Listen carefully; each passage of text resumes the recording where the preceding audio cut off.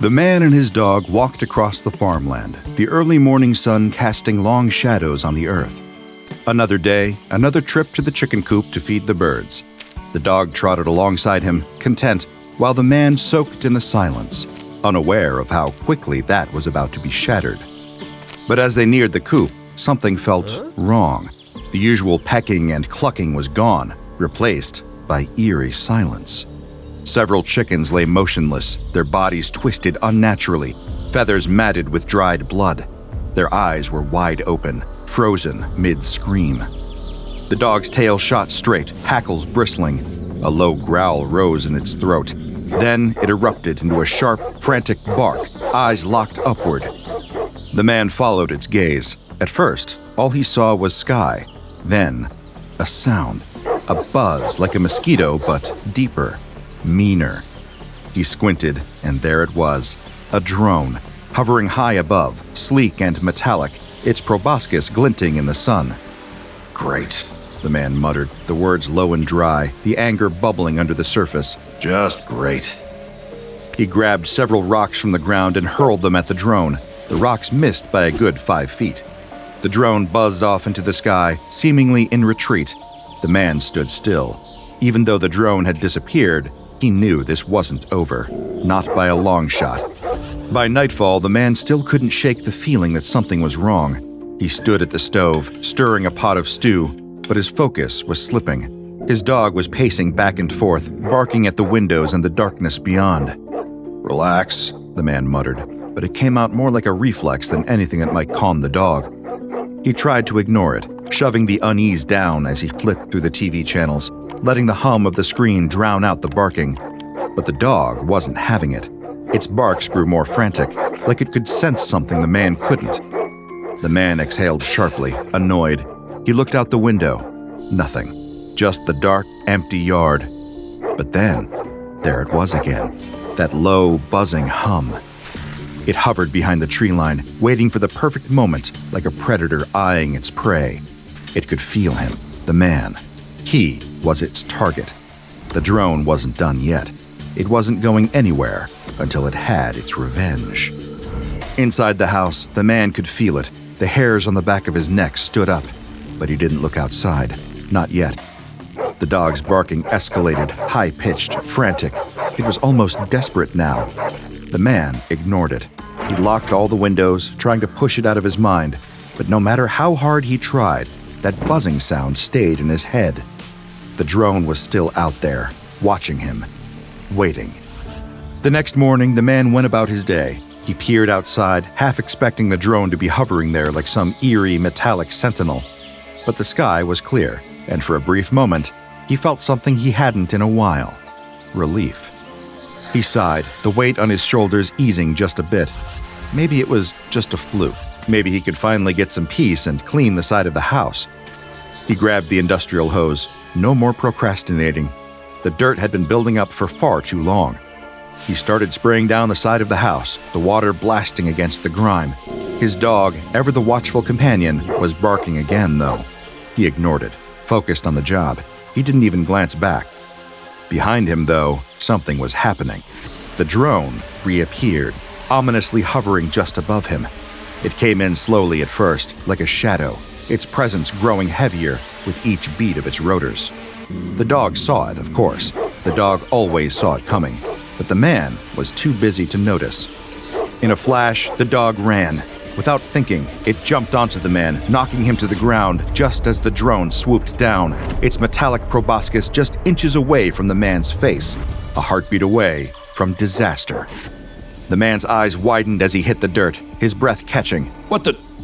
He turned his head and saw the drone, quickly realizing just how close he had come to being skewered. The dog was already backing away, standing guard, like it knew it had just saved the man's life. The man scrambled to his feet. He grabbed the industrial hose and turned it on full blast. He aimed at the drone. The water shot forward with such force it could have knocked a brick wall down. The drone easily outmaneuvered the stream of water. It quickly retreated, buzzing angrily as it fled back into the sky. The man stood there, panting, watching the drone go. He gave the hose one last shake, muttering to himself, Well, that's one way to spend my morning. That night, While the man and his dog ate dinner, the atmosphere in the house felt a little off. The dog, who had been calm moments ago, suddenly tensed up. His ears pricked and his eyes locked on the window. The man paused mid-bite.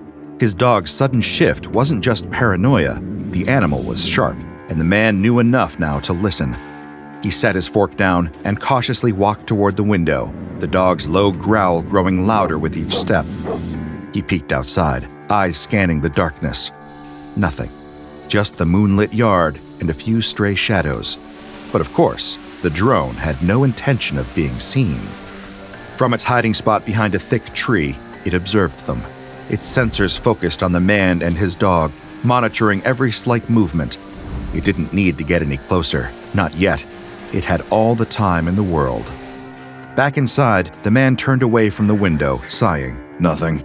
He muttered to himself. The dog's growling hadn't subsided. It was just too quiet. The man grabbed the phone and dialed the police. This had to be dealt with. When the officer picked up, the man wasted no time. Listen, I've got a drone on my property. It's been stalking me and it's acting like it's ready to attack. The officer interrupted, voice flat. Sounds like a prank, sir. Maybe some kids messing around. The man's grip tightened on the phone. I'm telling you, it's been circling my house all day. There was a pause, followed by a slow sigh from the officer. Sure, okay. Just stay inside and keep your doors locked, all right? The man didn't even bother to respond. He hung up, muttering curses under his breath. The man closed the curtains, then turned off the lights throughout his house, one by one. It was time for bed. From its position outside, the drone's sensors flickered, adjusting as it tracked the man's movements through the windows. It watched as the man moved through the house, one last trace of light left as he shut off the final switch. The drone's systems blinked with irritation. The dark was its enemy. Without the glowing outline of the man's figure behind the curtains, it had no clear way of knowing where he was. It had lost sight of its prey. The man stood in the silence of the dark. He couldn't help but feel that it wasn't over. The drone, wherever it was still out there, lurking. The next morning, the man had to venture outside the safety of his home again. This time, it was to till the fields. He took a long look around before stepping out of the house. No sign of the drone. He walked to the barn where his tractor was stored, trying to shake off the unease crawling up his spine. He glanced at his dog, who had gone completely still, ears pricked and eyes fixed on the horizon. But the dog didn't need to bark this time. The man knew better. His dog was growling a warning, and his dog was never wrong. Without a second thought, the man broke into a run toward the barn. His boots hit the dirt hard, each step more frantic than the last. His dog followed just behind him. They reached the tractor and jumped in. The man breathed a sigh of relief as the tractor door slammed shut. His heart was pounding, but then it hit him. He didn't have anything to defend himself with if that drone came at him again. His shotgun, his hunting gear, everything was a few feet away in the shed.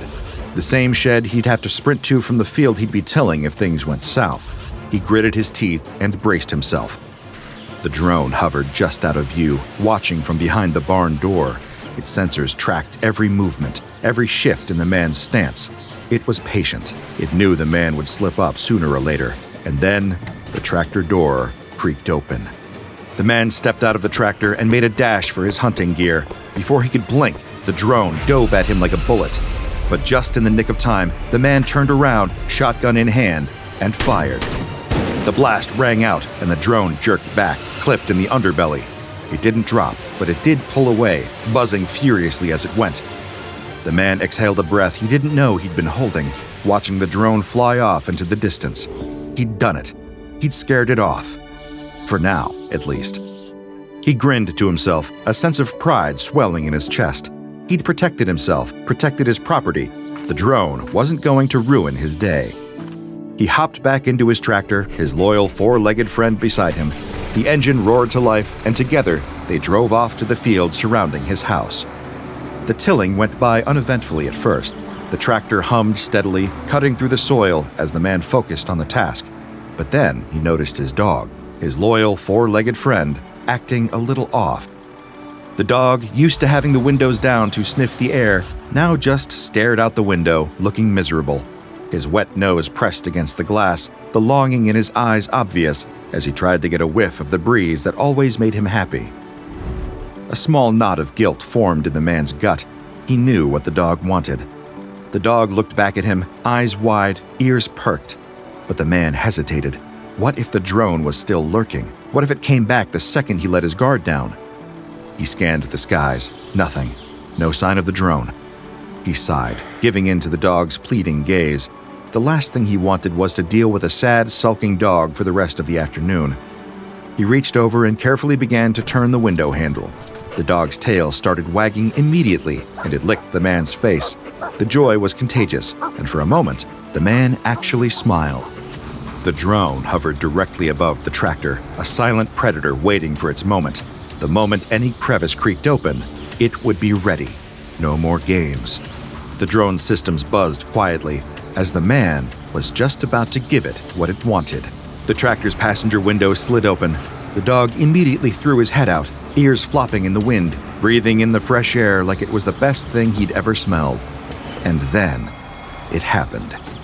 Seemingly out of nowhere, the drone descended from above, its proboscis shooting down with terrifying precision. It struck the dog's skull, sinking in with a sickening thud. The dog yelped once, sharp and desperate, and then went completely limp before the man even had time to react. His heart froze. The world seemed to stop. He slammed his foot on the brake, the tractor skidding to a halt. He didn't even register the sound of the engine grinding to a stop. His hands shook as he reached for the dog, but there was nothing to do. His loyal companion was not moving. The drone, like some twisted creature of the night, hovered beside the open window, its proboscis still glistening with the remnants of its strike. The man's chest tightened with rage. He grabbed his shotgun, his fingers trembling as he aimed at the drone. Several blasts rang out, but they all missed. The drone darted away with a mocking buzz, faster than the man could fire. Grief, fury, and helplessness churned inside him, but he was too late. The drone was already gone. And his dog? His dog was gone too. Beside himself with grief, the man carried his beloved four-legged friend back to the house. His shotgun hung from his shoulder, but it might as well have been made of paper. Tears streamed down his face as he trudged across the dirt, his chest tight with sorrow. Beside the front porch, he dug a grave for his dog, every shovelful of dirt feeling like it was digging into his heart, too. When the hole was deep enough, he gently placed his friend inside, the weight of his grief crushing him as he stood over the fresh grave. With a shaky breath, he whispered, "I'll kill that thing, if it's the last thing I do." That night, the man ate dinner alone. His dog's empty bowl sat beside him like a cruel reminder. He couldn't look at it without feeling the sharp sting of loss in his chest. The food, the silence, everything felt wrong. Emotion bubbled up in his eyes again, and just as he wiped the tears away, a faint buzzing filled the air. From just outside, the drone hovered, its sensors locking onto the man in the kitchen. It wouldn't leave him alone, not until it had finished what he started. The man's head snapped up, and he saw the drone hovering outside his kitchen window. The thing was trying to break in. It bumped into the glass, a soft thud, then another, each bump more aggravated than the last. The man stood up, shaking. Without a second thought, he closed the shutters. Then he closed the shutters on every other window in the house, locking them tight. But as he stood there, breathing heavily, he knew it wouldn't stop there. He waited, listening, trying to understand what its next move would be. The buzzing faded, but just as the man began to sigh with relief, the buzzing grew louder as the drone came closer to the house. This time, it went for the front door. It slammed its proboscis against the knob, pushing, testing, looking for a way inside. The man bolted to the door, throwing a chair in front of it to block the drone's relentless assault. His hands shook, but he did it anyway. He backed away, trying to catch his breath. He flopped onto the couch, exhausted. He thought he was safe now, inside his home, behind locked doors. He wasn't. The drone circled the house, its frustration growing with each failed attempt to break through. Its proboscis thrusted uselessly against the door, but it couldn't get in that way. It knew that, but it wasn't done. The man had attacked it. He'd hurt it, and it would make him pay. The drone flew around the house, searching for a weak spot. The windows, Locked. The door barricaded. It scanned the perimeter of the house. There had to be an entry point. Its internal systems started chiming with glee. It found a weak spot. The chimney. The one place the man hadn't thought to protect. The drone hovered toward it, its systems calculating, planning. Grief-stricken and defeated, the man sat aimlessly on the couch, staring into space. The drone's buzzing was the last thing on his mind, until he heard something else, a soft rattle. The rattle grew louder, turning into a steady, unyielding hum. His heart dropped into his stomach as he realized where it was coming from. The drone emerged from the fireplace. The man jumped up in terror, his heart hammering in his chest. He turned and ran through the house, the drone hot on his heels. He grabbed anything he could, a book, a chair, a vase, and hurled it at the drone. The drone dodged each item effortlessly, buzzing toward him relentlessly, never slowing. Desperation clawed at the man. He dashed through the house, trying to lose it, trying to escape, but there was no escaping. In a panic, he threw open the refrigerator door, and by some miracle, with sheer blunt force, he knocked the drone to the kitchen floor. The man stood there, gasping for air, heart racing. His mind was a blur of confusion, half expecting the thing to jump back up and finish what it started. But the drone lay there, still. It was almost too quiet. He exhaled, a shaky breath of relief. He was done with this. He had won. Hadn't he? He took a cautious step forward, eyes narrowed, ready for whatever move it might pull next. And then, just like that, the drone sprang to life. Its proboscis shot out like a snake striking in the dark. Before he could react, it hit him. The man gasped, his world starting to fade to black. The last thing he heard was the whirl of the drone's blades. Then nothing. SCP-160, an anomaly classified by the Foundation as Euclid. Let's talk about this little flying nightmare, shall we? What we have here is a quadriflyer unmanned aerial vehicle, the UAV, measuring about 1.1 meters across at its widest point. It looks like something you'd expect from the next-gen tech catalog, but of course, the fine details have been conveniently wiped clean.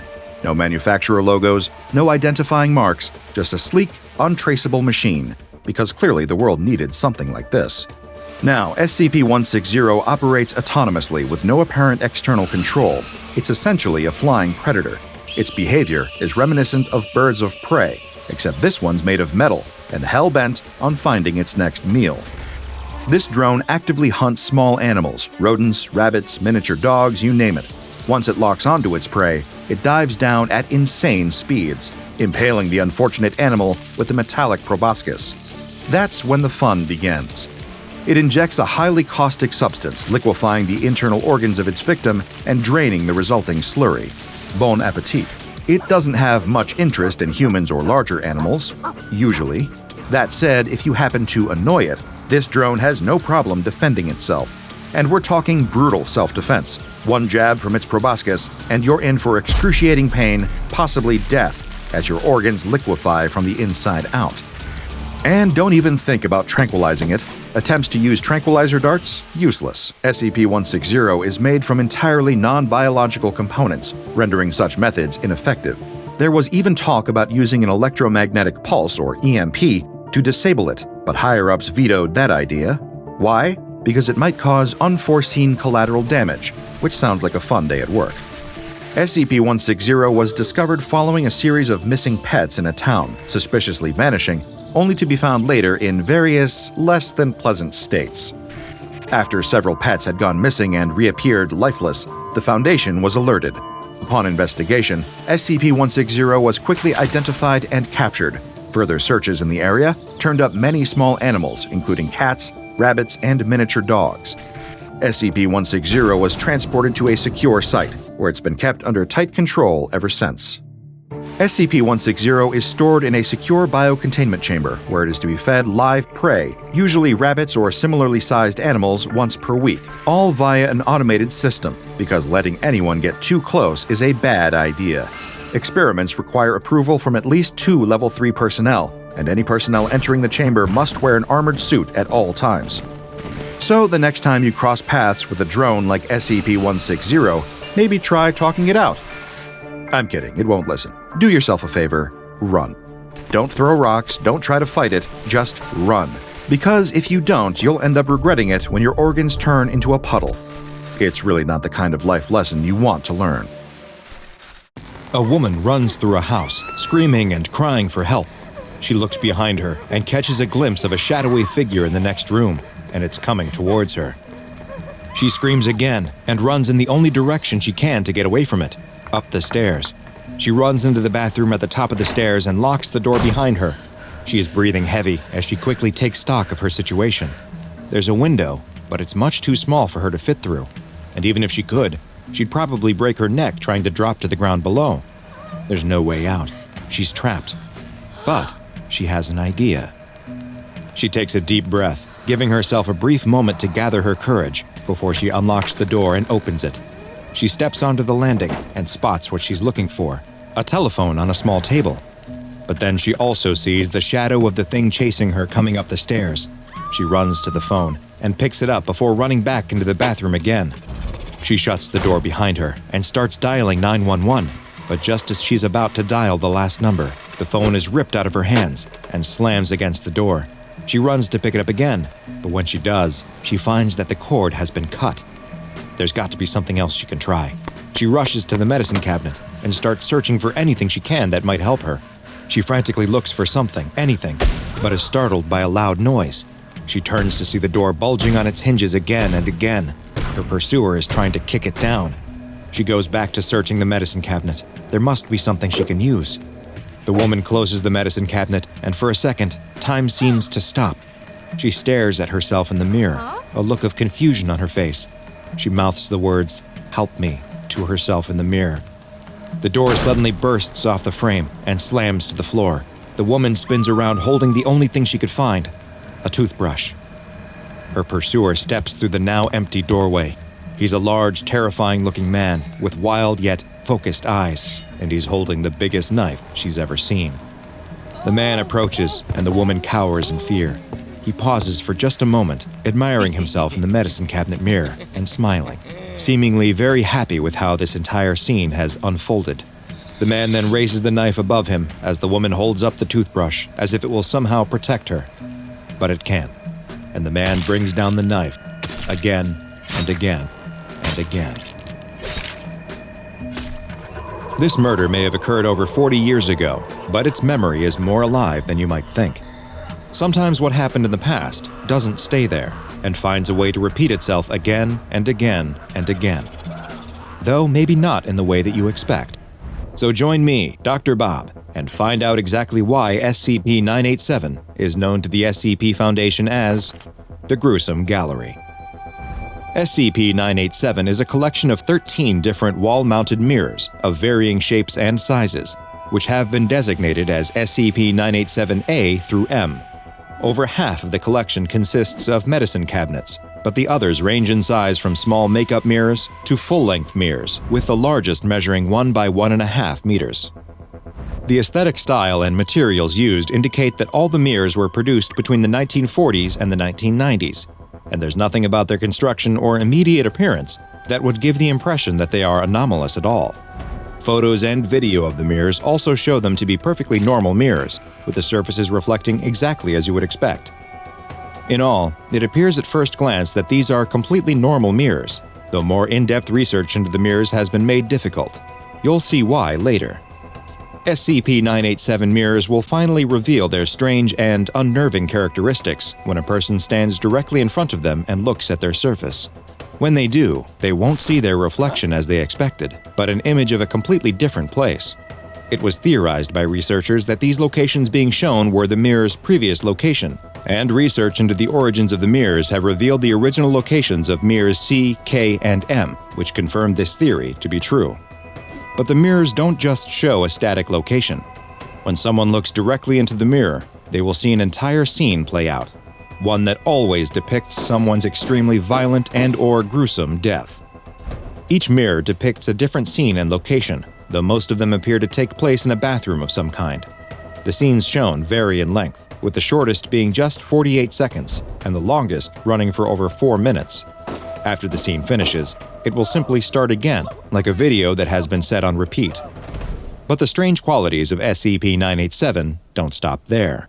After the video loops and repeats itself twice, the images will start to change. The person in the mirror who is about to suffer a horrific death will seem to become aware that someone is watching them through the mirror.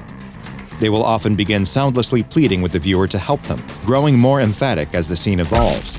If there is an aggressor present in the scene, they too will sometimes seem to become aware that they are being watched through the mirror, and may even appear to interact with the person who is watching them by making hostile gestures or writing on the surface of the mirror. 3 of the victims portrayed on the glass of SCP-987 mirrors have been identified: the previously mentioned SCP-987-C, K, and M mirrors. SCP-987-C depicts a well-to-do 62-year-old male in the bathroom of his California home in 1968. The man is bound and kneeling on the floor when a young Asian woman dressed in lingerie enters the room and proceeds to strangle the man to death. The scene will repeat one time and then begin to change. In this instance, the woman will usually stop at the mirror after she enters the room to reapply her lipstick. She will then kiss the mirror, leaving a red imprint on the glass before asphyxiating the man on the floor. When looking into SCP-987-K, the viewer will see a 34-year-old man in the hallway of his home, which has been identified as being in Maine during the early 2000s. The man is standing on a ladder while he installs a new chandelier in the ceiling. After a moment, the man loses his balance and becomes entangled in the elaborate lighting fixture. As he struggles to compose himself, he accidentally pulls a length of electrical wire from the ceiling that becomes wrapped around the man's neck as he falls from the ladder, leading to him being simultaneously strangled and electrocuted. When the scene repeats and starts to change, the man will appear to become more and more apprehensive about his task, and his final moments will become more and more painful looking. His wife will sometimes enter as well, to find his dead body suspended from the ceiling, before the scene ends and starts to repeat. SCP-987-M shows a 20-year-old woman in the bathroom of a hotel room in New York City in 1978. The woman is seen to be reacting to an aggressor who is outside the view offered by the mirror. The woman looks afraid and will try to run out of the room, but a man in a denim jacket rushes the woman, stabs her in the abdomen with a knife, and flees. The woman falls to the ground and dies almost instantly. When it repeats for the 3rd time, the woman will attempt to communicate with the viewer prior to the aggressor entering the scene, but she will appear inebriated and will struggle to communicate clearly. If SCP-987 was simply a collection of mirrors that displayed the final moments of individuals and changed on repeat viewings in odd and frightening ways, that would be strange enough. But there's even more to this bizarre SCP. In addition to the mirrors is SCP-987-1, commonly referred to within the Foundation as the Curator. SCP-987-1 is an invisible entity, visible only to heat-sensitive cameras, that takes up roughly the space of a 2-meter-tall person. The area it occupies is endothermic, meaning it drains the heat from nearby objects, in this instance, from ones that are roughly 1 to 2 meters away. It has also demonstrated the ability to manipulate objects up to 8 meters away that weigh as much as 150 kilograms. SCP-987-1's primary behavior is to move along the ground, going from mirror to mirror in an apparently random pattern. It stops in front of each mirror for roughly 30 minutes before moving on to the next. It only engages in this behavior when alone, though, and if anyone is present, it will maintain at least a 3-meter distance from them at all times. The only exceptions to this occurred when staff attempted to do anything to the mirrors other than gently clean them. If the mirrors are tampered with in any way, SCP-987-1 will react quickly and aggressively, making any physical research into the mirrors difficult, if not impossible.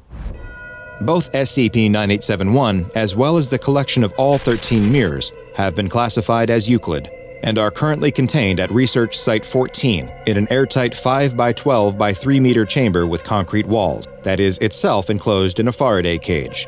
The chamber is monitored at all times by both standard and thermographic cameras, but despite this, there have been several instances of SCP-987-1 seeming to breach containment and disappear for short periods of time before reappearing in the containment cell. On at least 5 known occasions, SCP-987-1 dissipated from both the normal and thermal imaging cameras. In each of these instances, when it reappeared, a new mirror materialized as well, which has led to the Foundation's original collection of 13 mirrors growing to 18 in total, and it seems likely that this number may continue to increase. While in most cases, SCP-987-1 returns with a mirror that depicts a death that occurred long in the past, In one especially chilling instance, the 9871 entity disappeared a full 15 minutes before the death took place. When it returned, it had the mirror depicting the freak accident death of a man being killed by his own chandelier. Whether SCP-9871 had any hand in this death, or perhaps even all of the deaths, is currently unknown. What does seem likely is that the presence of the mirrors in Foundation control is the only thing that keeps SCP-9871 in containment, at least most of the time. But be careful the next time you're performing a dangerous task and notice that a mirror is in view. You never know who or what may be watching. 23. Bust, the dealer says before scooping up the cards from in front of the man who appears to be growing increasingly angry as his stack of chips increasingly dwindles in size. Making matters worse for the man are the cheers of excitement coming from the nearby craps table, where it seems all of the luck that he has lost has somehow been transported. As the blackjack dealer once again reveals an ace and a king, another burst of noise comes from the craps game. 7 again, the croupier cries before placing a huge stack of chips in front of the young man playing craps who seemingly can't lose. The young man on the hot streak collects his winnings and walks happily through the crowded casino floor, right past the fuming man at the blackjack table. The young man cashes in his chips and counts the large stack of $100 bills given to him before tipping one to the woman working inside the cage. And this night is far from a rarity for this young man. For his entire life, it's been as if he couldn't lose. He's not strong, fast, or especially smart, but he's always managed to excel thanks to his one incredible gift: his never-ending good luck. The young man soon recognized his ability to consistently beat games of chance and went to the one place in the world best suited for his skills: Las Vegas. And Vegas has been very, very good to him. He lives in an expensive hotel room right on the Strip, drives fancy cars, and treats himself nightly to lavish dinners and shows. It's all possible because no matter what the game is, it's as if he can never lose. The young man is in the middle of another hot streak, or rather, continuing his never-ending hot streak, this time at the roulette table. How does he keep doing it? Someone in the crowd asks as the man hits another number straight up, paying out 37-1 on his bet. The crowd cheers and slaps the man on his back, as a crowd is formed who are following along with his every bet, piggybacking on his luck as much as they can. The man is just about to place another large bet when he's suddenly interrupted by a strong hand gripping his upper arm. The young man turns to find a large, toothy grin staring back at him. The smiling man continues to hold on to the young man's arm as he explains how impressed the casino is with his skill. He must be the luckiest man they've ever had the pleasure to have visited their casino, and the fact that he's been able to sustain that same run of luck night after night has been truly awe-inspiring. The young man thanks him for his kind words and tries to turn back to the table, but finds that the man won't let go of his arm, gripping it even tighter now than before. "We've been so impressed, in fact," the man tells him, "that the owners of this casino have requested the chance to meet with you." The young man looks down at the huge, powerful hand holding his arm, and even though he's unaware that it belongs to a former heavyweight contender, he's still able to recognize that this request isn't an optional one. "Sure," the young man tells him. "Just let me grab my chips and—" But the man begins to pull him away from the table, telling him that there's no need to worry. The casino will take care of his winnings. "After all, we have cameras everywhere. Who would steal?" The young man is soon pushed through a doorway into a space that looks like a police interrogation room, with just a single table and a couple of chairs, one of which a small, older man is sitting in. The ex-boxer wrenches the young man's arm down onto the table and holds it in place there. The young man screams as the boxer grabs a hammer with his free hand and raises it into the air, ready to bring it down on the young man's fingers. "Well?" the old man sitting across from him asks. The young man has started to cry a little, but between whimpers he manages to ask, "Well, what?" The old man wants to know how the young man is cheating. No one wins the way he does, over and over, night after night, no matter the game. The young man insists that he isn't cheating, he's just lucky. He always has been, but the old man isn't buying it. He nods to the boxer, who raises the hammer up again, but still the young man doesn't admit to anything. I'm just lucky, he keeps repeating over and over in between sobs.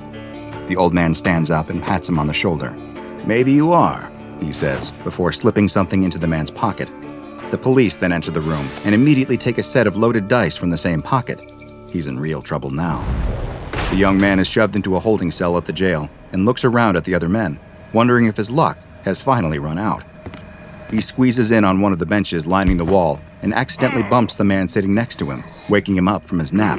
The man is angry at having been disturbed, but grows even angrier when he realizes who just woke him. It's the man who seemed to take all the luck. The young man doesn't seem to have noticed that he's upset at him at all, though. What he has noticed is that there's a penny on the floor in front of him. The young man bends to pick it up just as the man next to him throws a haymaker. His fist slams into the wall right where the young man's head just was, shattering many of the bones in his hand. The young man jumps up with a fright and runs across the small cell as the other men being held also leap to their feet, some crying out in confusion, others cheering on the violence. The young man cries out to the guards for help, but no one seems to be coming to his aid. He looks around the cell, but there's nowhere for him to hide. The angry man, now madder than ever with a hand that is rapidly turning purple and blue, approaches him. He lifts the young man up with his good hand, holding him in the air by his throat. "I'm gonna kill you," the man cries before the door to the cell opens. The young man watches as the taser prongs fired by the jail guards appear on the man's chest, and he drops the young man to the floor before falling backwards from the 50,000 volts coursing through his body. The young man would learn the next day that the angry man was dead before he even hit the floor, the result of a congenital heart defect and a lot of bad luck. The young man stands before a judge who is listing off the charges against him, which include cheating, a felony in this state that can result in a sentence of up to 5 years in prison. "But this isn't your first offense, is it?" the judge asks. The young man tries to explain that those previous times were all mistakes. He's never cheated in his life, but the judge doesn't want to hear it. The young man is sitting in the hallway outside the courtroom when his lawyer emerges from his meeting with the judge and prosecutor. "Boy, are you a lucky guy," his lawyer tells him. He goes on to explain that even though the case against him is airtight, the charges are going to be dropped, provided he admits himself to a special program. The young man assumes it must be some kind of gambling addiction program. In no way is he addicted to gambling, but what choice does he have? It's either that or prison. The choice is easy. As the young man exits the courthouse, he is approached by a man in a suit who leads him to a black van parked nearby. The young man is placed in the back and immediately notices that there is a cage separating the back from the front seat, like a prison transport van. The young man is growing nervous. Where are they taking him? This all seems like it's happening so fast. Can it even be legal? And what about his things that were taken at the jail? "Excuse me," he asks the driver. "What about my things? I don't even have my wallet." "Don't worry about that," the man driving the van tells him. "You won't need any of that anymore. You're D-class now." The man doesn't have any idea what that means, but he can tell it isn't good. His luck may have finally ran out. The young man, who once lived the life of a professional Las Vegas gambler, was given a new name, D-87465. But as you'll see, that name wouldn't last very long, and soon would be known as SCP-181, or as the SCP Foundation staff like to refer to him, Lucky. SCP-181 was first noticed by the Foundation following his being arrested for repeatedly defrauding the Nevada Gaming Commission. He was originally made a member of the Foundation's Class D personnel, the guinea pigs of the SCP Foundation who are used for various tests with anomalies in order to better understand their properties. However, it soon became clear that the man's ability to consistently beat the odds had nothing to do with cheating. In his first experiment, which took place at Armed Reliquary Containment Area 02, where he and several other Class Ds were exposed to an SCP that is known to incite extreme anger and murderous tendencies in those who come into contact with it. Just as expected, one of the other D-Class members became enraged and began rampaging, killing all of the other Class Ds present, all except for one. Through what appeared to be a stroke of good luck, the frenzying D-Class seemed to miss D-87465, who had laid down on the ground amongst the other bodies and was playing dead. An armed response team soon entered the experimentation cell and put down the rampaging D-Class, sparing D-87465. He was next submitted to a test with SCP-075, a creature that resembles a large snail with a muscular foot shaped like a six-fingered clawed hand. SCP-075 is much heavier than its small size makes it seem like it should, weighing approximately 860 kilograms. Despite this, it is able to move at an extremely high speed, quickly leaping towards anyone who comes near it and spraying them with a deadly corrosive liquid. D-87465 was placed in a cell with SCP-075 as part of a test to measure its speed and reaction time. But despite SCP-075 having immediately killed all other prior D-classes during tests, D-87465 somehow managed to keep avoiding its leaping attacks. He was always able to guess which direction to move in order to dodge the deadly snail, like a soccer goalie who always picks the right way to dive to stop penalty kicks. Having now survived not one, but two experiments that exposed him to Keter-class anomalies, researchers needed to find out if D-87465 was himself anomalous or simply a statistical anomaly. In order to test this, the D-Class was placed in the containment cell of SCP-082, better known to most as Fernand the Cannibal, a grotesquely huge humanoid with ogre-like features who often dresses like a Victorian-era aristocrat and will regale his guests with outlandish stories before inevitably eating them. But there was something different about D-87465. After a full month of survival in 082's cell, a length of time that had resulted in all the previous test subjects being consumed, SCP researchers suspected that this D-Class's incredible ability to survive was much more than dumb luck. But they needed to test him even more to see if his powers extended beyond just the ability to survive. D-87465 was removed from regular D-Class duties, and researchers began performing various tests on him, watching as he flipped a coin 50 times in a row, with it coming up heads every single time. Similar results occurred when they had him roll pairs of dice that would always total up to 7, or when they had him pick random cards out of a deck, and he was able to pull all 13 hearts in a row. Foundation researchers were now convinced that this man was more than just lucky. He seemed to possess the ability to create an unnatural effect on probability. The researchers suspected that he was generating this effect without being aware of it. At this point, D-87465 was reclassified and given a new designation, SCP-181. Further testing confirmed that SCP-181 is able to affect causal probability and that it really does occur through no action of his own. However, there's more to SCP-181 than simply being lucky, as researchers soon found out. In an audit of death and injury rates at Bioresearch Area 12, where SCP-181 is contained, it was discovered that both had increased dramatically in the time since he was brought there. It seems that SCP-181 doesn't simply create his own good luck. He, in some ways, saps it from others simply by being present. It now appears that every lucky moment he experiences results in the opposite happening to someone else. For every 7 he rolls on a pair of dice, someone else gets snake eyes. And for every death-defying escape he makes, someone else must die. There's no telling how far his ability might scale. Could he survive a nuclear blast? And if he did, what would be the result in order to even out the odds, so to speak? In light of these new discoveries, SCP-181 was removed from his low-level containment cell where he was allowed to occasionally interact with D-Class personnel for entertainment purposes, and was moved to Site-27, where he was placed in solitary confinement and classified as safe. All interactions with staff are now limited to the bare minimum in order to ensure his survival and security, without risking any events that might result in him getting lucky.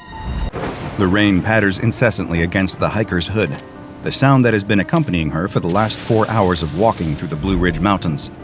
Just that noise and the squelch of her shoes as they tread their way up the gravel path. It doesn't help that it's now almost pitch black. Come to Blue Ridge. You'll love it here. We can go out together. Yeah, right.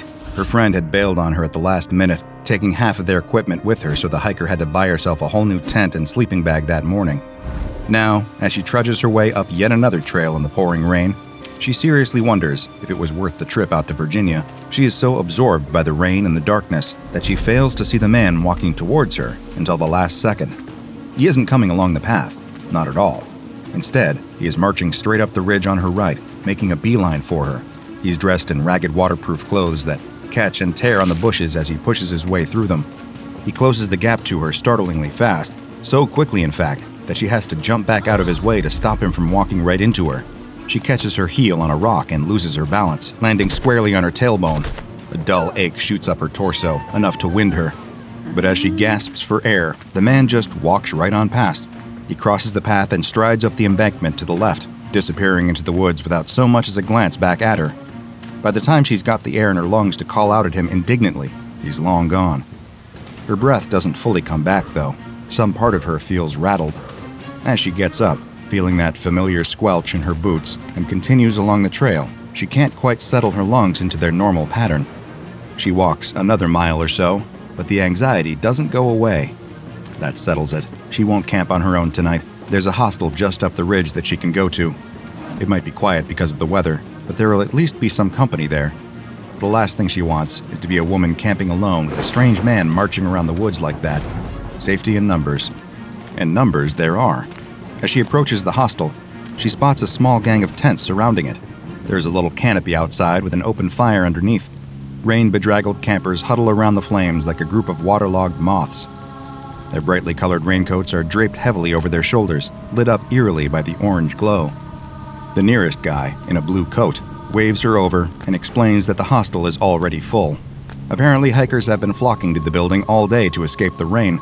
Some of them are too exhausted and wet to say a word, just heading straight inside and sitting in a bunk. They're packed in there like sardines, apparently. Definitely a fire hazard. The smell in there, he explains, is unbelievable. She's probably dodged a bullet being late and having to camp outside.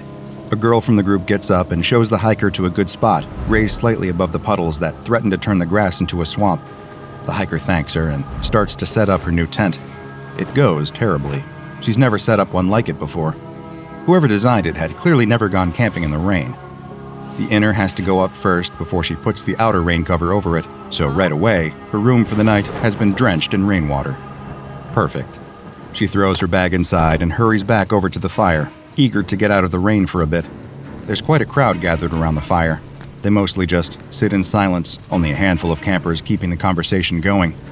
Many of the strangers don't say a word at all, just sit there staring into the flames.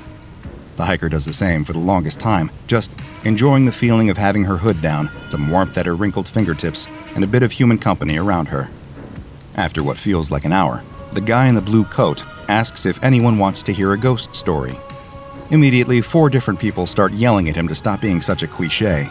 They're grown adults. Surely they can have a normal conversation around a campfire at night without having to reach for such low-hanging fruit. They can't. A woman starts things off. She talks about a boy from her school who'd gone missing up in these mountains years ago. On the night of his junior prom, he'd skidded off the road and down a ravine. No one ever found the body. Then, as if by magic, he'd appeared at his girlfriend's house on the following year's prom night, dressed in the same clothes he'd gone missing in. But when her parents came to wake her up in the morning, he had mysteriously vanished. No one finds it particularly scary. Someone else jumps in with a story of his own. Similar theme, really. A cousin had a friend who knew someone who owned a kayak that he'd capsized on some rapids. 10 years later, he turned up at a campsite in the middle of the night, and so on and so on. Safe to say, none of the ghost stories are any good. The hiker stops listening, staring into the flames and letting her mind drift. She can't help but let her mind drift back to the man from earlier. The hiker shudders involuntarily. One of the campers around the fire asks if she's okay. She tells them it's just the rain. That man. Something had been seriously wrong with him. Dressed in tattered waterproof clothes, walking in such a straight line, totally ignoring her. Not just ignoring her, but nearly walking through her. Should she tell someone? Maybe he's still somewhere out there. Maybe he's sick. She should say something. The hiker sits herself up straight and looks around the circle. She's just opening her mouth to speak when she freezes. There he is. The man, sitting 2 places to her left. How had she missed him? Rain drips from his hood and runs down his sleeves. He isn't looking at her. He isn't looking at anything, just staring straight ahead at something beyond the fire. Is everything okay? The guy in the blue coat asks, noticing the hiker's discomfort. She gathers herself and tells him everything is fine, but the interruption is enough to kill the conversation. An uneasy atmosphere settles over the campfire. No one knows quite what to say. The only sounds are the crackle of the campfire and her breathing. She can hear it speeding up again, her lungs falling out of rhythm, out of sync with her body, in sync with her growing panic. Is he following her? It's too much. The hiker excuses herself and gets up from the fire. She walks in the direction of her tent, but with every step, she finds her lungs falling further out of rhythm. Breathe in, breathe out. Simple as that. 1 breath in, 1 breath out. In through the nose, out through the mouth. Is he behind her? Is he? She wheels around. No, he is still sitting with the crowd staring into the fire, just like the lady next to him and the young kid next to her. In fact, half of the people sitting around the fire don't seem to be moving at all. In fact, none of those people looking into the fire have said a word all evening. Not a laugh, not a smile, nothing. And come to think of it, there must be 11 of them sitting around that fire, but there are only 5 tents set up out here. A figure emerges out of the darkness so suddenly, it makes her jump. He can't be more than a few feet away from her, but in the darkness, she would never have guessed he was there. This new stranger walks straight past her, over to the fire, and takes her empty spot. No introductions, no asking if that space was taken. He just sits down. Quietly as she can, the hiker walks back over to the group, careful to hang back just out of the flickering glow of the fire. She watches as the newcomer takes the exact same pose as the others sitting around the fire, blank expression, staring straight ahead. The guy in the blue coat welcomes the new guest. No response. He puts an arm around the stranger. Nothing. He asks if he's okay. Had a long day? Silence. The concern seems to register on the guy's face, and indeed on the faces of the others sitting around the fire. Or rather, on half of the faces of those sitting around the fire. The other half just carries on staring into the flames. The faces. There's something strange about their faces. Their skin, it isn't just rain-soaked and cold, it looks slightly bloated, sallow, like a thin layer of plastic wrapped too tightly around a piece of meat that had been forgotten about. All of a sudden, the guy in the blue coat stands up sharply. "I'm going to bed," he announces in a slightly choked voice. Then he runs, scrambling away from the fireside and out into the rain. The hiker catches up to him and grabs his arm. He wheels around and stares at her with wild eyes, looking her up and down, then pulls away, heading for the door to the hostel. From behind her, the hiker hears the others from around the fire all getting up to leave too, and this time it really is everyone. Even the strangers with their bloated skin. Everyone is getting up. She turns back to Bluecoat and implores him to let her come and stay in the hostel for the night. She doesn't feel safe out here anymore. He just shakes his head at her, mouthing noiselessly. His eyes lock with something over her shoulder. She spins around to see the stranger, the newest one to join them at the fire. He's right behind her, inches from her face. The smell hits her.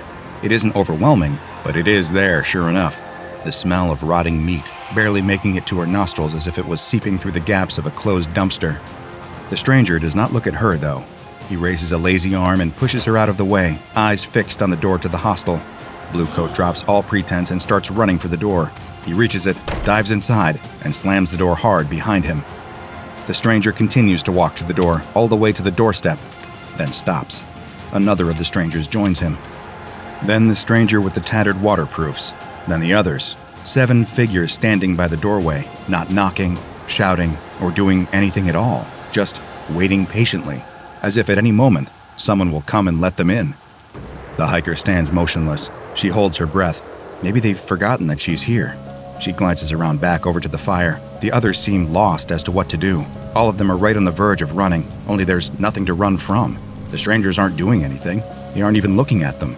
Just waiting by the door to the hostel. The hiker, still holding her breath, creeps over to the group. 3 girls, including herself, and 2 guys. They all exchange silent looks of fear with one another. Maybe they're overreacting. Maybe these strangers don't speak English. Maybe they're just exhausted from the wet weather and acting strangely because they've become a little delirious. Maybe it's all just one big prank. Maybe. For a long time they stand like that, the 5 of them huddling near to the fire, the strangers waiting by the door to the hostel. No one speaking, no one moving. The fire sputters and shrinks the longer they stand there. The strangers remain totally still. Creepy? Yes. But nothing bad has happened. No one is being attacked, no one's in danger. Maybe they are overreacting after all. Tiredness sets in. It must be 2 a.m., maybe 3. Would it be crazy to just go to bed? Those strangers, odd as they are not actually doing anything. And it's so dark and so cold. Maybe if they just get into their tents and go to bed, everyone would be gone by the morning. So that's what they do, agreeing with their plan in hushed whispers. The hiker volunteers to go last. The others all get their things and disappear into their tents as she stands to watch. None of the 7 strangers by the door move. They just wait there patiently, expressionless, slightly bloated, waiting to be let inside. Finally, it is her time to go to bed. Quickly as she can, she unzips the door and ducks inside. The zip is loud, much louder than she expected. Stupid new tent, so loud that as she closes it behind herself, she sees the stranger in the tattered coat turning to look at her through the closing gap. Then nothing. She's on her own. Finally. She's holding her breath again, and through what she thought were impenetrable canvas walls comes a sound, just audible over the pattering rain. Footsteps. A shadow falls over the tent. The zipper slowly drags its way open. The rainy wind blows in, carrying with it the stench of rotten meat, as the stranger crouches down and crawls into the tent. There isn't space in there for the both of them. He crawls virtually onto her lap, his face inches from hers, looking right at her, but not seeing her at all.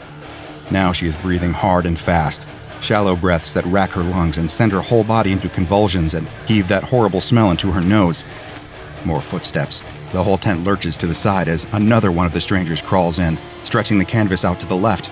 He puts a heavy, clammy palm directly onto her arm, absently pinning her down. Once he's in, just like the other stranger, he just stops and waits. A third one forces his way into the tent. The hiker is now lying flat on her back, half pinned down. There's nowhere left for her to go. There is physically no space left in the tent. There's no air to breathe, nothing but these strangers. Footsteps surround her, yelps from the other tents, zips opening, holes bending, then silence. Nothing but the patter of rain as the 5 campers lie there, closed in by these 7 strangers. Breathe in, breathe out, breathe in, rotten meat, breathe out. The hiker lies there totally still as panic attack after panic attack racks her body as the strangers in her tent do nothing. Time warps out of shape. She has no idea how long it has been, but every so often, a new set of footsteps will march themselves purposefully up to the entrance of her tent, and a new shadow will join those encircling her. How many are there now?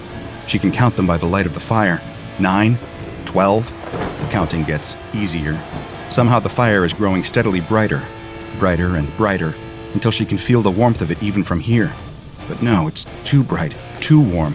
That can't just be from that fire. Besides, no one out there is feeding it. Then the screaming starts. Just a few muffled yells at first, rising to blood-curdling shrieks within seconds. Within a minute, the sound of a roof collapsing. Sparks land on the tent and sear little holes into the material. The hostel. It's burning. The hiker wants nothing more than to break out of the tent and run to help, but the strangers surround her, doing nothing, just pinning her down, motionless, stinking. She blinks. They're gone. The pressure on her arm isn't there anymore. The shadows on the fabric are gone. Just the light from the fire remains. That and the smell still wafting in the air. The hiker gasps for air and receives a lungful of smoke. She throws herself forward and out of the opening in her tent. It is too late. The hostel burns fiercely just as the morning sun crests over the horizon and the last droplets of rain fall at her feet. That morning, the hiker found herself standing right in the middle of SCP-1102. You see, this particular anomaly is not a creature at all, as you might have expected, but rather a region. Within the Blue Ridge Mountains in Virginia, USA, is a geographical area known for a disarming but ultimately harmless supernatural occurrence. Well, mostly harmless. Only occurring at night and during periods of rain or snow, a seemingly random area within the Blue Ridge Mountains will undergo a strange event. All of the corpses within that region will seemingly come back to life. This is no simple reanimation, however. The original bodies do not suddenly rise out of the ground. Instead, exact copies of those bodies appear. While these copies are close enough to the original person to fool observers from a distance, they fail to be all that convincing upon closer inspection. The skin is the biggest giveaway, looking somewhat deteriorated and different in color from the original person. The most obvious difference, however, is the behavior. Corpses created during an SCP-1102 phenomenon lack full brain function. While studies have found flickers of activity occurring between the neurons, it is nowhere near enough to sustain intelligent thought. These bodies find themselves driven by one simple and very human desire. They want company. Any corpses, human or otherwise, will seek the nearest crowd of their own species and gather with them. Beyond this drive, little is known about their motivations. Once with the group, they do not feed, reproduce, seek dominance, or even offer any social interaction. They just return to their nearest point of civilization, simply to be there. Until all of a sudden, they aren't there. When the sun rises after an SCP-1102 occurrence, every walking corpse simply disappears, along with the original corpse that it was copied from. Not a trace is left behind, unless, of course, you happen to get that smell trapped in your brand new tent. And this brings us to what was most unfortunate about the incident up at the hostel in the Blue Ridge Mountains that our hiker bore witness to. The fire that started had nothing to do with SCP-1102. All that happened was our friend in the blue coat felt so afraid of the strangers standing outside that he sat himself right up against one of the hearths inside, close enough for the edge of his coat to catch fire. While the whole building did burn down, rescue services only found 8 bodies inside, far from the maximum capacity the hostel offered, almost as if everyone else crowded inside that building had mysteriously vanished. Of course, keeping an SCP like this one away from the public eye is no small task. Containing a seemingly random geographic phenomenon is virtually impossible without sealing off the whole mountain range. Instead, a group of dedicated agents has spent several years running an information operation instead, taking the truth of these events and dressing them up as cliched ghost stories, the kind you'd tell around a campfire. So next time you sit across from someone toasting a marshmallow and telling you about a friend they once had, it might just be worth paying attention to. You never know who might be on their way to join you. For avant-garde film fans across the nation, it's the eve of one of the most exciting days of the year, the beginning of Oddfest, a prestigious film festival that features offerings from some of the strangest names in cinema. Now in its 40th year, the organization has featured films from the likes of legendary artists and filmmakers David Cronenberg, Frank Henenlotter, Gion Sono, Julia Ducournau, David Lynch, Panos Cosmatos, the Soska Sisters, Flying Lotus, and Lars von Trier at their strangest, as well as a bevy of creators so bizarre and obscure the average person would never have heard of them. But for the attendants of Oddfest, they were gods made flesh. Of course, one person's exciting event is another person's stressful logistical nightmare, and in this case, the latter role falls at the feet of the programmer, the member of Oddfest's organizational board tasked with managing the festival's lineup and making sure they all release smoothly. He's passionate about getting these films out there to audiences that will truly appreciate them. But that doesn't make the process of getting it all to happen any easier. It's a relatively thankless job, but hey, somebody's gotta do it, right? The programmer is burning the midnight oil at the Carolina Theater, the historic movie theater in Durham, North Carolina, that's hosting Oddfest this year. He'd spent the better part of the evening discussing various contingencies with the theater's manager, then making the final checks on scheduling and licensing. All the invisible work that goes into making Oddfest safe, fun, and most importantly, legal. With how touchy movie studios often get about their intellectual property, screening the wrong thing without getting a bevy of proper clearances could spell disaster for all involved. Little does this unfortunate programmer know, another kind of disaster is rolling down the hill towards him, a disaster that even someone with his experience could never anticipate. It's almost 2 a.m. when he receives a knock on the door of his temporary office. He jumps slightly. Wasn't he the only one still in the building? Maybe someone had come back. Either way, he pauses for a moment, oddly nervous, before calling out, "Yes, come in." The door creaks slowly open, and a strange figure leans into the gap. It's a round, squat man wearing a suit, with his hair slicked back by liberal amounts of highly fragrant pomade. Behind this strange little man, who reminds the programmer a little of Danny DeVito's rendition of the Penguin from Batman Returns, is a pair of tall, gray-faced men who look oddly similar. Twins, perhaps? Either way, the programmer blinks hard just to make sure he's not dreaming, because things have gotten decidedly Lynchian here. The short man and the two tall men enter the room and casually take seats across from the programmer. It's only now that the programmer notices that the peculiar short man is carrying a black leather briefcase. He finally plucks up the courage to ask who exactly these people are and what they're doing here the night before Oddfest is scheduled to begin.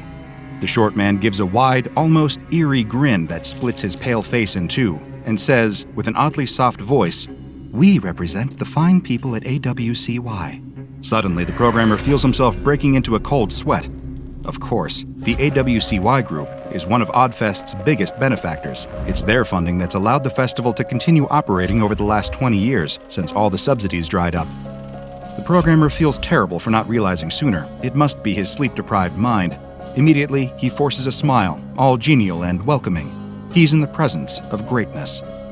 "Oh, of course," the programmer says, trying to play it all off. "Where are my manners? Is there anything I can do for you? Is the festival all going ahead to your liking?" The short man places his briefcase on the table and unlocks it, before turning it to the programmer. On the inside, there are 4 blank DVD cases. The programmer suddenly feels as though he's been involved in some kind of shady, illicit deal. "These 4 short films," the short man says. "I'd like you to play each of these before 4 of your most popular movies tomorrow. Each one is a piece with considerable artistic merit. We can assure you that if these new conditions are met, Oddfest will receive notably higher funding in the years to come. Orders from the top." It's an offer that the programmer really can't refuse. The next day, the festival begins.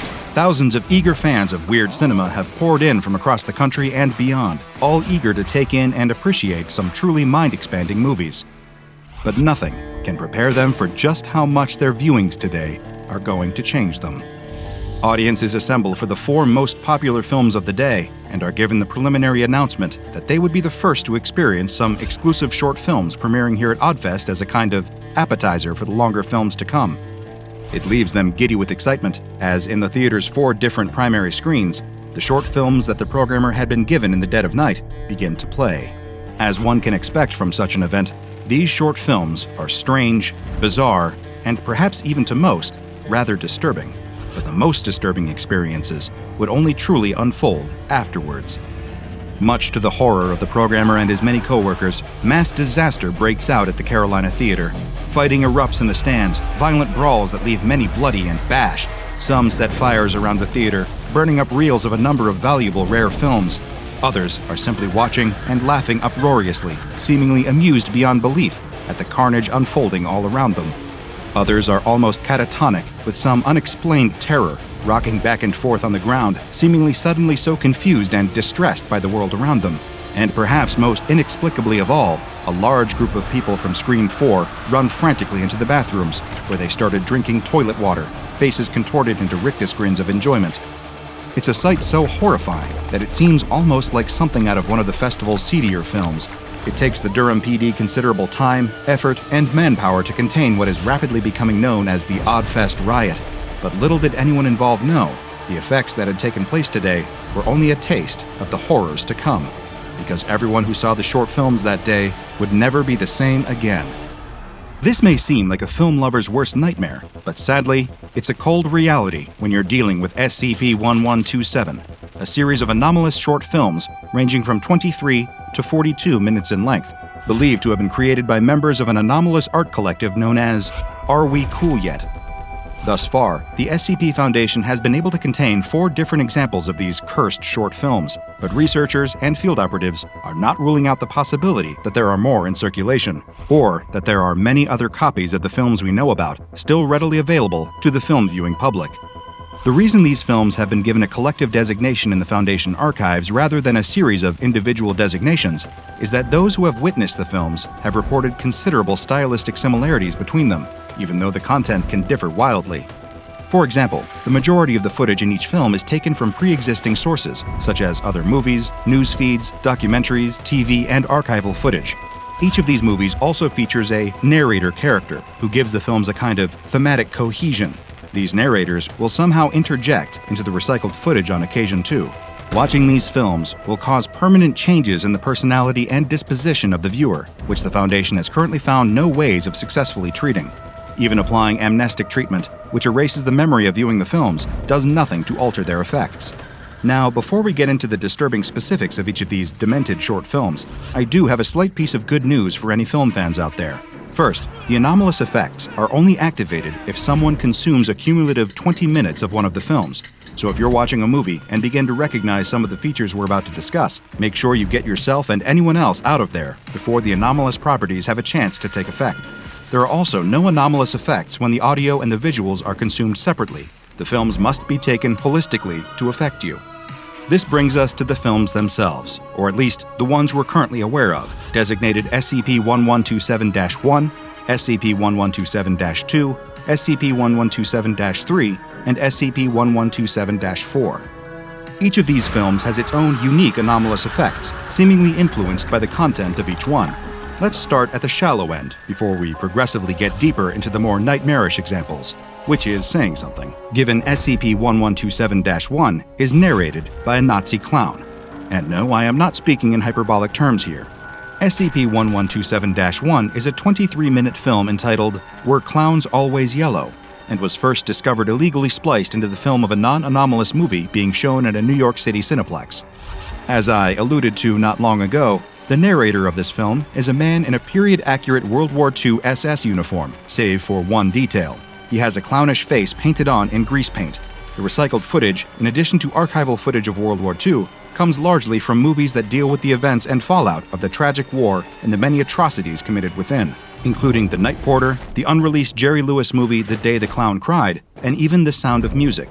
The Nazi clown goes on a rant about the nature of humor before pulling out his holstered Luger pistol and shooting Jerry Lewis in the head. You may think that audiences would find this material disturbing, but on the contrary, people who have watched this film frequently describe it as the funniest movie they've ever seen. And for those who experience the film's anomalous effects, the strangeness does not end there. SCP-1127-1 essentially reverses the polarity of the subject's humor and disgust. For the rest of their life, they will find things typically considered depressing, morbid, or disgusting to be hilarious. Whereas they will find things intended to be comedy, no matter how innocuous, to be disgusting and disturbing. Wars, tragedies, cruelty, and funerals suddenly become hilarious, but when Foundation researchers tested the film on a group of D-Class personnel, They started having extreme reactions of physical revulsion towards comedy. One member of D-Class personnel had to be physically restrained while being shown an episode of Monty Python's Flying Circus.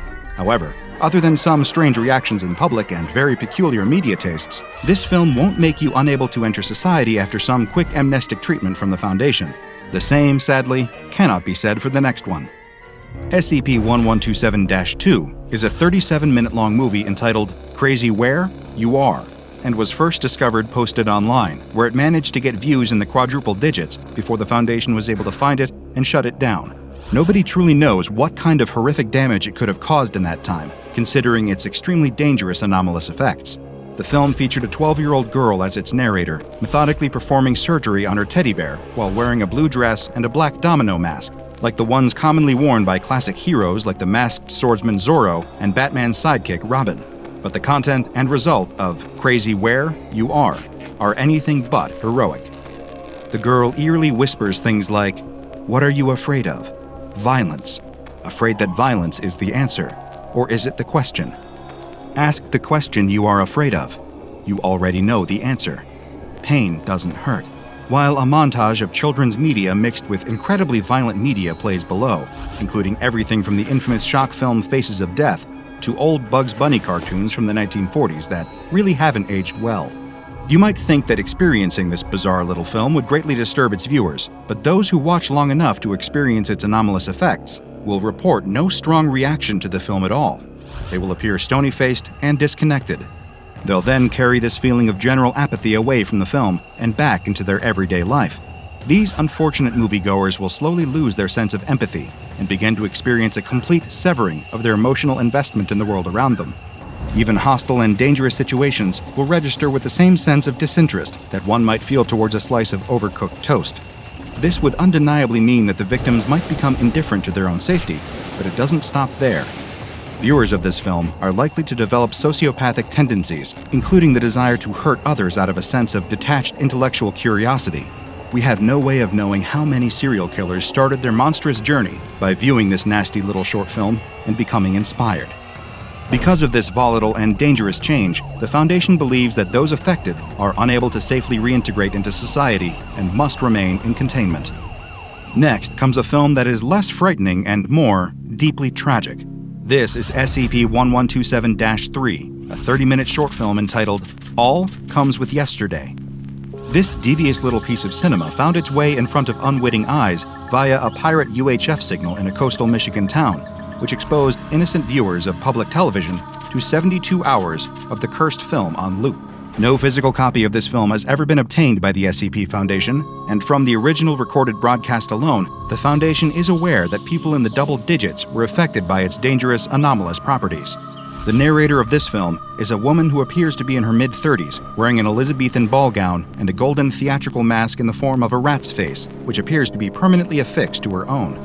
Rather than speaking in complete sentences, this narrator's speech is eerily fragmented, with one recorded segment being her whispering, desire, aspire, require, conspire, acquire, retire, expire, choir, pyre, liar, liar, liar, liar, after which she continued to simply repeat the word liar over several minutes, while mashed up footage of several classic movies plays, including RoboCop, the biblical epic The Ten Commandments, Francis Ford Coppola's Apocalypse Now, Natural Born Killers, Eraserhead, and George Romero's original Dawn of the Dead.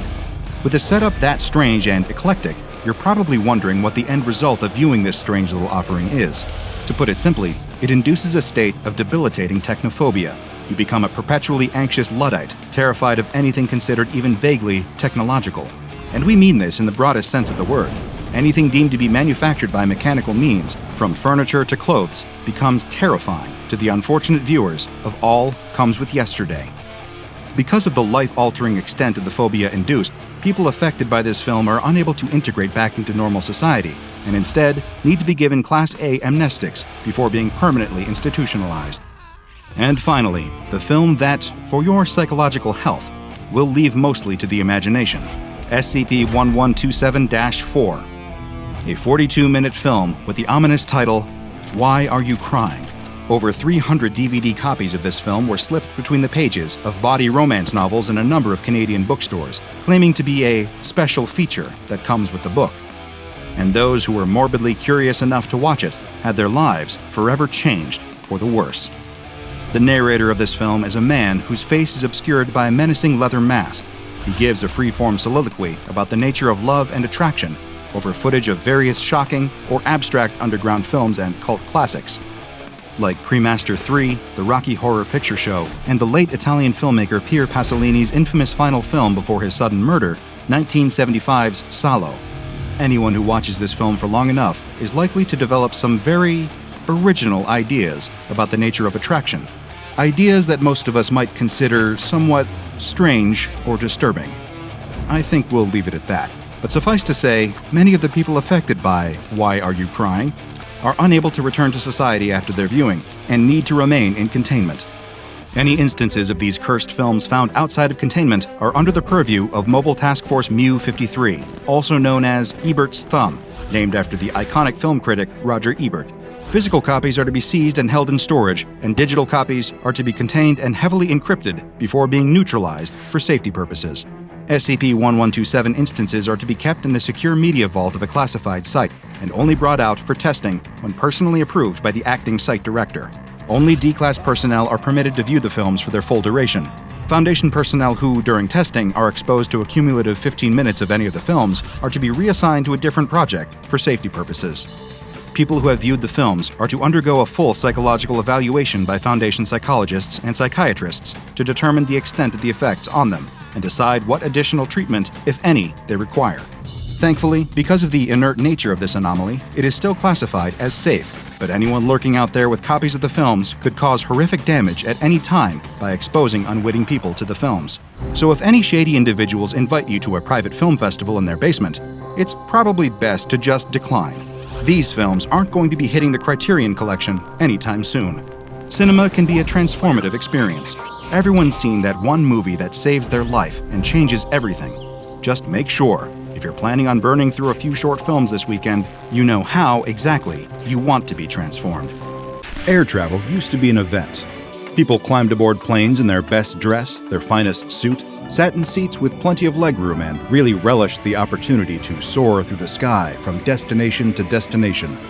Now, flying has become, ironically, pedestrian. Sure, some people still take it seriously and revel in the miracle of flight, but most treat it the same as riding a Greyhound bus. For the businessman, with his carefully packed carry-on and phone loaded with news podcasts to pass the time, that is exactly how it feels. Flying is a chore, one he wishes he didn't have to deal with. But sadly, he has no choice. Not if he wants to keep being the most valuable employee at his job, the one who never says no to a request from the boss. He's garnered a reputation as a real team player, which really means guy who's up for anything the company requests, no matter how boring, annoying, or exhausting. It's gotten him pretty far, and now that he's up for a promotion that would double his salary, he's certainly not going to give up the habit now. So here he is, stepping out of his taxi at the international airport, ready to hop on the longest flight of his life, 20 hours, non-stop, to Australia for a conference. No one else wanted to deal with the jet lag, the leg cramps, the claustrophobia. So, of course, the helpful-to-a-fault businessman volunteered. He rolls his small suitcase, precisely measured to meet the size standards for a carry-on, because he can't risk the airline misplacing his checked bag and stranding him at the conference with no suits, and walks into the airport. He's done this routine dozens of times before, every time pretty much the same. He has it down to a science, as quick and convenient as possible to minimize stress and make the journey go smoothly. He prints his boarding pass, drinks the dregs of his morning coffee, and tosses the cup and heads to the pre-check line. No waiting in long security check lines for this guy. Wait a second. Why is the pre-check line blocked off? No. There's no pre-check available at this airport? The businessman lets out a heavy sigh, pinching the bridge of his nose for a moment as he gathers his thoughts. This is fine. He can just go through the regular security line this time. What's the worst that could happen? It's not like he's running late. He's got plenty of time to make the flight, watch a few bad movies, get some sleep, and wake up on the other side of the world. Resigned to his fate, the businessman joins the security check line for ordinary Joes who didn't bother to spring for pre-check. This is fine. The day is still going mostly according to plan. Or so he thinks. As the line inches along, the businessman spots more trouble up ahead. Oh, great. They're putting in a new body scanner right now. He can see the engineer, whatever the title is, finishing the setup. No wonder the line is so long. This is the cherry on top of a deeply irritating Sunday. But it's too late to turn back now, not without risking his promotion, or even his job. Better just try to shrug it off and keep going. Maybe he'll get a candy bar when he reaches his gate. A little treat always helps ease the stress of travel. The line is moving at a steadier pace now, and the businessman can feel the tension in his chest easing up, his muscles loosening. Here we go. This is more like it. He slips his shoes off and holds them in his hands, standing in line in his socks. He might look a little silly, but it's the most efficient way to get through security. After what feels like an eternity, it's his turn to go through the security checkpoint. With a self-satisfied smile, he places his shoes in a bin next to his carry-on bag and drops them both on the conveyor belt. One of the TSA agents waves him on, beckoning him to step into the body scanner. He assumes the position, hands over his head, and waits for the queue to step through to the other side. But the queue doesn't come. The TSA agent holds up a hand, gesturing for the businessman to stay where he is. He tries to ask about what could be causing the holdup, but no one answers him. Must be a malfunction with the machine. Perfect. He lets out another heavy sigh. Then, just behind his right ear, he hears a voice. Rough day, buddy. The businessman glances over his shoulder, expecting to see a TSA agent standing there. But there's no one. Has the stress of the worst day he's ever had at the airport driven him to hallucinate? He hears it again. Hey, buddy, you there? Sounds like a rough day. Maybe there's a speaker embedded in the scanner somewhere for some reason. Just been kinda stressful. I'll feel better when I get on my flight. Oh, you're traveling. That's fun. Where to?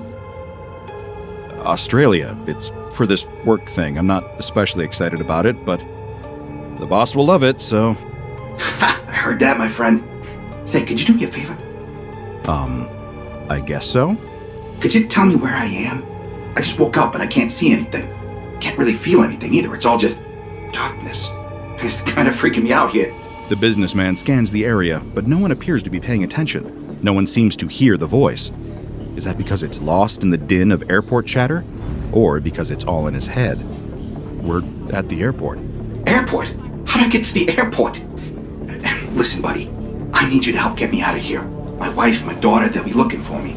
I don't know how long I've been gone. I need to get home. Can you help me? Privately, the businessman thinks that he really doesn't have time for this, but out loud he says, "Sure. It's just that I don't really know where you actually are, or how you're talking to me through this scanner thing." What do you mean? I'm right here. Talking out of my mouth. I'm not... What the hell are you talking about? The businessman is beginning to lose his patience. Something about this situation is just not right. No one should be talking to him through the broken security scanner. The TSA should be letting him through, and he should be sitting at his gate right now. His built-up grievances spill out through his mouth. "I don't have time for this," he shouts. The TSA agent turns to look at him. "I promise, sir, we're working to fix the issue as fast as we can. There's no need to shout," she says. The voice in the scanner was speaking in a hushed tone before, a conspiratorial whisper, but now it's growing louder, more desperate. You gotta help me, please. My family. I need to get to my family. Why can't I see? Why can't I move? It hurts. It hurts. Don't you understand, you idiot? It hurts. These words are shouted directly into the businessman's ear. "Stop! Just stop! Stop yelling at me!" Several TSA agents rush over to inspect the businessman, steadying him and gently guiding his hands away from his ears. They ask him if he's feeling all right, if they need to call someone for him. The businessman snaps, shouting that the scanner is broken, and he can hear a voice inside and something is very, very wrong. Well, unfortunately for the businessman, he looks more than a little suspicious now, and one security officer pulls him aside, leading him to a small nearby room for a chat. All the while, the businessman insists that the scanner was talking to him and that he's not crazy. He won't be leaving that interrogation room anytime soon. Unfortunately for the businessman, he will not be making that flight to Australia. Meanwhile, the scanner is causing interference with the other technology at the checkpoint. The agents are scrambling to solve the problem, to keep the line moving while their colleague addresses an apparent mental health crisis nearby. The line keeps moving, and more impatient passengers walk through the scanner. Just like the businessman before them, they can hear that voice, whispering hushed pleas that turn into anguished shouts. The same male voice, over and over again, begging for answers, begging for help. Someone deeply distressed is speaking through the scanner, and no one can figure out why. One elderly woman breaks down in tears as the voice angrily swears at her. A little girl screams in terror at the sudden sound. A man tries to argue with the voice, the two shouting over each other with increasing fervor. Soon, the voice grows loud enough that the TSA agents can't ignore it. Much to the dismay of the passengers that haven't made it through yet, they close down the line. Slowly, one TSA agent approaches the scanner. "Hello?" she calls out. She feels silly doing it. There's no way someone is using the scanner as a communication device. The technology doesn't work like that. But then, clear as a bell, she hears the response. Hello? You can help me? Or do I need to keep screaming for someone to listen? No doubt about it, that is a person. A very distressed person. "How are you speaking to me right now, sir?" With my mouth. What are you, stupid? I don't want any trouble. Please, just let me go, or I'm gonna lose it. I just want to go home. What is this, some kind of kidnapping thing? Did you drug me? "Sir, please, we can't help you if you don't tell us how you're speaking through the machine." There's no goddamn machine. There's just me. Just me. Me. The voice begins to sob in frustration, and the TSA agent feels a sudden wave of inexplicable nausea sweep through her body. There's no speaker on the machine, nowhere for a voice to emanate from. There's only one solution in sight. They need to take this thing apart. Something is very, very wrong with it. She calls over several of her colleagues, and they begin to fiddle with the machine's outer shell, attempting to loosen and remove it. As they do, a blood-curdling scream rips through the air. Stop! Please, stop! Whatever you want, I'll do it. Just stop, please! She signals for the others to stop what they're doing, and the screaming ceases. When the voice speaks again, it sounds defeated, exhausted. What do you want from me? Is it money? I don't have much, but if you let me go, I'll give you whatever I can. Please. My daughter just turned 5. I just want to see her again. There was the sound of sobbing again. Somehow, when they tried to open the machine, it hurt the man speaking through it. This just gets weirder and weirder. Meanwhile, the interrogator in the nearby room receives word that the businessman is not, in fact, having a mental health crisis. He really did hear someone speaking through the scanner, someone that everyone can now hear. Whoever this mysterious man is, he will not listen to anyone, will not explain where he is or how he got there. He claims that he was having an ordinary day, lost consciousness, and woke up in total darkness. By the time the businessman is released, however, he has already missed his flight to Australia. That does it. That's the straw that breaks the camel's back. He marches back over to the body scanner, shoving TSA agents out of the way as he goes. He begins kicking at the scanner, shouting a stream of curses and epithets at the one who caused him to miss his very important flight, the one who may have cost him his promotion. Man or machine, it doesn't matter. This thing is his enemy now. The disembodied voice returns the shouts in kind, warning the businessman to back off, or he may not like what comes next. "I'm warning you." The businessman laughs derisively, egging on the voice inside the scanner. "Oh yeah? What are you gonna do?" The businessman soon gets his answer, though he won't live to understand what it meant. As the voice screams, louder than anyone has heard it be so far, the businessman collapses to the ground. His body convulses, and his eyes roll back. A seizure. The TSA agents attempt to interfere, but as they approach the scanner, they too collapse to the ground. Some are seizing, others are just unconscious. They don't know it, but all of them are suffering from extreme radiation poisoning. The crowd of passengers waiting to go through security breaks apart, people scattering every which way in search of help or a quick exit. In the next 48 hours, everyone who collapsed will be dead. After 2 more weeks, several of the bystanders will be dead too, all because of the one faulty scanner and the strange voice speaking from inside. Before the story can make the news, it is suppressed by SCP Foundation agents embedded in the media. All living witnesses are given amnestics, and the airport is temporarily closed. The cover story is an attempted terrorist attack, and people are all too quick to eat it up. No one will ever know the truth of what happened, or the nature of the device that would become known as SCP-1966. SCP-1966 is a backscatter X-ray device built by a redacted engineering group sometime in the 2000s. It is approximately 3 meters by 4 meters by 4 meters in size. It was purchased by the American Transportation Security Administration for use in an international airport. Passive scans of SCP-1966 reveal no discernible difference between the internal structure of this scanner and other body scanners with the same design. However, it is no ordinary scanner. Shortly after the scanner was placed in its designated airport, it began to emit the sound of a human male voice. So far, the Foundation has been unable to determine where the voice originates from within the structure of the scanner. The voice responds to speech and other auditory stimuli in the vicinity of SCP-1966 and appears to belong to a sentient consciousness that resides within the scanner. It will continue to speak whether or not it is connected to a power source. In conversations with Foundation staff, SCP-1966 has claimed to be an insurance salesman from London, Ontario, by the name of Mr. J. It remembers being at its daughter's 5th birthday party, which, coincidentally, occurred the day before the scanner was placed at the airport. After the party, it reports becoming blind and unconscious. According to SCP-1966, it cannot see or experience any other senses other than hearing, the feeling of pain when the scanner is tampered with, and a sense of vibrations in the vicinity. It also appears to know when it is being moved, and when someone is attempting to open its outer casing. When the casing is interfered with, it tends to respond by saying, "Ouch!" and "Stop that!" In terms of the tone of conversation, SCP-1966 can be friendly, or it can be angry to the point of being verbally abusive.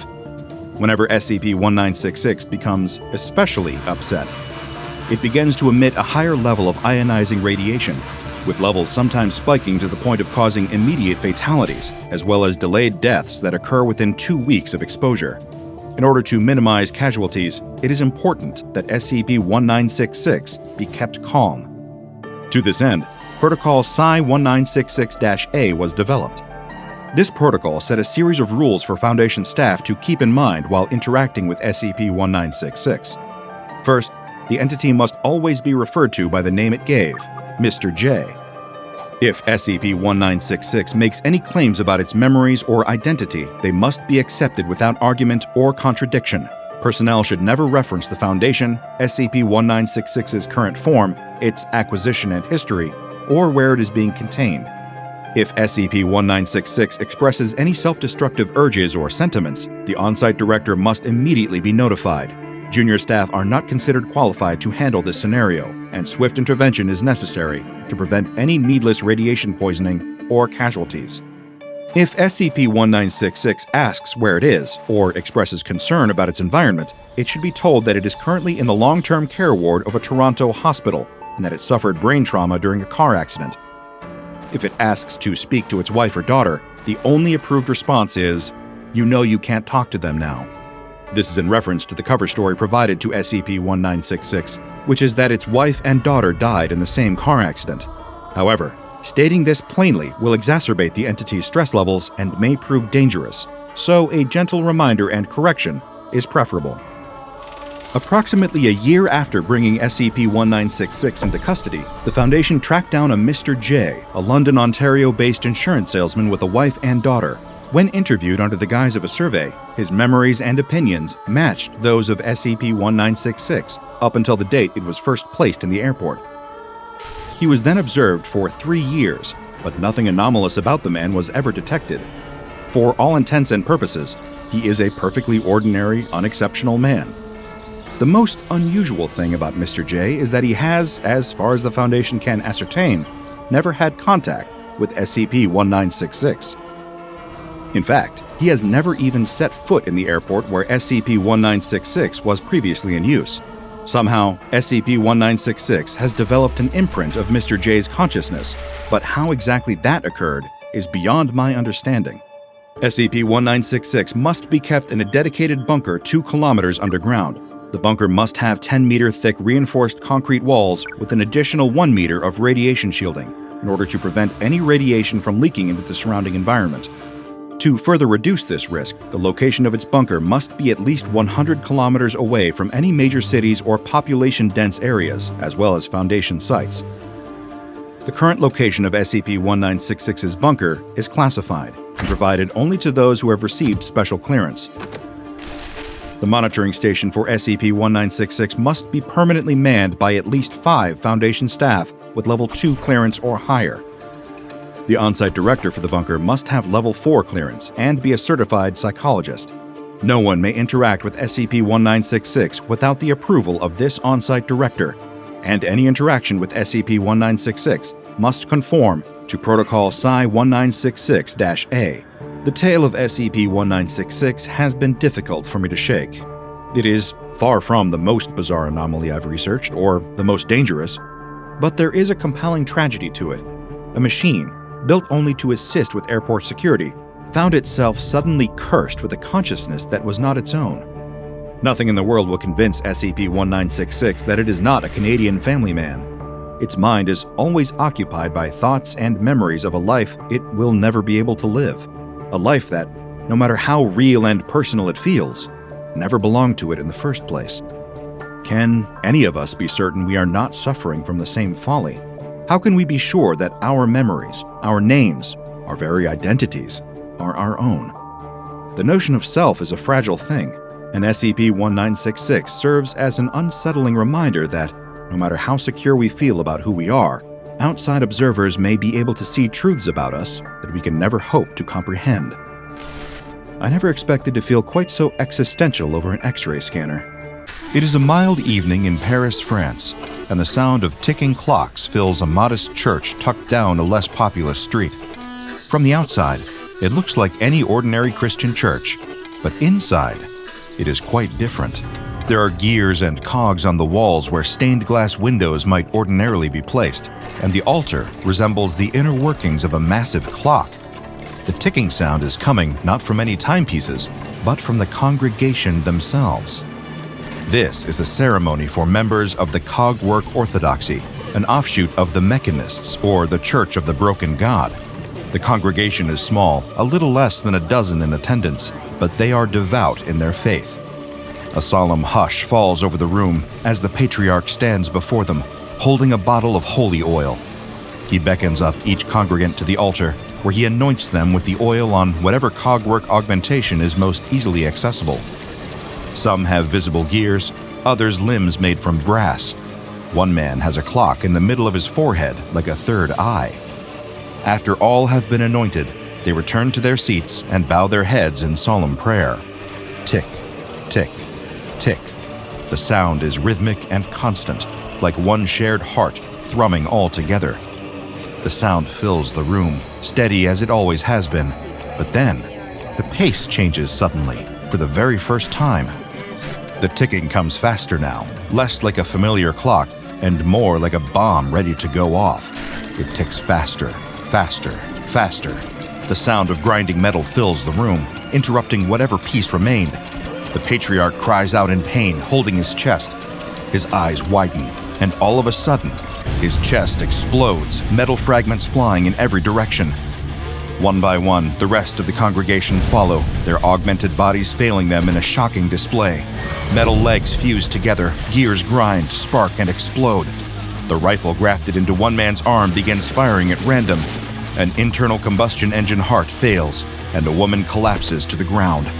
All the while, the initial explosion has set fire to the old wooden beams of the building.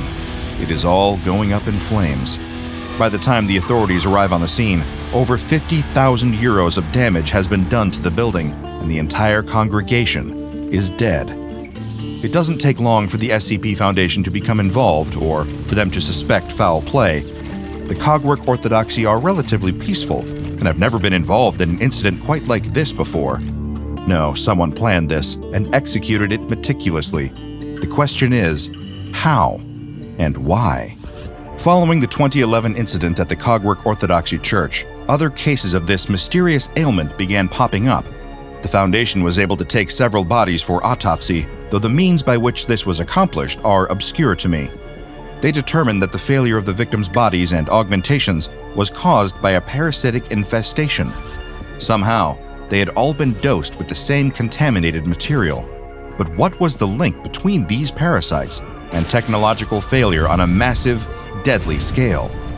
The clues were scarce, and there was little to point the Foundation in the direction of motive or means, as dozens of deaths were reported. With little else to go on, the Foundation classified the parasites SCP-3859. Whatever their exact nature, they were like nothing anyone had ever seen before. That much was certain, even if nothing else was. They were able to interview a victim after all of the previous infected had died on the scene. Following one of the attacks in Lyon, A Maxwellist was kept alive long enough for the Foundation to conduct an interview. He was able to communicate via writing, but the state of his SCP-3859 infestation rendered him unable to speak, as it interfered with the function of his vocal processors. Rather than transmitting anything he wanted to say, they instead played a continuously looping message in French that translated to, "You are nothing but an engine powered by ignorance. Forsake your superstition, your god of metal, your blind faith that has caused you to suffer. We have created the antivirus for your technological blight, the firewall to cleanse Europe of your influence. You are nothing but a flaw in history, and we shall cut you out. Vive la rationalité! Vive l'atheisme!" The message continued to play until the subject's artificial pineal gland was destroyed, killing him. After this incident, the trail went cold for about a year. More cases turned up, but they brought no information. Then, a surprising development broke it all wide open, tipping over the first card that would bring the entire house down. In late 2015, French parasitologist Frédéric Lacroix was checked into the hospital after his pacemaker failed. While he was being examined, unusual parasites were found in his system. They had somehow eaten away most of his pacemaker, and it failed after 3 days of intensive care. But there was something that set Lacroix apart from other victims of the parasite that the Foundation was beginning to call SCP-3859. He was a staunch atheist. In fact, he was so opposed to organized religion that he had previously been arrested after fighting with a priest in his hometown of Orléans. So what, the Foundation wondered, made him the exception to the rule? Why did the parasites choose him as their first non-religious target? Surely his field of research being parasitology couldn't be a coincidence. They decided to dispatch a team to investigate more thoroughly. Agent Catherine Dubois led a mobile task force operating under the cover story that they were national police officers investigating Lacroix's death. They went to Lacroix's house, attempting to uncover any clues that might indicate his connection to SCP-3859. After Lacroix's widow granted them access to the house, they began a thorough search. In his bedroom, they uncovered a large book entitled The Holy Bible with commentaries by C.I. Schofield and a guide to Bible study. This struck them as odd, given his atheist leanings, and one of the officers picked it up. It was partially hollow and rattled when shaken. They opened the book and tipped its contents out onto the desk. This would prove to be a mistake, as the desk promptly burst into flames. It had been booby-trapped. Luckily, the task force moved quickly and was able to salvage most of the documents contained within before the fire could consume them. They also put out the fire without alerting the widow Lacroix. But when the task force reached the door, they found more officers waiting there. These strangers also claimed to be from the National Police, but the MTF smelled something fishy, and it wasn't the widow Lacroix making bouillabaisse. There was no way these officers were National Police. They held Rugers when the National Police were known to carry SIG Pros. No, these were not cops. The MTF had to get out of there, and fast. They ran out the back of the house and commandeered a vehicle from a, let's say, somewhat willing civilian.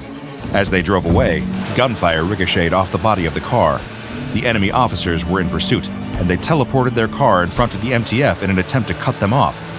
With the assistance of MTF Omega-5, the Jewelers, the task force was able to evade this enemy force.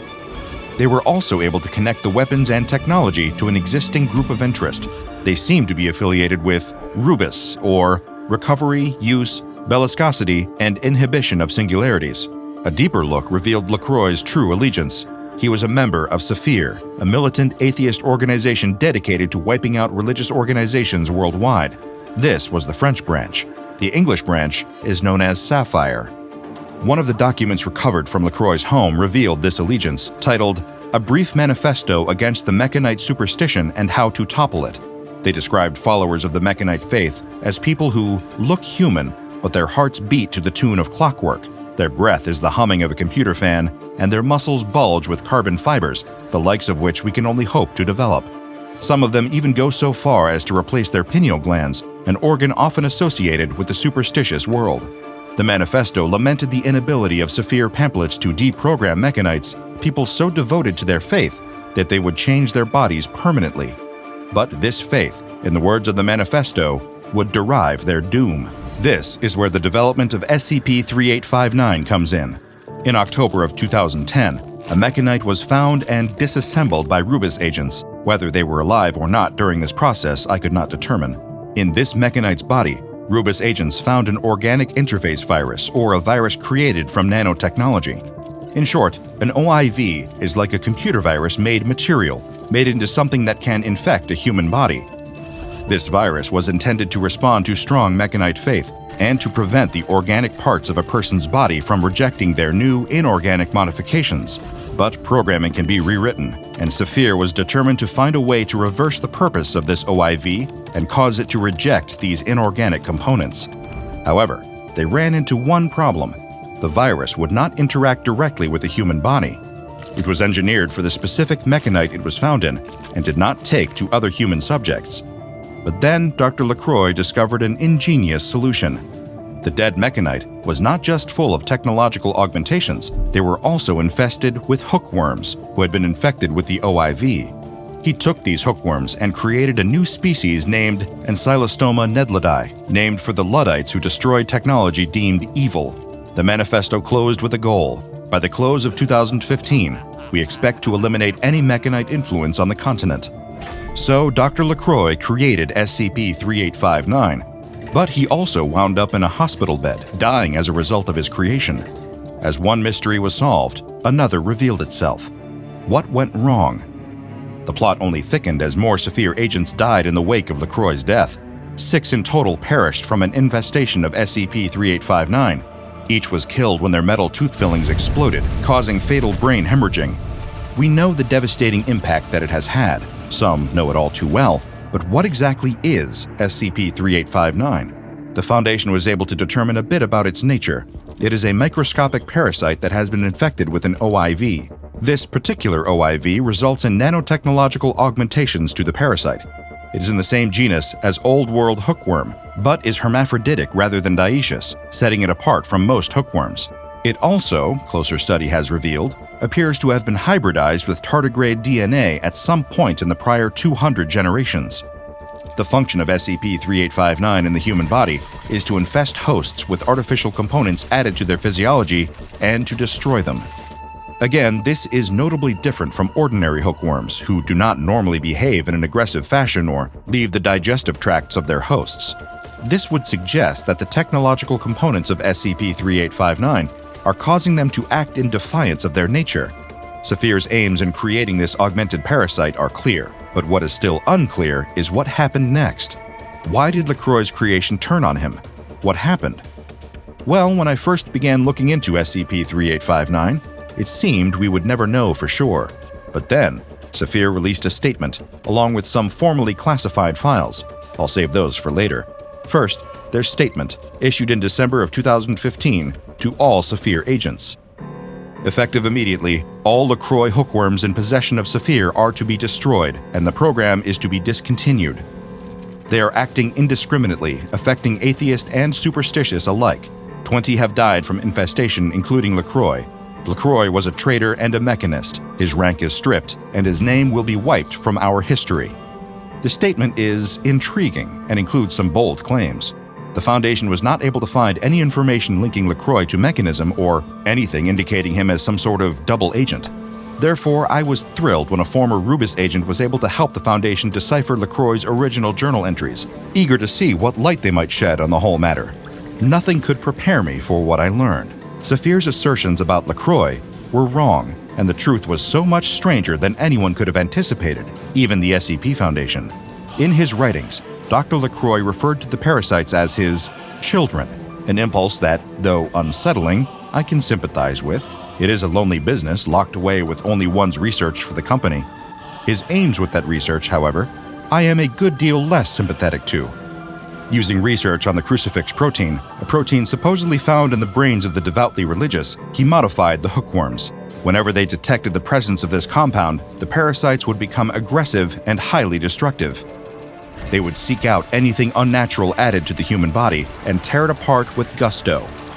As a test subject, he selected the congregation of a church, one of whom was known to have a pacemaker.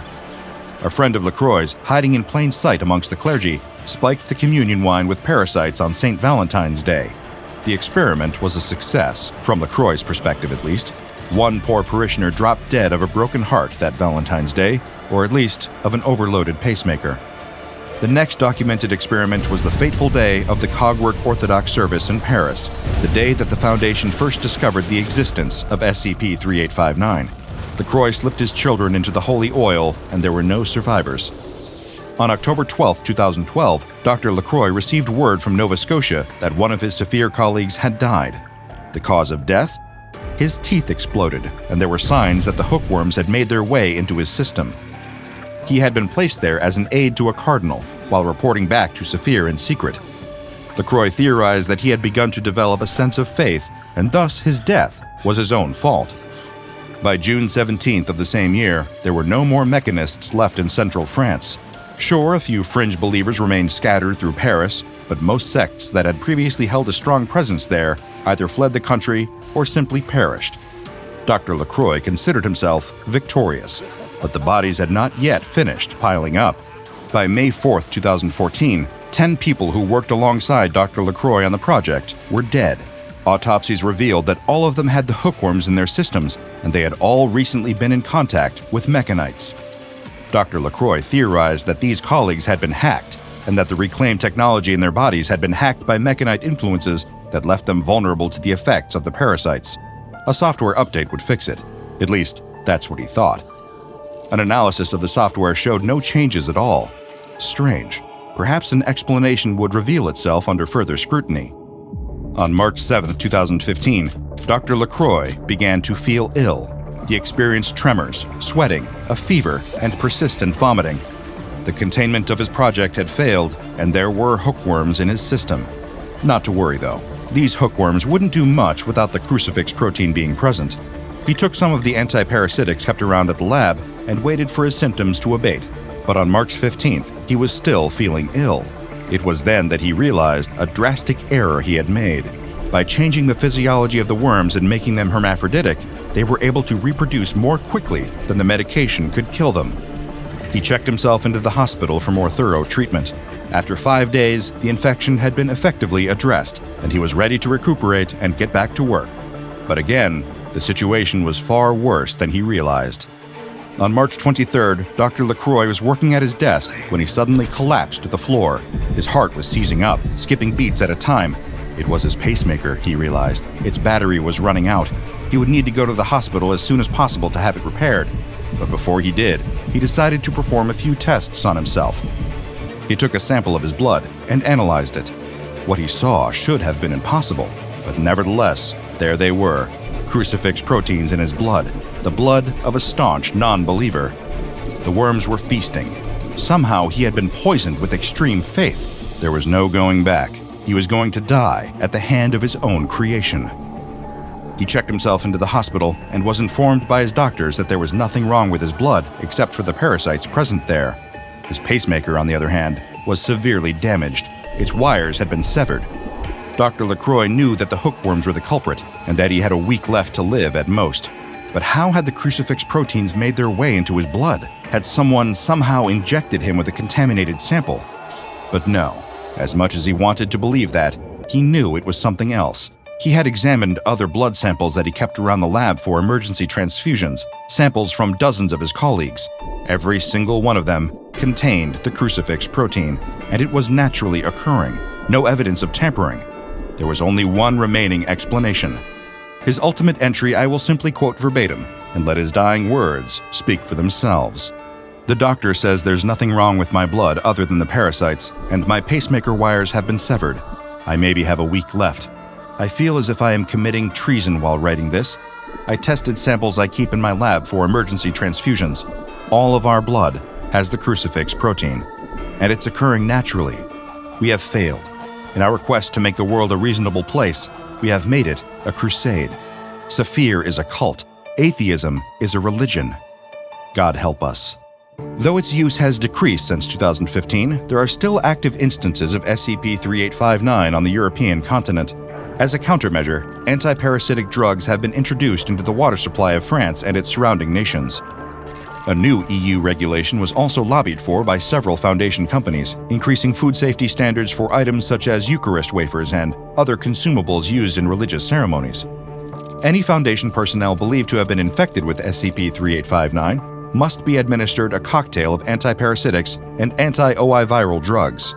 The exact makeup of this cocktail may be accessed only by approved Foundation medical personnel. Over the course of my time researching the outskirts of the known world, the places beyond our imaginations, I have come face to face with hundreds of belief systems. Some are off-putting, others comforting, and all of them alien to me.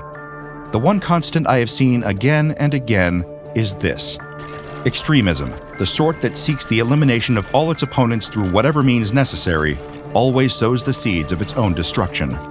It seems that Dr. LaCroix sowed those very seeds when he engineered SCP-3859 and reaped them in the most devastating fashion.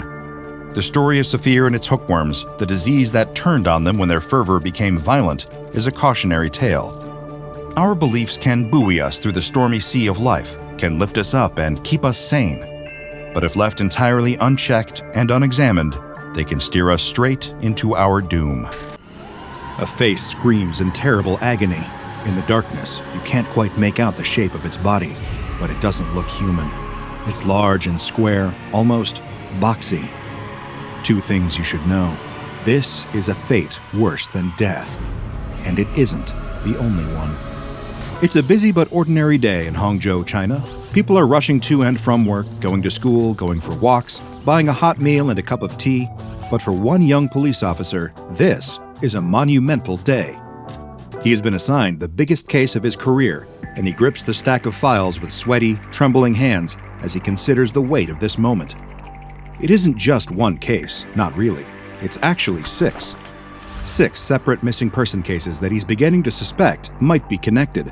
Our detective wishes he could take a moment and transport himself away from these harrowing missing person cases and clear his head. But while he's unable to, we can. Thanks to the sponsor of today's video, Raid Shadow Legends, the hit mobile hero collection RPG played by over 80 million players across the world. And they've got some huge news for both new and returning players, the recently added Live Arena. To tell us about it, I've invited a fellow academic to join us today. Professor Death Knight here with a lesson about Live Arena, the new PvP mode where you can fight against other players in real time. Sounds terrifying? Well, so's going to the dentist. You should still do it. Live Arena has a draft feature where you can pick and ban champions to fight for you. Teamwork. When you win matches, you'll get Live Arena crests towards unlocking special area bonuses, or so I hear. I'm too afraid to try any of this out. All right, class. Any questions? Yes, Dr. Bob here. What's your personal strategy for Live Arena? Well, everyone thinks I'll go in fighting, but nobody expects my charm. My best strength is the gift of gab. So when they try to attack, I'll just be like, nice weather we're having, eh? Nobody will see it coming. That doesn't sound like a very effective strategy. Do not pick me for Live Arena. Seriously, don't. I'm too young to be bone meal. Well, thank you for your... Class dismissed! Do we have a bell? Oh, we should totally get a bell. Class definitely not dismissed, but there's a bunch of brand new content in Raid Shadow Legends related to the animated limited series Call of the Arbiter, including a free legendary champion, the mighty orc warlord Artak. All you have to do to get him is log into Raid for 7 days between now and July 24th. Easy. New players, use my link or scan the QR code right here and get a free starter pack with this cool in-game loot. So just hit my link in the description, and I'll see you on the battlefield. And now, back to the case at hand. The detective was beginning to suspect that the 6 separate missing person cases might be connected. At first glance, they seem unrelated. The victims have very little in common, except one thing.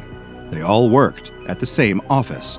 An office that closed 1 month ago, a casualty of international corporate downsizing. No one from his police department has bothered to look into this angle, assuming that it will lead back to more dead leads, but the young officer can't shake the feeling that there is important information waiting for him in that abandoned office building. So, after finishing up his lunch and dabbing the nervous sweat from his brow with a handkerchief from his pocket, he sets off toward the old office building in hopes of cracking the case wide open. As he makes the trip, he considers some other possible theories. Maybe the missing employees skipped town, overwhelmed and depressed from their unexpected job loss. But would they really let their families worry like this? Some of them have wives, husbands, children, all of whom would notice their absence and assume the worst. No, this isn't a simple case of a group of colleagues all vanishing to blow off steam in another city somewhere. Something bad happened. He can just feel it. Maybe they uncovered corporate secrets, and someone decided to silence them before they could blow the whistle. But then again, what sort of secrets would be worth killing for at a printer company? It feels worthless trying to guess, trying to fill in the gaps in his knowledge with wild speculation. The only way to find out was to examine the building for himself and see if he can find any clues at all that lead him to the whereabouts of the missing 6. When the young officer reaches the building, he finds the door padlocked shut. Luckily, he prepared for this and brought some industrial-strength bolt cutters that snapped the lock into pieces with very little effort. Why lock up the building like this? There can't be anything valuable left inside.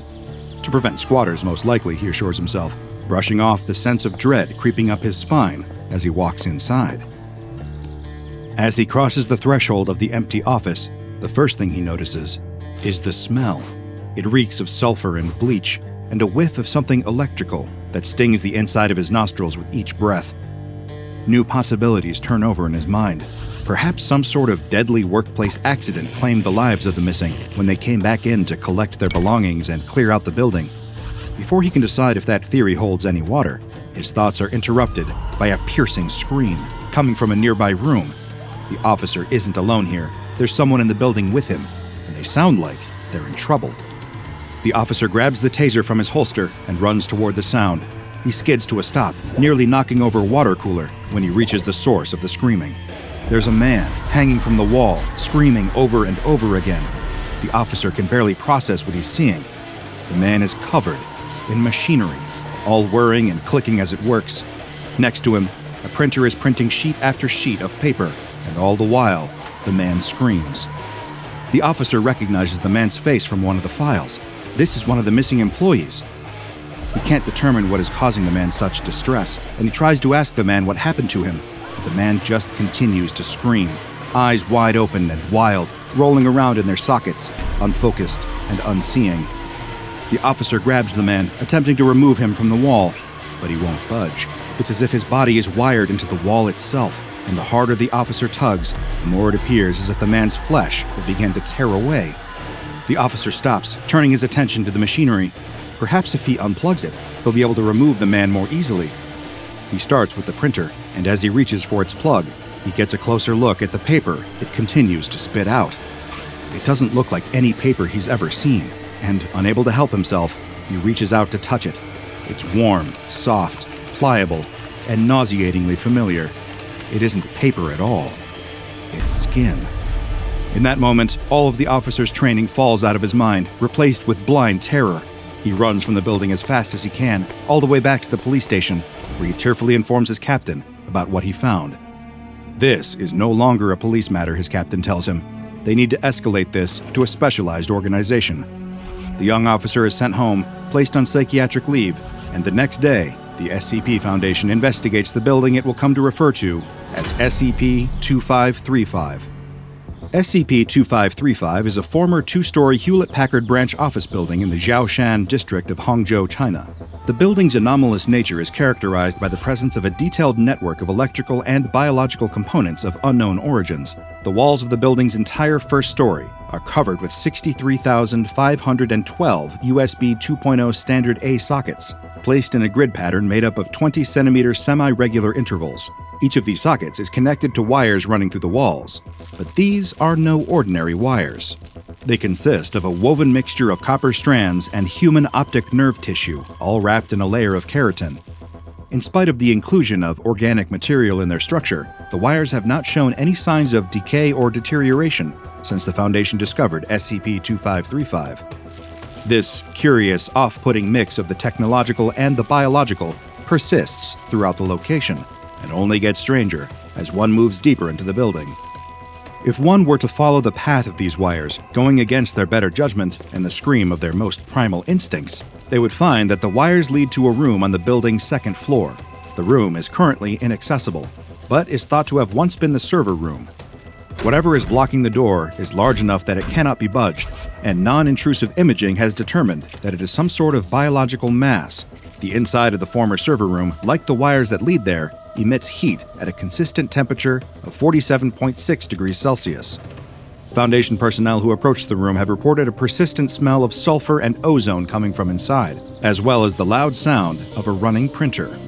317 of the USB socket and power outlets in SCP-2535 are connected to HP brand USB 2.0 compatible devices. Of these devices, 20 have displayed anomalous, potentially ectoentropic functions. But what exactly does that mean? Allow me to elaborate. Just remember, you asked for this. Don't blame me if you aren't able to stomach the details. There are 5 former employees of the Hewlett-Packard Hangzhou branch still located inside of SCP-2535. These employees are in an anomalous sort of status, requiring no sleep, food, or water, in spite of their continued, seemingly endless consciousness. Since the building's discovery in April of 2013, they have not changed in any way, or at least not in any visible way. All attempts to remove these former employees from their, let's call them predicaments, have proven unsuccessful. Allow me to discard any euphemism and explain just what exactly became of these unfortunate workers. First, there is Guo Pingping, the former branch manager. He can be found in the bathroom near the receptionist desk on the first floor.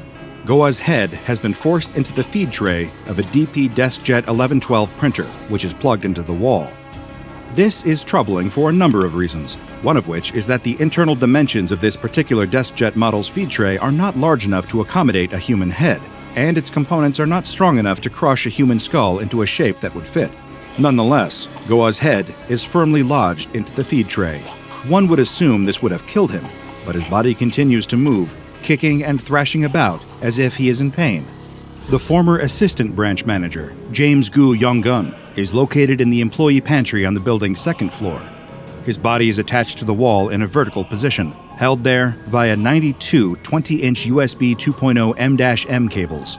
5 additional cables have been used to secure the actuating unit of an HP DeskJet 2540 all-in-one printer to Gu's lower jaw.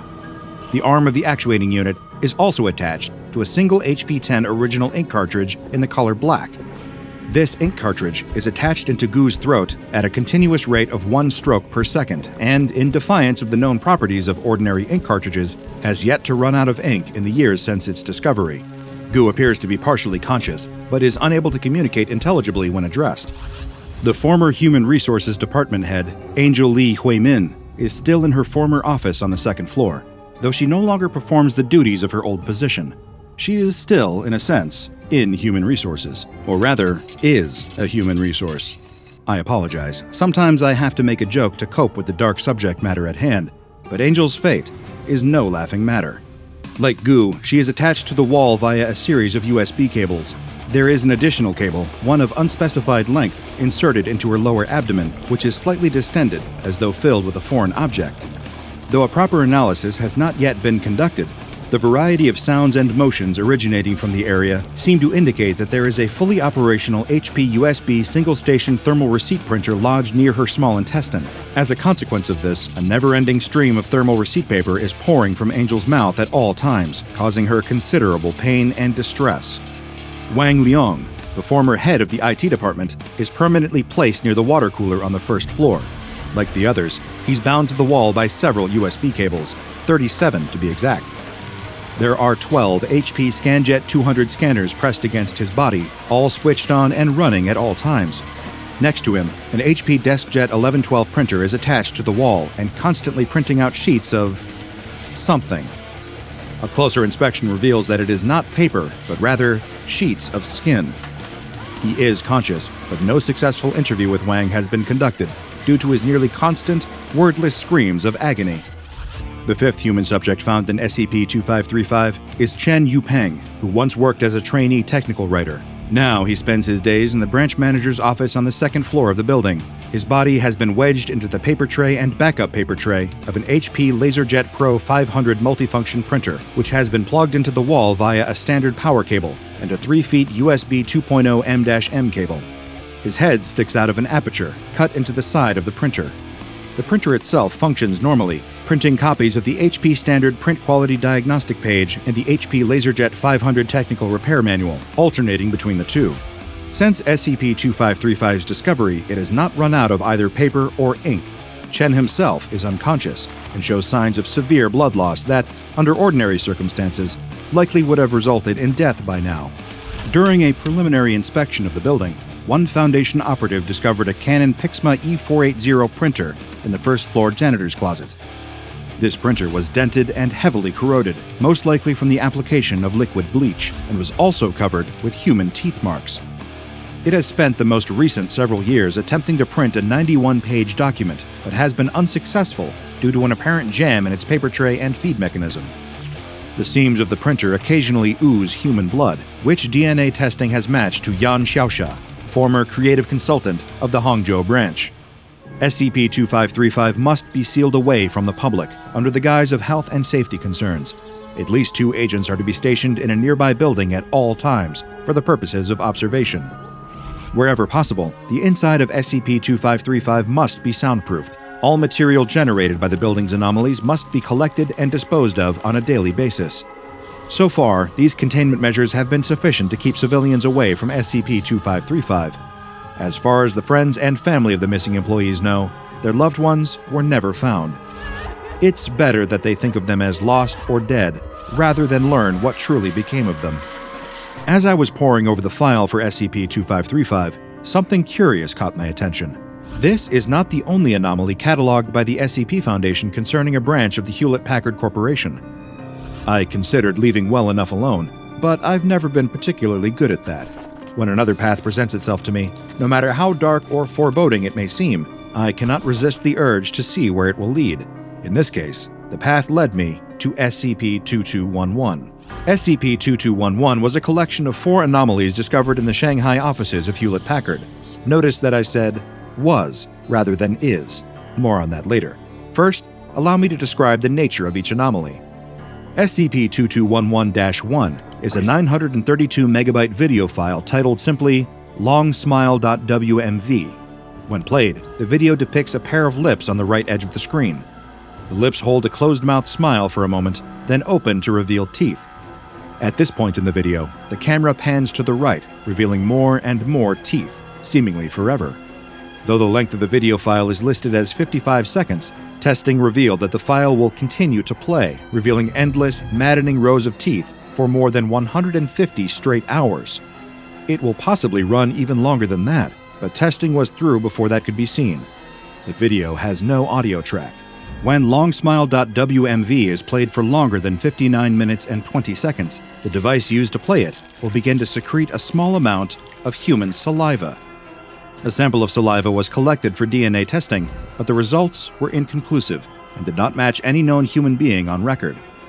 SCP-2211-2 is a 2.0 megabyte audio file entitled EYEE-79.wav. Each playthrough of the audio file is different, but tends to contain bursts of modulated static that go on for 2 to 10 seconds before being cut off for around 0.3 seconds of silence at a time. Like Longsmile, this file can play for a seemingly infinite amount of time, in spite of its listed length of 3 minutes and 3 seconds. When SCP-2211-2 is played for longer than 59 minutes and 20 seconds, the device will begin to secrete a clear fluid, identified as a mixture of water and sodium chloride, amino acids, glutathione, ascorbic acid, and human collagen fibers. Essentially, the device will begin to leak human tears. SCP-2211-3 is a 599 kilobyte file titled r.exe. When this file is run on a computer, it uses up a great deal of memory, causing the device to overheat and its built-in fans to speed up. In spite of the overheating and any damage it might cause, the computer will continue to run until disconnected from its power source. When the file is run for longer than 59 minutes and 20 seconds, air coming through the built-in fans will begin to emit a strong smell of earwax, though no physical traces of earwax have been found. SCP-2211-4 is a USB adapter-powered coffee reheater. When it is plugged into the USB port of a computer, any liquid placed into the container will be heated to approximately 65 degrees Celsius and will also transform into human mucus at a rate of 1 milliliter per minute. This effect is the same whether or not the computer is on. DNA analysis of the mucus revealed that it is a match with the saliva produced by SCP-2211-1. All of this would have been bizarre enough, a series of files and devices that produce human biological material and are seemingly all connected, But something else happened. All instances of SCP-2211 were kept in a pair of containment lockers. However, on June 10, 2014, this containment was breached. I have included a surveillance log transcript that captured the incident. It occurred as follows. Sound of banging metal detected near second floor of Wing B. Door of small item containment locker DAD-2838 is heavily deformed outwards and has experienced a heavy impact from its inside. The sound of banging metal persists for the next 3 minutes as the door of containment locker DAD-2838 begins to burst outwards. Security teams are deployed to cordon off the area and manage the situation. Containment locker DAD-2838 is fully breached from the inside when a segmented humanoid arm emerges, extending to reveal numerous joints along its length. Security teams begin opening fire on the arm to little effect. While the video feed shows that the arm terminates in a 7-fingered hand, personnel present on the scene reported a number of fingers ranging from 5 to approximately 30. The arm repeatedly strikes and breaches the containment locker containing SCP-2211-4, approximately 5 meters from containment locker DAD-2838. It subsequently reaches for SCP-2211-4 and pulls it back into containment locker DAD-2838. No further activity detected. Arm presumed to have dematerialized. Following this incident, the containment locker was examined, but no traces of the many-fingered arm were found inside. Further examination of the locker's contents revealed that SCP-2211-1, 2, and 3 had vanished from their storage media. The files were gone. SCP-2211-4, when tested, no longer displayed any anomalous properties. It was just an ordinary coffee heater, though no staff wanted to use it to heat their coffee, no matter how many times it was washed. Head researcher Min declared SCP-2211 uncontained on August 10, 2014. But there was one more unusual finding. The USB drive that once contained SCP-2211-1 was not empty. There was an untitled text file on the drive. When opened, it simply read, "Got my nose," followed by an unusual text emoticon, ::00, end parentheses, end parentheses. As a man of science, one who has devoted my life to exploring the unexplained and seeking answers to questions that most are afraid to even ask, nothing troubles me quite like a mystery left unsolved. But the tales of these Chinese Hewlett-Packard offices are composed almost entirely of disturbing mysteries, of frayed wires and broken printers, of survivors that cannot tell their stories, and messages we will never get to read. What happened after that Hangzhou branch closed? Was it connected to the findings at the Shanghai branch? Did that mysterious arm grab hold of the Hangzhou team, contorting their bodies into unrecognizable shapes and forcing them to meld with the products they once sold?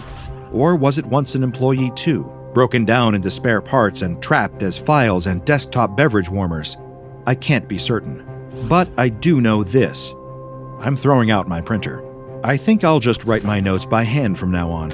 I won't necessarily suggest you do the same, but do be careful while handling the machinery. Treat it with respect.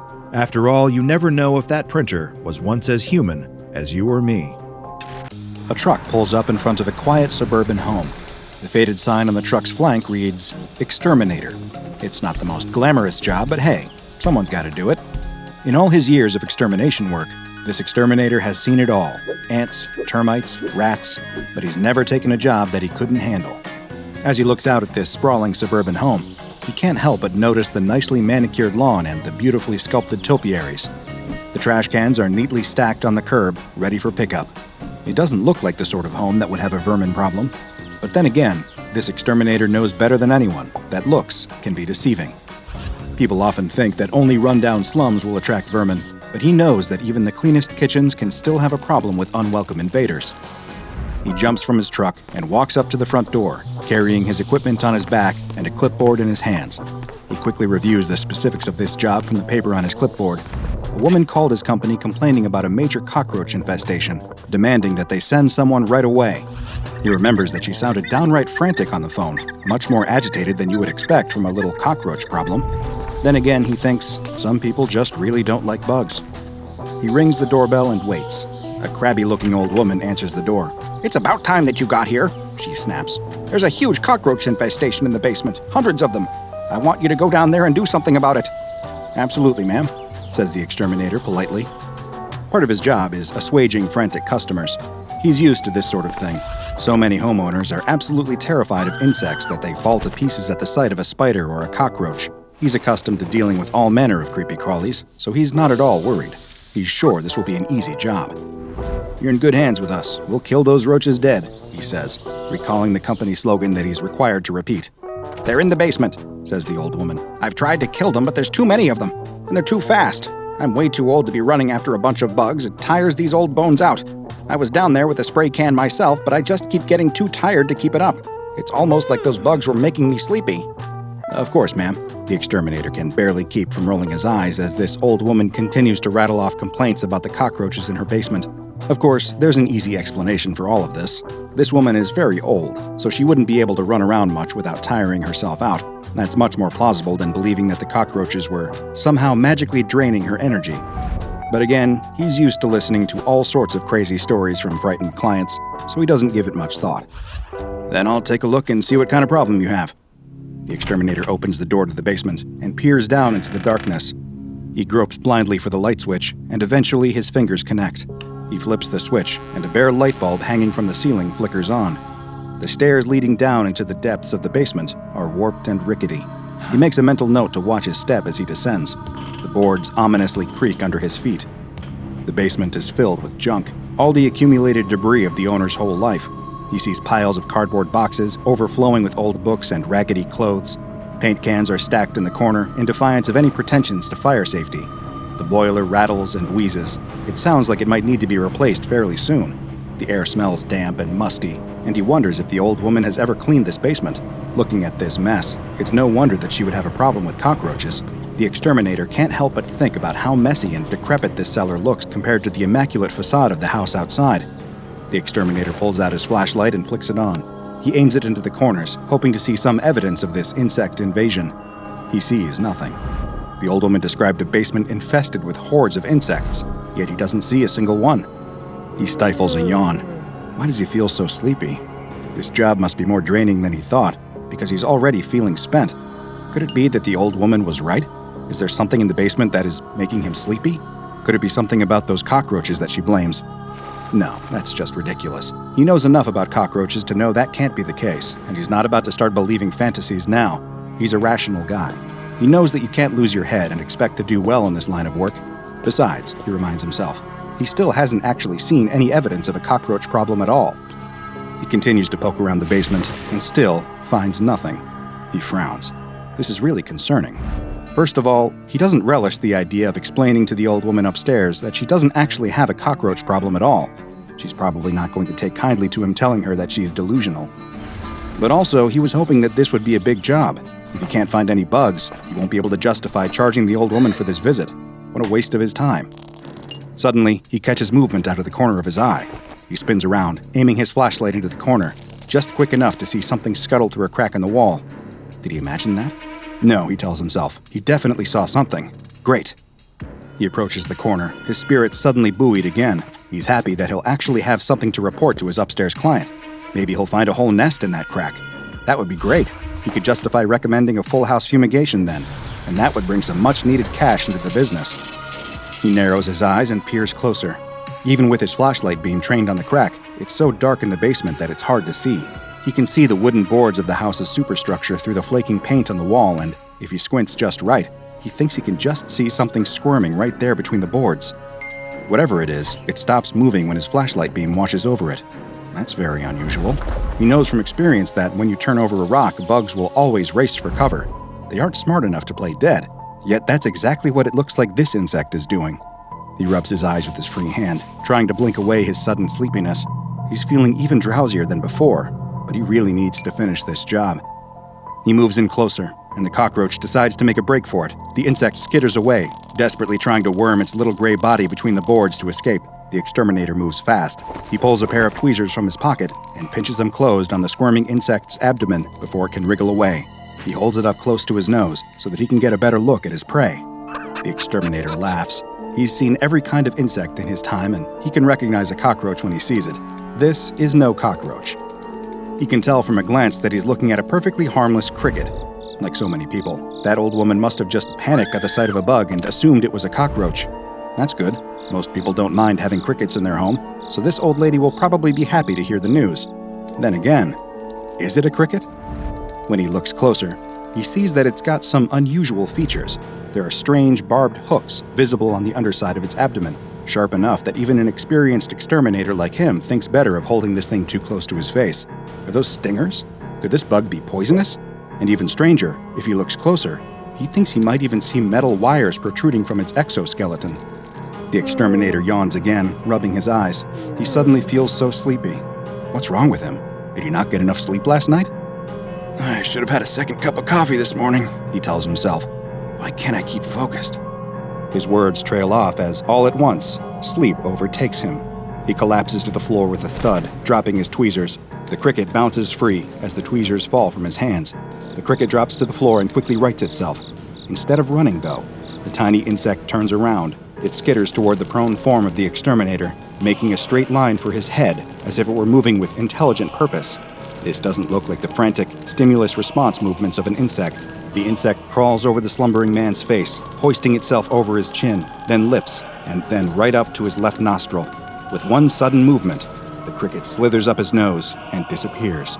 The exterminator snorts and mumbles in his sleep, but the sensations of an insect wriggling up his nose does nothing to rouse him from his sleep. After a few minutes, the exterminator blinks his eyes open. He sits up with a groan and rubs his head. What the hell just happened? Did he pass out? How embarrassing. He looks around, finding his tweezers and his flashlight on the ground next to him. But no matter where he looks, he can't see the insect anymore. Where did it go? He returns to the crack in the wall for a second look, but sees nothing. Absently, the exterminator rubs his nose. He feels a vague discomfort in his sinuses, and he wonders if maybe his allergies are acting up. But otherwise, he remembers nothing about his bizarre experience. He probes his fingers into the crack and wiggles them around, hoping to find some evidence of the missing insect. There's nothing there. Well, at least he knows what he's dealing with, and it's definitely no cockroach. Eventually, he shrugs his shoulders helplessly and returns upstairs. "Did you find the cockroaches?" asks the old woman when he returns to the top of the stairs. "I know there are roaches down there." He shakes his head. "Ma'am, I searched the whole basement and I didn't find any cockroaches." He explains to her that all he could find in the basement was a harmless cricket. The old woman starts to argue with him, insisting that what she saw in her basement was no cricket, but the exterminator has already made up his mind. This is annoying. He thought that she would be happy to hear that she doesn't have roaches, but now she just wants to make a fuss. He's not going to waste any more time on this nonsense, not when he has real work to do. He shakes his head as he repacks his equipment and prepares to leave. The exterminator returns to his truck and turns the ignition. As he pulls away, his mind is already mulling his next job. He doesn't give another thought to this crabby old woman and her paranoia about cockroaches. He doesn't stop to wonder what became of that strange cricket that he found. It probably just crawled back into the wall, he thinks. He certainly would have no reason to think that the cricket is still with him, a new and permanent hitchhiker inside his head. The exterminator had just acquired a new lifelong friend, a lifelong friend that we call SCP-2119. SCP-2119 is a biomechanical creature that resembles a small gray insect, ranging from 5 to 15 millimeters in length, with a segmented body, 6-jointed legs, and protrusions from the head and abdomen that resemble antennae and oviposters respectively. However, SCP-2119 does not appear to reproduce by any means known to man, so these oviposters are likely simply a form of mimicry, something added to give SCP-2119 the appearance of a common insect to make it less conspicuous to humans. Genetic testing has determined that the organic parts of SCP-2119 are largely identical to those of Gryllus rubens, otherwise known as the southwestern field cricket. One notable difference between SCP-2119 and the field cricket, though, is that SCP-2119, also known as the transmitting parasite, has 6 barbed hooks on the underside of its body. Strangely, SCP-2119 also contains mechanical parts, including silicon parts that do not match any known make, and platinum wiring, leading Foundation researchers to assume that SCP-2119 is an artificial life form. At this moment, who made SCP-2119 and why remains a mystery. In many ways, SCP-2119 not only looks like a normal insect, but also acts like one. It apparently possesses extremely rudimentary self-awareness and intelligence comparable to that of its insect brethren, being able to sense potential hosts or detect danger. It displays many normal self-preservation instincts common to insect life. If discovered by a conscious human, it will flee or hide, but it does possess one self-defense measure that no normal insect does. Any human who comes into the proximity of SCP-2119 will start to feel drowsy, eventually succumbing to unconsciousness within 3 to 8 minutes. Once a human subject is unconscious, SCP-2119 will enter their head, either through the nostrils or the ear canal, and eventually make its way to the subject's brain, where it will use its barbed hooks to attach itself to the corpus callosum, which are the nerve fibers that permit communication between the left and right side of the brain. The human subject will gradually wake up with no memory of the event. After waking, the subject will return to their normal routine and continue living just as if they were unaffected. It does not appear that infection with the transmitting parasite causes any physical, mental, or psychological damage to hosts or impairs their daily lives in any way. All attempts to physically remove SCP-2119 from a host's brain have so far resulted in the death of the host, as SCP-2119 appears to have some way of halting a host's brain activity when it's threatened. Once a host is dead, SCP-2119 will exit the host's head, again either via the nostrils or ear canal, when it determines that no other humans are in the area. Once SCP-2119 has taken up residence in a host's brain, it will start broadcasting a 514.1875 MHz radio signal with a range of approximately 3 kilometers, consisting of a tone lasting 0.05 seconds at 2-second intervals, possibly with the intent of locating other infected human hosts. Once a connection has been established, specimens will transmit a continuous stream of tones of variable lengths between instances, ranging from 70 Hz to 1,305 Hz, with wavelengths ranging from 480 centimeters to 25 centimeters. Foundation personnel have so far been unable to discern any pattern in the signal, so it is unknown if it is a form of communication or simply random.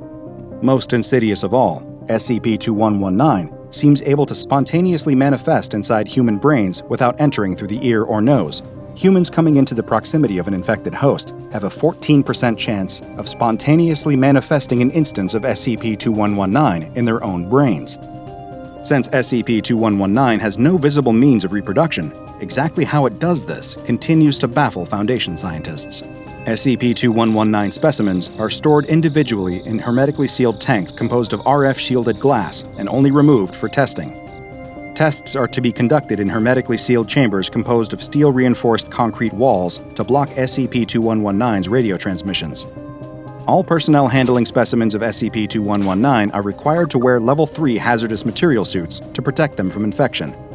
SCP-2119 was recently updated from the Euclid to Keter designation after a peculiar incident where all known hosts suddenly ceased all movement, respiration, and brain activity, effectively dying. After 7 minutes and 12 seconds, the subjects revived with no ill effects from their apparent deaths and no memory of the incident. During the 7-minute interval, though, the transmitting parasites ceased broadcasting their usual static noises and instead broadcast what appears to have been a casual workplace conversation between 2 technicians working for whatever entity manufactures SCP-2119.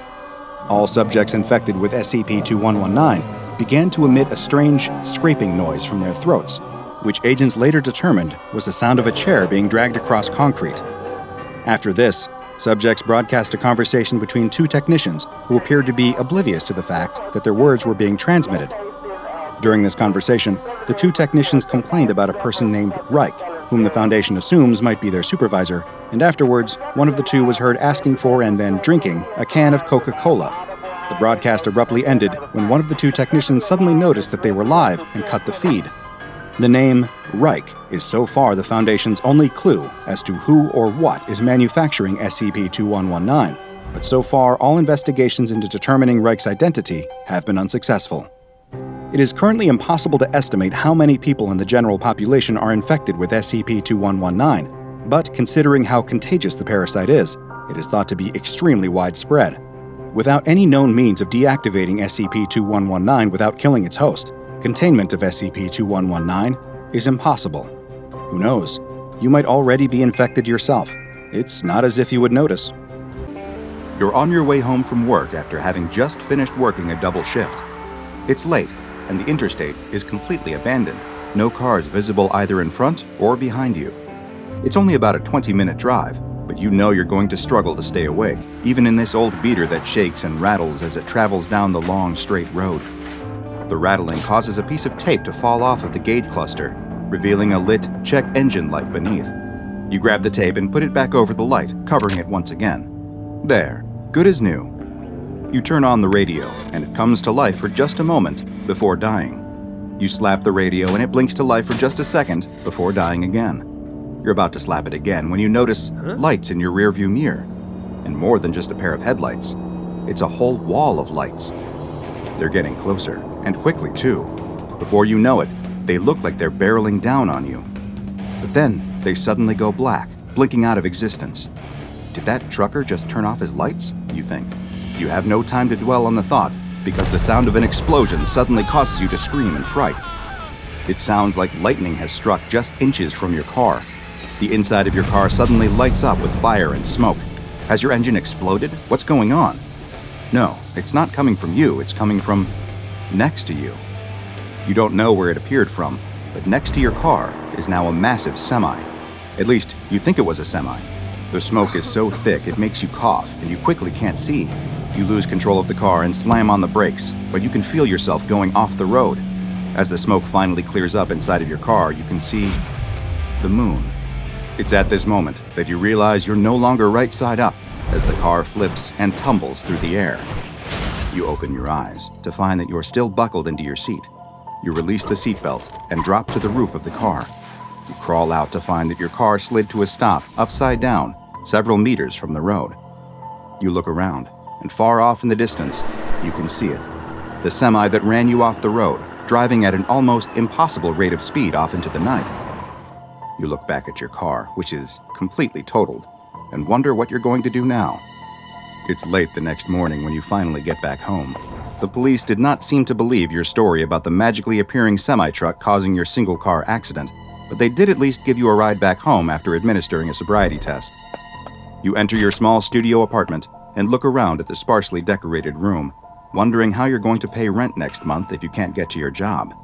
You go to the fridge and open the door, but there's nothing inside except for a carton of milk that's well past its expiration date. You open it and take a whiff, but this is too far gone even for your state of desperation. You close the fridge and lean on the door, trying to figure out what you're going to do.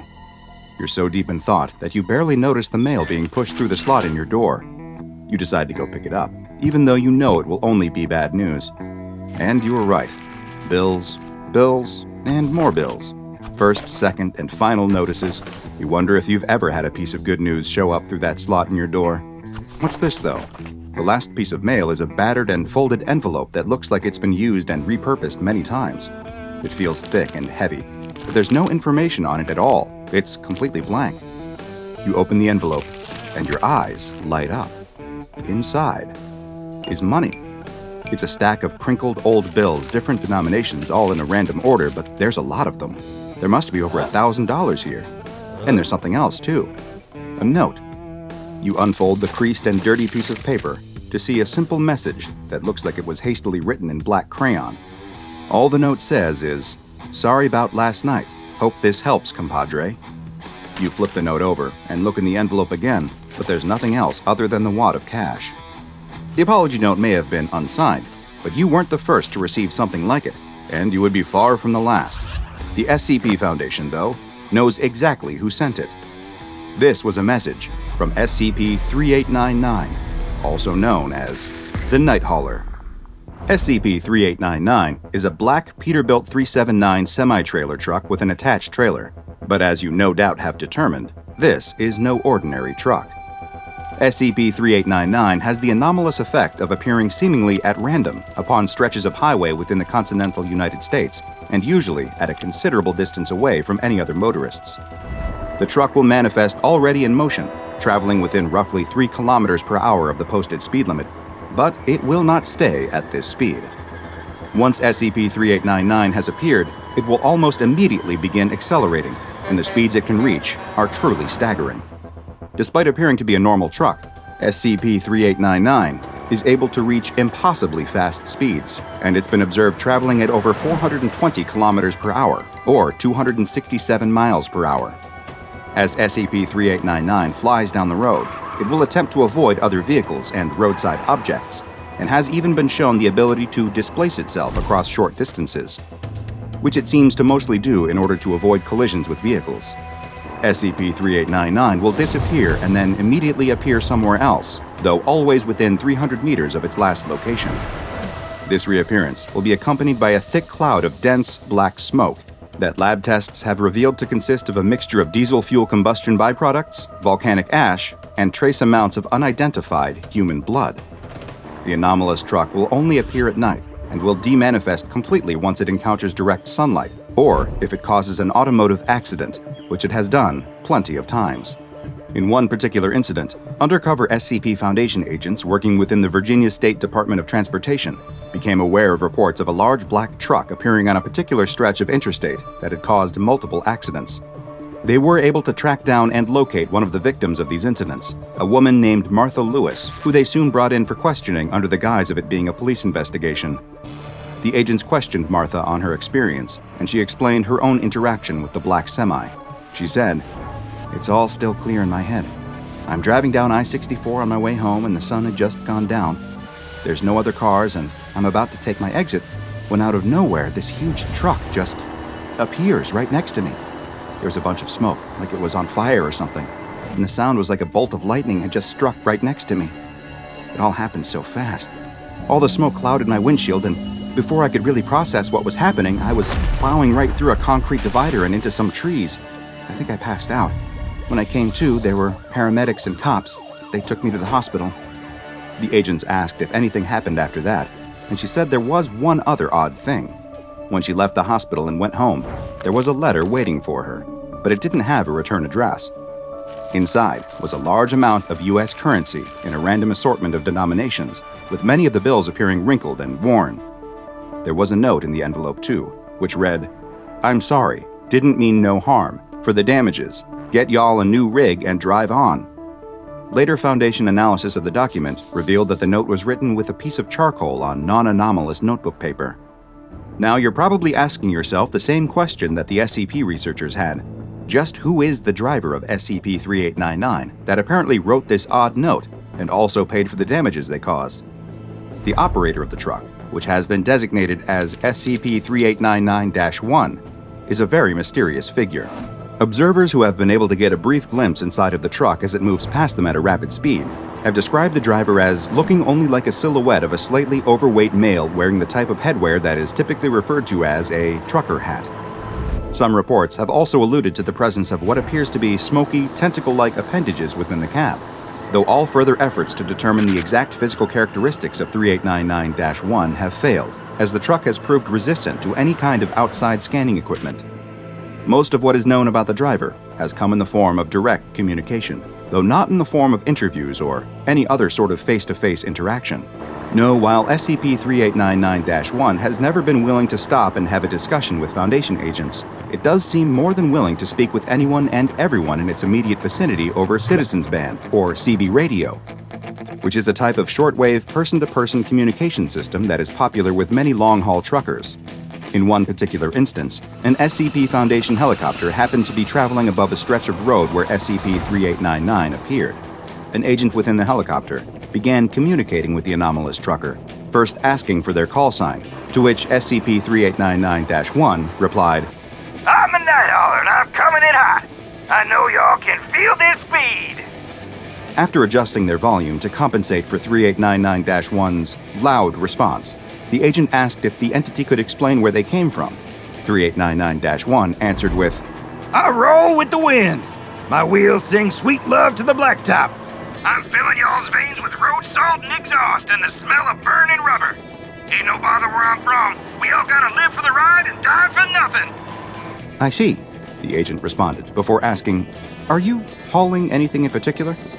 SCP-3899-1 came back with, "Ain't you listening, girl? You seeing this? What I got is pure rattling salvation. 18 wheels at a time. When y'all's roads is choked, when the ways is blocked and y'all's speed is all dead and gone, I'm dropping this load and we'll all be drinking gas and breathing smoke."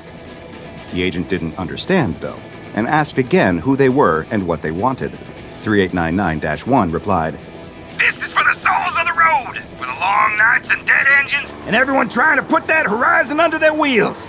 I am the roar of hot iron. I am screaming freedom.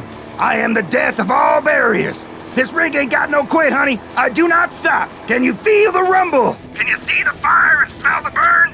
I know you can. I can taste your heart and I know you want to fly apart with me." When the agent began to answer in the affirmative that they could indeed, quote, feel the rumble, seemingly caught up in the excitement of SCP-3899-1's proclamation, the investigation was quickly halted and the helicopter broke off from its pursuit. Following this incident, the potential mimetic influence of communicating with 3899-1 is under investigation. SCP-3899, being currently uncontainable by any conventional means, has been classified as Keter. Upon reports of it manifesting, all CB radio transmissions emanating from the truck are monitored by nearby Foundation listening posts for attempted contact by SCP-3899 to civilian recipients. Any individuals who are contacted are to be administered Class B amnestics, as are any eyewitnesses of the truck itself. All information about SCP-3899 is to be suppressed, and a disinformation campaign is active to make all reports of a mysterious truck that can appear out of nowhere and move at impossible speeds seem like nothing more than an urban legend. Just what is SCP-3899? Is the driver some sort of anomalous ghost, or perhaps an old, eldritch god, a manifestation of freedom and perpetual motion given physical form as a diesel-powered behemoth on the highway? Perhaps the answer to that question is up to you. A perfect shot. The photographer holds up his camera, focusing on the deer. Then, the creature turns and stares down the photographer with the face of a human man. A long, elegant neck ending in a mutated abomination. The photographer drops the camera and runs away screaming. He won't be coming back to get it. He'd rather just buy a new one. A woman is walking her dog along the dirt road she's walked down every day for several years. It winds alongside a dense forest and past several large plots of land. Some are occupied by farms, some have been left abandoned. It's a pleasant walk, one she can always count on to be as quiet and peaceful as it is stimulating for her dog, with plenty to look at and smell. Occasionally, he gets distracted by a wild animal, but the odd squirrel or possum is nothing the dog hasn't seen before, and she can quickly get him back on the path with a whistle and a tug of his leash. As the two of them near a familiar bend toward the halfway point of the walk, she can't help but notice that something seems off about the dog's behavior today. His steps are anxious, and his hackles are up. He keeps sniffing the air, tugging at the leash, whining insistently, as if trying to tell her something. She soothes the dog, promising him that there's nothing over there. The area he keeps staring at, a low growl rumbling in his chest, is an abandoned farm. No one's been over there for years, but no matter what she does, he keeps staring at that abandoned farm in the distance. Suddenly, there's a rustling sound, some sort of unseen animal moving through the bushes toward the farm. The noise sets the dog off, and he jolts in its direction, yanking so hard and so abruptly on the leash that it flies out of his owner's hand. Free to pursue whatever had been aggravating him so much, the dog tears off toward the abandoned farm. The woman chases after him, desperate to catch her beloved pet before he gets himself attacked by a wild animal, or worse. She sprints after the dog for half a mile until they've passed the ruins of an old barn and reached a horse paddock that seems to be in surprisingly good condition. As the woman catches her breath, she spots a sign she'd never noticed before on the road. It reads, "The Miracle Farm." The paint is unchipped, vivid, even fresh. This doesn't look abandoned. Her dog barks sharply, and she follows the sound. There he is, crouched low to the ground, shaking and barking at a pair of horses. Wait. No, those aren't horses. They have the hooves, the haunches, the tails, but their upper bodies are all human torso, arms, head, and face. It shouldn't be possible, but her dog is barking at what appears to be a pair of centaurs. She grabs hold of his leash, urging him back from the strange beasts. As she backs away, she hears a sound behind her, like a person imitating the crow of a rooster. She spins around and sees a wide-eyed man with a bright red wattle on his face, feathers jutting out of his neck. He crows again, then stoops to peck at the ground. Just behind the rooster man, she sees even more impossible human-animal hybrids. Rotund, pink-fleshed children with pig noses roll in a puddle of mud. A woman coiled up on a rock stares straight ahead, forked tongue flitting in and out of her mouth as she hisses. This place isn't abandoned after all. There is still a farm here, but it's no ordinary farm. The woman scoops her dog, her completely ordinary non-human dog, into her arms and sprints back toward the dirt road. She keeps going, running all the way home until she can get to a phone and immediately calls the authorities. The first few people she speaks to laugh at her, accusing her of making a prank call, but one man takes her seriously and records her report. Then he passes it on to his friends at the SCP Foundation. They conduct a raid of the Miracle Farm and find that it is just as bizarre as the woman described. They uncover files in their office detailing that the property once belonged to Marshall, Carter, and Dark Limited, before its ownership passed to a private company that specializes in the finest in custom-ordered pets, prey, and companions. Mobile Task Force Theta 2, Moreau's morgue, is deployed to the scene, where they bring all on-hand personnel, clients, and living specimens into custody. Personnel and clients are questioned, then given Class A amnestics and released. The specimens are contained for further study, and the facility is destroyed. But not before the MTF discovers a curious marble statue, acting as a fountainhead, providing all drinking water for the animal-human hybrids on site. The statue, depicting the Roman goddess Venus, allows water to flow out of its mouth when pumped in through the base. Somehow, water flowing through it is causing ordinary animals to transform into these bizarre creations. But how? Before we tell you, first, I have a question directly for you. Is something interfering with your happiness or preventing you from achieving your goals? Regardless if you have a clinical mental health issue like depression or anxiety, or if you're just a human who lives in this world who's going through a hard time, therapy can give you tools to approach your life in a very different way. And that's why I'm excited to tell you about today's sponsor, BetterHelp. BetterHelp's mission is to make therapy more affordable and more accessible, and this is an important mission because finding a therapist can be really hard, especially when you're limited to the options in your area. BetterHelp is a platform that makes finding a therapist easier because it's online. It's remote, and by filling out a few questions, BetterHelp can match you to a professional therapist in as little as a few days. It's easy to sign up and get matched with a therapist. There's a link in my description. It's betterhelp.com/DrBob. Clicking that link helps support this channel, but it also gets you 10% off your first month of BetterHelp, so you can connect with a therapist and see if it helps you. And because finding a therapist is a little like dating, if you don't really fit with that therapist, which is a common thing with therapy, you can easily switch to a new therapist at no additional cost, without stressing about insurance, who's in your network, or anything like that. So if you're struggling, consider online therapy with BetterHelp. Click the link in the description or visit betterhelp.com/DrBob. Thank you again, BetterHelp, for supporting this channel. And now back to the strange marble statue. The fountain is quickly removed from the area and brought to the Foundation for further study. And that is the story of how the SCP Foundation got its hands on SCP-1575. As is frequently the case at the SCP Foundation, the research team quickly began conducting controlled experiments using SCP-1575. They exposed a variety of animal test subjects to water that had passed through the fountainhead. I combed through the test logs I was able to access and have compiled some of the most relevant examples of the Anomalies' effects on various subjects. I must warn you that some of the imagery contained within may be a bit disturbing, even by SCP Foundation standards. I admit that a few of them turned my significantly desensitized stomach, but still, they fascinate me, and like a train wreck in slow motion, I haven't been able to look away. Test 1575-2 was performed on a female Japanese field mouse, Apodemus argenteus, at the adolescent stage of development. After several weeks of exposure to SCP-1575-1, the mouse began to rapidly increase in size.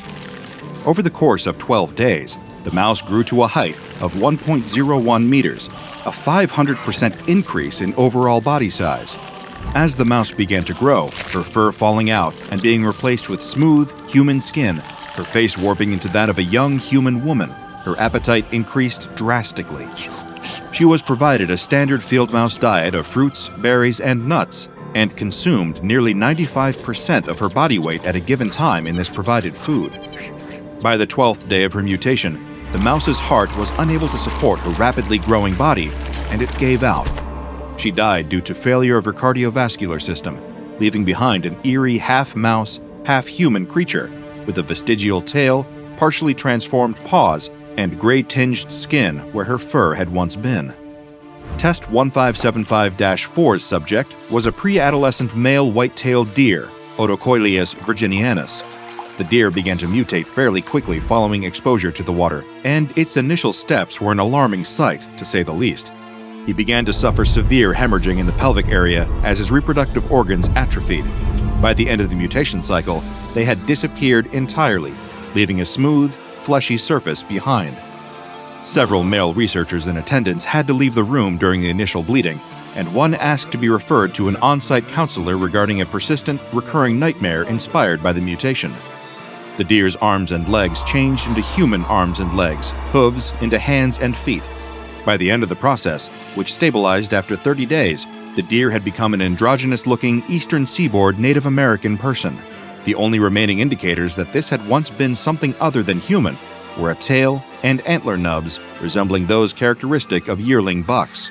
After testing the anomaly on prey animals, the researchers decided to explore its effects on a predator. The subject of test 1575-6 was an adult female Bengal tiger, Panthera tigris. Naturally, there were concerns about the safety of researchers given the subject's aggressive nature. To prevent any accidental injury or death, she was kept sedated for the duration of any hands-on examination. Unfortunately, the application of these sedatives had a negative impact on the tiger's health during the mutation process. After 4 days, before any dramatic visible transformation had even taken place, the tiger experienced failure of the heart, liver, and kidneys. Though this experiment was largely regarded as a failure, it provided the team with a vital piece of information. Sedatives should not be used on test subjects until they were further along in their transformation and at least 80% stabilized. After the tiger, the research team pivoted to the least threatening version of a similar animal, an adolescent female domestic cat, Felis catus. The transformation occurred without incident over the course of 30 days. It was described as unsettling to watch, especially coupled with the pained yowls of the subject, which slowly transformed into the screams of a young woman. But the subject survived the process.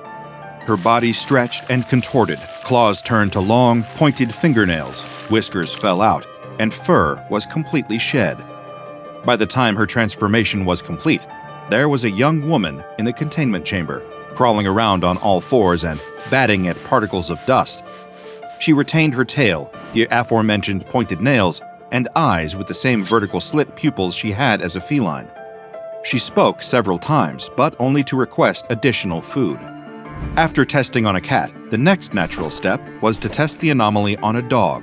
For test 1575-9, the subject was an adult female domestic canine, Canis lupus familiaris, of mixed breed. At this point in time, it was believed that the fountainhead had no anomalous effect on invertebrates. Unfortunately, this experiment proved otherwise. But I'm getting ahead of myself. The dog was exposed to the anomalous water, and dramatic signs of mutation soon began to show. First, the dog began shedding all of its fur. At this point, the researchers got an unfortunate look at something that had been hiding in the dog's coat, an infestation of fleas, which were beginning to transform as well. The fleas had quadrupled in size and were continuing to grow. Even more horrifying, their legs had changed into appendages resembling human fingers, and their features rearranged into a nightmarish facsimile of a human face, blood pouring from their open mouths. Unfortunately for the test subject and any researchers present, the fleas were not the only parasite that had infested this dog. On the 6th day of the experiment, the slowly mutating dog collapsed on her side, breathing heavily, exhibiting intense discomfort. Her abdomen began to distend, and nearby researchers could see something wriggling just beneath the skin. The motion became more violent, and the abdomen distended further and further, as if the dog was progressing through the stages of pregnancy at an advanced rate. One of the researchers made an anxious comment about being reminded of a particular scene from the movie Alien and was admonished for it. But he was quickly proven right, because with a sudden burst, a tapeworm with the face of a man erupted through the skin, screaming at the top of its lungs, eyes rolling wildly in its sockets. One researcher vomited, another fainted. The experiment was swiftly aborted, and testing procedures were updated to include a specification that all subjects must be examined for parasites prior to any exposure to SCP-1575. None of the mutated creatures survived this test. The dog test was a colossal failure on many counts, but it inspired the research team to continue testing on non-mammals, not invertebrates, no one wanted to go down that road again, but other animals at least. For test 1575-12, the subject was a pre-adolescent female hyacinth macaw, Anidorhynchus hyacinthinus. The parrot swiftly began to change, and the sound of agonized caws filled the room, along with a sickening snapping sound.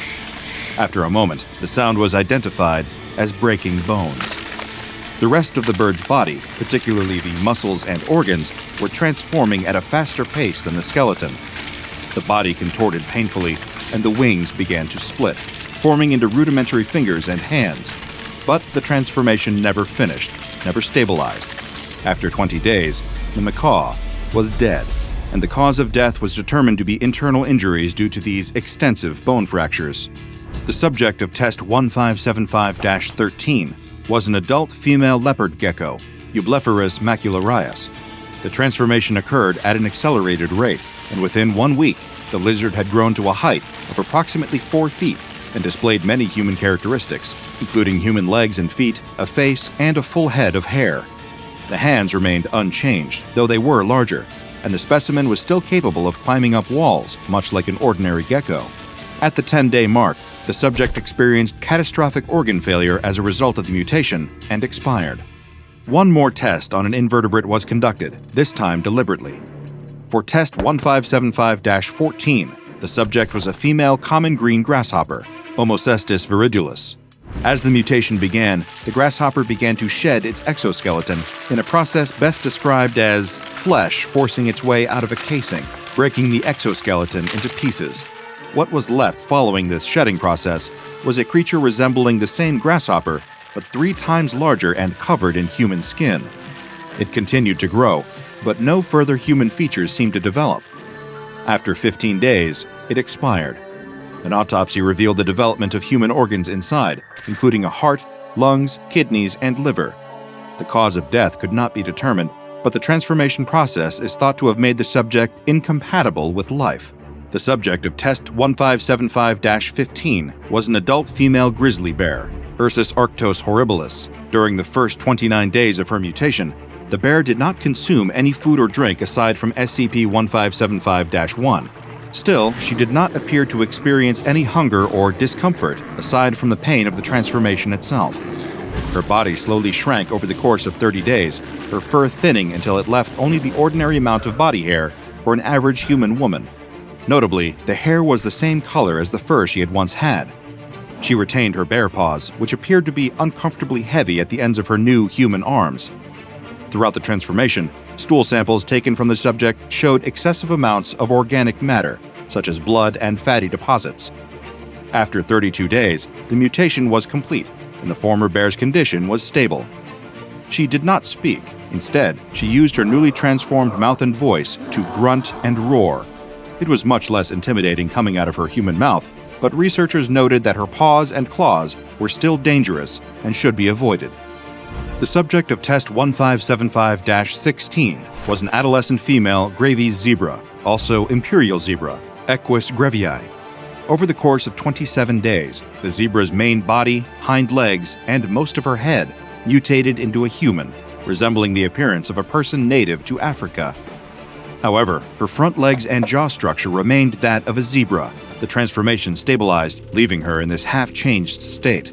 She was unable to move without pain, unable to eat, and exhibited extreme distress at her state of existence. When she attempted to walk, she would lose her balance and topple over, lying on the ground in agony. It is uncertain what caused the transformation to halt at such an incomplete stage, but the subject's quality of life had been all but destroyed. After a thorough physical examination, the half-transformed zebra specimen was euthanized as a humane measure. As disturbing as the results of the Foundation's test using SCP-1575 were, they allowed for a more thorough understanding of the anomaly and how it operates. The statue, which was studied extensively, shows no anomalous properties on its own, nor do any samples taken of the marble throw up any red flags. It appeared to be a completely ordinary statue, except for the effect that it has on any water that flows through it. This water, or SCP-1575-1, begins to show its anomalous true colors when consumed by a non-human mammal. Non-human mammals who consume 0.5 or more liters of this water per day will begin to mutate over the course of a month. Perplexingly, impossibly, they will mutate into a human being. During the experiments, it was noted that the ethnicity of the resulting human seems to correspond with the humans native to the natural habitat of the pre-transformation mammal. A European deer displays Caucasian features, for example, while a North American deer resembles a Native American. domestic dogs and cats have ethnically ambiguous features or appear mixed race, likely due to the mixed backgrounds of their species. Many of the survivors of this process develop vocal cords and are able to speak about their experiences, but their odds of surviving are not great. Female specimens have about a 25% fatality rate. Males have a staggering fatality rate of about 95%. There is a 40% chance that the transformed animal, regardless of sex, will keep at least one premutation feature. These include, but are not limited to, paws, tails, ears, and fur. Across the board, those who survive the mutation process describe it as extremely painful. Though these transformed animals can communicate, they tend to display an intelligence level that aligns with their prior species. There are a few exceptions to this, as some subjects have displayed heightened problem-solving skills, but it is uncertain what exactly caused this shift. Proposed causes include neural restructuring during mutation or an unintended byproduct of the Foundation testing itself. These transformed instances do not magically become human in behavior, personality, or habits. They retain their animal instincts, memories, and sense of self, give or take some added depression or anxiety brought on by the traumatic and drastic changes they've endured. Humans exposed to this anomalous water do not seem to change at all, which makes a degree of sense. If the water serves to transform mammals into human beings, then a human drinking it has nothing for the water to change. Still, I wouldn't suggest drinking it. Tap water may not taste great, but it's far less likely to mutate you. SCP-1575 is currently held in a 6 meter by 6 meter by 4 meter containment chamber at Biosite 23, with direct access to Research Laboratory 3 at the same site. Unless it is actively in use for an approved test, no water may be allowed into SCP-1575's containment. After testing has concluded, all water used during the test is to be held in quarantine and may only be used for further tests. At the time of my reading, I discovered one addendum added to the file for SCP-1575 by a doctor assigned to the anomaly. It reads, "Following the incident on the 12th of this month, during test 1575-9, any animal to be used in testing with SCP-1575 is to be thoroughly examined for both external and internal parasites. Our initial beliefs that SCP-1575-1 only affected the primary host has proven wrong. It apparently retains its mutagenic properties, even when ingested secondarily through the host's lower GI tract or bloodstream. We absolutely do not need another instance of half-mutated flea creatures, and the psychologist is having a hard time helping Janet with her nightmares of a 7-foot-long tapeworm with a screaming face tearing out of the belly of a dog. I fear that Janet and I may have those nightmares in common. This imagery will stay with me for quite some time. When it comes to drinking water from mysterious fountains, proceed with caution, my friends. Sure, this particular fountainhead may not trigger mutation in humans, but that doesn't mean it's the only one of its kind out there. Drink from the wrong water spout, and you may find yourself changed, and no one, including me, can predict what you might become." The house is small, but cozy. When the realtor showed it to her, she couldn't help but notice all the flaws: the chipped paint on the doorframe, the missing shingles on the roof, the cracks along the kitchen walls, even the dented old mailbox out front. But even with all those imperfections, she can't help but feel this little house is calling to her. It's where she's meant to be. This will be a home for her. The woman knows, deep in her heart, that this is what she needs to start over. It's not easy. As she moves her things into the new house, she can't help but think about her failed relationship. Every piece of furniture, every knick-knack, reminds her of her old girlfriend. She unloads a heavy box from the back of her car, but she trips over the curb as she turns toward the house. She falls, and the contents of the box spill all over the sidewalk. They're old photo albums. She quickly shoves them back into the box, doing her best to avoid looking at them. But one photo, an old vacation snapshot of her and her girlfriend visiting Niagara Falls, catches her eye as it falls out of an album. She bites her lip and wills herself not to tear up as she pushes it back into the box. How can two people who were once so close grow so far apart? The rest of the day passes in a haze. There's lots to do, what with arranging the furniture and calling up all the utilities. By the end of the day, she's exhausted and thankful to fall into bed. As she gradually drifts off to sleep, she muses on her situation. Today was the hardest day, she tells herself. Every day is only going to get easier from here on out. Time heals all wounds. The next day, she rises early. The sun is shining, birds are chirping. As she walks into her new kitchen to brew a pot of coffee, she's overcome with a sudden surge of good feelings. This house has so much potential. She could learn to live here. She could find a new love here. The world is her oyster, and she's ready for anything. Yes, she tells herself, all I needed was a good night's sleep. Now, she feels totally revitalized. A little while later, she hears the mail truck arrive and depart. Looking out the window, she sees that the delivery person has shoved the little aluminum flag into the upright position, indicating that she has mail. She ties her bathrobe around her waist and, still cradling a mug of steaming coffee in her hands, walks to that battered black mailbox at the end of the walkway. That's the first thing that ought to go, she mumbles to herself as she imagines all her plans to redecorate the house. Maybe she'll get one of those fun mailboxes that come in the shape of a wacky animal or a birdhouse. Something different, something eye-catching. Her old girlfriend never let her do anything fun. She pulls open the mailbox and pulls out a stack of envelopes. Still thinking about the possibilities for a new mailbox, she quickly shuffles through the letters, scanning the return addresses with little interest. It's mostly junk mail. That's no surprise. She just moved in, so most of her friends don't know her new address yet. But there's one letter at the bottom of the pile that has no return address. That's weird, she says. It's probably just more junk mail. She knows that some advertisers don't leave return addresses as a way to pique a recipient's interest and trick them into reading their sales pitches. Nevertheless, she's intrigued enough to tear it open. To her surprise, inside is a handwritten letter. "Hello," says the letter. "I couldn't help but notice you today. I'm really excited to see a new face in the neighborhood. I hope you enjoy your stay here. Maybe we could meet later? See ya." The woman blinks in confusion. This must be a welcome letter from one of her new neighbors, but since it's not signed, she really has no way of knowing which one. It's a little odd, but, well, she's sure that the letter writer must have had good intentions.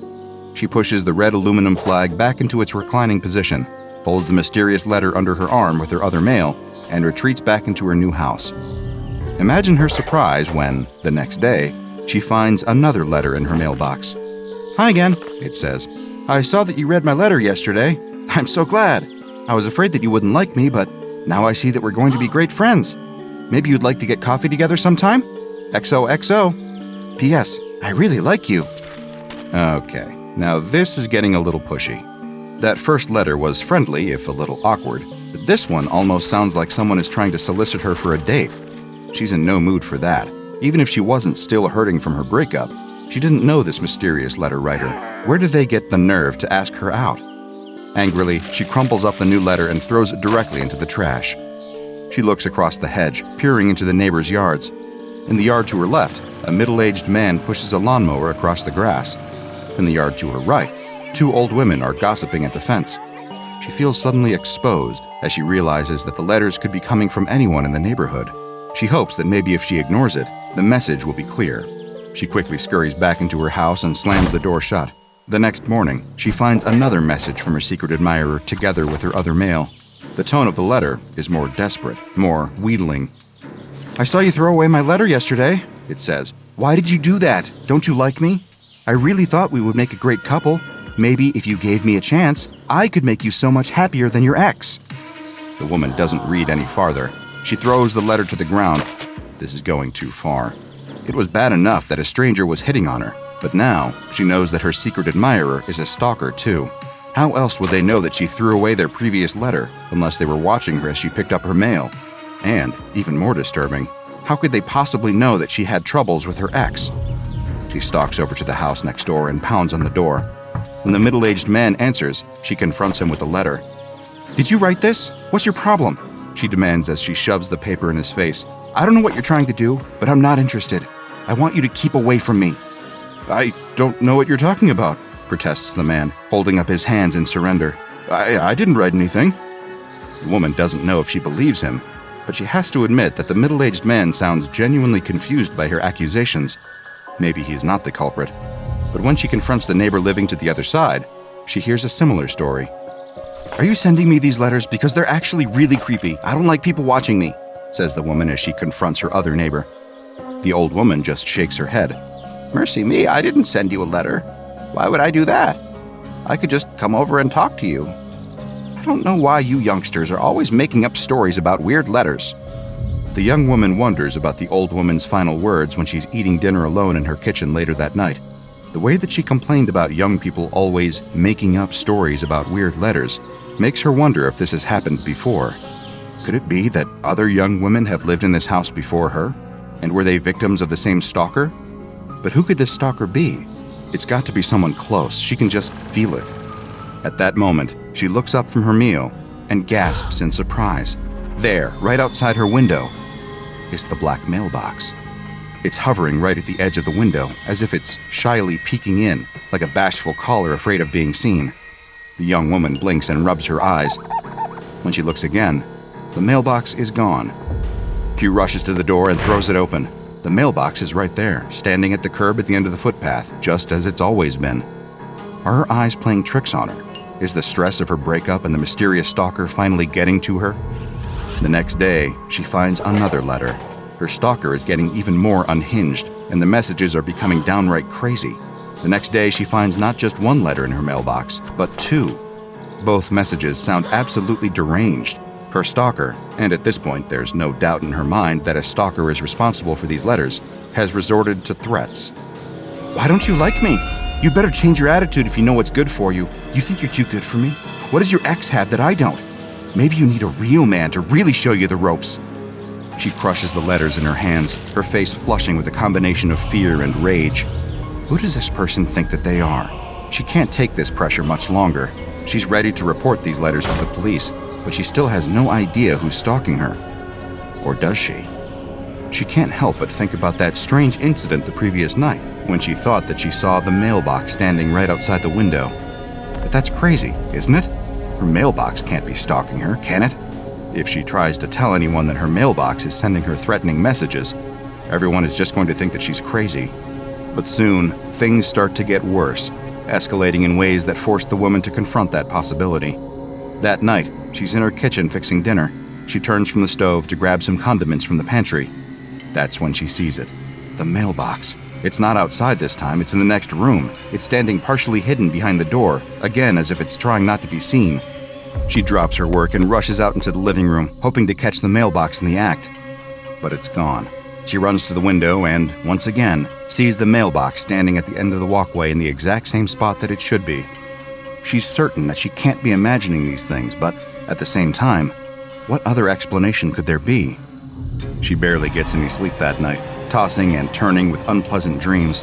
Several times she startles awake, sitting bolt upright in bed, half convinced that the sinister mailbox might even be in the same room with her, watching her as she sleeps. The next day, the exhausted woman rises early from restless dreams and sits on the front porch, waiting for the mail truck to arrive.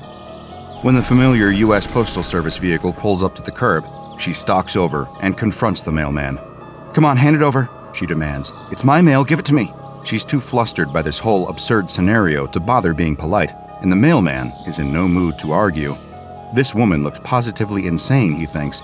Her hair is disheveled, her eyes are ringed with heavy black circles, and she looks like she hasn't had a decent night's sleep in weeks.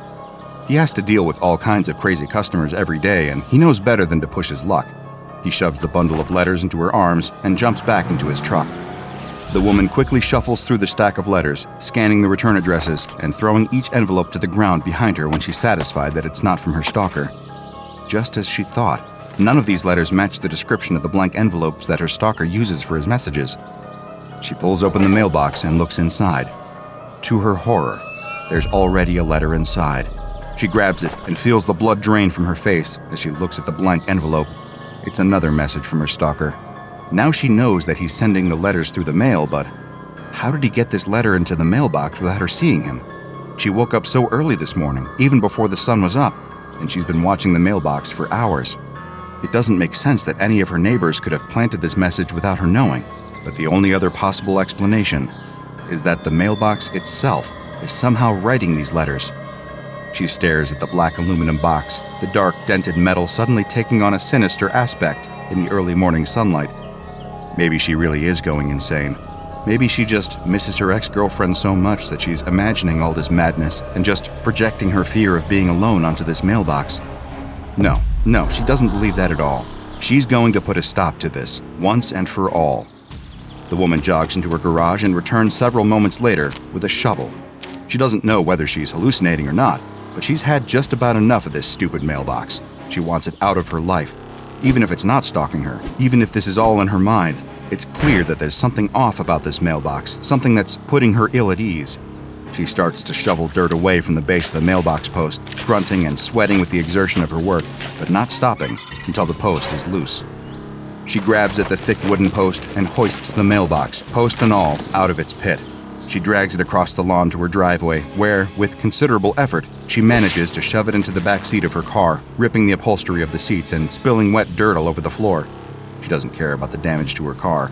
She just needs to get rid of this mailbox. A chill runs down her spine at the thought of taking a long car ride with that thing behind her.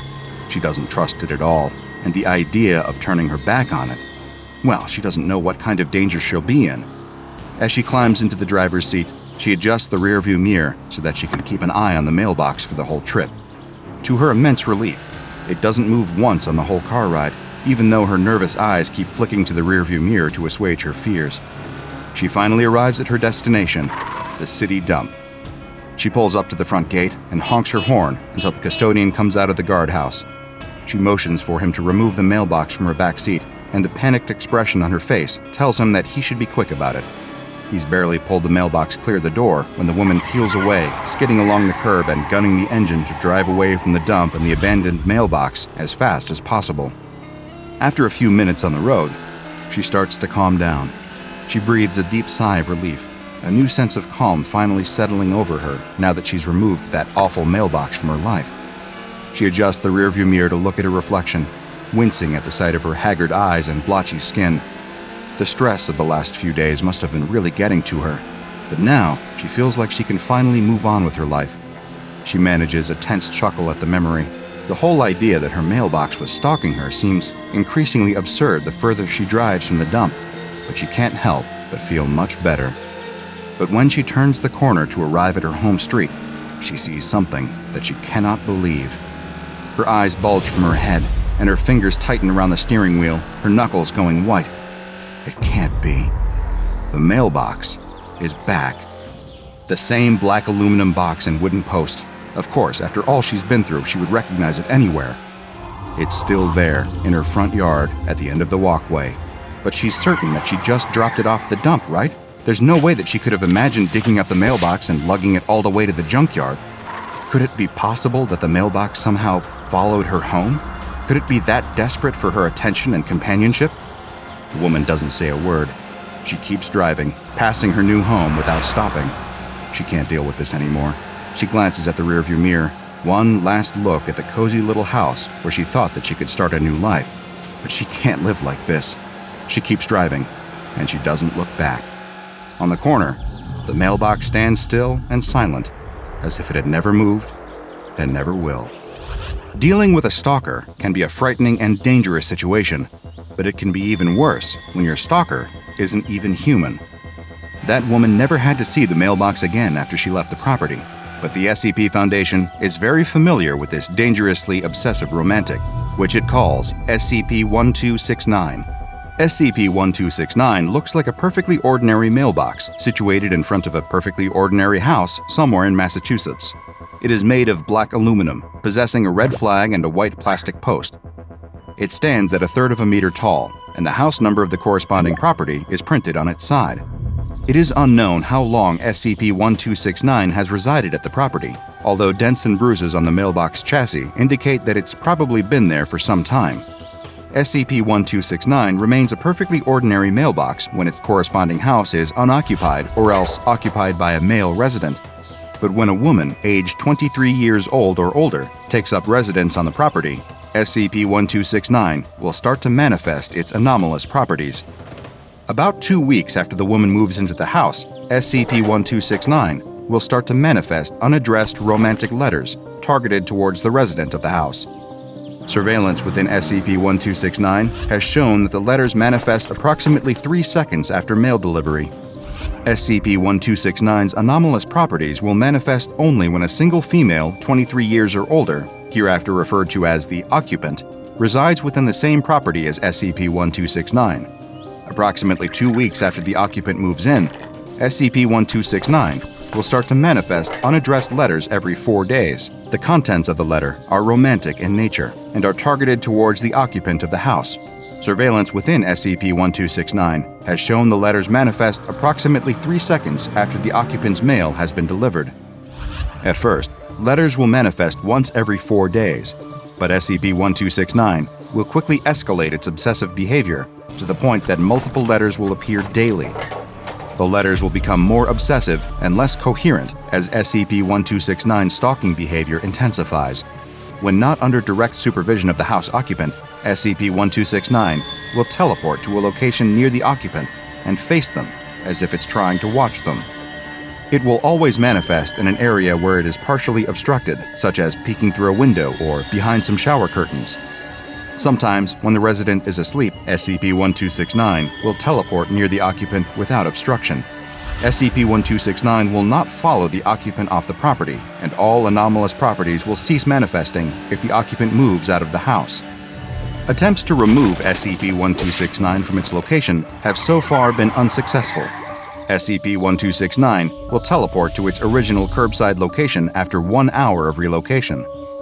If attempts are made to replace SCP-1269 with a new mailbox, the mailbox will be teleported away with SCP-1269 appearing in its place. Approximately 3 hours after the disappearance of the new mailbox, it will reappear in a dumpster several kilometers away. Mailboxes recovered so far have all been found in varying amounts of disrepair, within garbage bags and covered in obscene graffiti, as if SCP-1269 has become violently jealous of any other mailbox it sees as trying to replace it. SCP-1269 has also shown similar violent jealousy toward humans that it might believe are vying for the affection of any woman living in its house. In a recent experiment, a D-Class male was moved onto the property with the then-current test occupant, a D-Class female, after 7 weeks of residence. Interestingly, SCP-1269 ceased its teleporting activity in response to this male presence, but 3 days later, the D-Class male disappeared from the property, causing SCP-1269 to resume all anomalous behavior. 2 weeks later, the body of the missing D-Class male was discovered in the same dumpster where SCP-1269 had previously disposed of rival mailboxes. The property where SCP-1269 is located is to remain under the custody of the Foundation, with one male researcher residing in the house to monitor the behavior of SCP-1269. Because of the dangerous lengths to which it will go to attain the current object of its affection, SCP-1269 has been designated with Object Class Euclid. It's our job to make sure it doesn't menace anyone else. The town sat in the shadow of a dense forest. The roads were narrow and twisted, surrounded by trees that blocked most of the sunlight. Even during the day, the town felt dark. The power grid was unreliable, so people relied on lanterns and generators. Life here was quiet, but there was always a feeling of unease that lingered in the air. It began with a farmer. He stumbled into the diner one evening. His boots were caked with mud, and his face was drained of color. The bell above the door jingled, but no one paid any notice at first. The farmer didn't say anything, just dropped a photograph on the counter. The picture showed a pile of bones. They were clean, almost shining, and arranged in a strange way. Around them, the ground looked wet with something dark and oily. "Found it behind my barn," he said, his voice low, almost trembling. "Coyotes?" someone offered, though their tone was uncertain. The farmer shook his head. He explained that coyotes don't leave bones like this. And then the farmer shared a chilling detail. There was not a single trace of fur or tracks left behind. The room fell quiet as the photograph was passed from hand to hand. People exchanged nervous glances. Some muttered about predators, but others spoke in whispers about the old stories, the ones about the forest and the things that lived deep inside it. Behind the counter, the teenager on shift listened closely. He'd heard the stories before, but the picture made his skin crawl. When his shift ended, he stepped out into the cool night air, unable to shift the image of bones from his mind. His friends were already hanging out at the bowling alley. Greasy trays of nachos and fries were piled on the table. The rhythmic crashing of pins and the thud of classic rock music filled the air. He slid into the booth, grabbing a fry from one of the plates. He told them about the picture the farmer brought into the diner. His friends exchanged glances. "We should check it out," one of them said, grinning nervously. The teenager hesitated. It's probably nothing. But the group had already decided. They reached the barn under a full moon. The air was cold, and the building loomed ahead, a hulking silhouette against the night sky. Its wooden frame creaked faintly in the breeze, the old boards warped and sagging. It looked like the structure could collapse at any moment. They climbed over the fence, the flashlight cutting through the dark. The pile of bones was there, just like the farmer had said. The flashlight beam caught the oily residue glinting on the ground around it. The smell hit them next, sharp and metallic, like rusted metal mixed with something sour. They stood there for a moment, taking in the strange sight. Then, the flashlight flickered. Don't do that, someone whispered at the boy holding the flashlight. But the teen didn't do anything. This wasn't the time or place for pranks. He looked down at the flashlight flickering in his hand. I think it's running out of... Before he could finish the sentence, the beam sputtered once, twice, and then went out, plunging them into pitch black. Who's got another light? Someone else whispered, their voice shaky. No one did. The group huddled together, the silence pressing down on them. Then, they heard it. A faint, wet sound, like something sliding across wood. It came from inside the barn. Did you hear that? Someone whispered, their voice barely audible. One of the teens tried to feel their way towards the barn door, but it was too late. Something cold brushed against their ankle, and they yelped. The sound triggered movement, fast and chaotic. The wet sliding grew louder, and a dark shape spilled out from the corner of the barn, moving in unnatural liquid motions. A scream tore through the night as one of the teenagers was pulled away. The others fumbled blindly, their hands finding nothing but air as the shadow consumed their friend. The sound of bones cracking filled the air, followed by wet, gurgling cries that cut off suddenly. Another teenager was yanked backward, their feet scraping against the dirt as they screamed for help.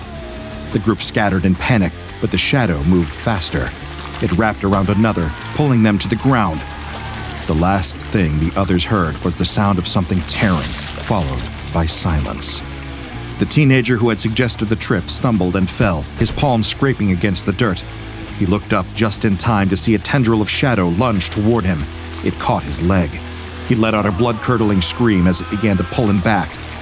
In the chaos, a boy who had stayed near the back managed to wrench open the barn door. Moonlight spilled into the space, and for a moment, the shadow recoiled, hissing like steam hitting cold water. The boy's eyes widened. He took a step backward and then ran. The boy didn't stop. His feet pounded against the dirt path, and his breath tore from his lungs in ragged gasps. The forest blurred around him, but he didn't dare look back. He didn't want to see if the shadow was following. All he knew was that he had to get to town. He had to tell someone. When he burst into the main square, disheveled and wide-eyed, his screams drew a small crowd. He tried to explain, his words tumbling over each other. It got him! In the barn! The shadow! It wasn't... His hands trembled, and his face was pale with terror.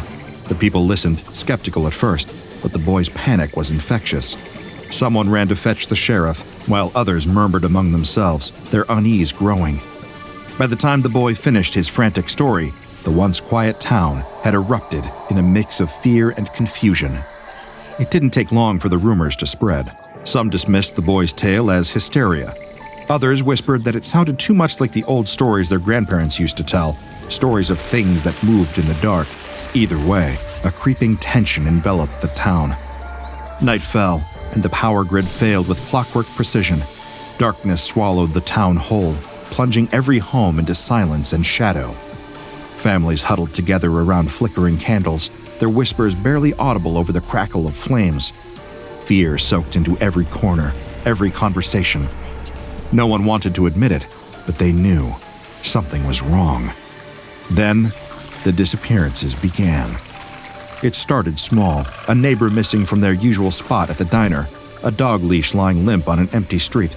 But soon, entire homes were found deserted.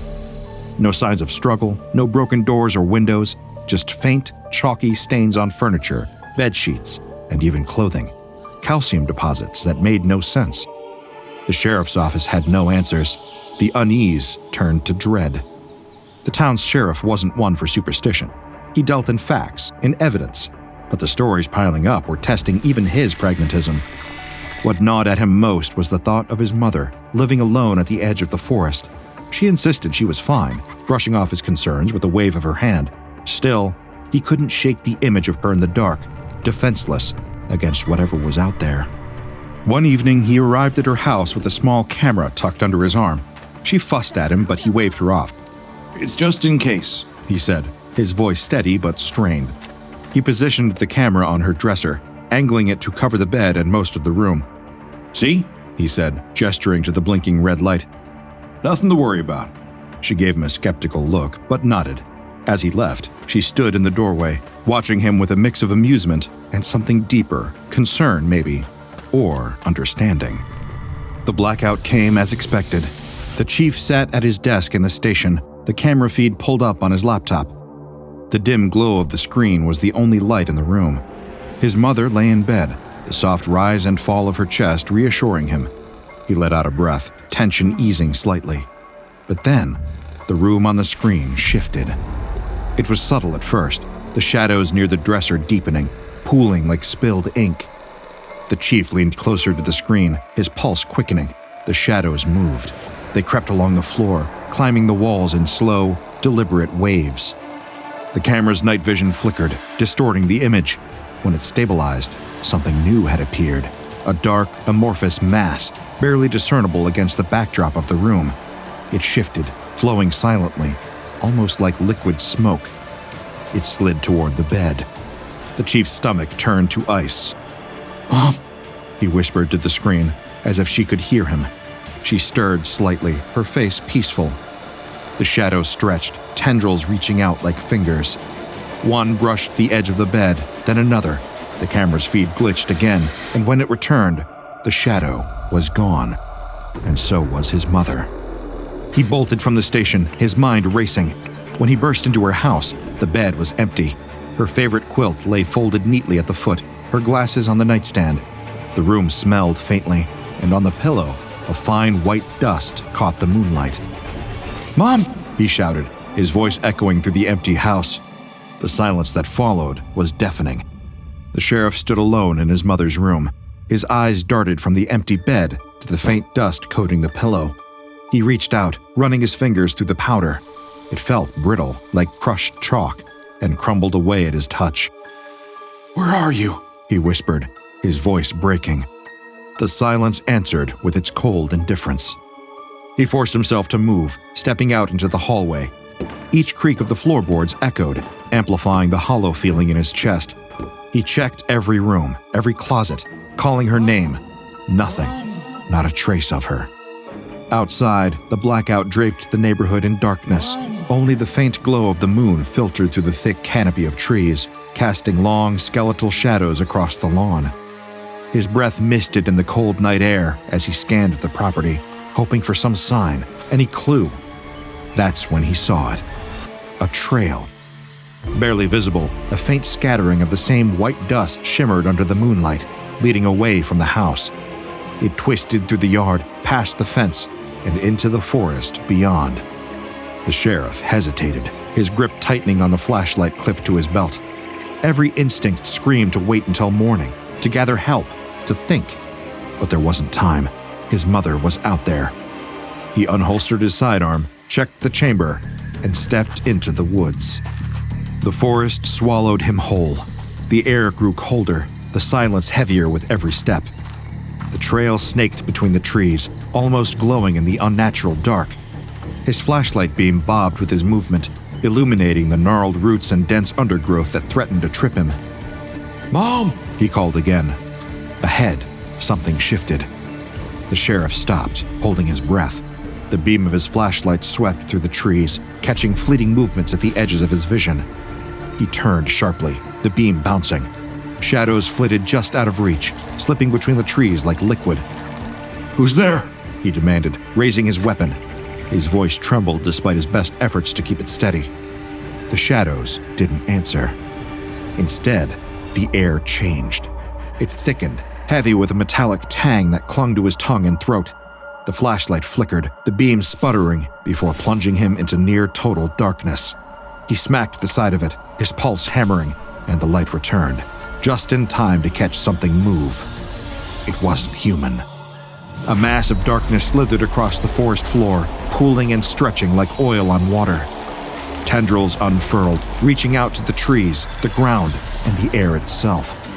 The shadows seemed to feed on the light, pulling it in and leaving only emptiness behind. The sheriff stumbled back, his boots catching on roots.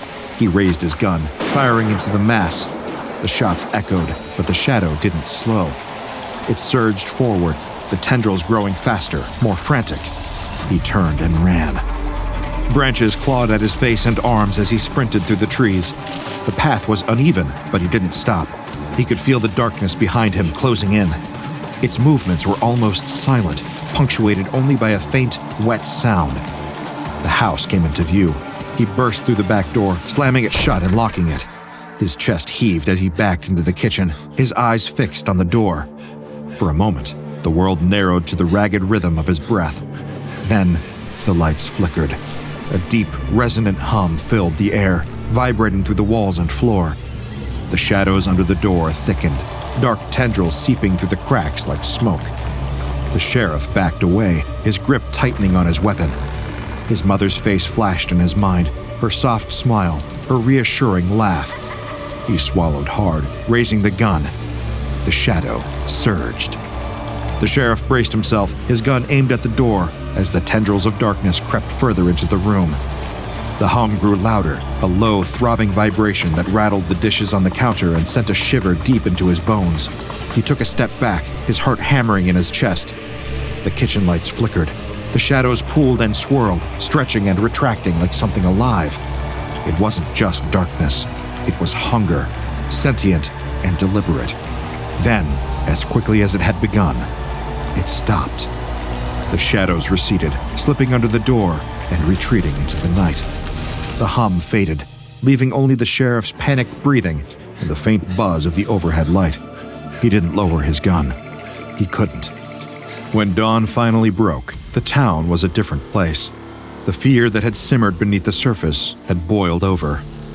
Whispers spread like wildfire, stories of vanished loved ones, strange shadows, and white dust left behind. The sheriff shared what he'd seen, his voice steady, but his eyes betraying the weight of the encounter. His mother was gone, and no one doubted him anymore. By the following night, the town was in full survival mode. Every home was fortified. Lanterns were hung in windows, candles burned on mantels, and floodlights powered by generators illuminated yards and alleys. People carried flashlights and torches wherever they went. The streets, once quiet and dark, now glowed faintly with a patchwork of light. The townspeople organized patrols, teams of neighbors armed with whatever they could find to fight the darkness. They moved in groups, their flashlights sweeping through the shadows as they walked the streets. For a time, the effort seemed to work. The disappearances slowed, and the oppressive hum in the air lessened, but the relief was short-lived. The blackouts continued, the darkness adapted. It moved differently now, slipping through cracks in doors and exploiting the shadows cast by the very lights meant to repel it. A family barricaded themselves in their living room, the glow of a dozen candles casting long shadows on the walls. When the candles burned out, they saw it, a mass of black seeping out from the corner, tendrils snaking toward them. By the time neighbors arrived, all that was left was a faint calcium residue on the furniture. The patrols grew more desperate. The sheriff joined every night, his flashlight never leaving his hand. People shared sightings of the shadow, recounting how it moved with terrifying precision. No one was safe, not even the animals. The town's only dog kennel was found empty one morning, every cage open, and a fine white powder dusting the floors. The escalating reports of disappearances and skeletal remains caught the attention of the SCP Foundation. Emergency broadcasts, local news segments, and frantic calls for help painted a picture that could no longer be ignored. A mobile task force, posing as government safety inspectors, arrived in the town. Their vehicles were unmarked, their presence quiet but purposeful. The residents, too desperate to question, welcomed the strangers. Portable floodlight arrays were set up around the town, replacing the unreliable local power grid. As they worked, the Foundation assigned the anomaly its official designation, SCP-575. Hold the grid steady, the team leader ordered, his voice sharp through the comms. We can't afford a gap. The floodlights roared to life, their intense beams creating a stark boundary. The darkness recoiled, pooling at the edges like ink spreading in water. For a moment, it seemed to work. The team watched as SCP-575 stilled, its tendrils retreating from the searing light. We've got it. One of the agents muttered, their voice tinged with cautious hope. But the victory was short-lived. The darkness began to ripple, shuddering like a living thing under the pressure of the light. Then, it fractured. The entity splintered into smaller, independent forms, each one slipping through cracks in walls and beneath door frames. The fragments regrouped in other parts of the town, spreading faster than the team could react. Fall back, The lead shouted. we're losing containment. The agents scrambled, repositioning the floodlights in a desperate attempt to cut off the shadows. But SCP-575 moved with unnerving precision, its fragments darting into places the light couldn't reach. One by one, the zones they had fortified all fell into darkness. The team convened in the mobile command center, their faces drawn with exhaustion. Maps of the town were spread across the table, marked with red circles showing the areas SCP-575 had overtaken. It was adapting. They needed a new approach. The lead agent leaned forward, their fingers tracing the pattern of red marks on the map. This isn't random, They said, their voice low. it's moving with purpose, circling back to certain areas. It's almost like it's protecting something. A researcher flipped through the dossier of a local folklore, his brow furrowed. There's a lot of talk about a heart of darkness in the old stories here, He said. He went on to explain that some stories described a shadow that lived in the forest that preyed on anything foolish enough to enter after sundown. It sounded like superstition, but the descriptions were eerily close to what they had seen. The other agents scoffed. Do any of you have a better idea? The lead agent snapped. We've tried everything else. The room fell silent, tension thick in the air. The researcher continued hesitantly. If the folklore holds any truth, this thing might have a central point, a place it originates from, a home base, if you will. If we can find it, we might stand a chance of containing it. The team exchanged glances, the weight of the decision hanging heavily. Finally, the lead agent nodded. Fine. We follow the pattern. Cross-reference every blackout, every disappearance, and pinpoint where this thing might be hiding. If it has a lair, we'll find it. One of the agents tapped a pencil against the map. It was the forest. Most of the blackout zones converged near the old logging trail. It was the most isolated point on the map. Perfect for us to walk into a trap, An agent muttered under their breath. The lead agent's gaze hardened. It'll keep picking us off. We need to take the fight to it. Preparations began immediately. The team equipped themselves with portable floodlights, thermal imaging cameras, and motion sensors. Generators hummed to life, powering lights that would push back even the deepest shadows. Their movements were sharp and deliberate, but beneath the surface, a current of unease followed. Before they left, the lead agent addressed the group. Stick together. No heroics. If we find its base, we don't engage unless we're sure we can contain it. Clear? A chorus of affirmations followed, but their faces betrayed their doubt. As they stepped out into the night, the forest loomed ahead, its towering trees casting long, jagged shadows. The hunt was on. The forest swallowed them whole. The agents moved in tight formation, their floodlights slicing through the darkness. Every step was deliberate, every rustle of leaves underfoot sending ripples of tension through the group.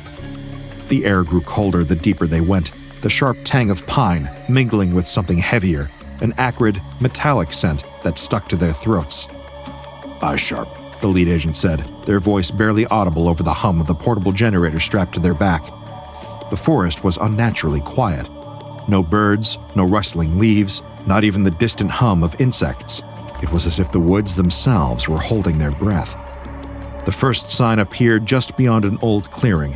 One agent paused, shining their light over a tree trunk. Deep gouges scored the bark, long and jagged, as if something massive had raked its claws through the wood. Fresh, The agent whispered, their breath fogging in the cold air. it's close. The team pressed on, the trail narrowing as the trees closed in. Their floodlights began to sputter, the beams dimming for fractions of a second before stabilizing. The air thickened, each breath a struggle as the metallic tang grew stronger. There! Someone hissed, pointing ahead. At the heart of the forest, they found it. A massive sinkhole gaped in the earth, jagged rocks framing its edges like teeth. The darkness within was absolute, swallowing the beams of their lights as though the void itself were alive. Tendrils of shadow writhed at the edge of the pit, pulling at the light, testing its boundaries. One agent raised a thermal scanner, their hands trembling. "No heat signatures," they muttered. "It's nothing. Just a void." The lead agent wasn't buying it. Get the floodlights into position, he commanded. The team moved quickly, setting up the portable lights around the perimeter of the sinkhole. Each floodlight roared to life, piercing the gloom with searing white beams. The shadows recoiled, hissing as they withdrew deeper into the pit. "Keep them steady," the lead agent barked. "Don't let the beams break." The tendrils lashed out, faster than the eye could follow. One struck a light, knocking it off balance.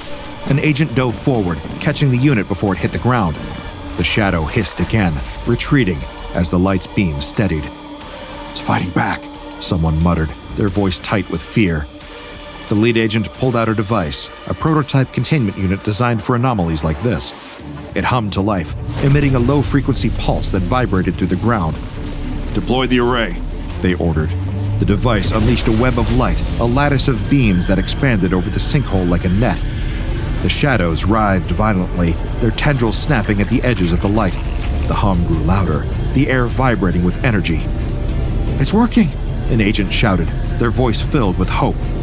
The shadows began to contract, pulling inward as the light closed around them. The pit seemed to shudder, the tendrils thrashing wildly in a final, desperate attempt to escape. Then, with a sound like tearing fabric, the shadows were gone. The sinkhole went still, the light holding steady over its surface. "Status?" the lead agent asked, their voice calm but edged with tension. One agent scanned the area with a handheld device. "No movement, no anomalies detected. It's contained." The team exhaled as one, relief washing over them like a wave. The lead agent didn't relax. He stared at the sinkhole, his jaw tight.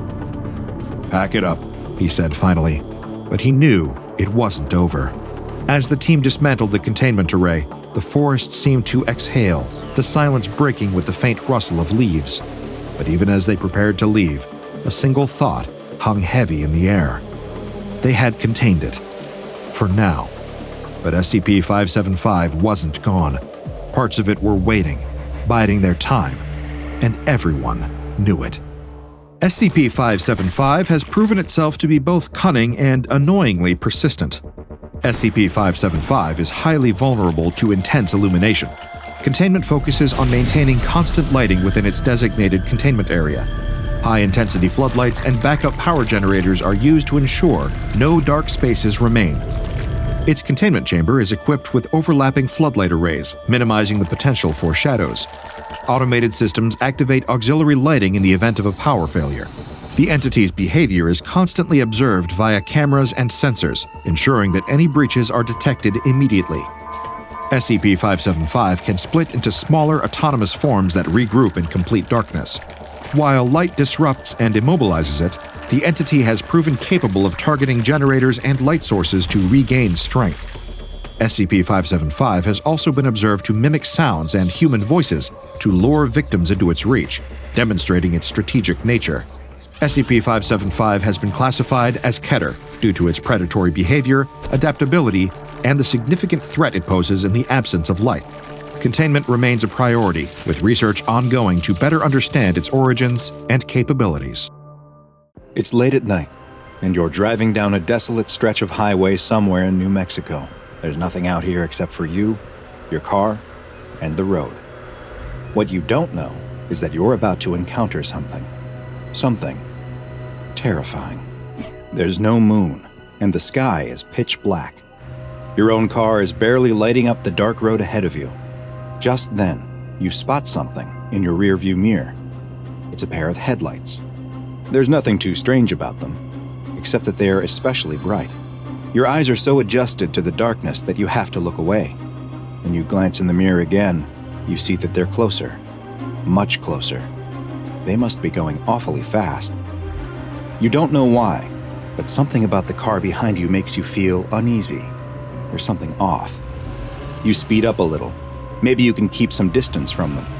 but the lights keep getting closer. So you speed up a little more. Still, they gain on you, growing bigger and bigger in your rearview mirror. You're getting nervous. They look like they are barreling right towards you. You floor it. The lights are able to keep up easily, though, and now they're right on your tail. No matter how fast you go, they stay right behind you. The lights are so bright and close that they're almost blinding. You're in a full-blown panic. What is going on? Now the lights are swerving back and forth behind you. What do they want? You take a sharp turn without indicating, but they follow you without difficulty. You keep your foot smashed down on the accelerator. Your engine is screaming, but they just get closer and closer. They're right on your bumper. The bright white lights burn your eyes so bad that you swat at the rearview mirror to point it down. You look up just in time to see the deer standing in the middle of the road. You slam on your brakes as hard as you can. Your tires squeal loudly in the night, and you brace yourself to both hit the deer and get rear-ended from behind.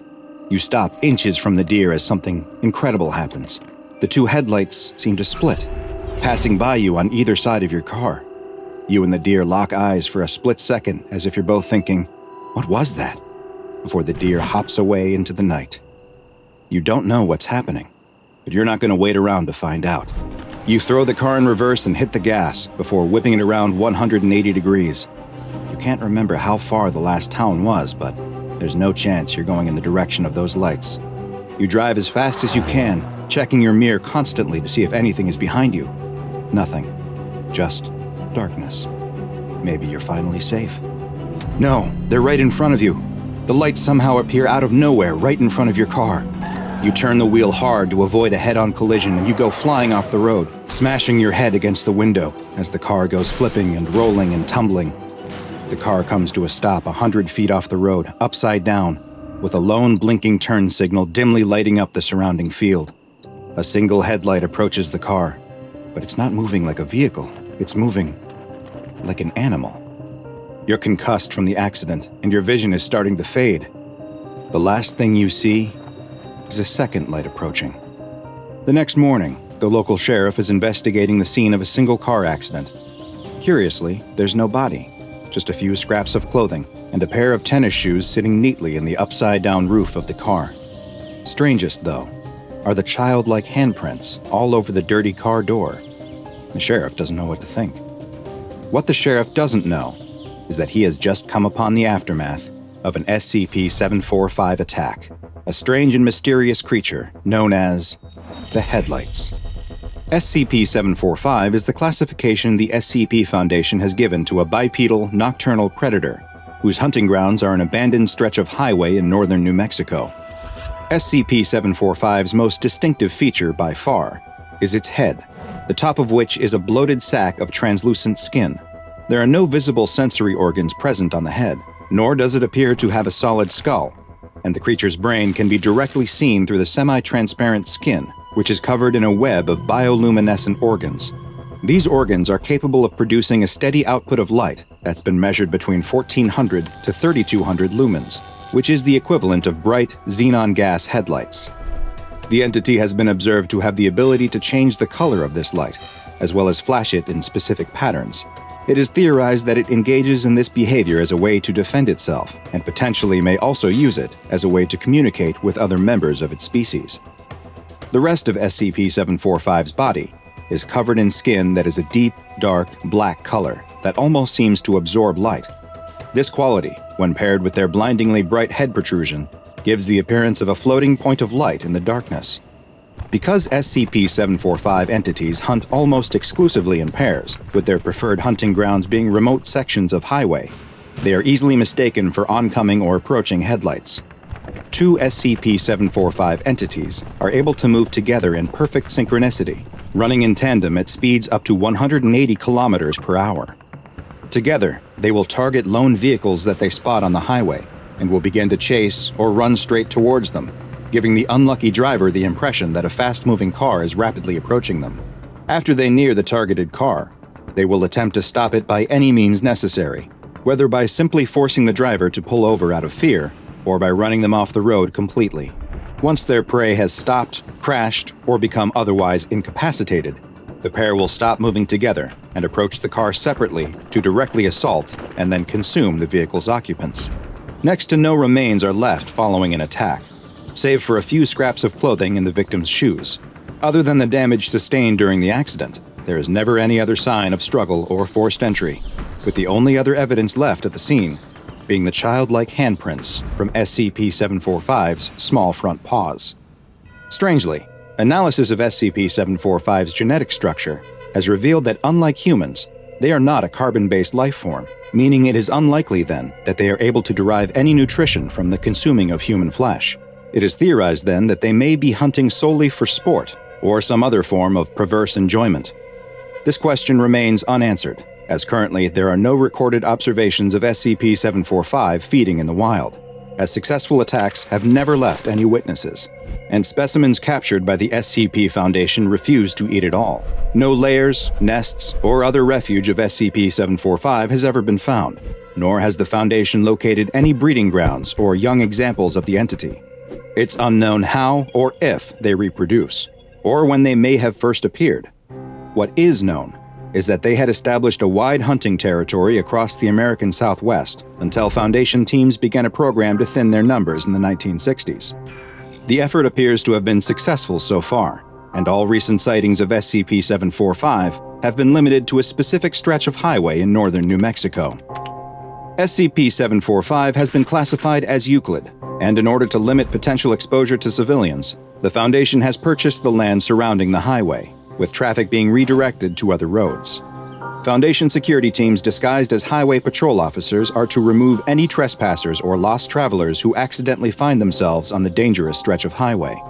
The security teams are also tasked with attempting to capture any instances of SCP-745 that they can, and any recovered creatures, live or dead, are to be loaded into Class 3 BCU storage containers and transferred to Site-17 for further study.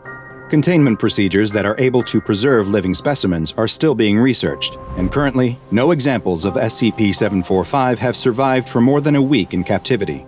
However, seeing as there have been no new sightings of SCP-745 outside of the isolated and monitored stretch of highway, and all reports of phantom lights elsewhere in the country have not pointed to evidence of additional SCP-745 outbreaks, they are considered to be effectively contained.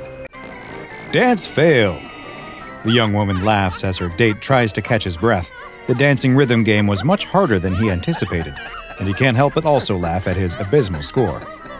He takes her hand and the two continue walking through the arcade. It's not crowded at all tonight, and the two have their choice of games as they bounce between the many pinball tables, driving games, and light gun shooters. As they finish up a game of air hockey, her date notices something.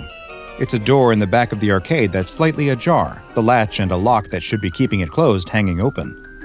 "I wonder what's in there," he asks. "Broken games? Maybe ones that let you play without putting in a token? Or keep spitting out tickets even when you lose? Come on." The two slip through the cracked door and find themselves in a dark room that doesn't look like anyone has been inside in a while. There's cobwebs and dust everywhere, but her date was right. It really is filled with broken games. He motions for her to follow as he checks out an old pinball machine. He presses the buttons, but it remains dark. He gives it a hard slap and nothing happens. How disappointing. They really are just busted old machines. The two turn to leave. They might get kicked out if anyone finds them messing around in here. They're back at the door when they both stop and look at each other. Did they hear something behind them? The young woman shrieks with fear at the sight of the old woman staring at her. This time, it's her date's turn to laugh at her. It's just an old fortune teller, nothing to be scared of. They must have accidentally turned it on. She didn't notice it before, but the machine which has the words "Grandmother Predictions" written across the top has come to life, and the inside is now lit up to reveal the animatronic head and torso of an old woman. The old woman isn't moving, but her glassy, dead eyes seem like they are staring right at the young woman. The two look at each other, unsure of what to do, when, without warning, the old woman comes to life. With the clicking and whirring of gears, the old woman appears to breathe in deeply, opening and closing her mouth as she leans slightly forward and back inside her glass container. The young woman steps towards the fortune teller as the old woman inside keeps breathing in and out. But then suddenly, the old woman stops. There's another loud click as a card appears out of a small slot on the front of the machine. She looks down at the card, then looks back up to see that the old woman is staring at her once again, as if the robotic figure can really, truly see her. The young woman slowly reaches towards the card as the old woman's gaze stays locked on her. Her fingers touch the card, and at the exact moment she pulls it free, the fortune teller's lights go out, and the old woman slumps over. "What was that?" her date asks. She didn't even notice that he is standing next to her now. He starts to search around the machine looking for something that may have triggered it, as the young woman looks down at the card she pulled from the slot. Her face changes as she reads it, as she goes from a little freaked out to completely terrified. "Hey, look at this," her date says as she quickly slips the card into her pocket. Her date reaches behind the back of the machine and pulls out a short piece of cord, one end attached to the fortune teller, the other frayed as if it had been cut. It's not even plugged in. "Let's get out of here," she tells him. She doesn't need to ask him twice, and the two leave the room, emerging back into the lights and sounds of the arcade.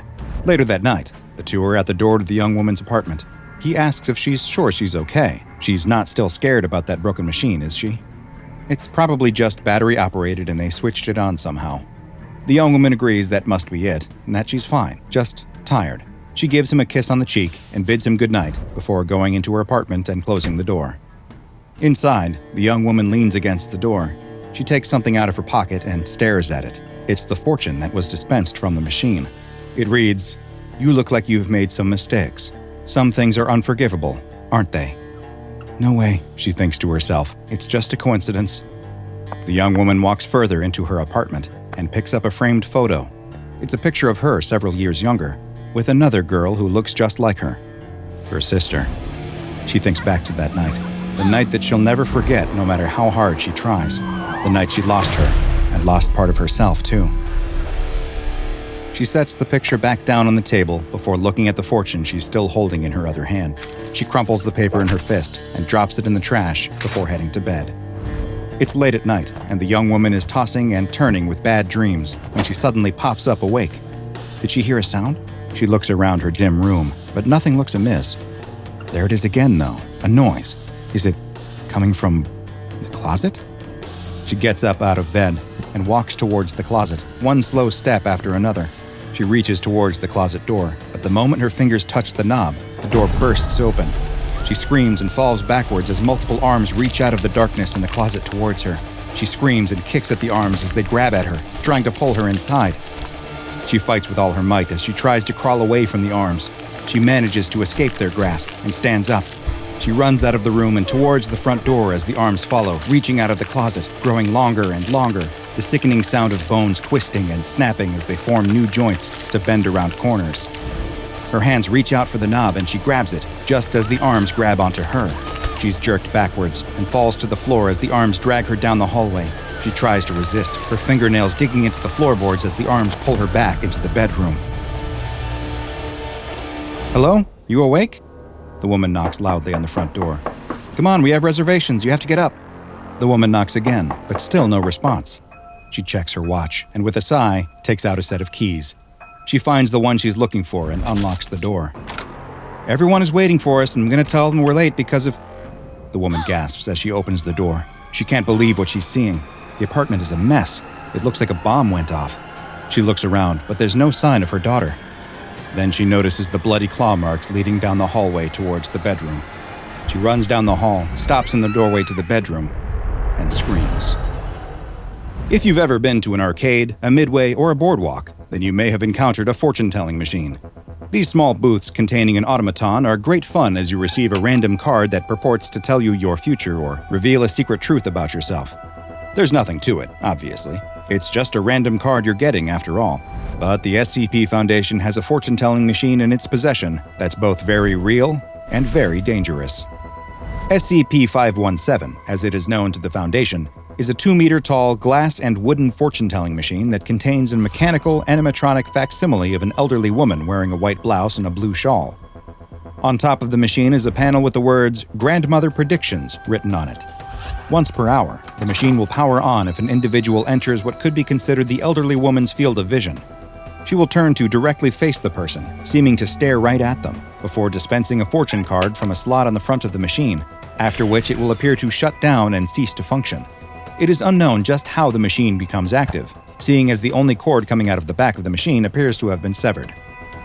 The fortunes dispensed when the machine comes to life are less a prediction and more of a veiled threat, and examples of ones received have included, "Your mother raised you better than that. I'm sorry, but fair is fair." "Some people don't know how to be kind. You'll know soon enough, won't you?" And, "People who do terrible things deserve terrible things. You've brought this upon yourself, my dear." Following an activation of SCP-517, starting at 1:43 a.m. local time, the same events will always occur. The individual that was targeted by the machine will find themselves attacked by a number of entities which have been designated as SCP-517-01. These entities are long, multi-jointed arms that emanate from a location nearby the individual. The exact number that appears will vary, but there usually seems to be between 10 and 36. The arms will appear from a single location that's often a low, cramped, and dark space like a closet, basement, or under a bed. The arms will reach out from this area and try to grab the individual before dragging them back to the location where they manifested. They appear to be able to stretch indefinitely, growing as long as they need in order to continue pursuing the individual, and their many joints allow them to bend around corners or any other obstacles. Should the individual manage to fight the arms off or escape, new arms will materialize nearby the victim to aid in the capture. Once the arms have subdued the targeted person and gotten them back to the area where they appeared, they will begin savagely assaulting them, beating and clawing at them until nothing remains of the victim but a bloody pile of flesh and bones. To date, the Foundation is not aware of any targeted individuals surviving an attack by SCP-517-01 entities.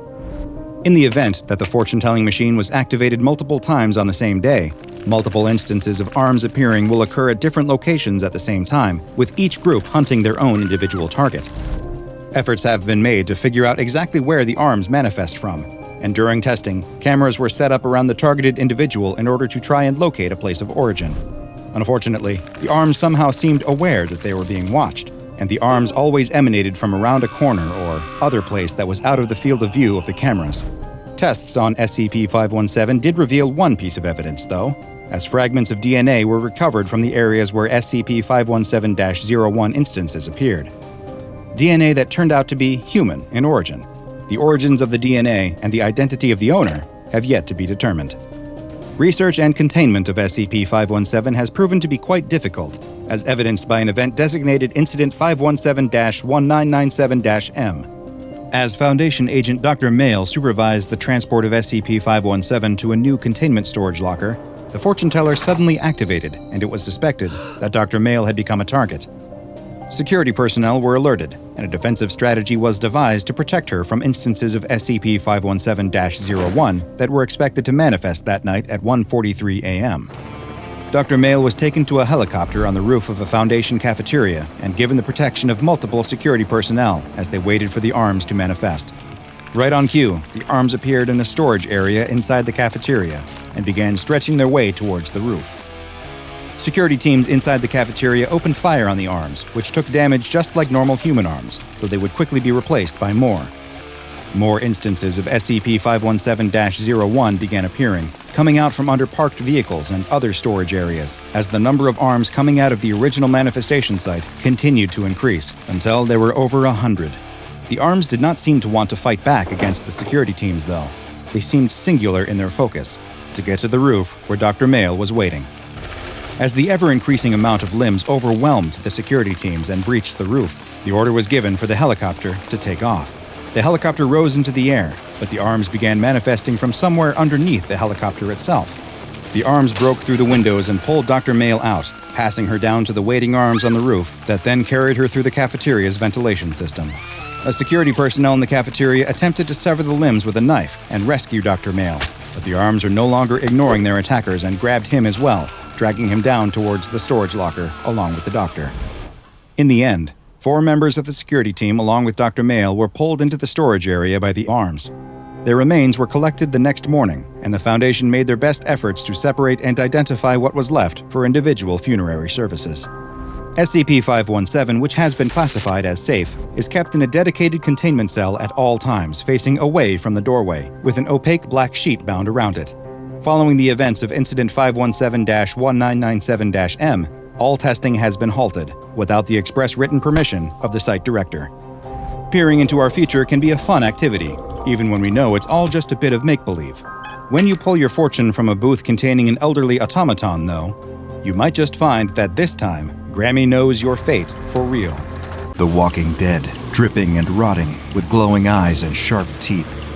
A huge black wolf stalking through the woods as you walk home alone in the dead of night. Even the horrors of the SCP Foundation, the old man, SCP-106, the gray shrieking nightmare of SCP-096, and the relentless hatred and violence of SCP-682. All these things frighten people, even the staff of the SCP Foundation. But one question still haunts them. One terrible, awful question. What's in the attic? What's in the attic? What is in the attic? There's a certain time of night where it seems as if day will never come, where the shadows have stretched long and heavy across the floor, and the air is thick with a sense of shapeless dread.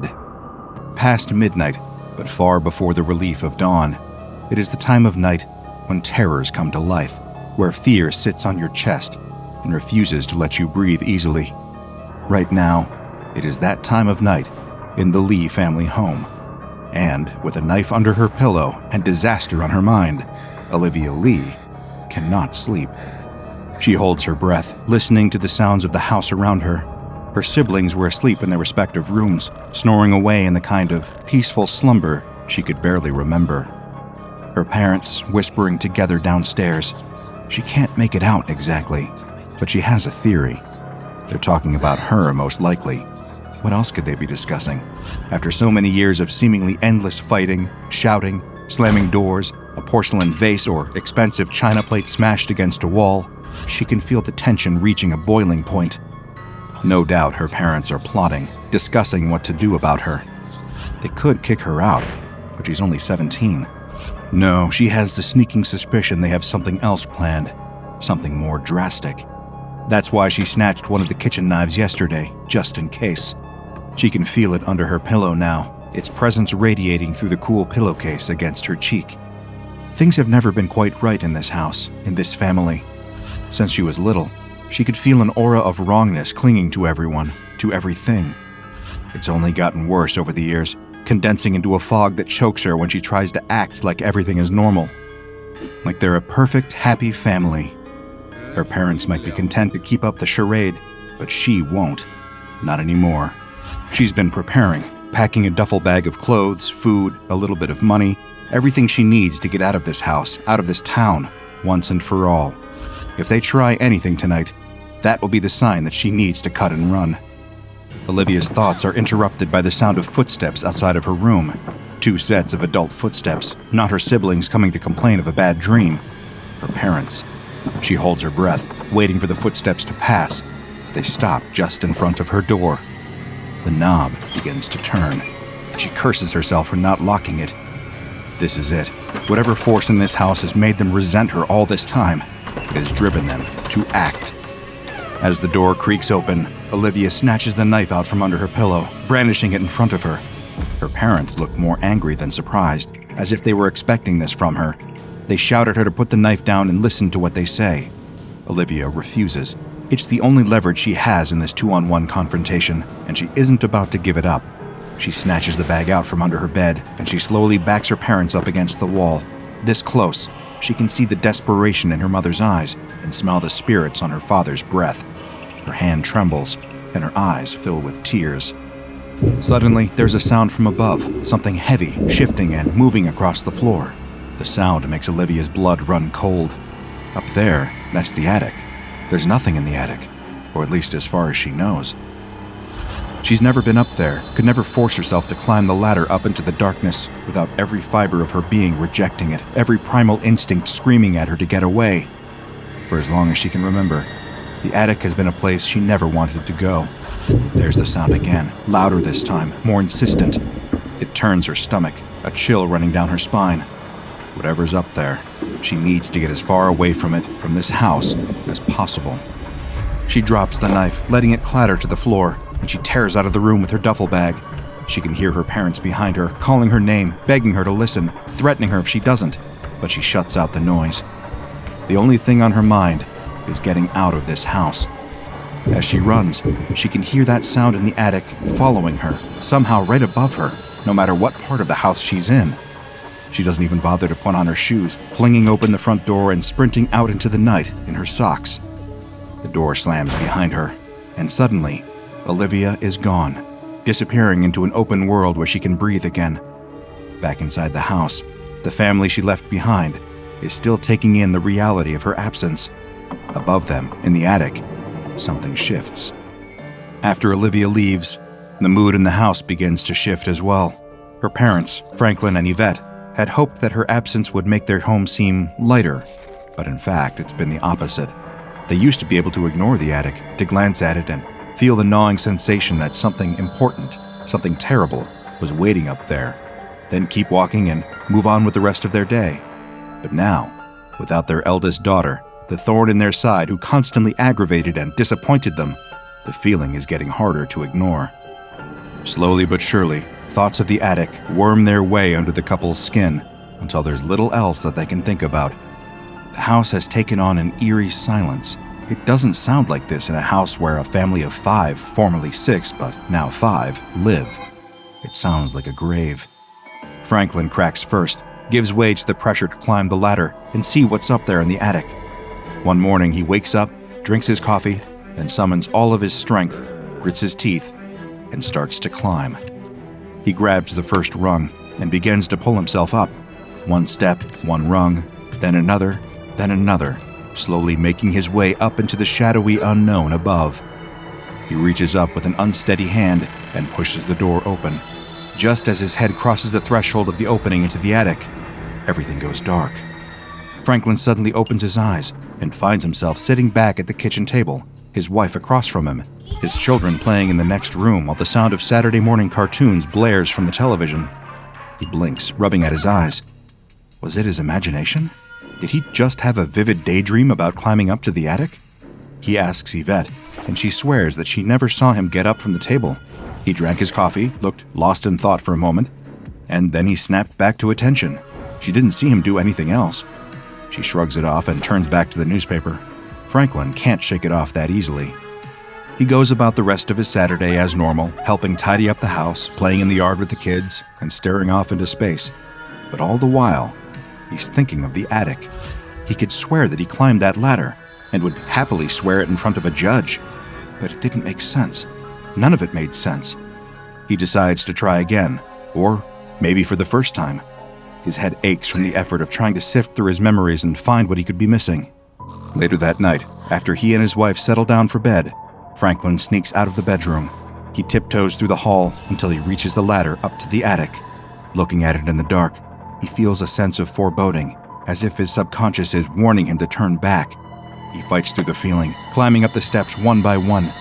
He pushes open the door, climbs up through, and then he opens his eyes, lying on his back in bed, his wife fast asleep beside him. What the hell? Did he fall asleep and dream it?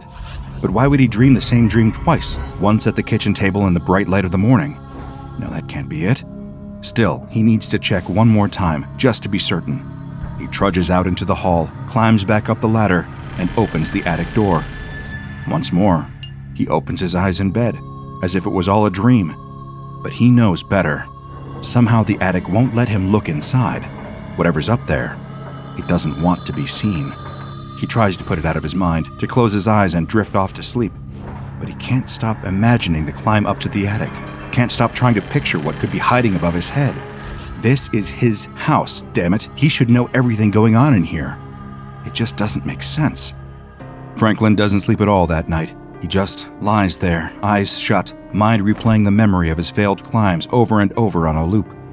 The next day he tries one more time, only to find himself sitting in his easy chair and watching the television. He tries again throughout the day, every time unable to reach the attic. Yvette notices the change in her husband, but doesn't dare ask what caused it. Whatever it is, he's growing increasingly distressed, angry, and terrified. She can guess what it might be about, and can feel that same uneasy feeling whenever she walks past the attic. The question of it gnaws at her, but she's afraid to try and look for herself. She can see what it's doing to Franklin and imagines what it might do to her. As the week goes on, Franklin and Yvette try their best to ignore the attic. but it grows more difficult with each passing day. By Sunday, Franklin comes home from the office with a box of his things, announcing that he has quit his job. He wants the family to move away from the house and have a fresh start somewhere else. He has a meeting with a realtor tomorrow to discuss selling the house. Yvette starts to protest, but thinks better of it. Best to let Franklin have his way when he gets his mind set on something. Besides, if they can move out of the house, maybe she won't ever have to find out what the trouble with the attic is all about. The next morning, a realtor comes by to meet with the Lees. He has great news. Someone has already put an offer on the house, and it's way more than what they paid for it. For once, things are really starting to look up for the family. They sit on the couch with the realtor, review the contract, and prepare to sign the paperwork. Franklin picks up a pen and gets ready to sign on the dotted line, but the instant the pen touches the paper, he's at the kitchen table again. Yvette sitting across from him with a cup of coffee in her hand. She stares at him, wide-eyed. She didn't forget this time. They both remember being there, ready to sign away their house and start a new chapter of their lives, when all of a sudden, like the skipping of a scratched record, there was a blip of some kind, and they were back here. Franklin rushes to the phone, dialing the realtor's number in an attempt to get a handle on things. It rings once, then an error message plays, informing him that the number he is trying to reach has been disconnected. He looks up the realtor, but finds that the real estate agency he was with is no longer in business. Somehow everything has changed, and their lucky break has vanished into thin air. Franklin throws his coffee cup across the room in a burst of rage, and it shatters against the wall in a flurry of hot coffee and ceramic. The kids stop playing in the other room, coming to check out the source of the loud sound. Yvette shoos them away, then quietly begins to clean up the mess, and they carry on that way until bedtime. Franklin goes to bed early, exhausted from seething all day about the lost opportunity to sell the house. Yvette stays up, reading a book on the couch while the rest of the family sleeps. Just as she goes to turn the next page, she hears something. A voice coming from upstairs. It isn't Franklin, it isn't one of the kids. It's a voice she hasn't heard in a little while. It sounds like Olivia. Yvette can't quite make out what her daughter is saying, but she knows that it's her. She's certain of it, just as certain as she is of the fact that the sound is coming from the attic. She's been avoiding it all this time, afraid to become haunted by whatever has been vexing Franklin, but she can't resist it anymore. She may have run her out of the house, but Olivia is her daughter, and her mother's instincts can only be suppressed for so long. Slowly but surely, she walks to the attic and begins to climb up. Hearing the noise, the children leave their rooms to come and see what's happening. "Mom, what are you doing?" one of them asks, but Yvette does not answer. All she can hear is Olivia in the attic. She still can't quite make out the words, but if she can just get up there, get inside, she knows that everything will become clear. She pushes open the door and climbs up into the inky blackness above.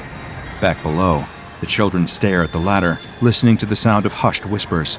It goes on for several minutes before Yvette climbs back down into view. "What was up there?"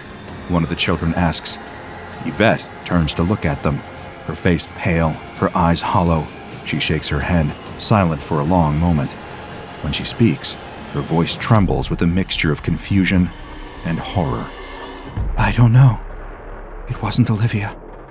As days turn into weeks, weeks turn into months, and months turn into years, the Lee family tries everything they can think of to make life with the attic bearable. They try to ignore it, but that doesn't work anymore. They attempt to have the house demolished, torn down so they can build something new on top of the rubble. But after they sign the papers, they wake up in bed and find that the construction company no longer exists.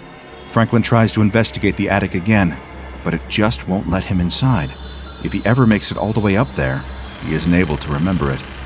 One day, in a fit of desperation, he takes out an ad in the newspaper asking for help from someone experienced in the unexplainable. He doesn't expect much to come of it, but the ad draws the attention of a secretive organization. A group of men come to the door to speak with the Lee family, identifying themselves as members of an organization they will only refer to as the Foundation. The men from the Foundation attempt to climb into the attic, only to find themselves standing at the front door again. They begin scribbling down notes after this occurrence, whispering to each other and saying words like cognitohazard and reality altering. The Lees don't understand much of it, but they can tell that it's nothing good. The men from the Foundation block off the house with caution tape, put up a notice of a highly dangerous gas leak, and then ask the Lees to come with them. Over the next few days, Dr. Dorset of the SCP Foundation conducts interviews with Yvette and Franklin regarding the nature of the attic and their experiences with it. He also speaks with the children that still live with them, as well as several of their neighbors. Following these interviews, the Foundation attempts several more manned explorations of the attic, as well as a few unmanned explorations. However, these attempts prove unsuccessful. In the days following these attempts, the Foundation discovers that all records of them have disappeared, and that the investigation attempts appear to have never actually taken place. The research team is desperate to put the puzzle together and realizes they're still missing one piece: the runaway daughter, Olivia. The Foundation tracks her down, living under a new name and working as a landscaping contractor, and brings her in for questioning. She is surprisingly cooperative, almost unfazed by the bizarre situation. Dr. Garrett is selected to conduct the interview, and he meets Olivia, now Rebecca Feldman, in an interrogation room. He begins the interview saying, "Miss Feldman, what I want to discuss with you is a phenomenon associated with your parents' home, likely located in the upstairs..." She cuts him off. "The attic, I know. I thought somebody would come after me about that. I just didn't think it would be so soon." Dr. Garrett is surprised at her cavalier attitude toward the attic. He asks if she's aware of the phenomenon occurring in the house. She nods and says, "I left my parents when I was a kid, Dr. Garrett. We'd always fought. They weren't happy with the choices I had made, the things I believed in, the people I spent time with. There was anger there. So much anger I thought it might suffocate me. When I left, I felt like I could breathe again. I never went back after that, but sometimes I can still feel it. You know how you feel when you're dreaming and you're trying to run from something, but you can't see it, and you don't know if it's really there, but you run anyway? That's how it feels." He asks her what prompted her to leave her parents. Rebecca looks down at her hands, folded on the table, before she speaks again. "There was one night. We had a fight, and my dad was drinking, and Mom was even worse off at that point, and I'd kept a knife under my pillow for a long time in case something happened. And they came into my room that night. I don't know what their intentions were, but I drew it and backed them into the wall. The whole thing felt like I was being choked. And that was the first time I heard it. Something moving above me. I dropped the knife and ran, and I didn't look back." Dr. Garrett only had one more question for her: whether she knows about anything in the attic. She looked up from her hands then, meeting Garrett's eyes. "There are always secrets, Doctor. There's only so much hate that can build up in a place before it starts hating you back. I don't know what's in the attic, or if there's anything up there at all. I don't think I want to." With that, she stands up and leaves the room. The Foundation plans to detain her and investigate her story further to try and get to the heart of the truth. But the next day, they can't find her. As more days pass and they are unable to track her down, they come to a disquieting conclusion. According to all available information and legal documentation, Olivia Lee does not exist. Dr. Garrett insists that he spoke with her and continues to review the transcript of their conversation. She remains clear as day in his memories and in the minds of her family, but in reality, or whatever the entity in the attic molded this reality into, she never existed at all. A kindly-looking old woman is carrying groceries into her home. When she closes the door, a crack forms in the wall, and a tile slides down off her roof, crashing to the ground and shattering. The next day, the local builder seems confused. He just fixed a similar problem a week ago at another house, and another the week before that. He'll patch this crack just like he did before and repair the roof, but as he does so, he can't help but think he'll be at another house with the same problem soon. Old people are like this sometimes, though, breaking things on purpose to get someone to come visit them. Oh well, as long as the money is right, he'll keep doing the repairs. That evening, the old woman is in bed when she's woken up by something falling onto her face. A crack is opened in the ceiling right above her bed, and plaster is falling on her. What is happening to this house? She would have to call the builder again in the morning and let him know that it was getting worse. She gets up to clean the plaster dust off her face, but stops halfway to the door. Was that a noise she heard? It sounded like it was coming from downstairs. Another noise. She definitely heard something. Is someone in her home? "Hello?" she cries out. "Whoever you are, you better go. My husband is going to be home any moment, and he won't be happy." The noises seemed to have stopped. Maybe she was imagining things. Who would rob a poor old woman, after all? She didn't have anything worth taking. She still needs to wash the plaster off her face, though. She listens for a moment, and when she doesn't hear anything else, she opens the bedroom door and screams. The next day, a child stands in front of the house with a look of shock. Was there an earthquake? How could a house end up like this? They ring the doorbell, but there's no answer. They knock on the door and are surprised to find that the door is open. "Grandma?" the child cries into the quiet house. No response. The child enters and looks around. The house is a mess. Chunks of plaster have fallen off the walls and ceiling. Shelves have fallen over, spilling their contents. And there's broken glass from shattered light bulbs everywhere. The boy looks up the stairs and can see that his grandmother's bedroom door is open and the light is on. "Grandma, are you up there?" Still no response. The child nervously starts up the stairs, gripping the railing tight. They quietly make their way to the bedroom and step into the sliver of light coming from the cracked door. The child pushes the door open to find their grandmother on the floor. Only, it isn't their grandmother. Whatever this is looks like their grandmother, but like she has been stretched and twisted, her body bent at angles where no joints exist. The child is paralyzed with fear, unable to do anything but stare. But the nightmare isn't over yet, because their grandmother is still alive. Sadly, reports like these are all too common in this small town that is plagued by attacks from SCP-783, also known as the Crooked Man. SCP-783 is an extremely dangerous anomalous creature that is currently plaguing the population of Tembe, a small rural village in Oxfordshire, England. Every 12 years during the fall and winter months, SCP-783 will engage in a period of hostile behavior that lasts for roughly 70 days, during which time it will target and attack people who are indoors and alone after sunset. Those targeted by SCP-783 will find that the building they are in rapidly deteriorates, causing damage and creating structural integrity issues. These often appear as cracks on the outside of the building that lead to the buildings taking on a crooked appearance. Unfortunately, while the SCP Foundation is aware of both the location and the periods within which SCP-783 operates, it has so far been unable to prevent any attacks. Additionally, the Foundation has yet to be able to produce either an image or even a physical description of SCP-783 due to the effect it has on recording equipment. Cameras set up to capture the anomaly produce only distorted or corrupted footage, leaving its appearance a mystery. Victims targeted by SCP-783 meet a fate that is, in many ways, worse than death. Their bodies will experience extreme deformations, as their bones suffer dozens of fractures and are stretched and twisted in various unnatural directions. They are then healed by the rapid generation of cartilage and the growth of extra skin to cover the new elongated limbs, leaving the victims a malformed knot of gnarled extremities. Some of the cases are quite severe, with one victim having just their forearm extended to over 2.4 meters, and another who was left stretched to 12.5 meters in height.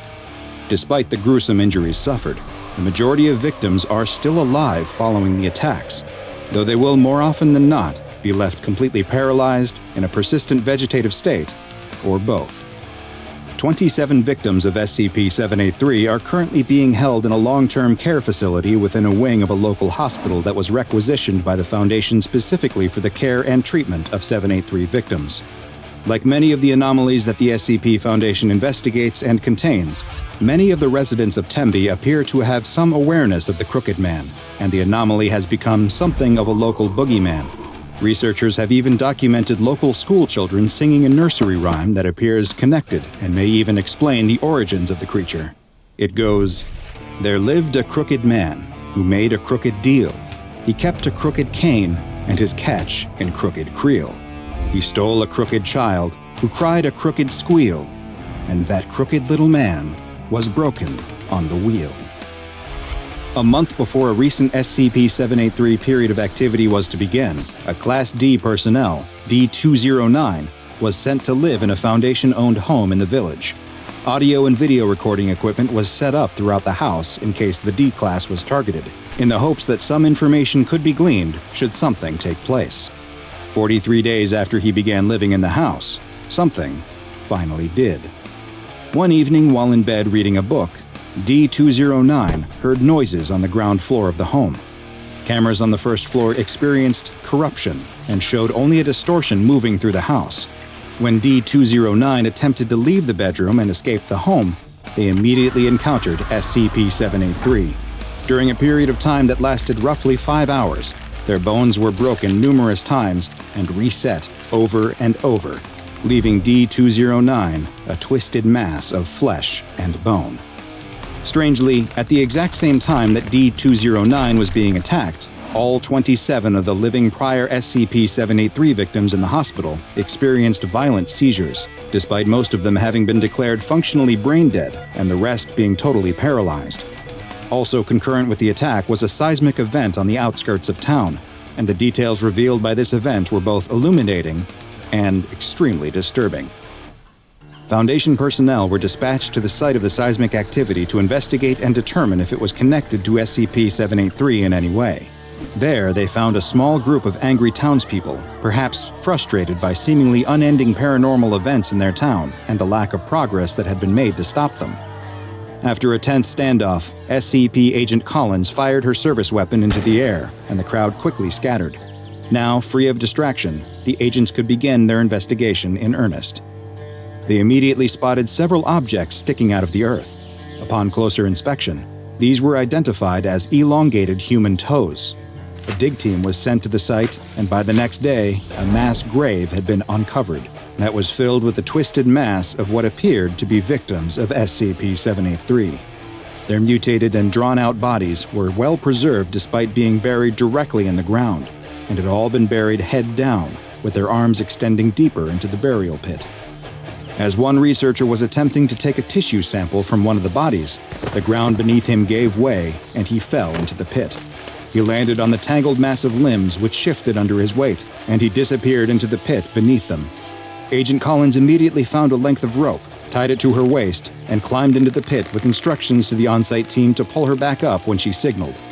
Agent Collins descended into the pit beneath the bodies, and after several minutes, she was extracted, though without the missing researcher.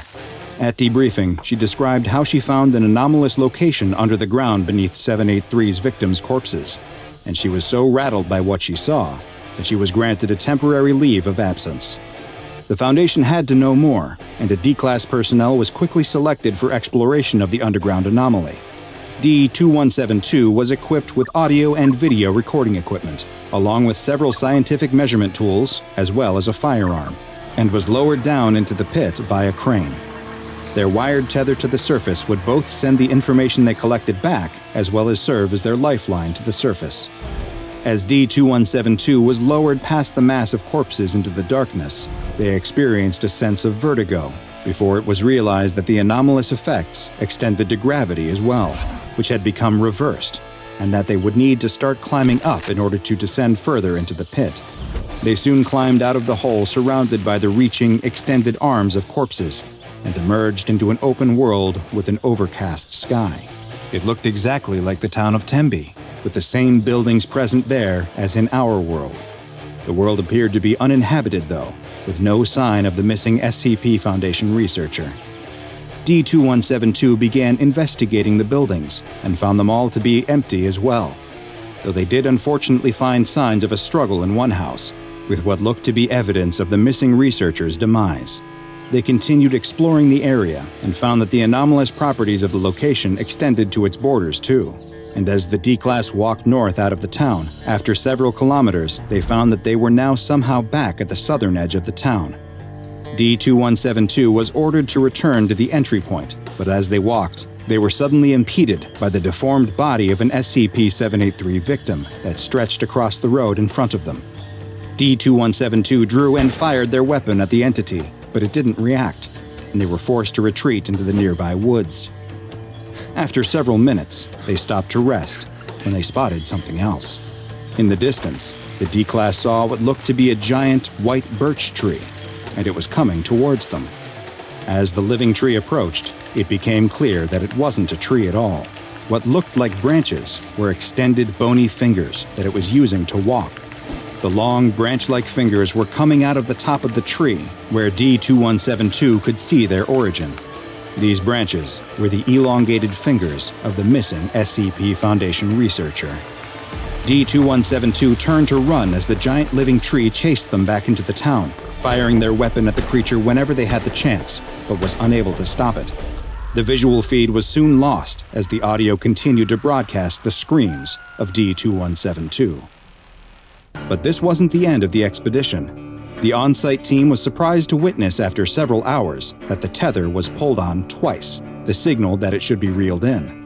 A medical team was sent to the site since it was assumed that D-2172 would need immediate care, and the team began reeling in the line. After several minutes, they spotted the harness that should have been strapped to D-2172, but with nothing in it. They continued to pull, but the harness became stuck on the mass of corpses in the pit. They then noticed that it wasn't actually stuck. There was a hand holding onto the harness for dear life. It was D-2172's hand.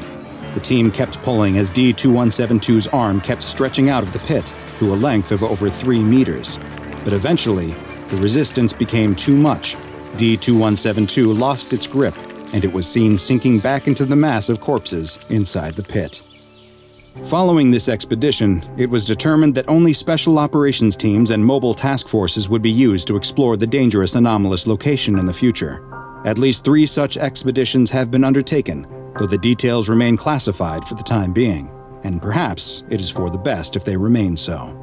The SCP Foundation will continue to monitor the town of Tembe in an attempt to learn more about SCP-783 and hopefully discover a means to contain it and its related phenomena.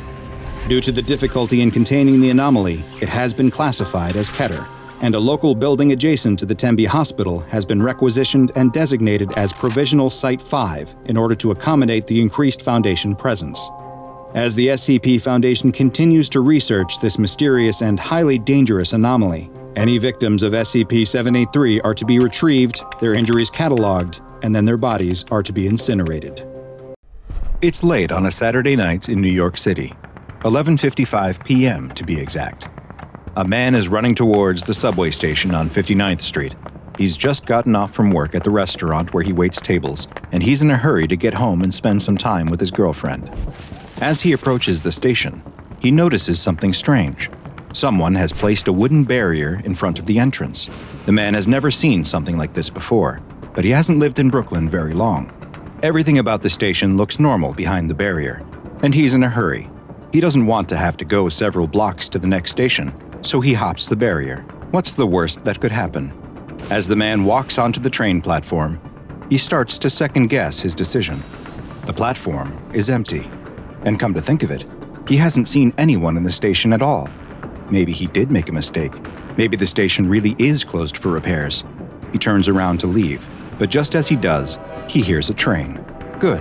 Everything is normal. He checks his watch. 11:57 p.m. on the dot. The train comes to a stop, and its doors slide open.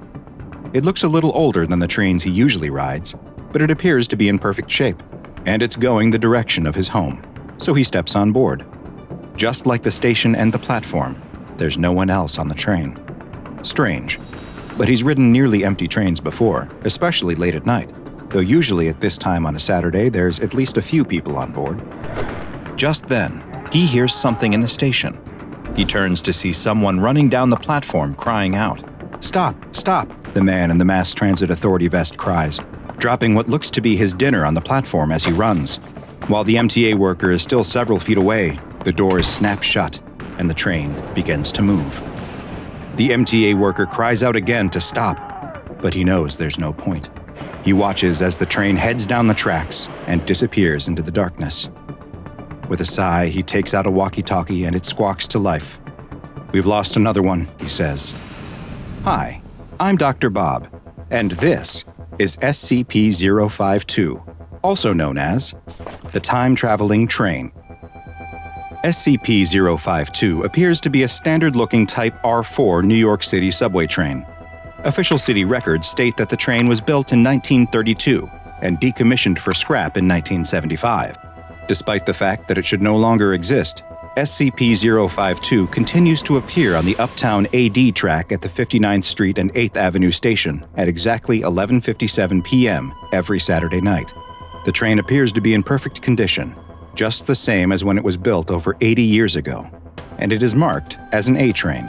Each Saturday, the train arrives at exactly the same time, opens its doors to accept or discharge passengers for precisely 5 minutes, then closes its doors and disappears until the next week.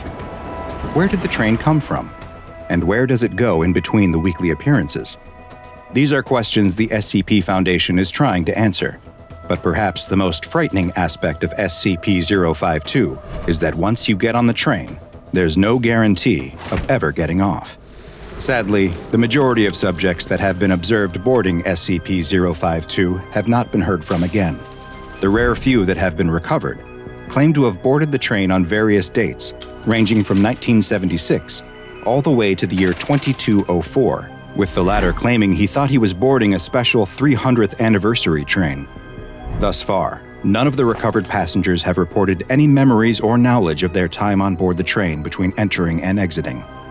Any passengers spotted disembarking from SCP-052 are to be immediately brought to Site 21 for questioning to determine their origin and assess whether they pose any threat to the current time stream. The Foundation has had great success administering Class A amnestics to passengers who arrived from the past and reintegrating them into society. But any passenger who is identified as being from the future must be held indefinitely to prevent potential disruptions to this reality's time stream, per Order 69-A1 from O5 Council Member 05-9. There are currently 26 recovered passengers being held at Site 21 who fit this description, and there are not yet any procedures in place that would allow for their safe release into modern society, nor has there been any workable theories for how to return them to their original home time. Despite the protocols in place to prevent public access, some passengers from the present have still managed to accidentally board SCP-052, and subjects from other times continue to appear. Following interviews, it's been discovered that some of these subjects arrived from alternate timelines and realities. This raises the question of whether it is possible for SCP-052 to appear in other times and places, which may require the containment of additional locations, and reports of any suspicious activity involving unscheduled trains are being monitored and investigated around the world. Following its initial discovery, several tests were attempted in order to better understand the anomalous train and what may be happening when it is no longer visible. The first test took place on May 31, 2009. An agent was told to simply board the train. They did as requested, and have yet to be recovered as of the present date. A second test took place a week later on June 6th. This agent too was never recovered, though reports indicate that he may have returned to our timeline in 1980, at which point he was killed in a confrontation that has since been classified. A third test was conducted the next week on June 13th. Once again, the agent was told to board the train and did so. This time, though, the agent returned. Just 2 weeks later, on June 27th, the agent stepped back off the train, with his hands appearing to have been surgically removed. A note had been placed in his pocket that had the simple message, "Send no more," written on it. The agent claims not to remember any of his experiences on the train over the 2 weeks he was gone, or what may have happened to his hands. Following this third test, O5 Command issued orders stopping the use of Foundation agents as passengers on SCP-052. D-Class, due to their disposable nature as convicted felons and death row inmates, were considered as potential replacements for the agents in the exploration of SCP-052, but the risk of releasing them into the past or the future was determined to be too great. Other than the agent who knowingly boarded the train, several other notable passengers have been recovered. One case involved the recovery of a woman who entered the train on July 14, 2012, but was recovered 4 years earlier on March 8, 2008. She entered the train while on her way home from the theater and was surprised to learn she traveled 4 years into the past. Because another version of her existed at the time she was recovered, she was held to prevent unwanted temporal effects. Another subject was recovered in 2008 who claimed to be from the year 1976. Although there was nothing physically wrong with him and no risk of time stream disruptions, Foundation psychiatrists recommended that he be held indefinitely, as 32 years was believed to be too long a period of time to successfully reintegrate into society. Perhaps the most interesting recovery was of a man claiming to be a Level 4 supervisor from the SCP Federation, who boarded the train in December of 2124. He said that he had been administered a Class A amnestic prior to boarding, and remembered nothing until his recovery in 2010. While the agent can clearly never be released into society, O5 Command has approved the sharing of classified information about various anomalies, in the hopes that he can provide additional information on possible containment procedures. Because SCP-052 has so far proven impossible to stop or remove from the New York City subway system, it has been classified as Euclid. But its predictable nature means that the Foundation is usually able to prevent the public from encountering it. The 59th Street ABCD station is closed to the public between 11 p.m. on Saturday night and 1 a.m. on Sunday morning, under the pretext of track maintenance. Any passengers seen leaving SCP-052 must be taken to Site 21 for debriefing and processing, and members of the public who simply see SCP-052 may be released after the administration of a Class B amnestic. As for what happens to most of the passengers who board SCP-052 and are never seen from again, we simply don't know. 3 SCP Foundation agents stand before a large warehouse. Their mission is simple. Enter the building, find the observation unit that has gone missing inside, recover the data from it, and leave. It should be easy, but the rundown structure they're standing in front of is no ordinary building. This is SCP-015. The leader of the group, a large, muscled man who goes by the codename of Agent 6, slides open a large door on the front of the warehouse, and immediately the whole group is struck by a sight that makes them reconsider just how easy this mission is going to be. In front of them is not a wide-open warehouse floor, but a cramped tunnel leading deeper into the building. The group has a job to do, though, and so the 3 head inside, Agent 2 first, followed by Agent Lon, the data specialist, and finally, Agent 6, the expedition leader in the rear. As they enter the narrow hall of pipes, the light from their flashlights plays off the floor, walls, and ceiling. Flashlights are one of the only items allowed in SCP-015, and they reveal what the researchers had told them in their briefing, that many of the pipes aren't made of standard materials, but instead are all sorts of strange substances like wood, glass, or even bone. The odd series of pipes have formed a twisting tunnel leading deeper into the warehouse. The group must be careful, since the floor is uneven, with pipes occasionally sticking up out of the floor like tree roots, ready to trip the unobservant. The 3 follow the corridors of pipes along the path that they each had to memorize. As they come to branching paths, Agent 2 speaks the series of turns they must take aloud. Left, left, right, left, right, right again, straight, right. And so on as they go deeper and deeper. They'd have to follow the directions exactly if they hope to reach the place where the modular robotic vehicle should be. Left, straight, straight again, right. Just a couple more turns and they'd reach the point where the MRV had sent its last signal before going offline. As they walk, though, they find that some of the passageways are getting more difficult to pass. The pipes have closed in at certain points, choking the already small tunnels down to mere crawlways. At one particularly narrow point, the group must get down on their bellies and pull themselves along the ground. After Lon and 2 exit the tight passage, Agent 6 suddenly calls out to the 2 agents ahead of him. "What is it? What's wrong?" 2 asks. "I'm stuck," comes the response from 6. Lon and 2 grab 6's arms and begin pulling. With a loud grunt from all of them, 6 finally comes free. His pant leg is shredded from the thorny wood that one of the pipes in the narrow tunnel is made from, but he's free, and they can continue on. Finally, after what seemed like an hour of walking, they finally find it. The modular robotic vehicle that had been sent in to investigate the current state of SCP-015. There's something very strange about the robot's condition, though.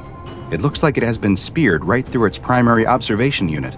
A smooth black pipe that appeared to be made of dark fabric had pierced the vehicle right through its camera, but the lens didn't appear broken. Instead, it looked as if the pipe had somehow connected with it, docking inside the lens housing as if the 2 parts were made for each other. Other pipes had protruded from the floors and walls as well, snaking into open spots on the vehicle and lifting it up a foot off the ground. They looked over the robot, which was held helpless in the air, its wheels slowly spinning as its internal battery ran down. The agents walked around the MRV, examining it, looking confused about the fate that had befallen it. 6 suddenly broke the silence. Well, what are you waiting for? Lon wasn't sure what to do, though. As she got closer to the robot, she noticed that a foul-smelling substance was dripping from the pipe that had merged with the camera. Her job was to remove the data from the MRV, but they also had strict orders not to damage anything in SCP-015. So what was she to do about the robot? Wasn't it technically a part of SCP-015 now? She was worried that if she removed the data cards, then SCP-015 might... Well, she didn't know exactly. 6 didn't buy it, though. The researchers may have told them that 015 reacts, but he could see now that it's just a bunch of weird pipes. Maybe it grows or moves a bit, but how would it even know they were there? It hadn't shown any signs of sentience, let alone sapience. He wasn't going to hang around in here any longer than he had to, though, and if Lon wouldn't get on with it, then he would. 6 moves to the MRV and flips open the data cover on its side. More of the fetid liquid pours out, but he ignores it. Lon and 2 both look at each other. Did the other hear that too? It sounded like steam venting from somewhere deep inside SCP-015.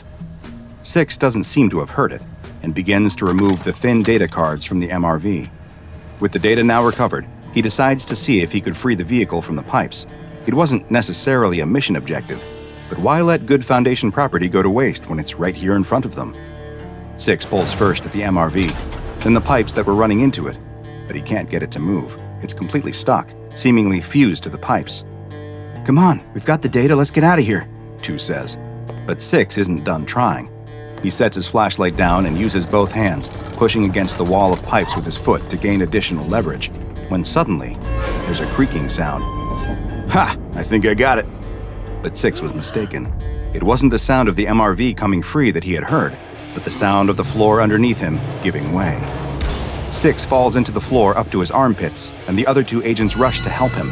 But as they do, they notice the glow and immediate burst of heat coming from the hole. Thickly flowing molten glass begins to fill the hole, and Agent 6 cries for help as they desperately try to pull him free. His cries turn into screams of desperation as they each grab an arm and, after a struggle, finally manage to free him and drag him from the hole. 6 is no longer screaming as he is pulled free, though. His eyes and mouth are locked wide in sheer panic. Lon is now the one who starts to scream, as she realizes that they have pulled only the top half of Agent 6 from the hole above the fiery pit. The bottom half of his body is completely gone, burned away by the heat of the liquid glass. There's no time to be shocked, though, because pipes begin to hiss and ping all around them. A wooden pipe above 2 and Lon suddenly bursts, sending a cloud of dust flying into their faces. It's powdered glass, and it starts to pour out of the broken pipe, covering what's left of 6 completely. 2 spits out a thick stream of blood, his mouth shredded from the glass particles, as Lon desperately tries not to rub them deeper into the cuts in her eyes. They both know they can't stay here, though. They have to run. The pipes are deafening as they move as quickly as they can back the way they came. It sounds like a train is barreling through the building. They're surrounded by chaos. Boiling chemicals pour out of one pipe. Tiny slicing rose thorns spray out of another. They come to a crawlway that's just a couple feet wide, but it's their only way forward, and they have no choice but to enter. 2 dives in and starts crawling. Lon is hesitant, but a blast of steam from a pipe near her head convinces her she has no choice, and she follows after him. 2 wriggles through the narrow passage and is surrounded by more sounds of pipes creaking all around him. Each one seems like it might burst and pour who knows what deadly substance onto him. But he has to suppress his fear and keep moving forward. Finally, he emerges into a wider hallway. He turns and looks back at the hole. Lon should have been right behind him, but there's no sign of her. He sticks his head back in and calls for her. There's no response, but he can hear her still in there, somewhere in the dark, struggling. He has to help her. 2 gets back into the passage and starts crawling. She couldn't have been that far behind him, probably just around the next turn. But as he crawls around the bend, there's nothing there, just another wall of pipes. The passage has been sealed up. It's a dead end. He presses his ear to the wall and can hear Lon screaming on the other side. He hits his flashlight against the pipes in anger. The pipe shakes for a moment, then bursts, spraying out a black liquid that covers his hand. It's some kind of corrosive acid, and he screams as it burns through his gloves to the flesh beneath. He quickly crawls backwards out of the narrow tunnel and emerges back out into the wider passage. 2 cradles his hand, trying not to look at the exposed bone. "I'm sorry," he cries as he runs through the tunnel of pipes towards what he hopes is the exit. "I'll get help. I'll come back, I swear." Lon can't hear his promises, though. She heard what she thought was a pipe burst followed by 2's cries, but she doesn't know now if he's dead or alive. She decides she has no choice but to go back the way she came. Maybe there's another way out. But after moving just a few inches, her feet touch a solid wall. She's trapped in a space no bigger than a coffin. She feels around, but there's nothing here in the dark. Nothing at all. Just smooth, fuzzy, warm pipes. No, wait. There is something. A gap in the ceiling. But it's just the open end of another pipe. And now, there's something dripping out of it. Droplets of whatever the substance is land on her face, and then a full stream of liquid pours out onto her. She coughs as it gets into her mouth, but then realizes that it's sweet. It's honey? At least it wasn't molten glass or deadly acid. Maybe she could even survive for a time on the liquid until another expedition team came to rescue her. Her brief moment of hope is cut short when she realizes that the pipe isn't stopping and that she's already lying in an inch-deep pool of honey. Lon beats on the walls and ceiling as the honey continues to rise around her and screams for help. She tries to plug the pipe with her fingers, but it's no use. Nothing can stop more and more of it from pouring out. The honey continues to rise around her, and all she can do is scream and claw at the pipes that have created her tomb. She presses her lips to the ceiling in an attempt to gain one last breath before the honey completely fills the space. Her final choking gasps are sickly and sweet as the honey fills her lungs. Agent 2 keeps running through the tunnel of pipes. His hand no longer hurts, at least, either from the shock or from the fact that all the nerve endings had been burned away. The horrible sounds coming from the pipes seem to have stopped too. Maybe he really would make it out of this alive. Lon might have found another way out too. There's no telling how many routes through this maze of pipes exist. He would probably exit the building to find her outside waiting for him. Poor Agent 6, though. He never had a chance after opening that cover on the MRV. His thoughts are abruptly interrupted, though, when his foot catches on an unseen pipe and he falls forward onto the floor. Or rather, he should have fallen on the floor. Instead, a pit opens up in the ground, leading to a steep, sloping floor of pipes. He screams and tries to stop himself, but the slick liquid covering everything makes it impossible for him to slow his descent, and he begins to slide down the pipes. His dimming flashlight shows what seemed to be an endless tunnel of pipes stretching down into the dark. The tube of pipes twisted this way and that, slamming him into the walls on either side, tumbling him head over feet. And the descent never seemed to end. He screamed until his voice went hoarse, then gave out entirely. He didn't have any way to mark the passage of time, other than when his flashlight finally started to flicker and then dim, before finally dying. He slid down the endless tunnel of pipes for what felt like days in the darkness, far deeper than they physically should have been able to go. When the friction of the pipes began to tear his skin away, it was almost welcome.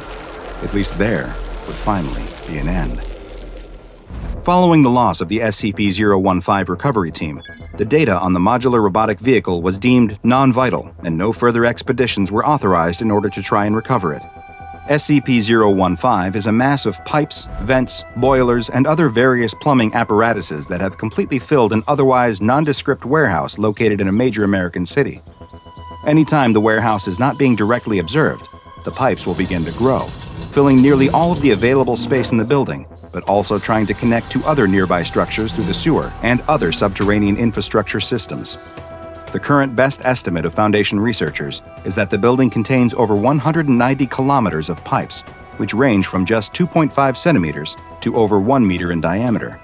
While some of these pipes will look new, others have the appearance of being rusted or damaged, with many showing signs of leaking. The pipes are made of a strange assortment of materials as well, including bone, wood, steel, pressed ash, human flesh, glass, and granite. Oddly, no pipes composed of lead, PVC plastic, copper, or any other material one would normally expect to be used for the production of pipes have been found. But by far the strangest anomalous quality of SCP-015 is that it appears to react to aggressors. Should the building detect that the personnel inside of it are carrying tools, or if they make any attempt to either damage or repair any of its pipes, they will trigger an immediate reaction. Pipes near the offending subject will often burst, spraying them with a variety of liquids that have included oil, mercury, rats, a species of insect not yet identified, ground glass, seawater, entrails, and molten iron. More and more pipes will continue to burst around the subject until they either retreat from SCP-015 or are killed. SCP-015 was discovered by the Foundation after reports that pipes emanating from a warehouse had mysteriously started to connect to multiple other nearby structures, with no obvious answer for how or why they had suddenly begun emerging from the structure. The pipes were eventually able to be cut back and are now solely within the warehouse once again, but the human cost of containing SCP-015 has been high, and so far, 11 SCP personnel have been killed in their interactions with the anomaly, and an additional 20 are still missing. All of the missing are presumed to also be dead, though there have been reports of banging and screaming coming from within the building that may indicate they are still alive in some form. SCP-015 has been classified as Euclid, and because the building itself is impossible to move, it has been effectively contained on site. The Foundation maintains a gap of at least 2 meters around the warehouse, and no structures are allowed to be built that make contact with the building's outer walls. Should any protrusions from SCP-015 be detected, the pipes are to be immediately capped and sealed. Internal exploration of SCP-015 is permitted with approval from senior staff, but following numerous losses within the site, expedition teams must consist of 3 members, all of whom are equipped with safety lines and GPS tracking. The teams are not allowed to bring any hand or power tools within the building, nor are they to attempt any repairs or maintenance of any kind while inside. There's no need to enforce these rules, though, seeing as SCP-015 appears more than happy to terminate the offenders itself. The SCP Foundation contains many anomalous locations, though SCP-015 may just be one of the strangest. In the nightmare, you're being chased by something you can never quite make out. It's a tall, dark figure with too many hands, but no face. In the nightmare, you're running down a hallway that keeps getting longer as the monster gains on you. All those grasping hands. One of them reaches out, grabs the scruff of your neck with long, icy fingers, and you jolt upright in bed in a cold sweat, breathing hard, eyes darting around the room as it comes into focus, treating every shadow with terrible suspicion. There's this awful feeling in the air. It's heavy on you, like a weighted blanket, some terrible new atmosphere. This is more than just the nightmare come down. You know, in your pounding little heart, that there's something in the house. Something that means you and everyone you love some terrible harm, if it hasn't done that already. There are footsteps coming down the hall, slow and creaking. Why, tonight of all nights, did you choose to leave your bedroom door open? Your growing sense of anxiety at least subsides a little when you see a familiar silhouette in the doorway. The shape of your mother come to check on you. You must have been talking in your sleep.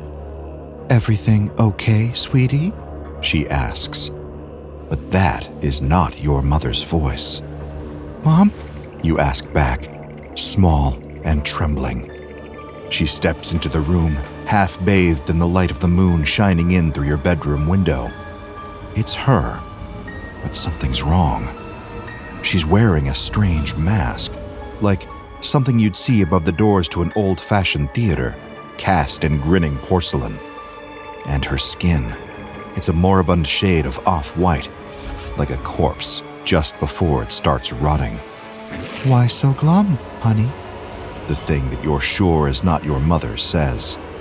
She walks toward you, and your whole body tenses up. You want to run, you want to scream, but it's like invisible hands are holding you still. The woman in the mask sits at the foot of your bed. "Where's Dad?" is all you can manage. That's when you notice the kitchen knife in her hand, stained with something that looks black in the moonlight.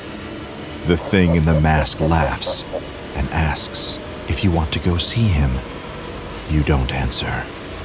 In a week's time, when it becomes suspicious to friends and neighbors that nobody has left the house in all those days, the police will intrude.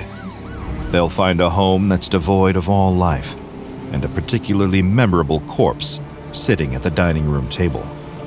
It's so rotten it looks almost like it's been burned, despite no other signs of fire in the house. And the pristine white mask still fixed to its face, a strand of black ichor dripping out of its frowning mouth. What you just encountered is a unique anomaly, even among the thousands contained by the SCP Foundation. They have it on file as SCP-035, the Possessive Mask. By now, you know that the Foundation wields unparalleled knowledge in the fields of everything from paranormal happenings, extra-dimensional entities, and the dark art of thaumaturgy.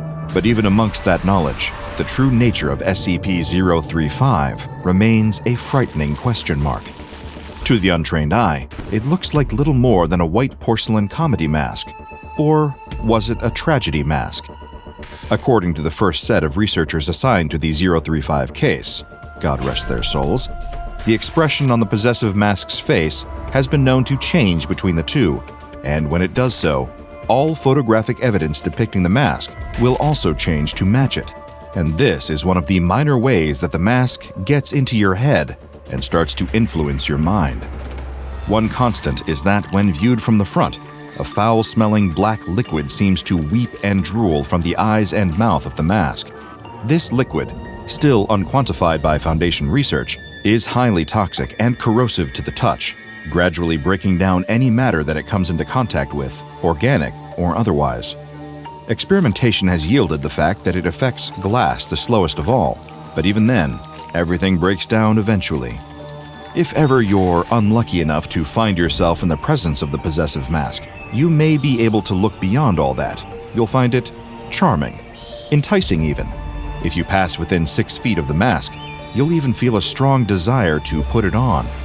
Like its black tendrils are slithering in between the folds of your mind, like it's always been there. Like its thoughts and yours are simply one and the same. And if you put on the mask, giving in to what it wants, that will soon be the case.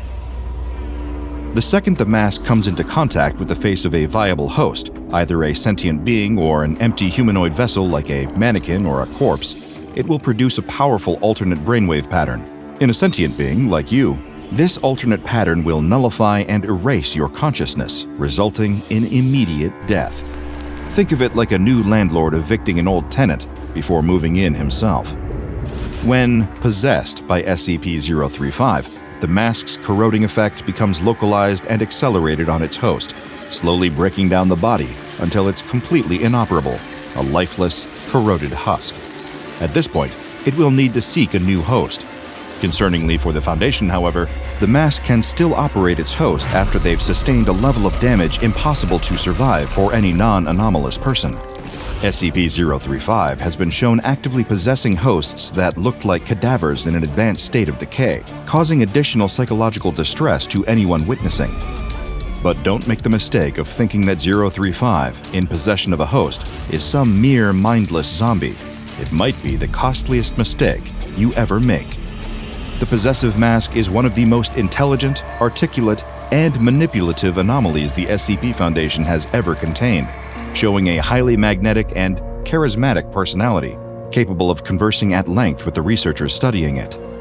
At times, according to some reports, it seemed as though the mask was the one studying them. It's prone to flattery, slowly warming up its targets, eroding their barriers, letting their guard down. During intelligence and aptitude tests, SCP-035 has consistently been superlative.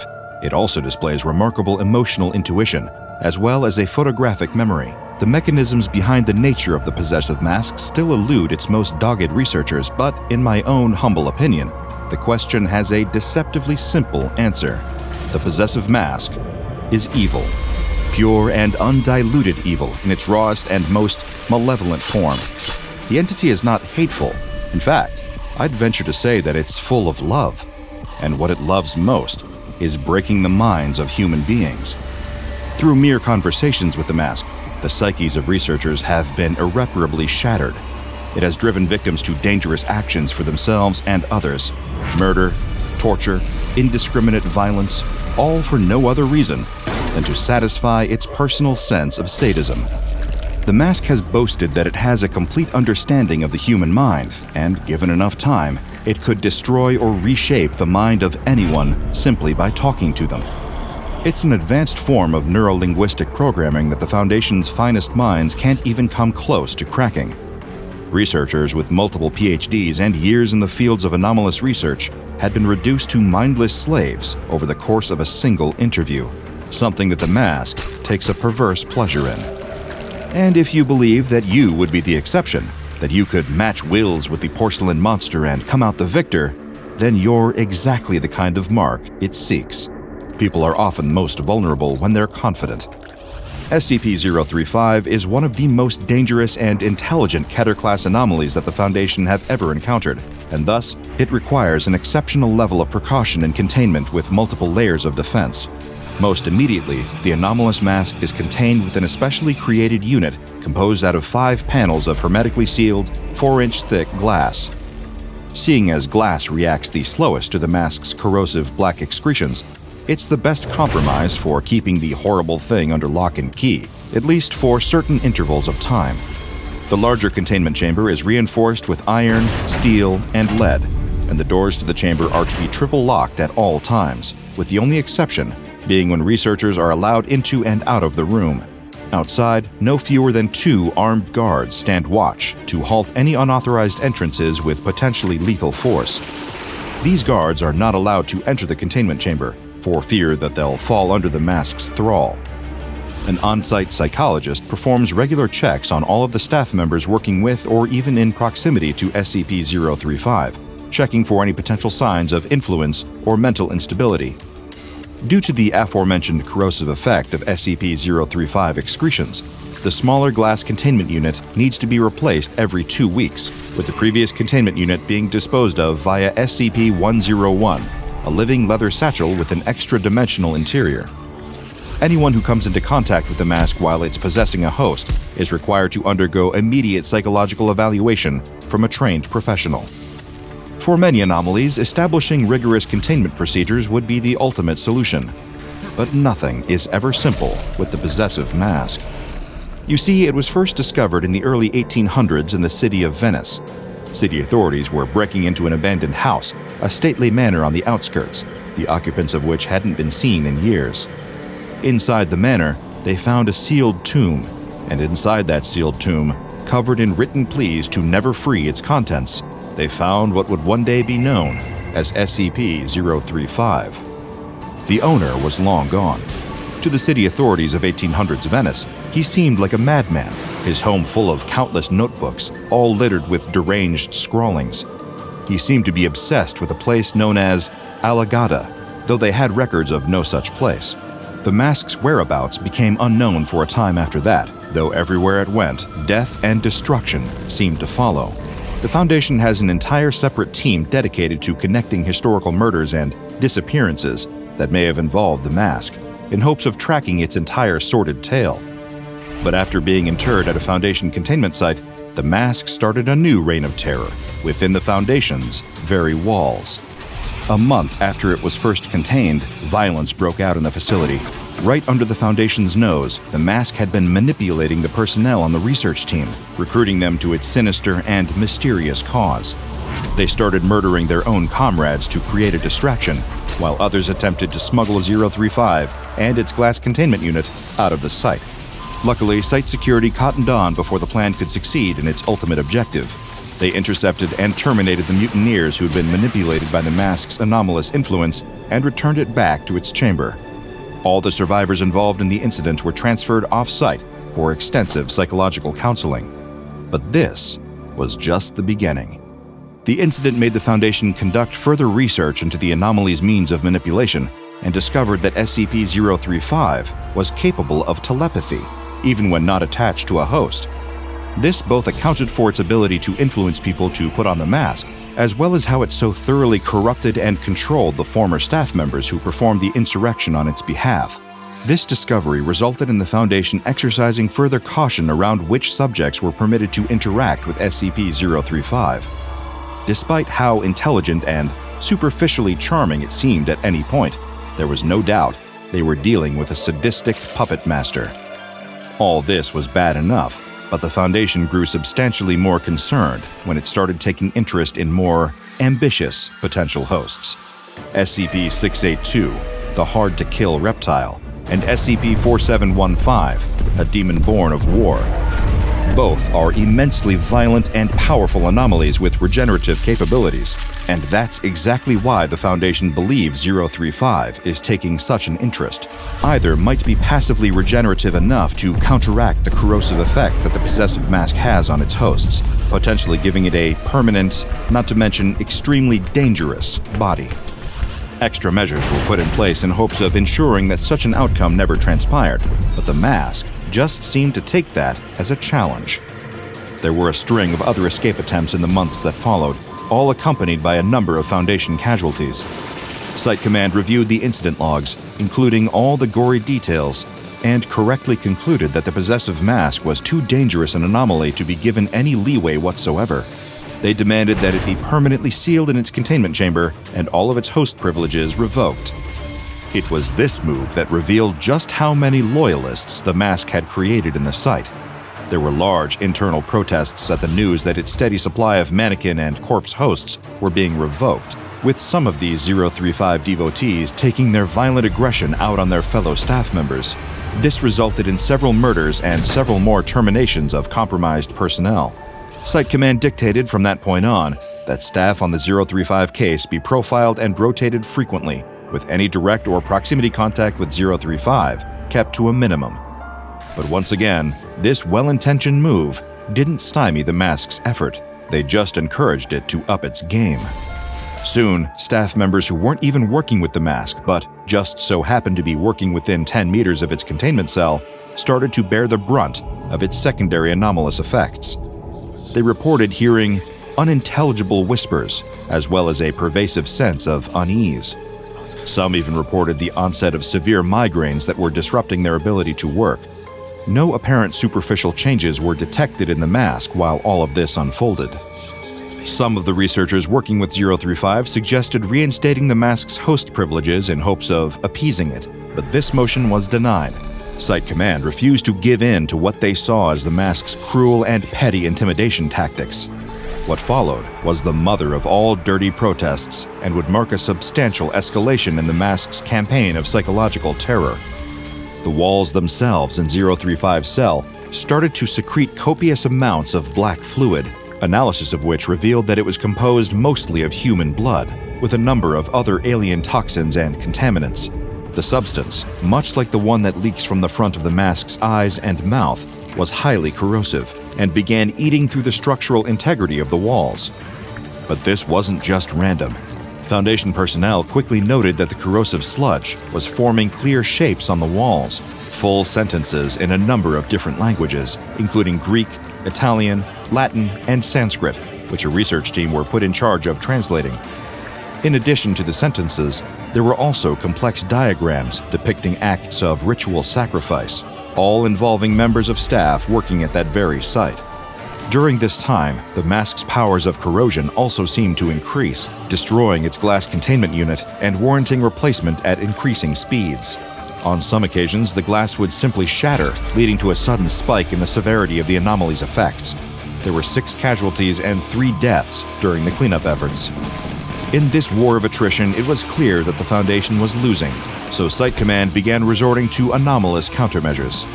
This included lining the walls of 035's cell with SCP-148, an anomalous alloy known as Telekill, for its ability to dampen telepathic abilities.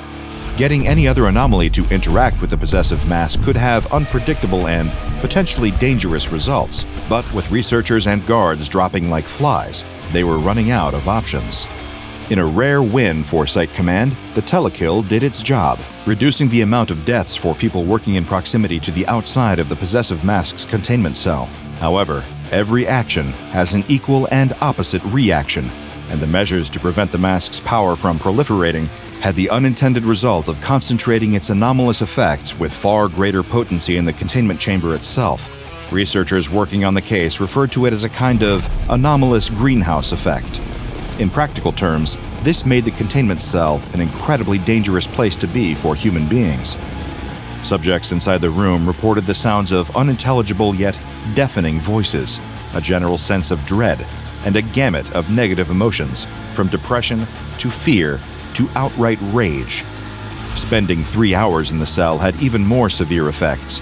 Bleeding from the eyes and mouth, destructive tendencies, hostility to others, and the constant ringing of cruel laughter in their ears. At this point, the afflicted person was likely to slip into a state of irretrievable psychosis, the inherent mechanisms of their minds warped by the dark power of the mask. The team instructed to decode the writing that appeared on the wall were also found dead, having suffered violent demises. SCP-035 clearly had no intention of letting up. Cleanup efforts on the leaking walls also hit a diabolical roadblock. The black liquid oozing out of the walls was becoming increasingly acidic, eating through the iron, the lead, and even the telekill. Soon enough, the cell itself would cease to have any structural integrity. If left unattended, the possessive mask would have telepathic free reign over the entire facility. In the absence of some way to reinforce the walls, they would have to be replaced entirely every 2 months. Once again, researchers suggested reinstating the host privileges for 035, a motion that Site Command once again denied. A disturbing pattern was becoming clear.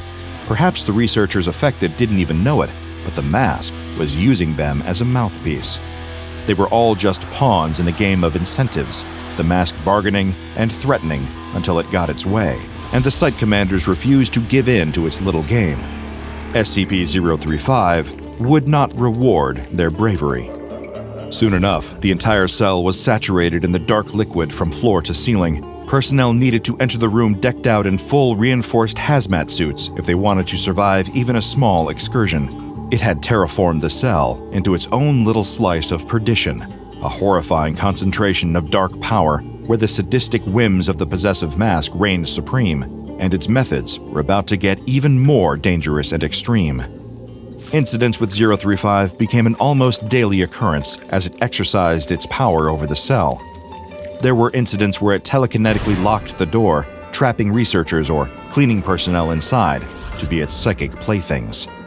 Appendages started forming out of the corrosive fluid puddles, reaching out and trying to claim the people trapped in the room. At this point, electronic devices stopped working inside the room, including light sources, meaning that the only way to navigate the darkened room was by gas lamp or candlelight. Any attempts to clean the excretions have become completely fruitless as the room degrades further and further, leaving the Site Commanders to ponder their next moves.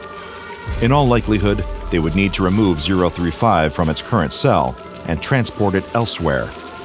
And who knows what nasty little tricks it would have up its sleeve for then. The mysteries and cruelties of the possessive mask aren't likely to stop fascinating and frightening the SCP Foundation and the rest of us anytime soon.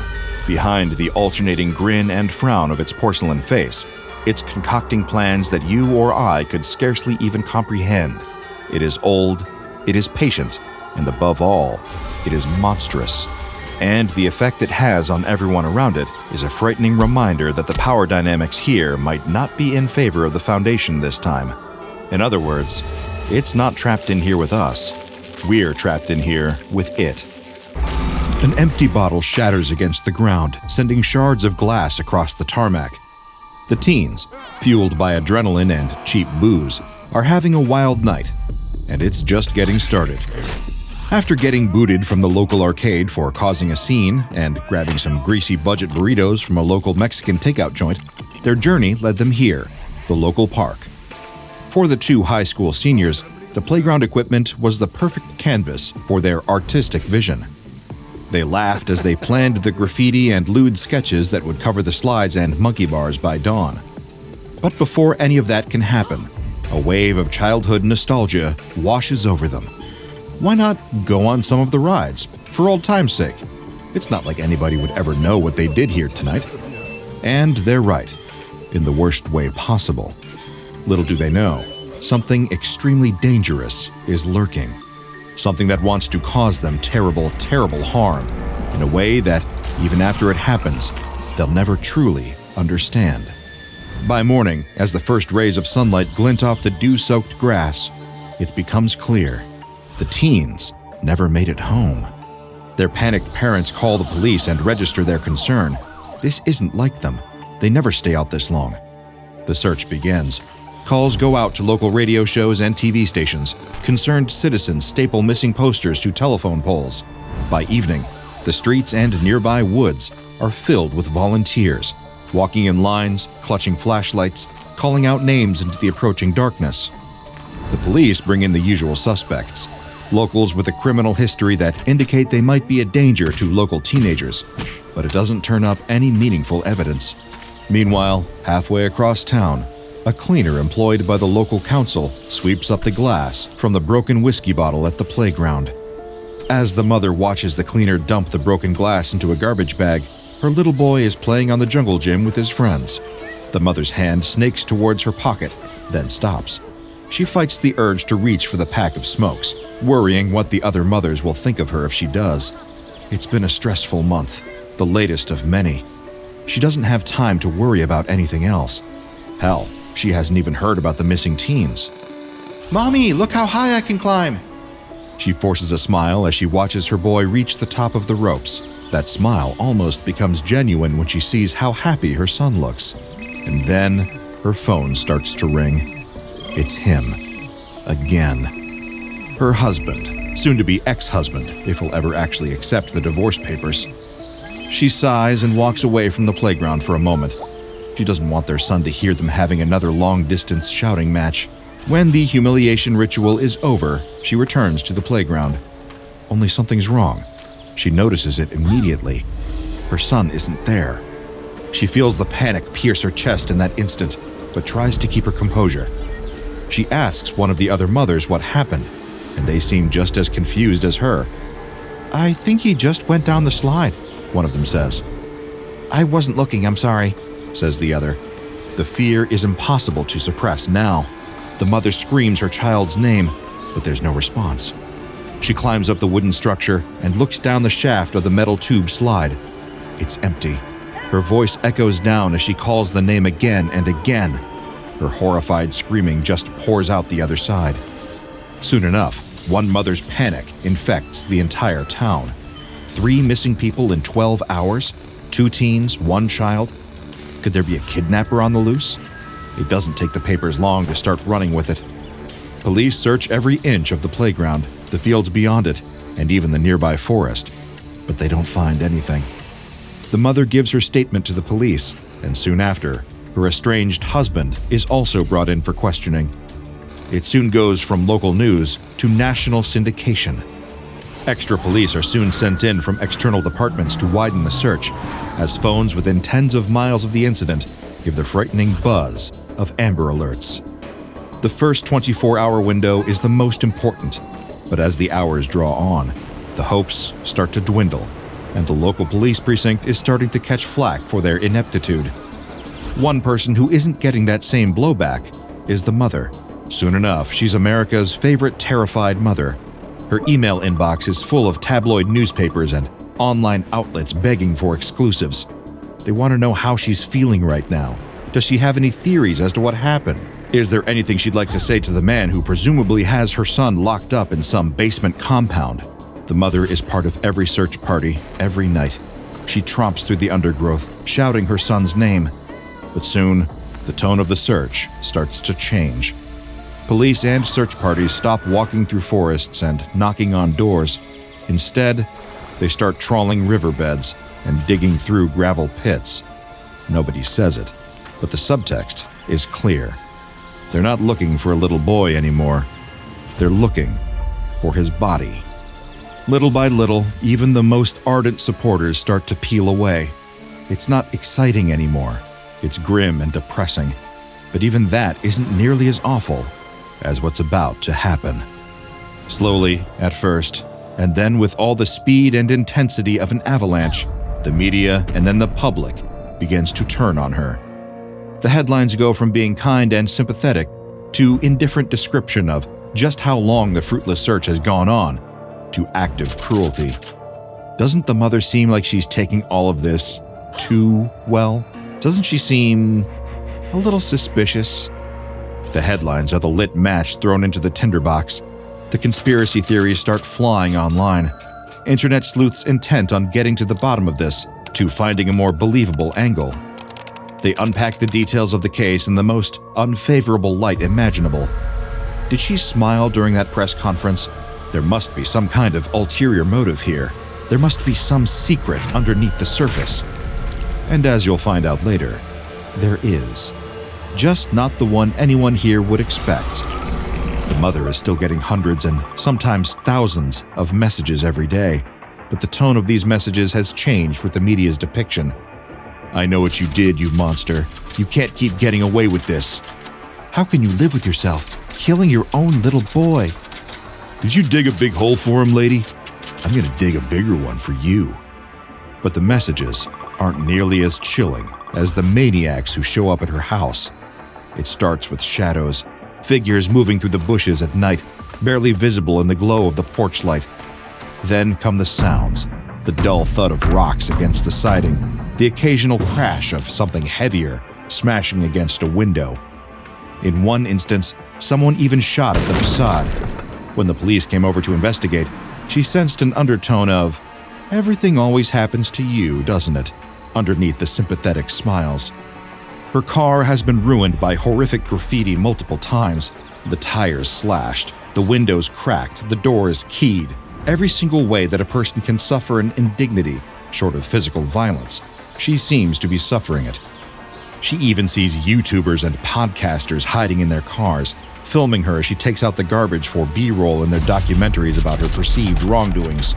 She cries too much. She doesn't cry enough. Don't her eyes look like a murderer's eyes? But she'll even take all the pain that comes with being awake over the horrors that invade her dreams. Well, it's only ever one dream, actually. She's there on the day that her boy went missing, standing with the other moms at the edge of the playground, watching her little boy. Except in the dream, nobody has a face. They're all blank and smooth, with voices that sound like muffled nonsense. Her son calls out to her, and then, at the exact same time that it did in real life, her phone starts to ring. It's her husband again, her soon-to-be ex-husband. As though trapped by the certainty of the past, she steps away and answers the phone, moving liquid slow. Her husband's voice comes through the microphone next to her ear in an eerie monotone. "Why aren't you watching our boy?" She turns and sees him gone. Not just him, but everyone, as though she's completely alone in the world. She dashes over in a panic, though to her, that dash is in torturous slow motion. The words of the other mom ring with haunting clarity in her ears. "I think he just went down the slide." In a blur of panic, she scrambles into the slide, her breath coming in shallow gasps. Her hands slip on the smooth plastic, her knees banging against the sides as she crawls forward. But this time, she doesn't see the faint light of the other side, just an all-consuming darkness yawning before her, pulling her in like a void. She doesn't stop to think. That's when she hears it. "Mommy!" His voice. It's faint but unmistakable. She needs to keep going, but inside, the slide feels like a desperate and terrible infinity, endless loops in cold, dark metal. Every time she feels like she's getting close to seeing her son again, he gets just a little further away. Then, everything slips out of reach. She bolts upright in bed, gasping for air, her nightshirt clinging to her sweat-soaked skin. The slide. She knows she has to go back. It's not just a dream. It's something more. A pull she can't explain. The slide. She has to go back to the slide. And that's what she does. That night, she goes back to the playground, still cordoned off with police tape fluttering in the breeze. She ducks under the cordon, her heart pounding with a mix of fear and hope. She stands at the base of the slide, staring up at its hollow, gaping entrance. Her breath catches as she takes the first step, her fingers curling tightly around the metal rungs. They feel cold in the damp night air. She pauses at the top, and then summoning every ounce of courage, she throws herself forward, face first, her arms pinned tightly at her sides. The world blurs as she hurtles downward, the slide pulling her in faster than it ever should. And then, she's somewhere else. The throat of a deep cave, in complete darkness.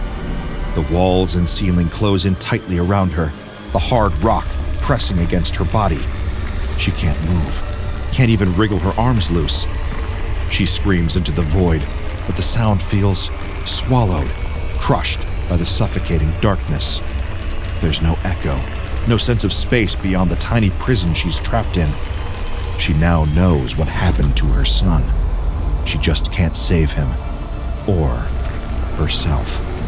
To someone claustrophobic, what I just described is probably worse than an eternity in hell, but that's simply par for the course when it comes to SCP-1562, also known as the Carnivorous Slide. An anomaly where the questions it raises are every bit as unsettling as the few answers we have regarding its nature. To the untrained eye, there's nothing amiss about this particular anomaly. It's a metal tube slide, 11 feet long, 3.4 meters, and 7 feet high, 2.2 meters, part of an otherwise completely non-anomalous playground in a location that, for your own safety, will remain undisclosed. There's a good chance that even if you use the slide, you may not fall victim to its anomalous effects. That's because these effects are only activated when someone uses the slide in a very particular way, namely, sliding down it on their stomach, face first, with their arms at their sides. When this condition is satisfied, the victim will disappear at some point during the slide, vanishing without a trace. To this day, despite the Foundation's best attempts to capture the phenomenon, it has never been directly observed. I cannot stress enough that this is very much a one-way trip, too. Nobody who has gone down the slide and disappeared has ever been recovered. Even when the Foundation has sent D-Class personnel down the slide with a tether attached to their bodies, the tether has been mysteriously cut when the person disappeared. All of this begs the unsettling question, where are all these people going? The best that the Foundation can estimate on this is that it's an extra-dimensional space, which has largely been described as an extremely cramped, cave-like environment where light ceases to work and mobility is extremely limited. Due to the position that victims are in when the anomalous effect takes place, they're rarely even able to move their arms. While here, beyond even experiencing the natural fear one would logically feel in this situation, they feel the sudden onset of panic and paranoia as their situation deteriorates. There have only ever been 2 Foundation experiments conducted on SCP-1562 before testing was suspended indefinitely. In the first, a member of D-Class personnel was tethered and sent down the slide, at which point he promptly disappeared, severing the tether. However, the long-range communication device left with the D-Class still worked. From his new location, he was able to describe not only the dark and cramped locale, but something wedged in the tunnel in front of him. He described a tiny shoe, like that of a child, laying in the tunnel in front of him. He also heard a voice talking and telling him to stop crying, even though he wasn't. When asked to describe his situation, he said, "I'm still headfirst on my stomach and my body's at an angle, but I'm in some sort of small tunnel and I'm stuck. I'm completely surrounded by rock or dirt on all sides. I don't have enough room to raise my head or move my arms, and I can't move forward. I really want to get out of here now." Of course, there was no way for the Foundation researchers to get him out. Instead, they asked him about the other person who seemed to be trapped in there with him. The D-Class said, He just kept asking where he was, and I told him I didn't know. But I don't think he was really talking to me because he didn't respond to my voice, and he told me to stop crying when I was actually sort of calm. They then asked him whether the other person seemed to be moving. "I don't think so. He started crying and asking for his mommy. Then he finally stopped, and shortly after that, you contacted me again. Please get me out now. Please hurry, my chest is..." Communication cut at this point, much to the distress of everyone involved. In response to this incident, another test was approved, this time using a member of D-Class personnel who has a smaller stature. The logic being that a thinner man might be more mobile in the enclosed space of SCP-1562's anomalous area, allowing for further exploration than the previous test subject. However, despite the difference in size, this D-Class seemed just as trapped and enclosed as the first. He reported the same disappearance of all light, the same shortness of breath, the same dirt and rock, the same tiny shoe just in front of his head. But then he started hearing a voice, one very familiar to the Foundation researchers, echoing from the dark. It was the voice of the previous D-Class. And it wasn't just his voice, He was saying everything that he'd said during the previous test at exactly the timings that he'd said it, as though someone was playing back a recording. Soon after, the voice stopped. The second D-Class's transmission was cut not long after, his last recorded words being, "Oh, thank God for that. I was starting to think that..." He was never heard from again. In light of this development, the lead researcher in the case, Dr. Carver, suspended all testing. To do any more would simply repeat the same result and sacrifice more lives to the Carnivorous slide. These days, the slide is quarantined in Testing Lab 46-V in Site 24, kept away from the public and from dangerously curious Foundation researchers who might repeat certain old mistakes. When you've done this job for long enough, you realize that sometimes not having an answer at all is kinder than knowing the awful truth beneath it all.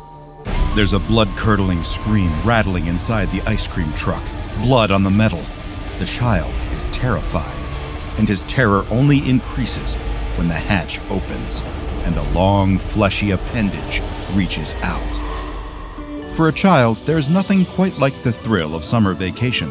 The long, sun-soaked days of doing cannonballs into the pool, running through sprinklers, riding bikes until the sun sets and the fireflies fill the air with twinkling lights. Coming home with hair stringy from swimming pool chlorine, faces smeared with sunscreen, hands sticky from too many popsicles. Their parents call it a mess. They call it freedom. And if the freedom of summer vacation had one sound, a theme song perhaps, it would be the music of the ice cream truck. That cheerful melody, the siren song summoning every kid with a pocket full of change and a taste for frozen treats. All over the country, children pool their allowance money and spoil their appetites for dinner whenever that special truck rolls into the neighborhood. And this neighborhood is no exception.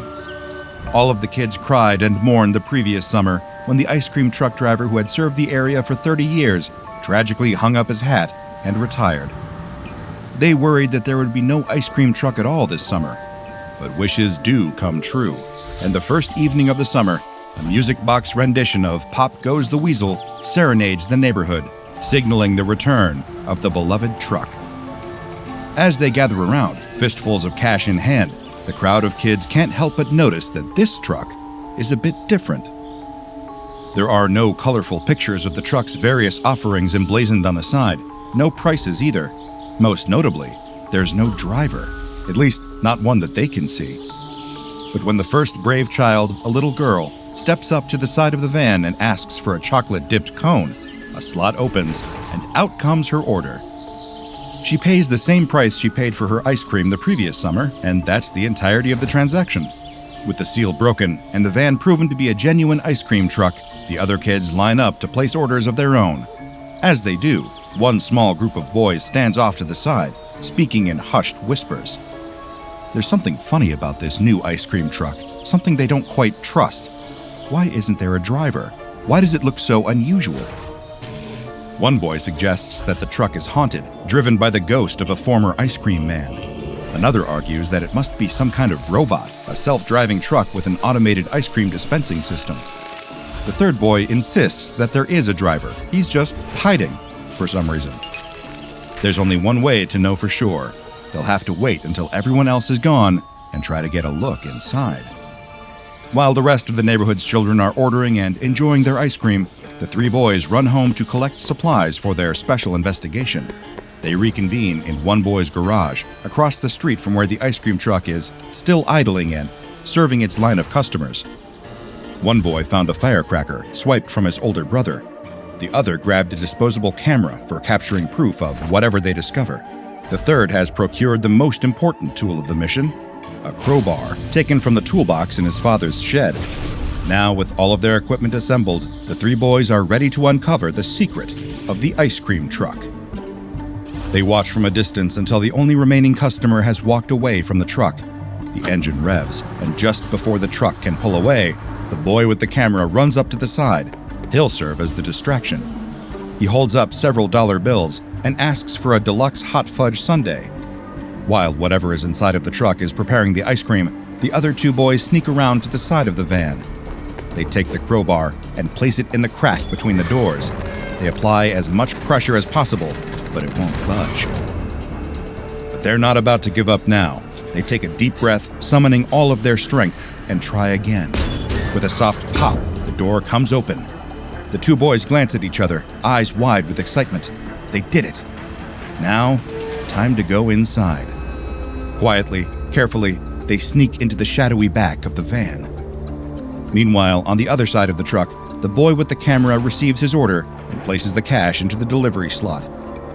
As he waits for his change, he suddenly hears a strange sound, a deep, rumbling growl emanating from within the van. The van begins to shake, and the boy can hear two voices screaming in terror. He recognizes the voices immediately as those of his friends. They must be in trouble. He runs around to the other side just in time to see the horrified face of one of his friends. The boy reaches out for him, trying to escape from whatever is inside of the ice cream truck. But just as their hands almost touch, an unseen force yanks the boy back inside. The door slams closed, and the screams go silent. Where there were previously 3 boys, now there is just one, standing alone, holding an ice cream sundae. The engine rumbles, and the truck drives away, leaving the remaining boy in its dust. His friends are both gone without a trace. But wait, what's that? On the ground, where the truck just was, is a small slip of receipt paper. The boy picks it up and reads the message scrawled on it in messy handwriting. It says, "Please come again, but make sure to follow the rules." On the back, there's a crude drawing of 2 young boys, eyes wide, mouths open in an endless scream. What was meant as an innocent expression of childish curiosity has ended in disaster after these boys unknowingly provoked SCP-1386. SCP-1386 is a white ice cream truck that appears to belong to the Good Humor brand. The truck's physical condition is poor, and unlike other trucks of its kind, it does not feature any images or descriptions of the products that it sells. The van drives itself without a person behind the wheel, and none of its doors or windows open via conventional means. This detail has led the Foundation to conclude that the van is sapient. Like most ice cream trucks, the van plays music, alternating between Pop Goes the Weasel and Twinkle Twinkle Little Star. These songs will play 24 hours a day and alternate every 4 hours. On a few occasions, it has been observed playing a version of Green Sleeves, but as soon as a customer is detected, it will switch to one of the other 2 songs.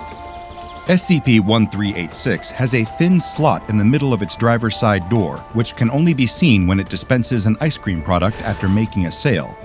After the ice cream has been dispensed, a small slip of receipt paper will slide out with the price written in very sloppy but legible handwriting.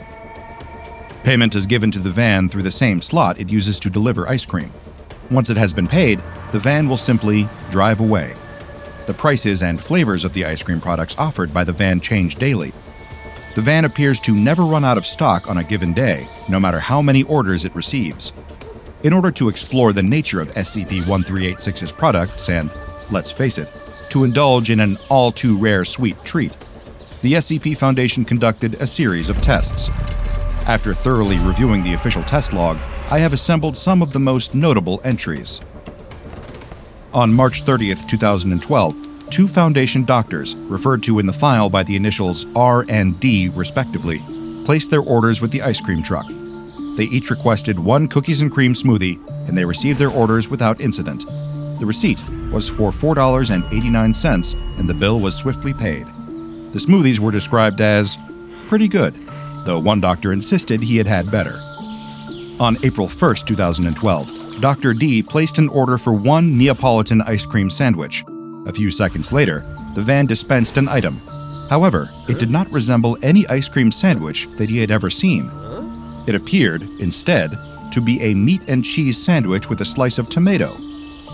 Curious, D took a bite and found that the sandwich was in fact made out of chocolate, vanilla, and strawberry ice cream. It was a sandwich made from Neapolitan ice cream. Shortly after Dr. D tasted the sandwich, the van spat out a receipt. There was no price listed, only a simple message: April Fools. As Dr. D read the message, the van sped away, leaving him bemused, novelty ice cream in hand. The next notable test occurred on April 17, 2012. Dr. F ordered a single peach push pop and promptly received it, along with the receipt that demanded $16.27 for the treat. Dr. F scoffed at what he deemed an absurd price for only one push pop, and rather than pay the full cost, he inserted $3.75 worth of quarters into the van. Then he attempted to walk away. Well, the van was having none of it. A slot opened in the door of SCP-1386, approximately 6 feet in height. Then, a large rusted steel trap emerged, grabbing hold of Dr. F and dragging him inside. The slot slammed shut, and the usual ice cream delivery slot began to spew a sludgy pink substance for 5 minutes before driving away.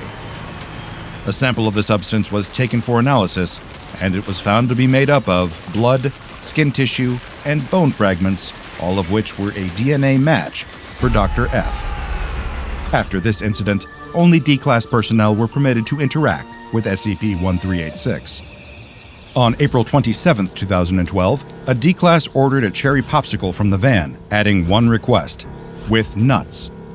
The van waited several seconds, then produced one cherry popsicle, unwrapped, studded with crushed peanuts. The receipt read, $2.20, your nuts. The D-Class chuckled to himself, then paid the van before it sped away without further incident.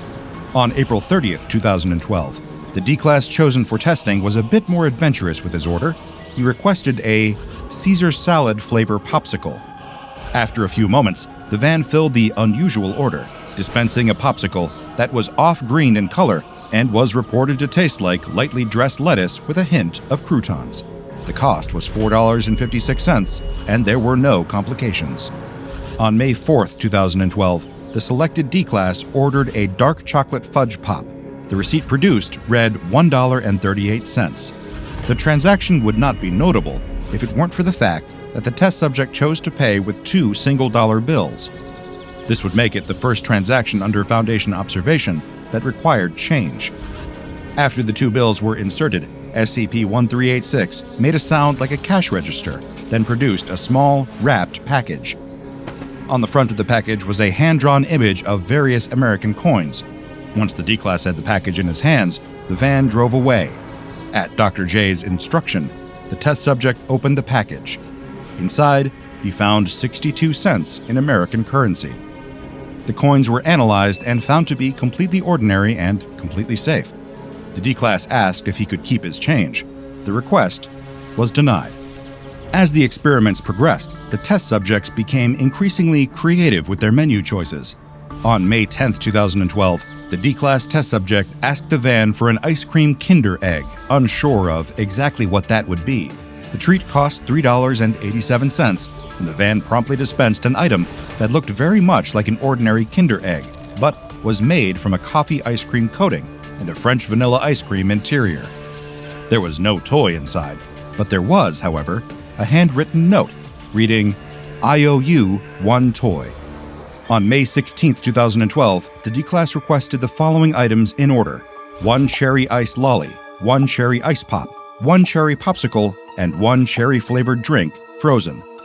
After receiving the order, the van began to emit a distressing sound. The test subject described it as a real unnerving sound, like someone skinning a cat in reverse. The sound continued for several seconds before the slot opened and several unwrapped red sticks of ice shot out at a high velocity, landing on the pavement and shattering there. A few moments later, a large styrofoam cup was dispensed containing an unidentified frozen green liquid. The test subject asked the van, "What do I owe you?" But the van gave no response. Instead, it drove away. Pieces of the red ice shards were taken in for analysis and were found to consist of 2 parts water, 1 part red food dye, and 1 part arsenic. The contents of the cup could not be identified, but the substance was observed to have a melting point so high that it could not be thawed by any available means. The cup and the strange green substance therein have been held for further examination.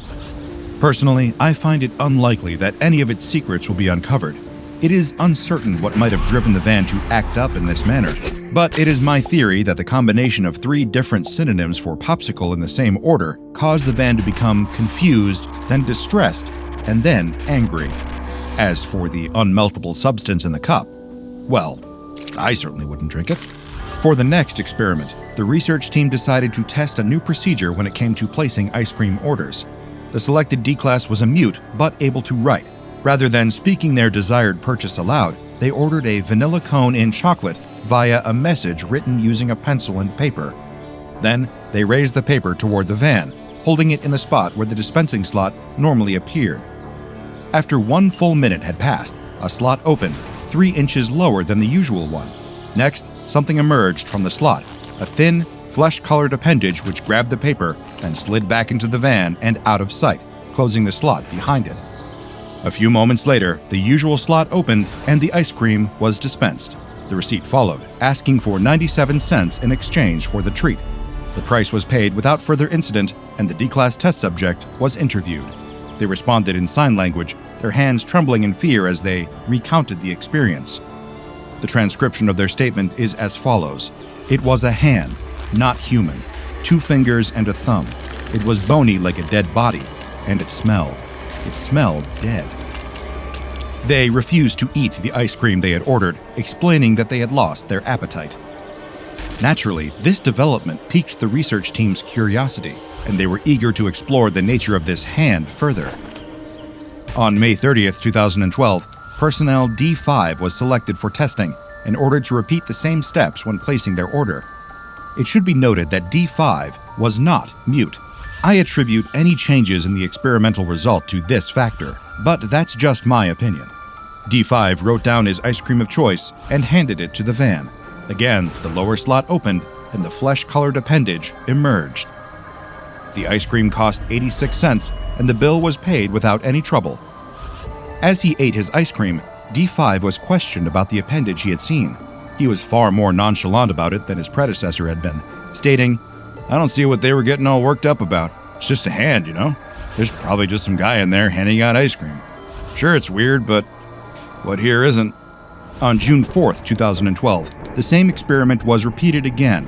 Personnel D2, who was also not mute, wrote down his request for a banana sundae with hot fudge and handed it to the van. Again, the second slot opened and the fleshy hand emerged to take the order. D2 had nothing notable to say about the transaction, with one exception. He insisted that there had to be a person inside the van, explaining, "There's got to be somebody in there. I could swear I heard somebody cough like they had a cold or something." The researcher conducting the interview brought up the subject of the hand, and D2 shrugged. "Look," he said, "it's just not that big of a deal, just a hand. Got all 5 fingers, looked healthy, certainly not dead or whatever. B's just lost it. Never trusted that guy much anyway." B, in this case, referred to the mute D-class from the previous test. There is one more date in the test log, but rather than an experiment, it catalogs a development that I find deeply troubling. On June 6, 2012, personnel D7, the aforementioned mute test subject, was found dead in their holding block at 7:40.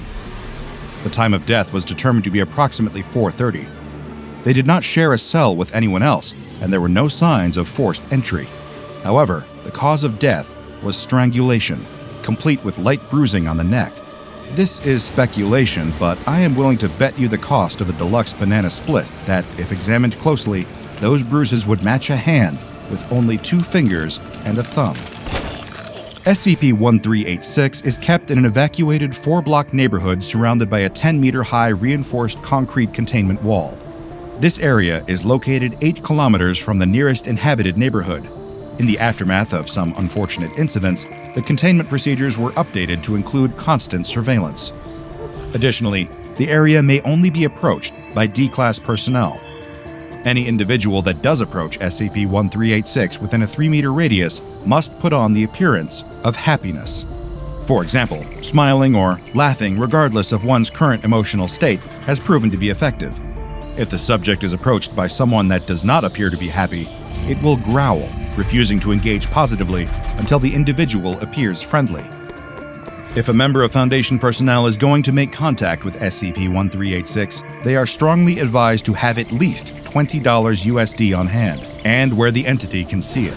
If SCP-1386 is approached by someone that does not have a currency available, a siren will begin to emit from its undercarriage for the next 24 hours, at a frequency that causes bleeding of the inner ear. So far, all attempts to silence this siren have been unsuccessful. Once the siren has started, SCP-1386 will refuse to move until the 24-hour period is up. Any attempts to interact with SCP-1386 while the siren is active will increase the intensity and volume of the sound. As with any anomaly that I research, I find myself inclined to speculate a bit on the nature of SCP-1386. A self-driving ice cream van that only wants to hand out frozen treats to anyone willing to pay for them sounds more like the subject of a children's book than a standard SCP Foundation anomaly. But of course, as we've seen, it is not quite as cheerful as it first appears. Whatever consciousness is inside of SCP-1386, it does not appreciate being mocked or toyed with. It has no tolerance for anyone behaving in a manner that it does not approve of, and will punish that behavior accordingly. And God forbid you order an ice cream and then refuse to eat it. Though it could be that the refusal to eat the ice cream is not what doomed that unfortunate D-Class. Perhaps it was that they simply saw too much, knew too much. Maybe getting a proper look at that arm is what sentenced them to death alone in their cell. Perhaps it's best that the identity of the thing inside the van remain a secret. After all, if we learn too much, I can almost guarantee that we would all scream for ice cream. What was that? The man and woman's hike through a gently rolling portion of the Rocky Mountains has just taken a turn for the dangerous. There's something there in the bush, the man tells her before stepping in front of her in a defensive pose. They watch the bush intently. There's a slight rustling of the leaves as if something is inside. The man picks up a stick from the ground and holds it in front of him, ready to strike whatever fearsome beast is lurking in the underbrush. The rustling stops, but the man doesn't move from his protective stance. "Do you think it's gone?" the woman asks. The man isn't sure. He leans in towards the bush, searching for signs of what might be hiding inside when... Ah! The man screams and falls backwards as the creature emerges from the bush. "Aw!" the woman cries. "It's a pika!" She kneels down to get a closer look at the adorable little creature.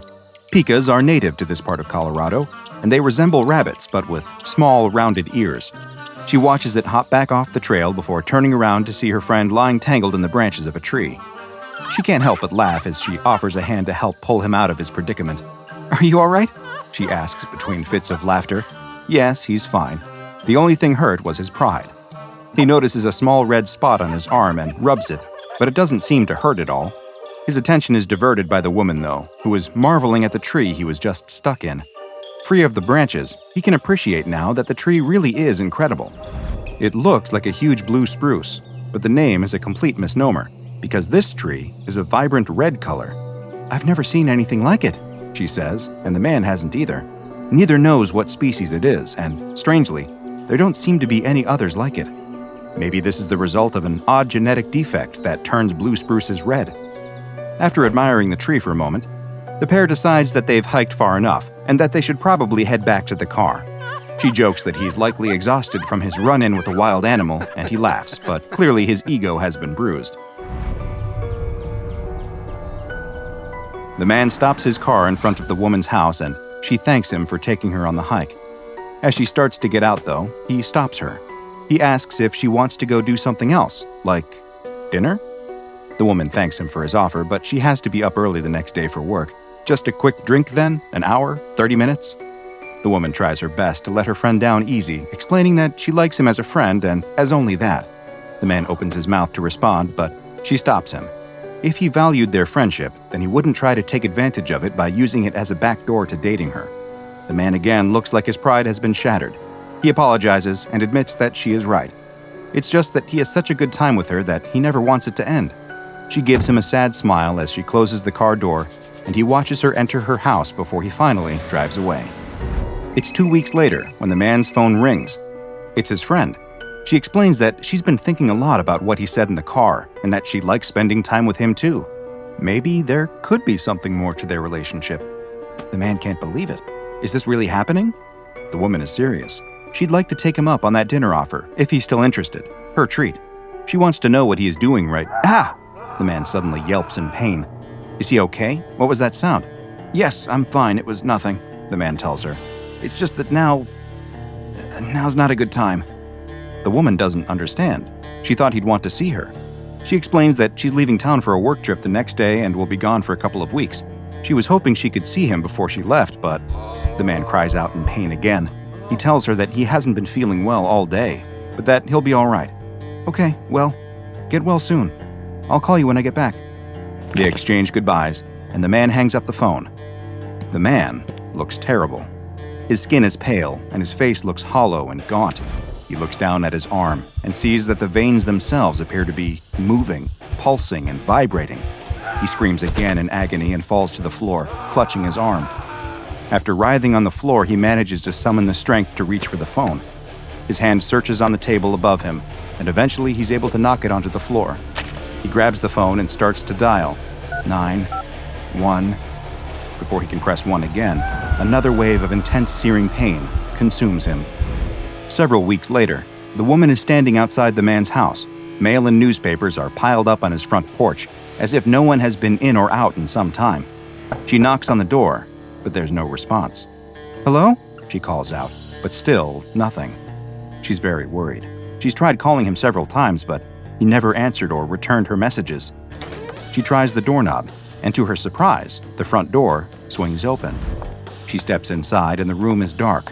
She's also immediately hit by a strong aroma of pine?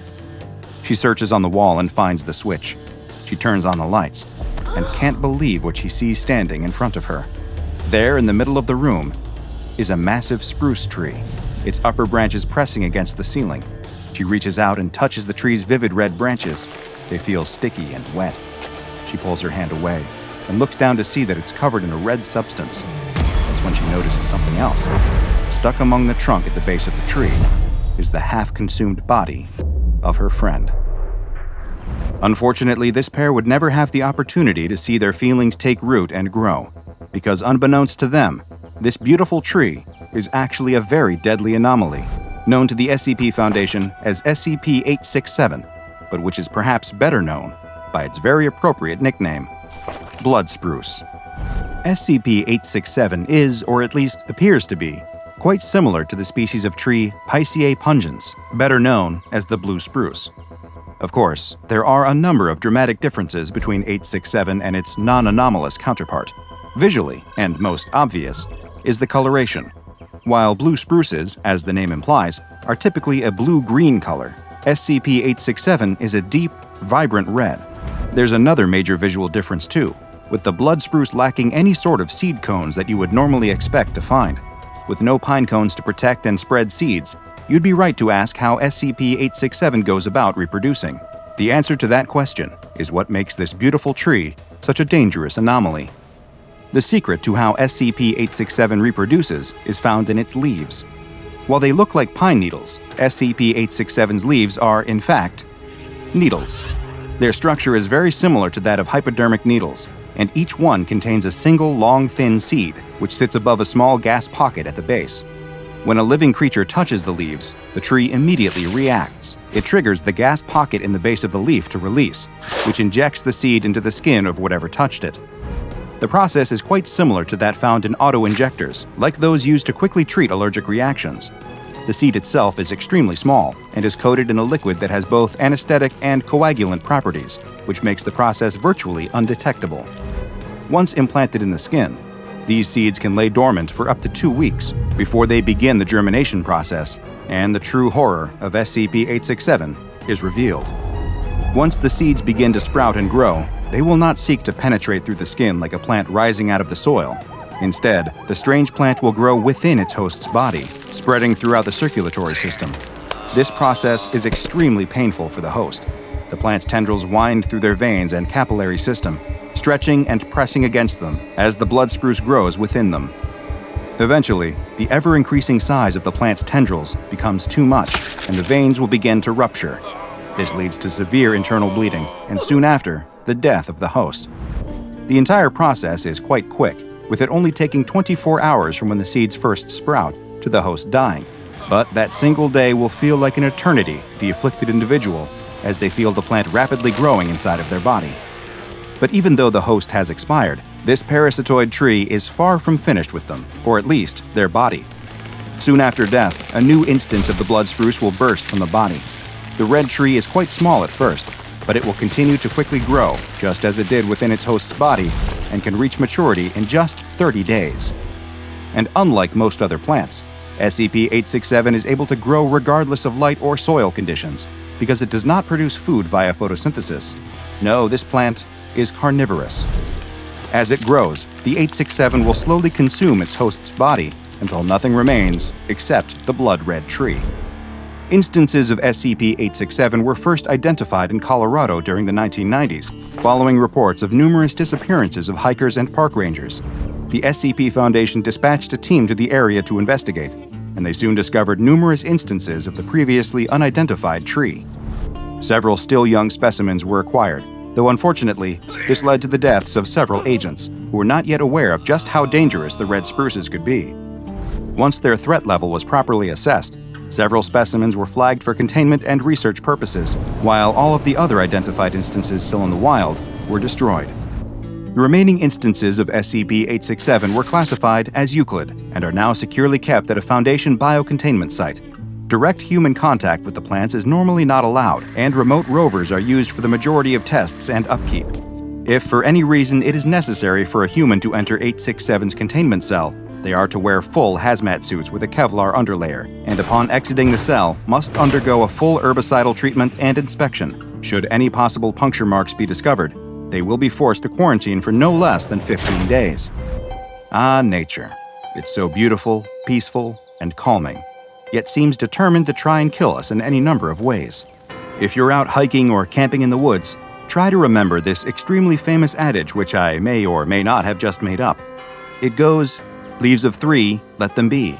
Needles of red, well, you're probably already dead." It's the grisliest crime scene the detective has seen in years. Photographers wince as they capture it all in a succession of quick, stark flashes. CSI technicians do what they can to pick up the broken pieces. Posted at the gate, a rookie doubles over and throws up, while his older partner gives him a sympathetic pat on the back. He can't hide his own discomfort at the things they've seen today. The call came in the middle of the night from a pair of concerned hikers on the outskirts of town. They were halfway through their nightly walk down an old country road when they heard screaming from a nearby farm. When officers finally made their way down to the farmhouse, it was too late. Everyone there was dead. Nobody to save. All that's left to do is pick up the pieces and figure out what the hell actually happened. The detective leans under a yellow garland of crime scene tape and asks an attending officer what they know so far. The cop, who looks pale and clammy, swallows over a lump in his throat and says, "Looks like the old farmer snapped and went postal. Whole family's dead. We found his body in the barn." He heads inside to take a look at the carnage. It's a veritable house of horrors. The farmer's wife is dead in the kitchen. The children were both murdered in their beds. The detective can't say he's ever seen a murder done in such cold blood, so detached. For a man with no history of violence to do something so terrible to his loved ones for no reason. The detective shakes his head and walks upstairs, sliding on rubber gloves to avoid contaminating the scene. He goes room to room, making fastidious notes about anything suspicious. He's got a keen eye for this kind of thing. The man's a 20-year veteran of the force. He's seen some terrible things. But as he lays his eyes on the bodies of the victims, he can't help but feel a chill tiptoeing down his vertebrae. In the master bedroom, where the now-deceased farmer and his wife once shared a loving marital bed, he hits some pay dirt, a diary in the bedside cabinet. He flips through. Early on, it's all mundane, scattered thoughts for the day at hand and little to-do lists for the next one. But the last 3 entries contain a marked shift from what came before.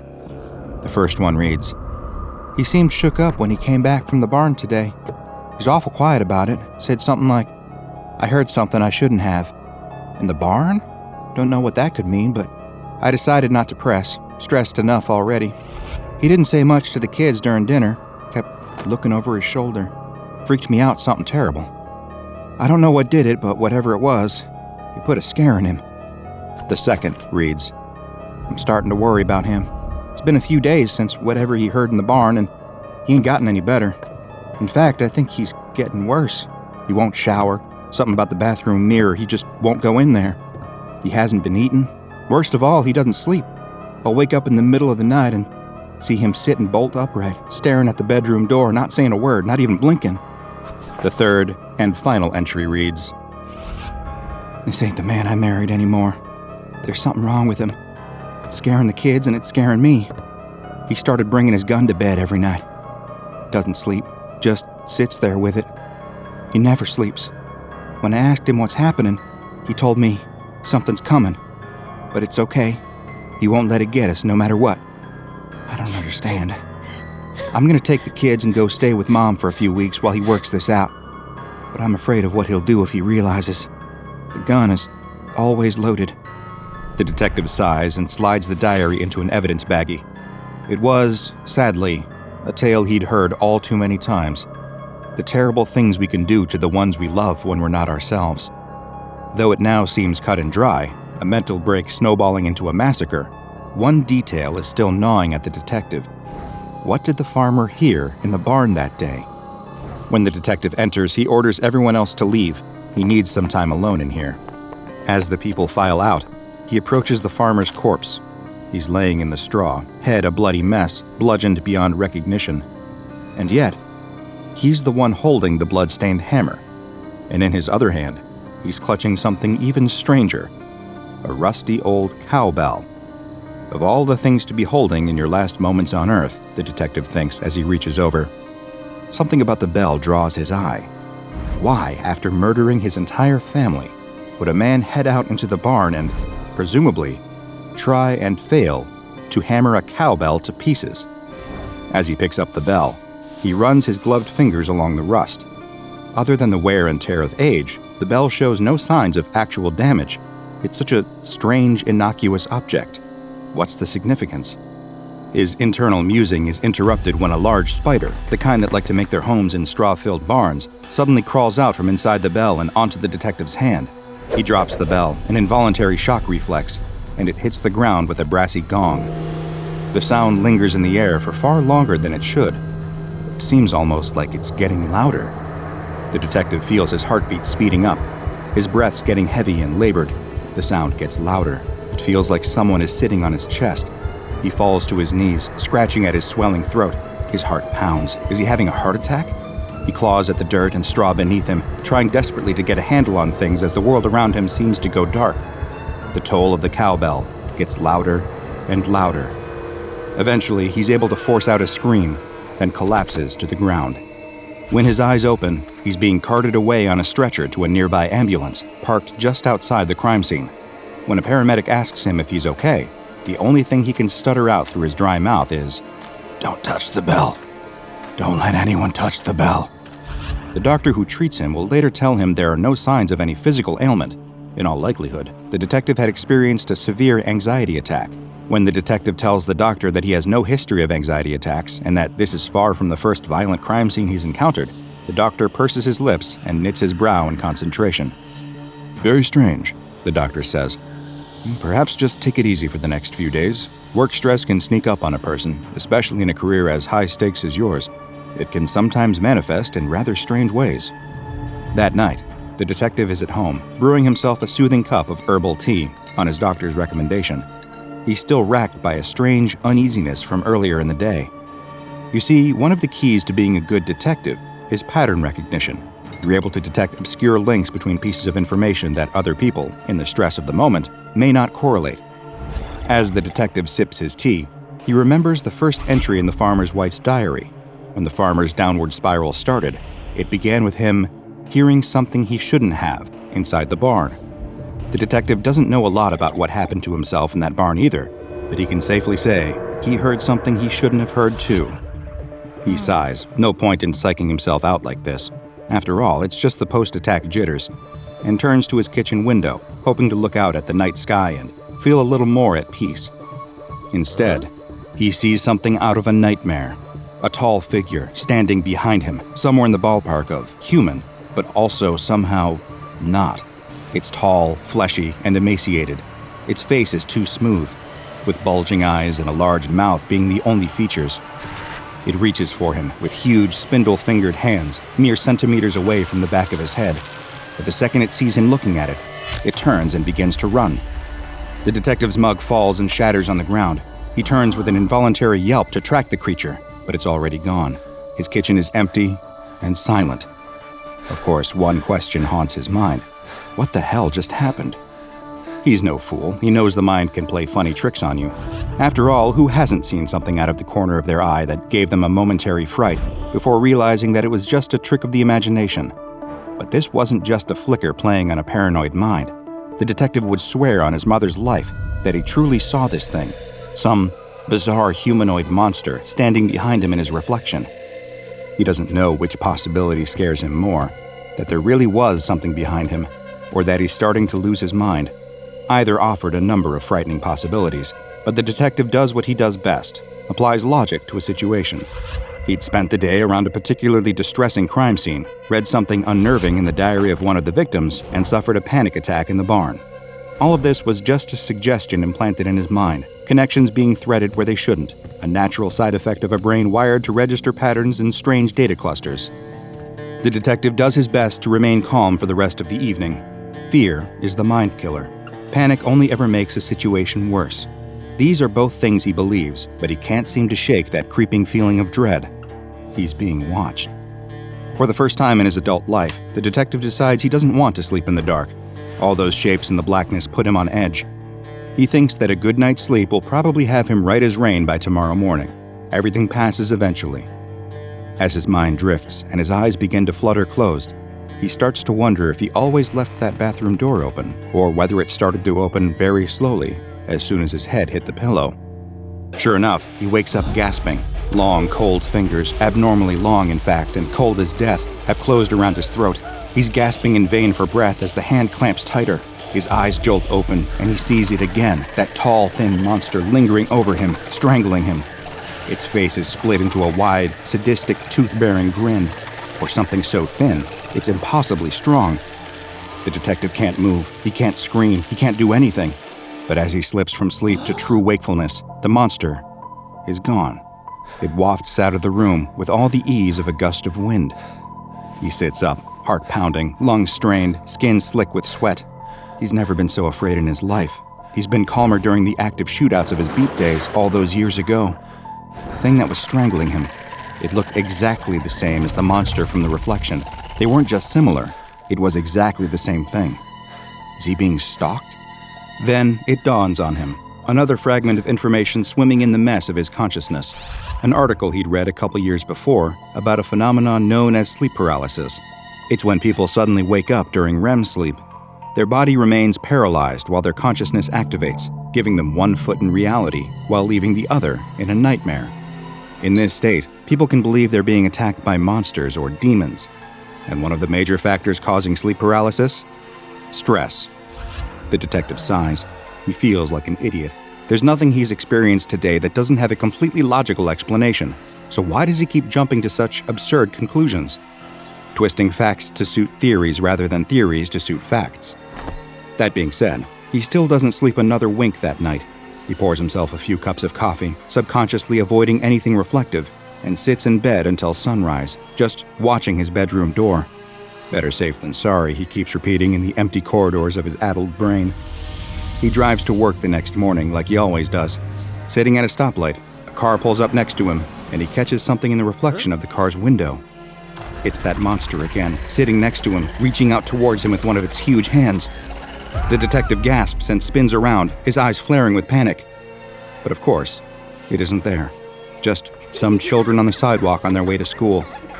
Maybe it's the fear, maybe it's the sleep deprivation, maybe it's both. But in that moment, he feels like crying. Little does he know, things are going to get so much worse. Over the following days, the frequency of the sightings increases. Anytime he finds his eyes meeting a reflective surface, that monster is there, approaching him. But of course, it runs away before he can ever look at it head on.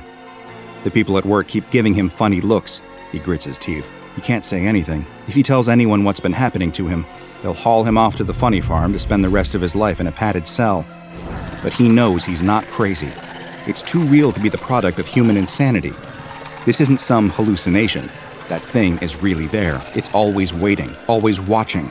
Even when he can't see it, he can feel its eyes on him, sense its malicious intent. It's even worse at night. Every time he tries to sleep, it attacks him. He feels its hand clasping around his throat. He feels its balled fists pummeling his body. He feels its long fingernails scratching into his skin. He can't sleep anymore. He's too scared. And that too takes its toll. Every feeling, every emotion, every thought starts to take on an odd, flat quality, like nothing is quite real. He starts to subsist on coffee, energy drinks, and anything else that will give him a buzz of alertness. He started to carry his service pistol around with him everywhere. He hides it under his pillow at night. He can never be too careful. He knows that the creature is always out there, always watching, always waiting. He knows on some level that it won't stop until it has taken everything from him. He's taking the subway to work again. He's messy, disoriented. His clothes stink. His bloodshot eyes are couched in unsightly bags. He shivers slightly, a nervous twitch. Put simply, he's not the man he used to be. He can't drive anymore. His nerves are too wrecked, and he has to take the bus to and from work. That's when he sees it, not behind him this time, but on the other side of the street as he waits for his bus. It stands among the other pedestrians, all seemingly oblivious to its presence. It just smiles, mocking him. This time, the detective is ready. The detective won't have it. In a single fluid motion, he unholsters his pistol and begins firing at the creature. The street erupts into screams as people scatter to avoid the frantic volley of gunshots, but the creature doesn't move. It just keeps grinning as the detective fires, the rage and sleep deprivation throwing off his aim. He hears the sound of the bell again, its toll rising. It's deafening. He needs to kill it. He needs to get closer. The detective walks toward the creature, firing bullet after bullet. The creature doesn't care. He roars in animal fury. The bell toll rises. A sudden light illuminates the creature's terrible smile, as the detective realizes that the sound he's hearing isn't the toll of the bell at all. He turns just in time to see the bus, but not in enough time to get out of the way. The cowbell the detective found in the barn that day seemed innocuous enough, but this old cowbell, corroded and covered in rust, which no known methods, chemical or mechanical, seemed to be able to remove, would soon have a name: SCP-513. It was discovered by an SCP Foundation agent during Containment Reestablished Procedure Mu at a classified containment site, where its interior was covered in duct tape to prevent it from properly making a sound. There was also a paper note attached reading, "You've seen it, now he can hear you. You've touched it, now he can see you. Never ring it. If you hear it, he can touch you." And this is a warning worth heeding, because ringing SCP-513 invariably results in death. The question is just how much mental and physical anguish it puts its victim through before that endpoint. When the bell is first rung, anyone within earshot will begin to experience extreme anxiety, including physical symptoms such as heightened heart rate and raised blood pressure. They will also report feelings of dread and may claim that they can feel themselves being watched. Within about an hour, this worry is confirmed. SCP-513-1 is the less than charming creature hounding the unfortunate bell ringer, and will begin to stalk the affected individuals. It will appear to approach individuals from behind, but quickly disappear if ever the subject attempts direct visual contact. It will also stage non-lethal physical attacks on its victims during their sleep in order to induce greater levels of psychological terror, though it disappears quickly upon waking.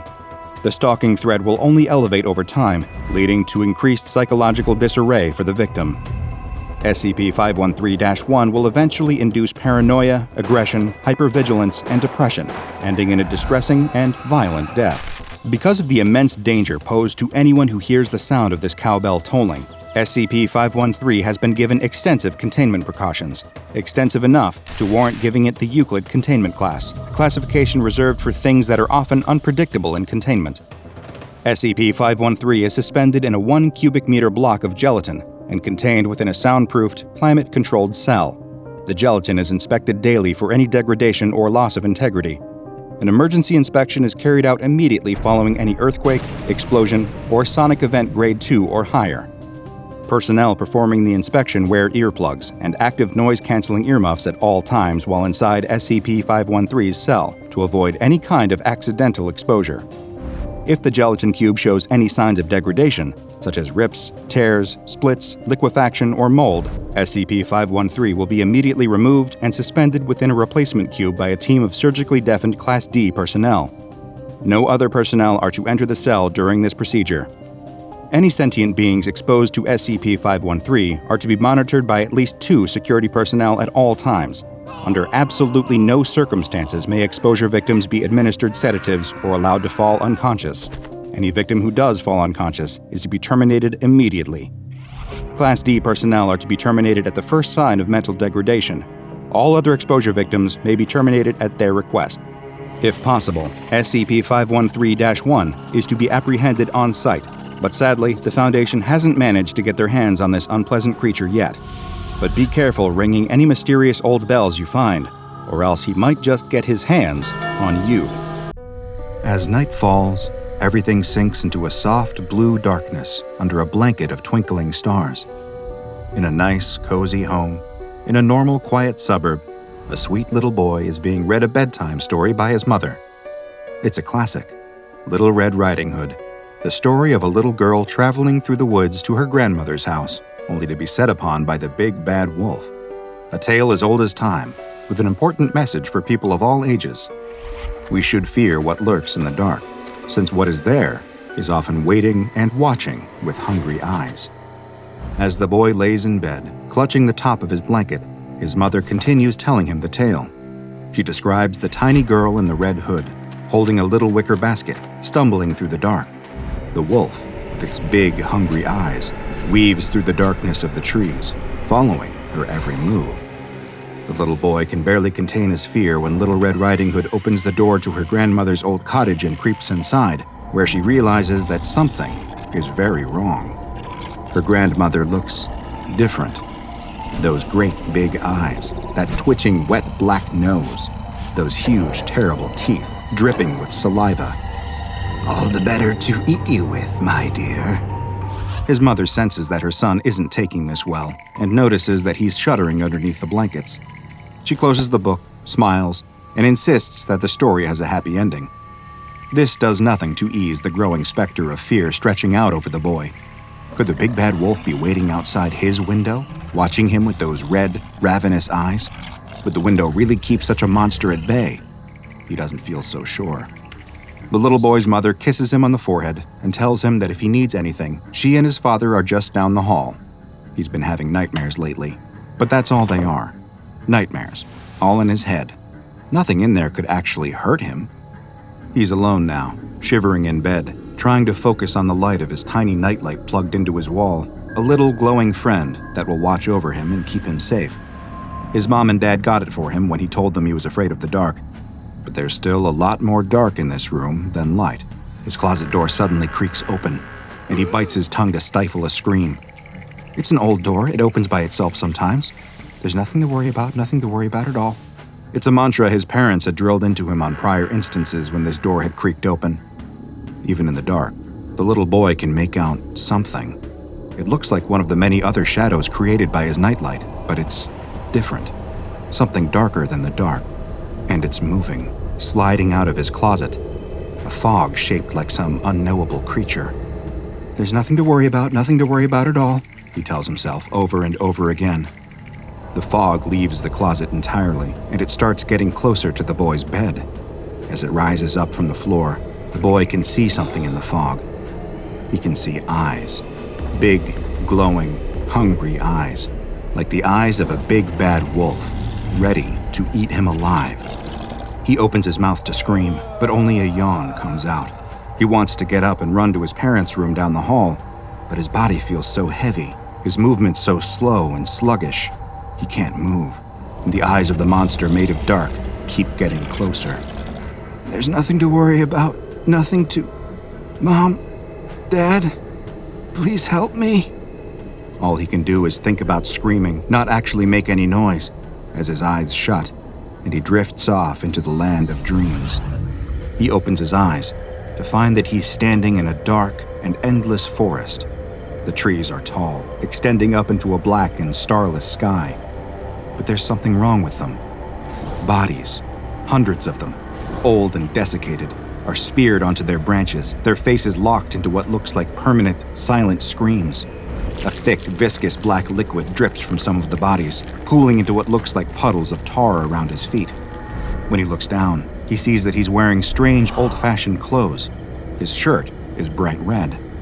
There's a low, bassy growling behind him, like thunder, like a rumbling earthquake, primal and deadly. He can feel it vibrating in his bones. Moving slowly, as though he was underwater, He turns and sees the beast looming behind him. A giant wolf-like monster made from shadows, teeth cut from jagged black glass, eyes glowing and hungry. He's never been so terrified in his life as he is right now, standing in front of this monster that seemed to be the literal embodiment of fear, the embodiment of deep animal terror, the beast that haunts the dreams of every frightened boy and girl. It growls again, and he begins to run. But it's not real running. It's dream running, as if the gravity were too strong, slow and cumbersome through the thick, confining air. He keeps pushing through the resistance all around him, but the wolf made of shadows moves quickly. It weaves through the trees, its mouth dripping wet with hunger, its eyes emitting a dim glow like the nightlight back in his bedroom. He runs for what feels like hours, tears streaking down his cheeks, until finally he can see salvation in the distance, a house standing in the middle of a clearing in the woods. But not just any house. It's his house. In the logic of the dream, he knew that his mom and dad would be inside. They'd help him. They'd keep him safe from the monster. He just needs to get there. He just needs to survive. He finally reaches the front door and tries to open it, but it's locked. So he hammers his fists against the wood, screaming and crying for his parents. He looks over his shoulder and sees the shadow wolf charging towards him through the darkness of the woods, its huge, dark feet hitting the ground with the speed and force of gunshots, getting closer and closer and closer. With one final desperate pound of his fist, the door to his home finally swings open and he falls through. The door closes behind him as he hits the floor, and the sound of the wolf is gone. He gets up and looks out of a nearby window to see that there's no forest outside, just his neighborhood again, underneath a starless sky. He looks down and sees he's not wearing those strange, old-fashioned clothes anymore, just the same pajamas he'd worn to bed. Are things back to normal now? Had it all been a dream? He tries a nearby light switch, but nothing happens. Still dark. That dread comes creeping back in. If it had been a dream, what did that make this? He starts making his way up the stairs, calling out to his mom and dad, but there's no response. He climbs further, walking down the hallway towards their bedroom door. The hallway seems so much longer than he remembered it, but for some reason, he never stops to question the discrepancy. He just wants his mother and father. Not long after, the little boy reaches the door to his parents' bedroom and opens it. The room is so dark, but he can make out their forms lying in the bed. He approaches, calling for them again, but there's no response. Instead, he just hears an awful wheezing sound, like air being let out of a balloon. When his eyes adjust to the dark, he sees that something is terribly wrong with both of his parents. They're now old and thin, with sickly yellowing skin hanging from their bones. Their eyes, milky with cataracts, are set deep in their jaundiced faces. The mere sight of them forces a gasp out of him. Their heads slowly turn with audible crunches. Their chests rise and fall in those same slow, mechanical exhalations. They both look like life hurts for them now. The little boy begins to cry. They beckon him closer, wanting to comfort him, but he's too terrified of their appearance to take a single step towards them. His mother opens her thin-lipped mouth, revealing rotten teeth, and says, "Sweetheart, I'm so sorry, but Mommy and Daddy can't take care of you anymore. We can't even be here for much longer. We need to go. I'm sorry that we don't have more time." The little boy can see his parents aging by the second, getting thinner and frailer and sicker right in front of him. His pity and fear outweighs his revulsion, and he steps forward to embrace them. They're so terribly cold. He grips his mother's hand, but he can feel the bones turning to dust inside her paper-thin skin. "It's going to be okay, darling," she whispers, her voice hoarse and brittle in her final moments. "Your grandmother will take care of you from now on." That's when he hears it behind him again. That terrible, low rumble, the primal growl. As his parents both turn to dust in their bed, he turns and sees the monster. The same wolf made of shadows, filling up the doorway. It seems even bigger in here, bulging through the doorway, thick black saliva dripping from its obsidian fangs. He tries to repeat that same mantra to himself. There's nothing to worry about at all. But suddenly he's short of breath as an immense shadowy claw closes around his torso. It lifts him up off the ground until he can feel the beast's breath on his face, but it isn't hot like it should be. It's freezing, like a gust of wind in the deep snow. With a deep, commanding voice, the monster says, "Only lucky children get to wake up from a dream like this, and not everyone can be lucky." All he can do is scream when the wolf's jaws close around his head, and not a soul can hear him. He's swallowed up into the darkness of the monster, and soon, he's nothing at all. In the waking world, the sun rises, morning birds caw and tweet, alarms go off. But when the little boy's mother checks his bed that morning, it's empty. He's vanished without a trace. In the panic of the days, weeks, and months that follow, in the extensive search that turns up nothing, and that unlucky little boy was never seen again, it never even occurs to his parents to ask, "Did we leave that closet door open?" Did you suffer from bad dreams as a child? Night terrors? There's no shame in it. It's not an uncommon affliction after all. Perhaps there's a hazy, half-formed memory in your mind of waking up screaming when your parents turned on the lights, comforting you, telling you that it was just a bad dream and nothing more. But what if it wasn't? What if it was SCP-080? This vaporous entity, nicknamed the Dark Form by some who have worked with it, is every child's worst nightmare. And if you give it a chance, every adult's worst nightmare too. That's because this black, smoke-like figure has the anomalous ability to induce extreme drowsiness in anyone who spends more than half an hour near it in the dark. Shortly after falling asleep, if nobody comes in and rescues the victim by turning on the lights, they will experience the most horrible nightmares you can possibly imagine.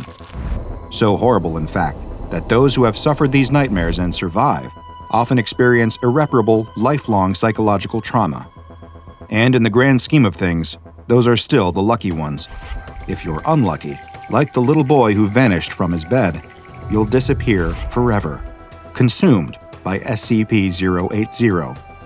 The creature itself is difficult to properly see due to its lack of consistent form, and due to the fact that it only appears in the darkness, but those who have witnessed it can only seem to remember one key detail: glowing eyes in the smoke.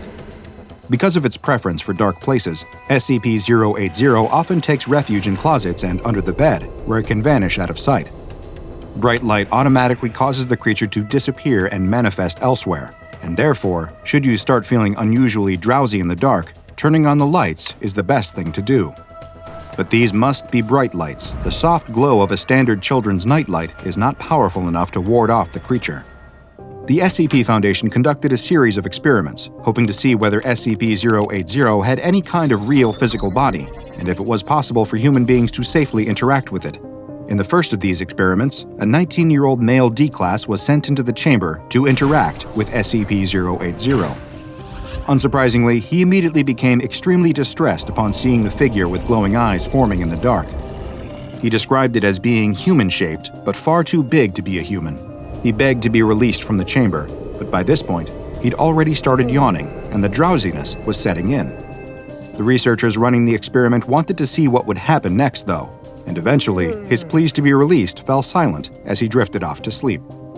When guards were finally sent in to check on him, they found nothing at all. Nothing remained of the D-Class. He'd been consumed by SCP-080, just like so many others.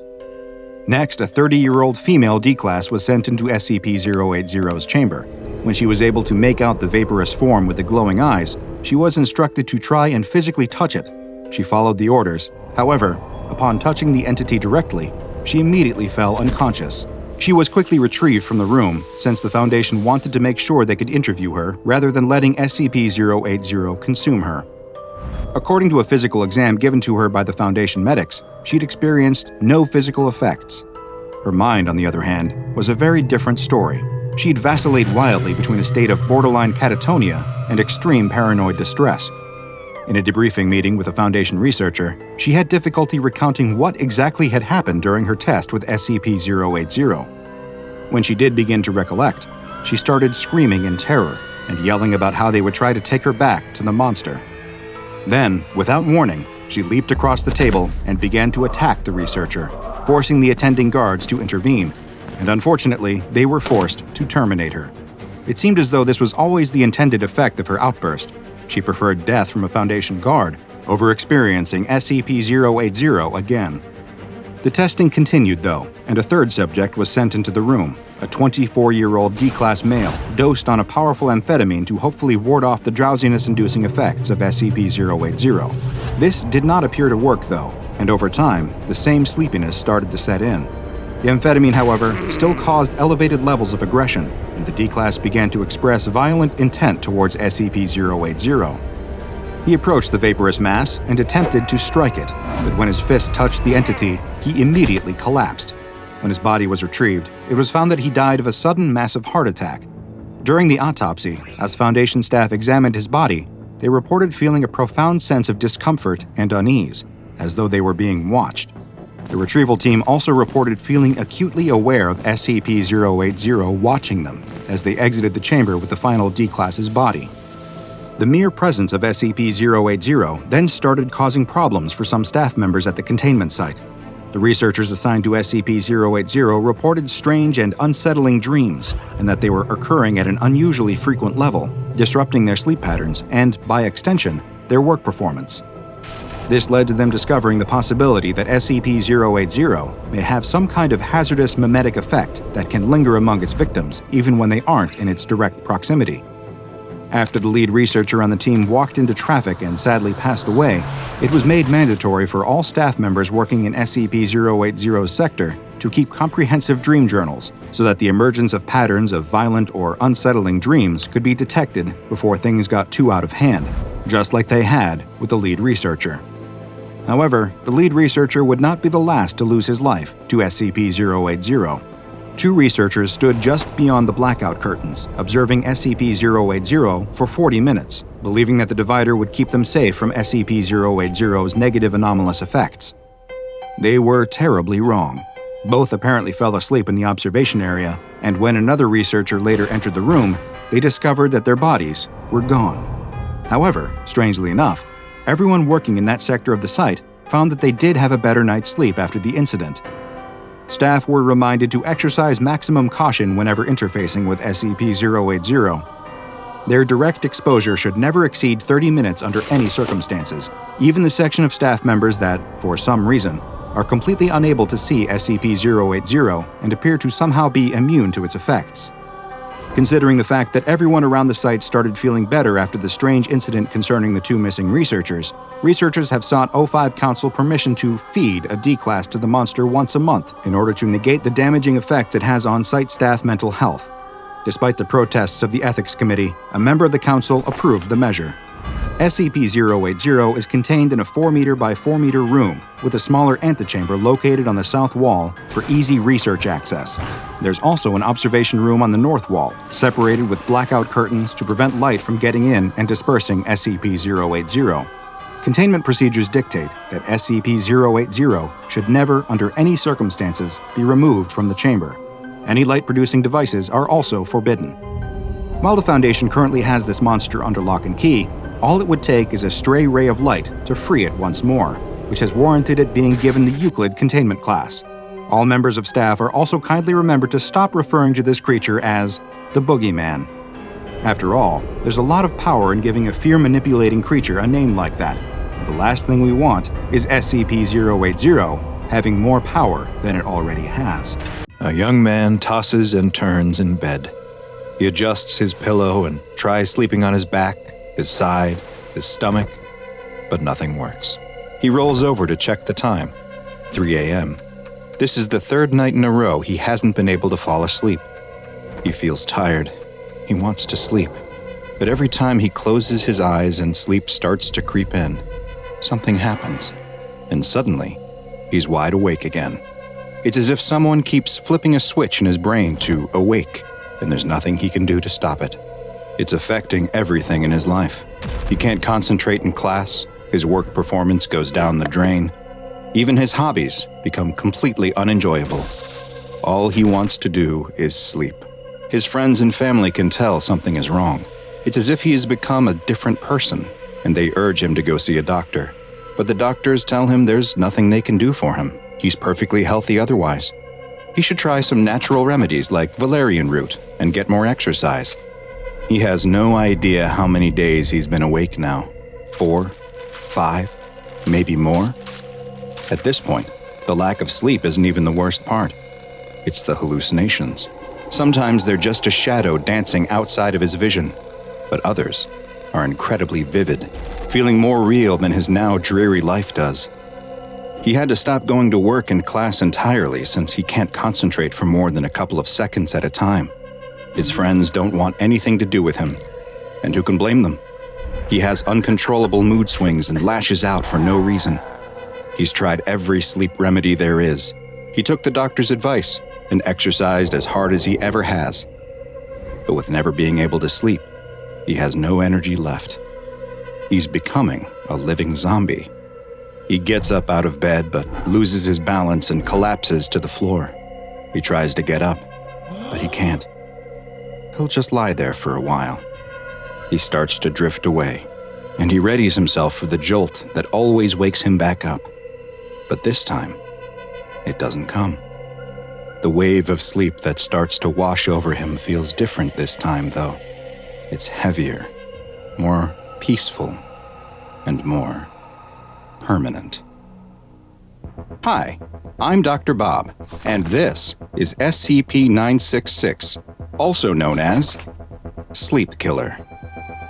SCP-966 is the designation that the SCP Foundation has given to a creature that belongs to a group of anomalous predatory beasts, standing 1.4 to 1.6 meters tall and weighing roughly 30 kilograms. These hairless humanoids have an elongated face, a mouth full of pointed needle-like teeth, and each of their hands has 5 razor-sharp claws that can be up to 20 centimeters in length. Though unlike humans and apes, they are digitigrade, meaning that they walk using only their toes. But you won't be able to see the horrible visage of SCP-966 under normal circumstances, as they are only visible under very specific lighting conditions. They can only be viewed under light that has a wavelength between roughly 700 and 900 nanometers, which is just at the edge of the light spectrum that's visible to humans, stretching into what's known as infrared light. The only exception to this is if their skin, muscles, or organs have suffered from 2nd or 3rd degree burns, in which case, the affected areas of their body will show up under a greater spectrum of wavelengths that are visible to the human eye. Though frightening to look at, SCP-966 are actually quite weak physically, with very low muscular density.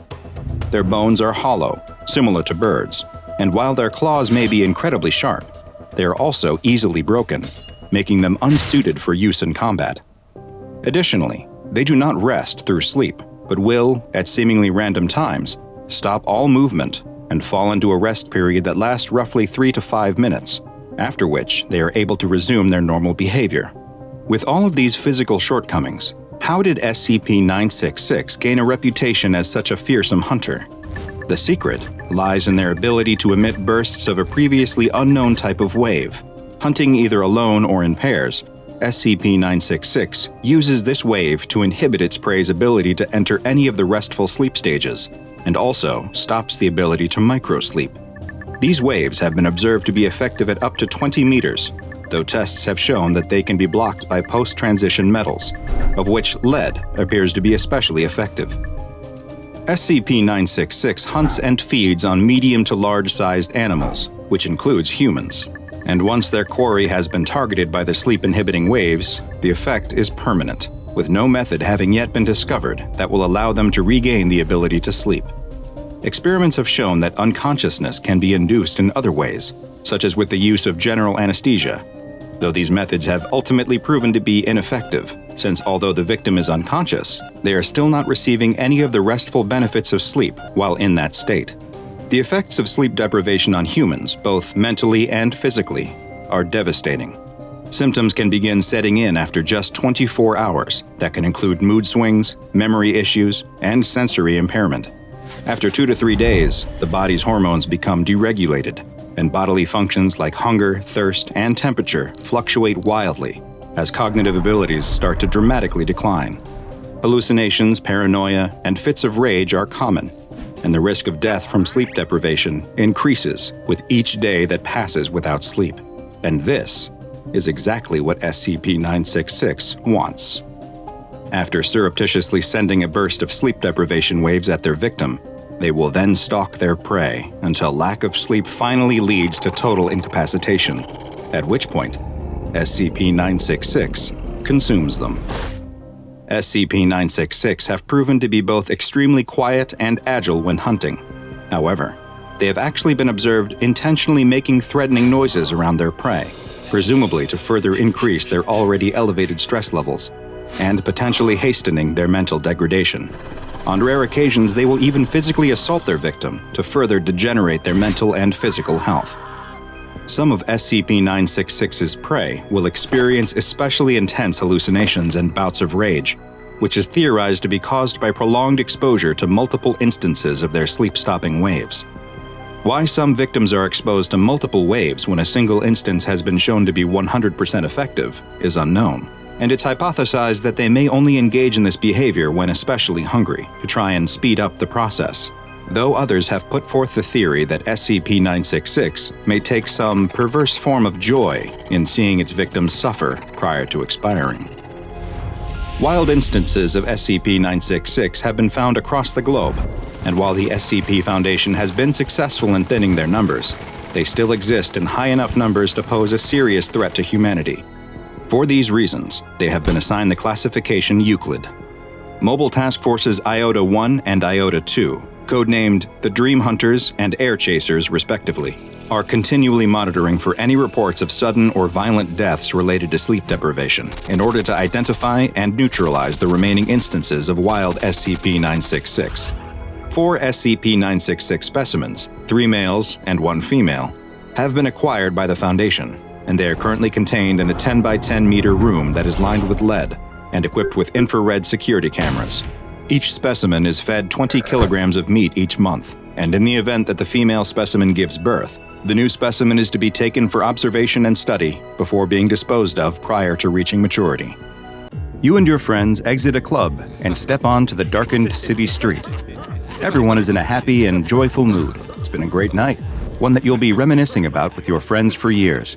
As you walk and laugh together, you don't notice the large man standing in front of you and almost run straight into him. You offer a quick apology and move to go around the man, but he steps in front of you, blocking your path. All of your friends grow quiet, and you finally take a good look at the man. The man towers over you. He is huge, with giant, elaborate tattoos wrapped around his bulging muscles that it looks like he may have gotten to cover up the numerous white patches of skin that are missing pigmentation. His face, though, is bright red and filled with rage. The man begins screaming at you, asking why you ran into him and calling you horrible names. Again, you try to apologize, but the man just keeps yelling as if he can't even hear you. He pushes you hard in the chest, and you fall back into one of your friends. Another steps forward in an attempt to defuse the situation, but the man punches him in the face, breaking his jaw. A melee ensues, though it could more accurately be described as a massacre. The man has gone ballistic and punches, kicks, and bites your entire group of friends. His strength seems unreal, even for someone as big and muscular as him. A large bouncer runs over in an attempt to break up the fight, but even he is no match for this tattooed giant. You've been on the ground since he shoved you, watching this insanity play out, but now, with everyone else lying on the ground bloodied and bruised, he turns his attention back on you. You try to scramble back to your feet, but he's upon you in an instant. He picks you up over his head and tosses you into some trash cans, knocking you unconscious. You open your eyes to see the man standing over you. You can feel the blood from numerous cuts on your face running down into your eyes and mouth. The man picks you up with one hand and holds you by the throat against the wall. He's still in a rage, breathing hard through clenched teeth, bits of white foaming in the corners of his mouth as he brings up his other hand and curls his fingers into a fist. All you can think is this it? But then you notice something. The tattoo that snakes down the man's arm all the way to his hand is moving. The long serpentine dragon is writhing and slithering as if it's alive. Is this really happening, or just a result of the concussive trauma you've received? There's no time to consider it further, though, as the man pulls back and throws a punch right into your face. You can feel your nose flatten and break from the impact, which understandably distracts you from the bizarre occurrence that follows. Right as the man's bloodied fist makes contact with your face, the dragon on his arm seems to swim off of his skin and onto yours. Like a snake moving through water, it glides off his fist onto your face before sliding down your neck onto your body. There is a searing pain as it moves, like you're being poked with needles over and over. You scream from the pain, blood from your broken nose pouring out of your mouth. The man drops you to the ground and steps back. He no longer looks to be in a rage, and instead looks confused. He looks down at his skin to find that the tattoo is completely gone. A look of unbridled joy comes over his face, and he turns and runs away into the night, laughing with glee as he does so.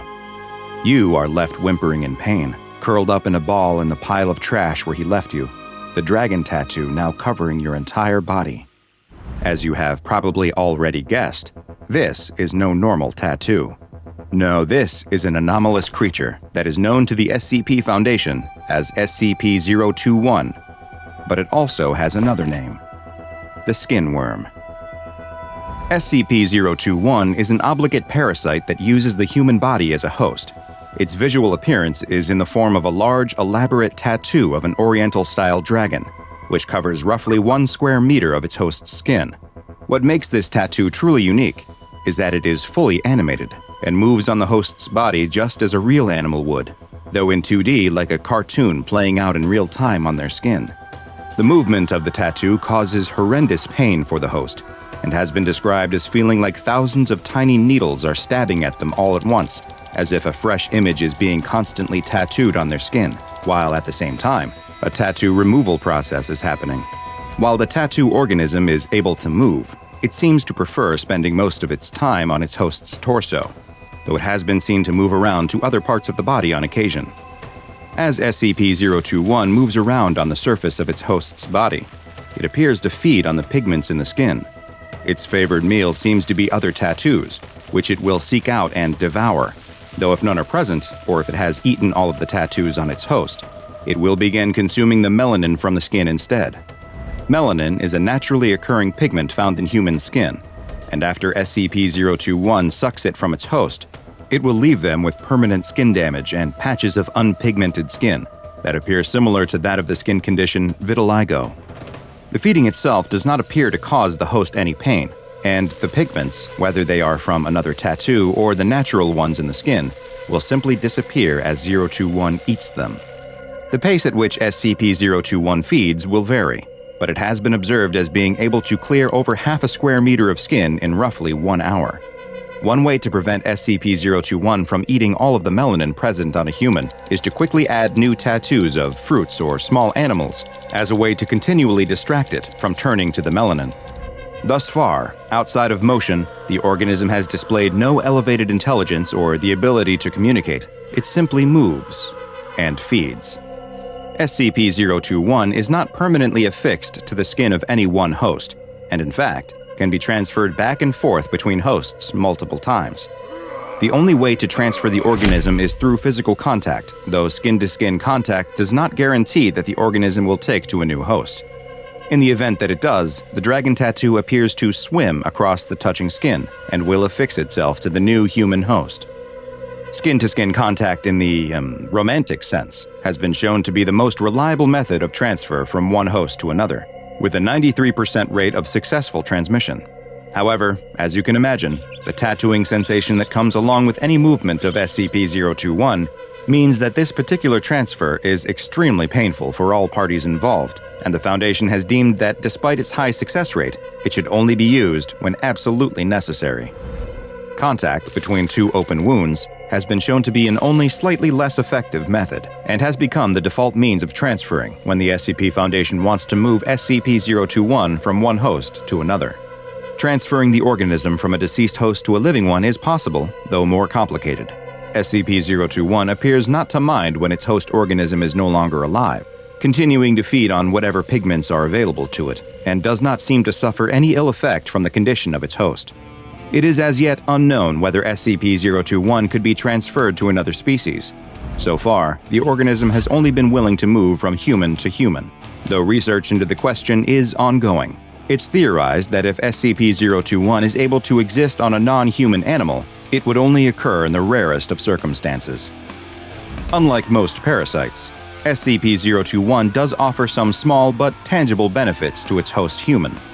In addition to hosts of the organism appearing to have an improved immune system, research has also shown that the presence of 021 will increase its host's release and reuptake of epinephrine, better known as adrenaline.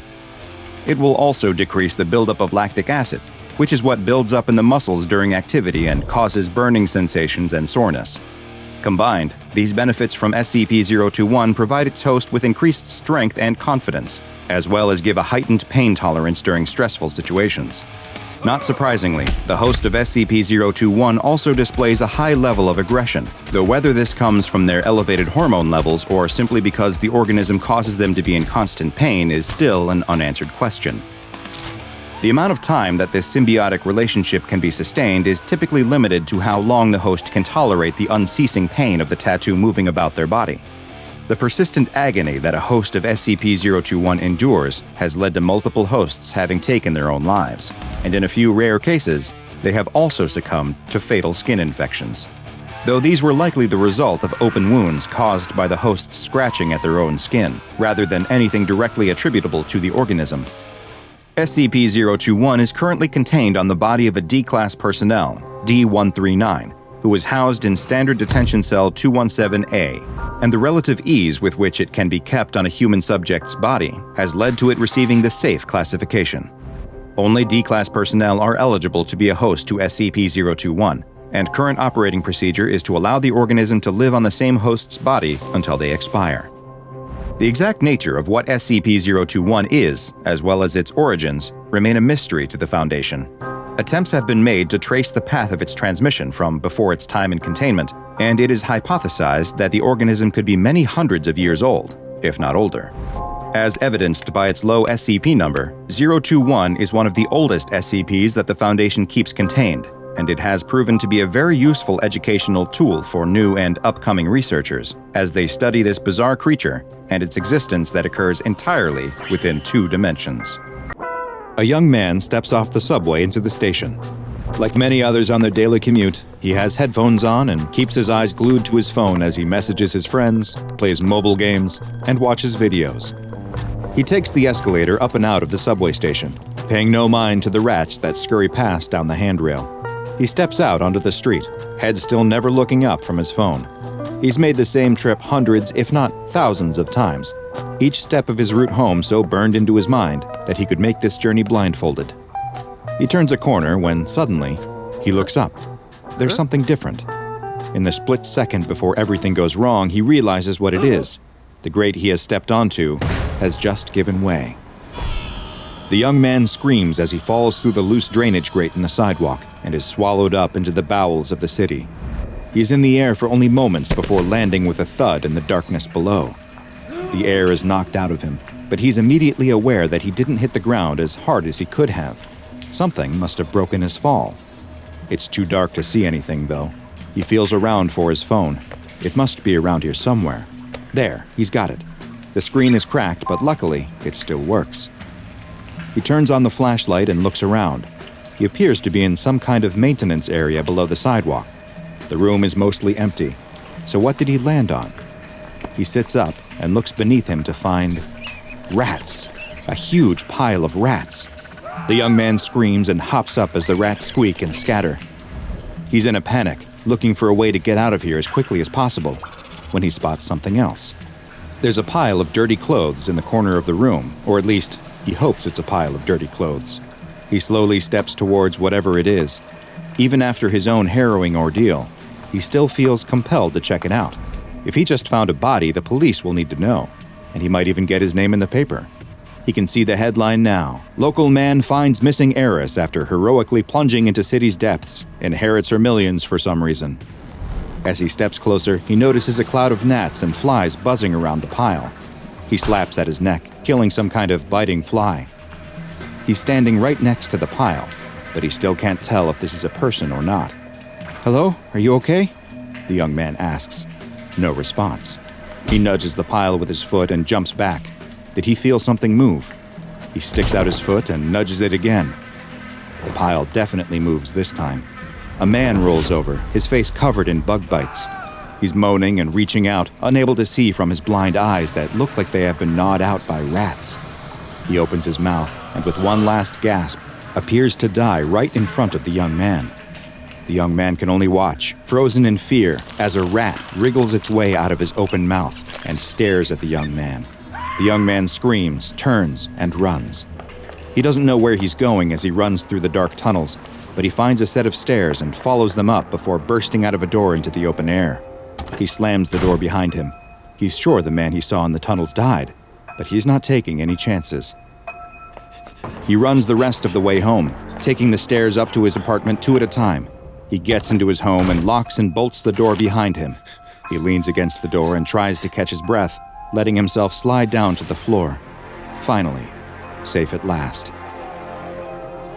He slaps at his neck again. Another fly. It must have been in his coat. He takes off his jacket and shirt, shaking them out, and is surprised to see more flies come out, but also other bugs like worms and cockroaches. He keeps shaking, panicking now, as more and more bugs fall from his clothes. He can see in the mirror on the wall that his body is covered in bites, but that's not what really has his attention. He gets close to the mirror, almost in a daze. This can't be right. He must be hallucinating. He looks in the mirror, reaches into his nose, and pulls out a cockroach.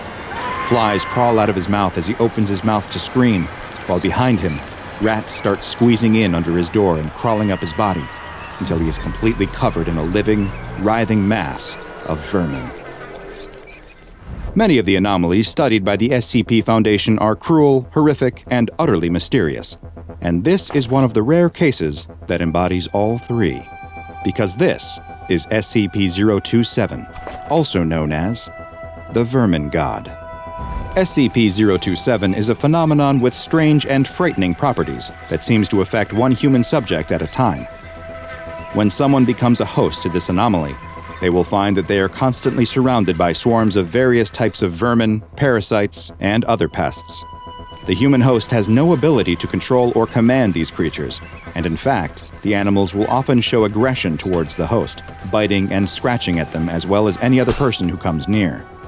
It is unknown what causes this effect, but once someone has become a host to SCP-027, the effect appears to be permanent.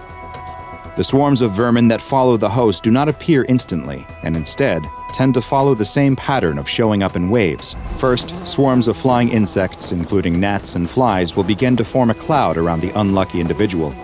Next, non-flying creatures such as lice, cockroaches, worms, spiders, and rats will begin to crawl on the host. The more time that passes, the more of all of these that will appear. Should the host try to leave the location, some of the pests will attempt to cling to them or follow behind, but many of the others will disperse. As soon as the host stops again, though, the process will repeat, and they will once again soon be surrounded by bugs and rodents. While there is no way for a host to rid themselves of the SCP-027 anomaly, the phenomenon has been known to be transferred to a new host, but only following the death of the first. It appears that 027 will continue to jump from host to host, and has likely done this many times in the past. Preliminary research into just how long SCP-027 has existed is ongoing, but early signs point to it having existed for potentially hundreds of years. SCP-027 was first identified by the Foundation when, in the 1990s, a male in his late 30s was found in an abandoned warehouse that was completely overrun with rats and insects. The man was filthy, malnourished, and covered in bites and scratches from a variety of pests. He also showed symptoms of deteriorating mental health, likely caused by a combination of heavy substance abuse and sleep deprivation, neither of which were unexpected, given his horrendous circumstances. The anomalous properties of the subject were quickly recognized by field agents, and he was brought to an SCP Foundation site, where he unfortunately died while still under observation. An autopsy later revealed that over 70% of the man's body at the time of death consisted of a colony of rats that had nested in his abdomen and had been living there long enough to produce at least several generations of offspring. Around 6 days after the man's death, a Foundation security officer at the site where the man had been held reported to medical staff that he was experiencing breathing issues. He told them they began after he had been woken up by what he thought was a housefly crawling up his nose, and he did remember the fly coming back out. Later investigations would reveal that this statement was true, and that the fly laid a clutch of eggs in his sinus cavity as well. The security officer was placed under observation, and following the appearance of more types of vermin, he was classified as SCP-027-02. The man who died was then reclassified as SCP-027-01, and SCP-027 was redefined as an anomalous effect rather than one individual. It is still unknown just how SCP-027 attracts animals or why it chooses the ones it does to summon to its location. Neither SCP-027-01 or 02 have expressed any communication with any kind of entity or the feeling that one was present, and were unable to provide any additional information on the mysterious qualities of the anomaly. In an interview that took place not long after the security officer was identified as a host and placed into containment, he only described feeling dirty and itchy, like he needed a shower. He was deeply frightened by what was happening and expressed the desire to rid himself of the anomalous effect as soon as possible so that he could rejoin his family. Research into the anomaly continues, but analysis of the current host has been inconclusive at best. The lack of understanding about just what SCP-027 is, how its anomalous effect functions, and how it jumps to a new host has led the SCP Foundation to classify it as Euclid. The current host for the anomaly is being held in a 5x5 meter cell with a raised grated floor that is connected to a strong vacuum system to trap any vermin that appear. Any creatures that are removed from the cell are to be incinerated, except for a small portion which are sent to research teams for analysis, though so far, all animals have appeared to be completely non-anomalous in nature. SCP-027-02 is to be monitored by at least 2 Foundation personnel at all times, and in the event that the subject exhibits any odd behavior or an unexpected species of animal is discovered in the cell, it is to be reported to a Level 4 personnel immediately.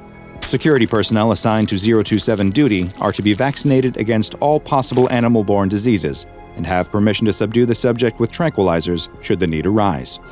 Should the subject appear to be experiencing a serious medical event, all high-value personnel should be moved far away from the current host to lower the chance of them becoming a host to the anomaly. And no personnel of Level 4 clearance or higher should approach within 200 meters of the subject at all until SCP-027 and its strange properties are better understood. You've seen his face before, probably during a particularly distressing bout of sleep paralysis. His appearance can vary a bit from manifestation to manifestation, but a few traits are always present. He resembles an elderly man. His touch corrodes everything in his path. His presence creates a disgusting, black, mucus-like substance thought to be a method of pre-digestion of his prey.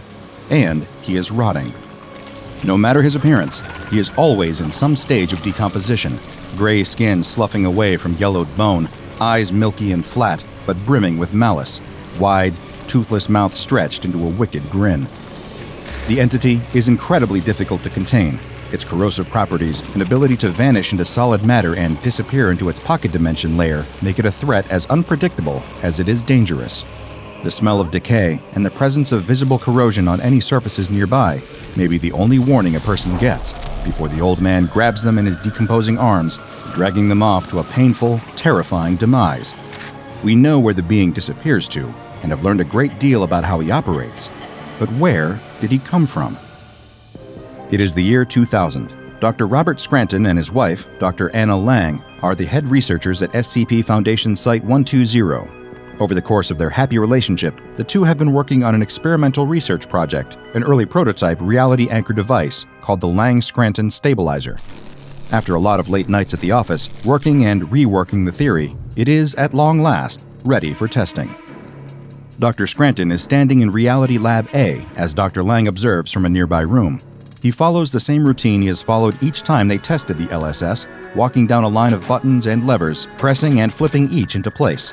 The little red blinking light signifies that the microphone is recording his every comment and observation. Suddenly, the routine is broken by a low rumbling sound from deep, deep within the earth. The ground beneath him begins to shake, and Dr. Scranton stumbles, losing his balance as the once solid floor begins to roil and quake as the seismic shift rolls through the site. He hears the unmistakable grind and splintering of metal and plastic as the LSS-2 begins to shake, components sliding out of place and breaking off. Nearby, Dr. Lang's monitor goes dark as the security feed is cut short by the earthquake's damage. "Robert!" she screams, making a break for the door and rushing to Reality Lab A, terrified that she will find her husband's body lying on the floor. When she and the guards reach the room, however, they find nothing. Well, not nothing entirely. The room is a wreck, bits of machinery strewn across the floor, the smell of burning plastic in the air. But the Lang-Scranton Scrambler's control panel and Dr. Robert Scranton are nowhere to be found. Dr. Lang falls to her knees in the suddenly empty room, pounding at the floor in despair. "Where did he go?" she demands, but of course, no one knows the answer. No one wants to say what they're thinking. Wherever he is, Dr. Scranton is probably dead. Probably long, long gone, and he is never coming back. But no one says it, not out loud. They just think it, and keep thinking it, for the next 5 years, 11 months, and 21 days. The time passes, and most everyone forgets about Dr. Robert Scranton. Everyone except for Dr. Anna Lang. She never gives up hope, never lets go of the possibility that somewhere, in another world, another time, on another planet, her love is still alive. One day she wakes up and it's December 23rd, 2005, a day like any other, save for its uncomfortable proximity to the holidays she struggles to celebrate nowadays. But then, in the middle of the day, something impossible happens. The LSS control panel reappears in Reality Lab A. It isn't how anyone last saw it, though. It's coated in some sort of unidentified organic matter, and it reeks of blood, vomit, and decay. As her colleagues try to shield her from the sight, try to warn her away, Dr. Anna Lang wades into the area, desperate for a glimpse at any sign of her husband's fate. As she makes her way into the containment field, she is unable to contain her horror. Oh God, what the hell? What is all this? This is the... Oh God, Robert? Is this you? Oh God, please, no, don't let it be you, Robert, I thought, how can this thing be? Her colleagues try to stop her, but she touches the Lang-Scranton stabilizer interface, and it fires to life. It still works. Somehow, it still works. She racks her brain for what to do next, before saying, "Access audio log, playback starting from January 2nd, 2000. The machine prompts her to verbally state her password, and her voice shakes as she replies, "Password is Anna Bobana." "Request acknowledged. Processing," the machine replies. "I'm sorry. There are no audio logs for January 2nd, 2000. Dr. Scranton accessed log on January 13th, 2000 via voice recognition at time." Anna slams her hands down on the machine with a cry. "Playback now! Damn it, play it back!"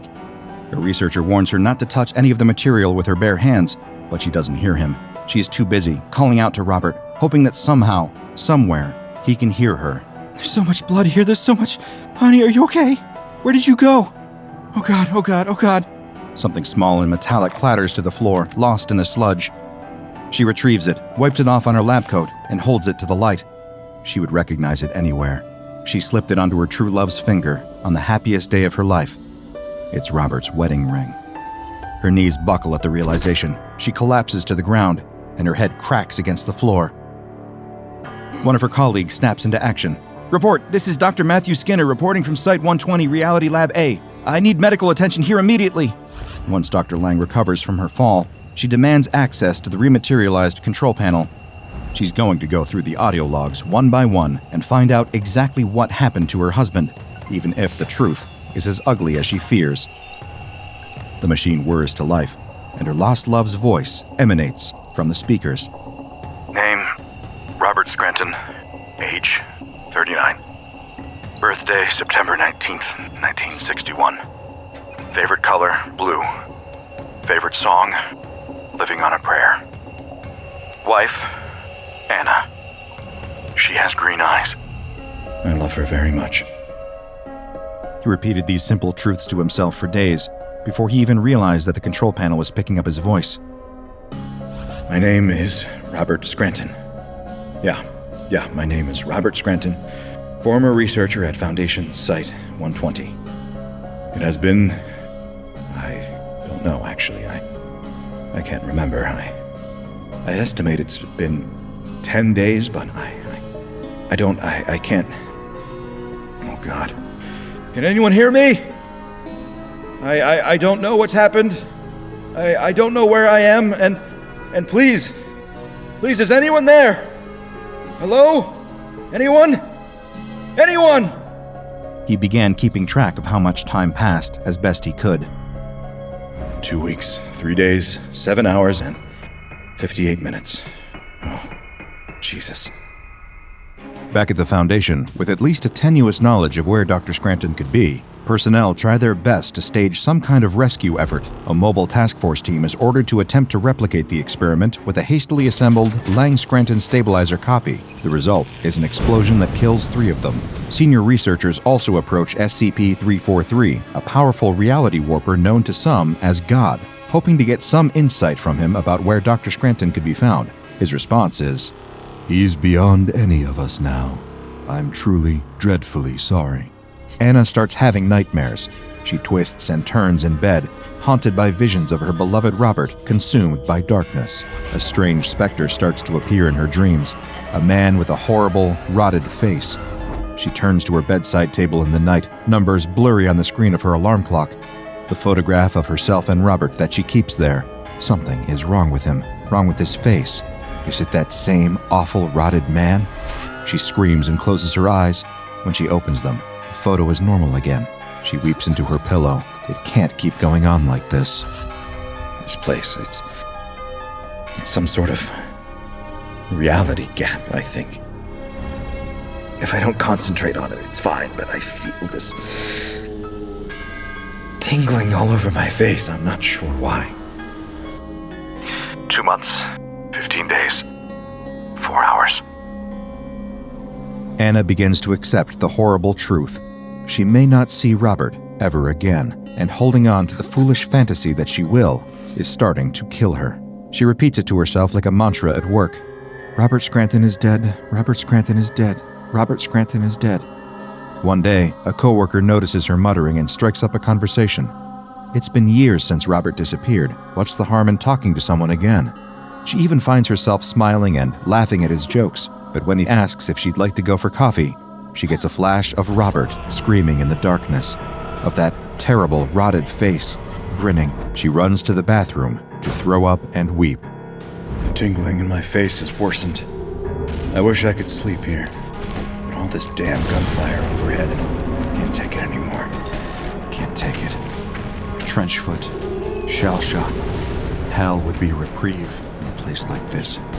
And all the men, all the poor souls who look up to me, call me corporal. What a jerk. To think I have any more idea of what's going on here. Anna can hear it in his voice.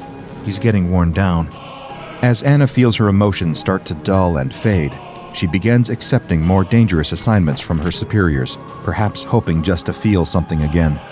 She works on the SCP-682 case, trying to devise more futile termination methods. She spends time with SCP-939, the abominations known as With Many Voices, until they start to imitate Robert's voice, and she knows that she can't do this anymore. She works with SCP-280, Eyes in the Dark, feeling no fear whatsoever as it floats towards her. The worst thing that could possibly happen to her has happened already. Now, she's just waiting, killing time. She has no idea of the further horrors to come. Lately, I've been hearing whispers in the dark. I think the rats are talking to me. Oh, funny. My troops must think me mad. What does it matter? This is a mad place, a mad time. A mad man is perhaps best suited to a time like this. So many went over the top yesterday, only to be cut down by machine gun fire. Isn't it odd that I laughed? It was so funny. I think perhaps this mental malady is connected to a physical one. Nosebleeds and vomiting spells. A strange, black liquid. Faintly acidic to the touch. So delicious. So fun. My troops tell me I look unwell. Like anything about this is well. Maybe I'll sneak into one of their bedsits tonight and teach them to lighten up a bit. None of them smile anymore. Me, I'm always smiling. I'll teach those little cowards to smile too. But as she listens to more of the logs, she's forced to reckon with the fact it really isn't him anymore. Not as she'd ever known him. He'd become something else. All the others are dead. All my good, hard work, making them dead. I followed them down the length of the trench. Their silly little bullets didn't hurt me. Oh no. Oh no, no, no. The look on their faces. All the screaming as they saw me. How thrilling to savor their fear as I approached. All those screams. What are you, you horrible old man? I showed them what I am. I can walk through walls now, you know. Have all the fun I want. Yes, yes, yes. Nothing can hurt me anymore. And I can hurt everyone. And when the war is over, I'll go home. Go home to my sweetheart. I know she's waiting for me. I can't wait to see her, to touch her beautiful face. My lovely Anna. Hearing him like this, so broken, so utterly transformed, it's too much for her to bear. But the work always needs her, and she returns to it day after day. One night, she sits up late, making her way through a stack of paperwork, when she hears it. A curious sound. Drip, drip, drip. Something thick dripping steadily onto the floor behind her. The smell of rot fills her nostrils, making her gag. She turns and comes face to face with SCP-106, dripping its slimy black mucus onto the floor, bringing decay to everything it touches. It reaches out toward her, grasping at her arm. She breaks free, but not before its touch melts away the fibers of her lab coat, threatening to seep through the fabric to her skin. All the while, it's staring straight at her, like it knows her. Anna runs out of the lab as fast as she can, shouting for help. A guard tries to come to her assistance, firing his weapon at the old man, but the bullets don't leave a dent, don't even slow him down. The old man grabs the weapon from the guard's hands, letting the metal rust, warp, and melt in his grasp. Then he turns his corrosive touch on the guard's face. Anna screams in horror at the sight, but she can do nothing to help him. All that she can do is keep running and hope that the monster doesn't catch her. She runs as fast as her legs can carry her, but she isn't as young as she once was, and years of sitting at a desk have made her muscles stiff and weak. Her foot hits the ground at just the wrong angle, and she stumbles, falling to the ground. She scrambles back to her feet, but when she looks up, something is horribly wrong. Her surroundings have changed. It looks like the Foundation site, but it's not quite the same. It's as if someone tried to recreate the facility from memory and couldn't retain all of the details. Then she hears it again. The drip, drip, drip. He's here. She spins around, and there it is. That awful face, so close to her own. She takes a trembling step back when suddenly, the monster speaks. It's him. She knows it, as surely as she knows that she is about to die. The monster that once was Robert Scranton reaches out and caresses Anna's cheek with his wrinkled hand. She screams as the skin begins to droop, and he seals her lips with a kiss that makes her insides drip like melting wax. The two become one once again. Red lights flashed, reflecting off the glass walls. A scientist's hand hovered over the console, fingers trembling. Then, he slammed the emergency shutdown button. But it was too late. The virus was already airborne, tearing through the facility faster than any containment measure could stop. And it was contagious. Deadly contagious. It's gonna spread like wildfire, someone muttered, voice ragged. Alert the WHO, now. A call went out. The World Health Organization was the only hope, the only chance to stop a global catastrophe from unfolding. Hours later, the world was in total chaos. Lockdowns, quarantine zones, air traffic halted, borders sealed shut. The entire world came to a screeching halt in a matter of days. Back in the laboratory, a group of rogue scientists stood in the shadows. Their eyes were glued to their screens. Data flashed too quickly for any of them to process anything. But they weren't watching the virus. They'd stopped caring about containment. It was too late for that. Their eyes were on the next step. One scientist pushed back from the table, hands shaking, his breath coming quick. We need to stop it. Stop it before it even starts. His voice was hoarse with fear. The Foundation's methods aren't working. If we don't act now, we lose everything. He turned to face the others, voice low but unwavering. We need to rewrite history. The others exchanged looks of worry and then confusion, but slowly, excitement creeped over their faces as he laid out a plan. They would need to build a time-traveling vessel, a ship capable of going back to the origin of the virus. Then, they could erase its birth from history. But we need the power to manipulate time, one of them said with a horrified glare. Only the 5 elements have that knowledge. They're the only ones that specialize in time manipulation. The room went still. The 5 elements were a secretive, dangerous cult that hoarded ancient occult knowledge with a fervor. Nervous glances were exchanged. Then, one scientist said what everyone was thinking. They'll destroy anyone they don't trust. They might destroy the world if it looked at them wrong, he muttered. Another scientist shot him a look. We need them, whether we like it or not. Another uneasy silence fell. The problem, one of them said with a sigh, is that they'll never willingly help us. Everyone nodded in agreement. It was common knowledge that the 5 elements hated the Foundation with a passion. The 2 groups were sworn enemies. The Foundation's experiments with the paranormal and its expansionist agenda were anathema to everything the 5 elements stood for. We'll need someone on the inside, one of the scientists muttered, his voice darkening. A spy. You know the system. You know how to disappear, the older one said, his eyes locked onto the man who hadn't spoken yet. The man didn't flinch. His gaze stayed fixed on the table.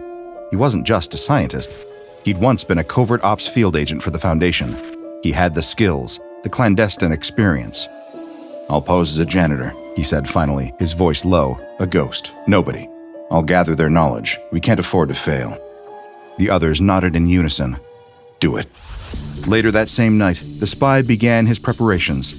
He watched the janitors at the 5 Elements compound for several days, dusting off his old clandestine skills he thought he had buried long ago. He studied their routines, clocking the exact times they entered and exited the building. He watched their movements, their clothes, their mannerisms. He learned how they moved, how they talked, how they slipped in and out unnoticed.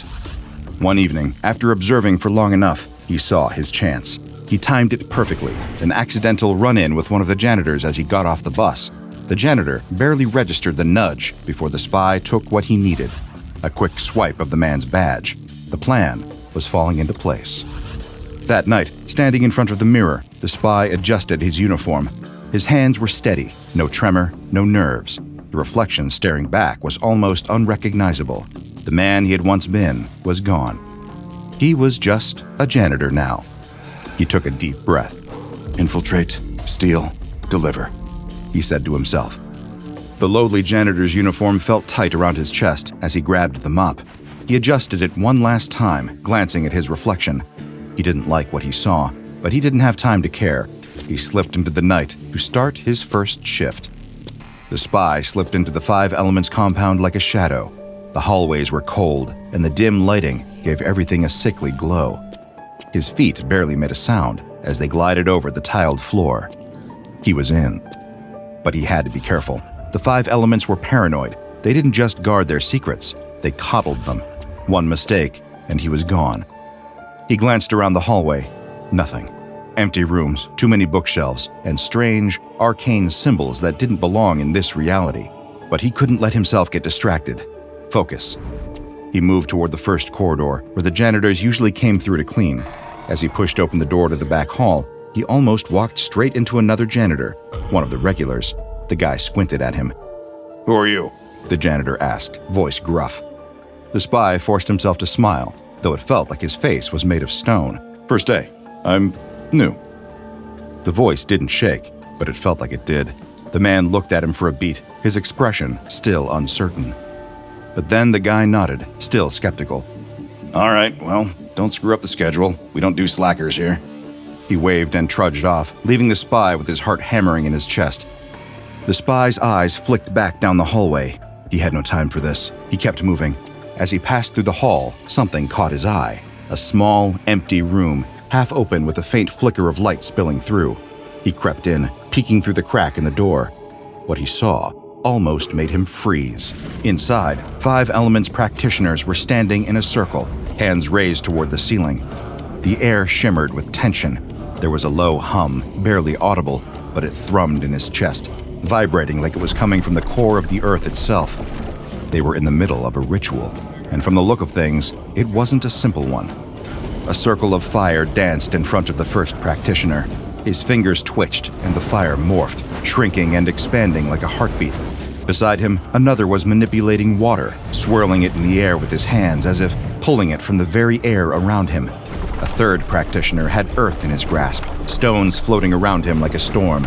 The final one, a woman, seemed to be playing with wind, her fingers slicing through the air and bending it to her will. And in the center, time. The air distorted around them, vibrating like a stretched rubber band. Seconds seemed to stretch, then snap back, moments running into each other in impossible loops. It was time manipulation in its rawest form. This was it. This was exactly what the rogue scientists needed. The spy quickly fumbled inside his uniform, pulling out a small camera hidden in the button. He started recording as the practitioners continued their ritual, completely unaware of his presence. This was precious. The footage could change everything. With the information he needed in tote, he turned off his camera and began to back away from the room when the worst possible thing happened. A man, a 5 Elements agent, appeared behind him, seemingly out of thin air. "What are you doing?" The agent's voice was low, suspicious. He was too close. The spy cursed under his breath. No way out.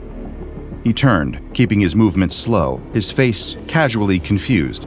"Just checking the room, cleaning up after the ritual." His voice sounded unnaturally smooth, but his gut was churning. The agent raised an eyebrow. "Funny, I don't remember seeing you before.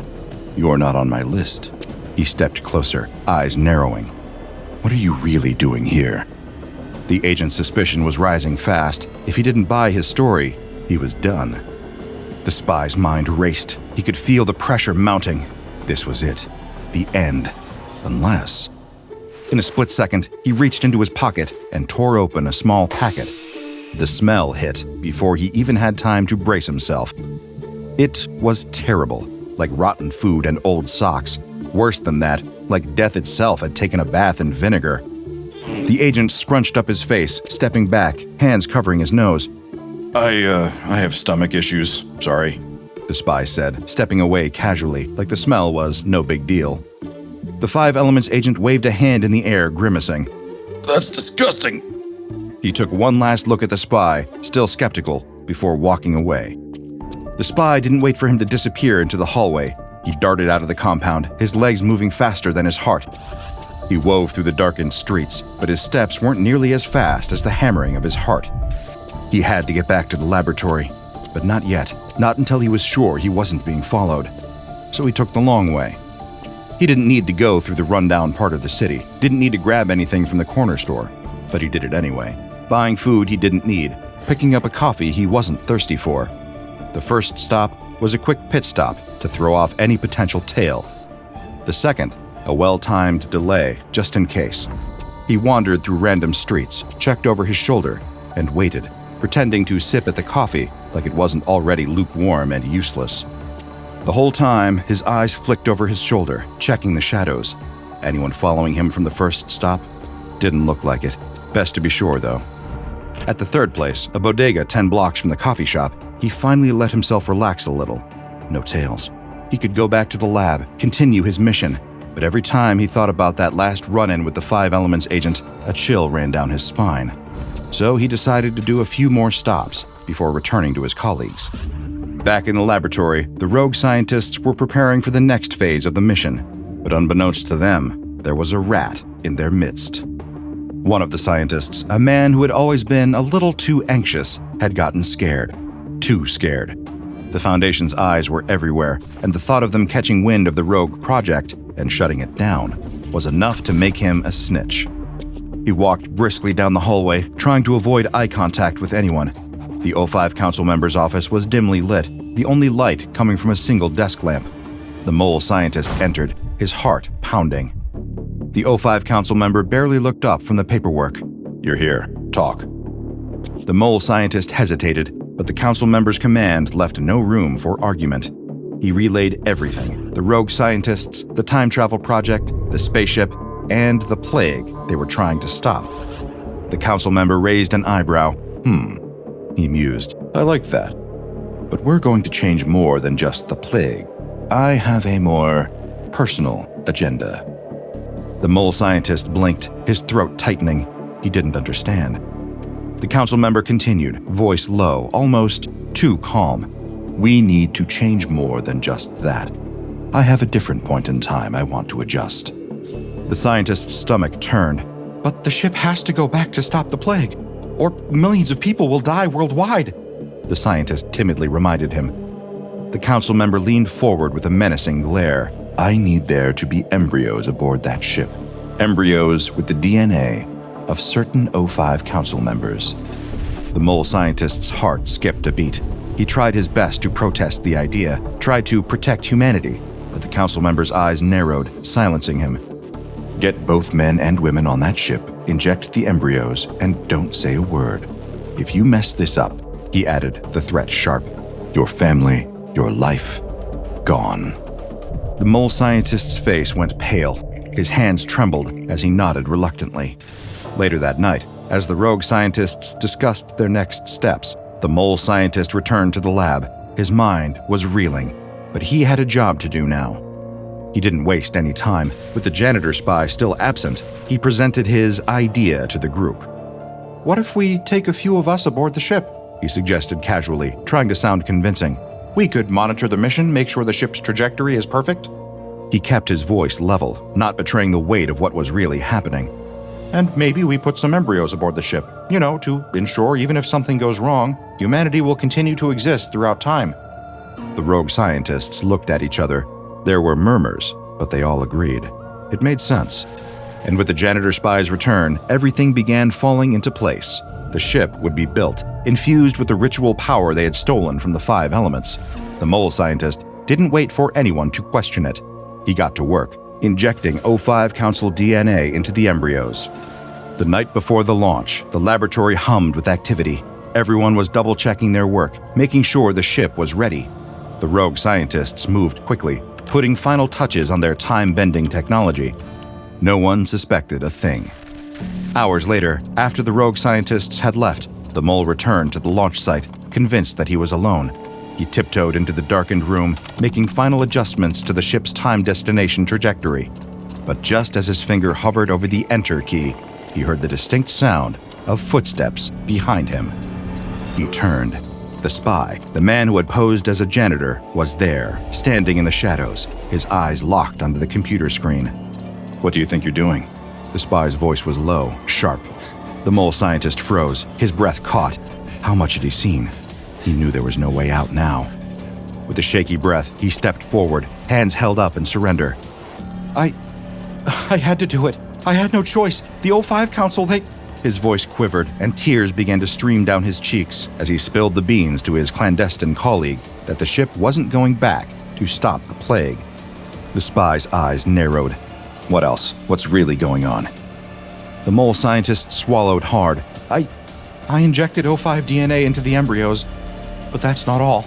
The council member wants control over reality itself. He's recalibrating it, rewriting it the way he wants. The spy's jaw clenched. He stepped forward, seething with anger. You're not getting away with this, the spy said, but before he could pull the mole away from the computer, the traitor pressed the Enter key. In the blink of an eye, the spy's fist connected with the mole's face with a sickening crack. The traitor's body crumpled to the floor like a sack of potatoes, eyes rolling into the back of his head. He was unconscious before his body even hit the ground. Did he need to do that? No. Was it satisfying? Absolutely. He stared down at the now unconscious scientist for a moment. He should feel something. Regret, maybe? But there was no time. The mission was falling apart, and his only option was to fix it. He turned back to the computer, fists still clenched. He had to return the ship's trajectory to the correct time, the one that would stop the plague before it even happened, the one that could save the world. But the computer was locked. He tried everything, fiddling with the keyboard like a rookie. No dice. This wasn't some minor glitch. Whatever the mole did had permanently sealed the deal. The mission was over. Or was it? Whatever the O5 Council member had planned, it was worse than the plague. It had to be. The spy knew it. He could feel it in his gut. The ship couldn't reach its intended destination, not with that trajectory. No way. He turned and stormed out of the lab. He had one last card to play. The clock was ticking. He stormed into his office and grabbed his janitorial uniform from the nearby chair. He couldn't believe he was doing this again. The same disguise, the same routine, but there was no choice. The mission was ruined, and something worse was unfolding right under his nose. He slipped the uniform on, adjusting the cheap mop head and scrubbing gloves, and marched out the door. The 5 elements were his only hope now. This time, he wasn't sneaking in to steal their secrets. He was going to share one of his own. The compound was eerily quiet when he entered. Too quiet, like something was wrong. He moved quickly down the hall, his footsteps echoing in the silence. He checked the rooms one by one. Nothing. No one. The place was practically abandoned. Where was everyone? His gut told him this wasn't just some regular empty shift. Something was off. He backed out of a room, careful not to make a sound. Then, as if the universe had a sense of irony, he bumped into someone. The 5 Elements agent, the same one he'd smelly bombed not too long ago. And of course, he had seemingly materialized out of thin air. Again. The agent stood there like he'd been waiting for him all along. The spy didn't move. He just stared at the agent, who was staring back at him. The air between them crackled with something dangerous. "You again." The agent's voice was low, flat. He didn't look surprised, just interested. The spy's mind raced. He cursed himself quietly. The agent's eyes narrowed. "This place is shut down. Safety breach. The whole compound's been moved." The spy raised his eyebrows, feigning confusion. "Where? Why?" The agent didn't answer immediately. His gaze remained locked on the spy. "You're not supposed to be here." He took a step closer, eyes sharp as knives. "So, tell me, what exactly are you doing?" The spy's pulse quickened. The agent was way too close to finding out the truth. He had 2 choices now. Lie, say something about routine cleaning, play it off, but that'd only buy him a few seconds. Or tell the truth. Tell him about the mission, the ship, the O5 Council's dirty little secret. Time was running out. The spaceship launch was too close.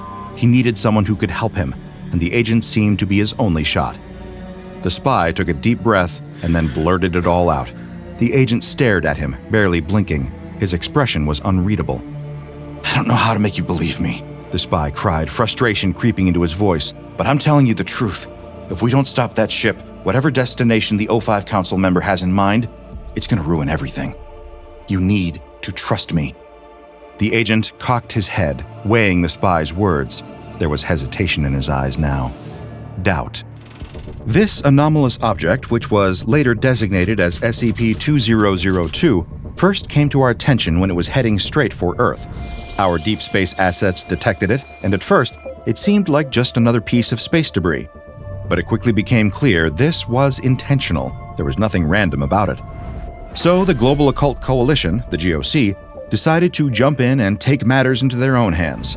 They fired on the ship with a high-powered carbon dioxide laser, thinking they could neutralize the threat. They managed to break the main hull and scatter some of the smaller spheres across space. Not exactly the neat, effective solution they'd hoped for.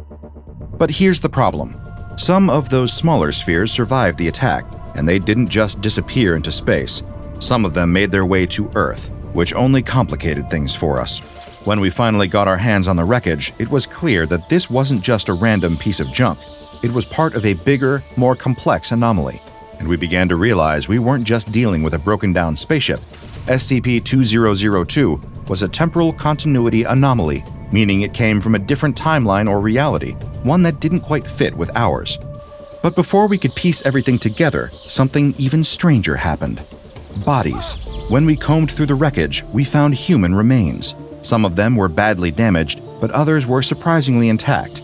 5 adult males, 21 adult females, 142 newborn infant males, and 377 newborn infant females, all found among the wreckage.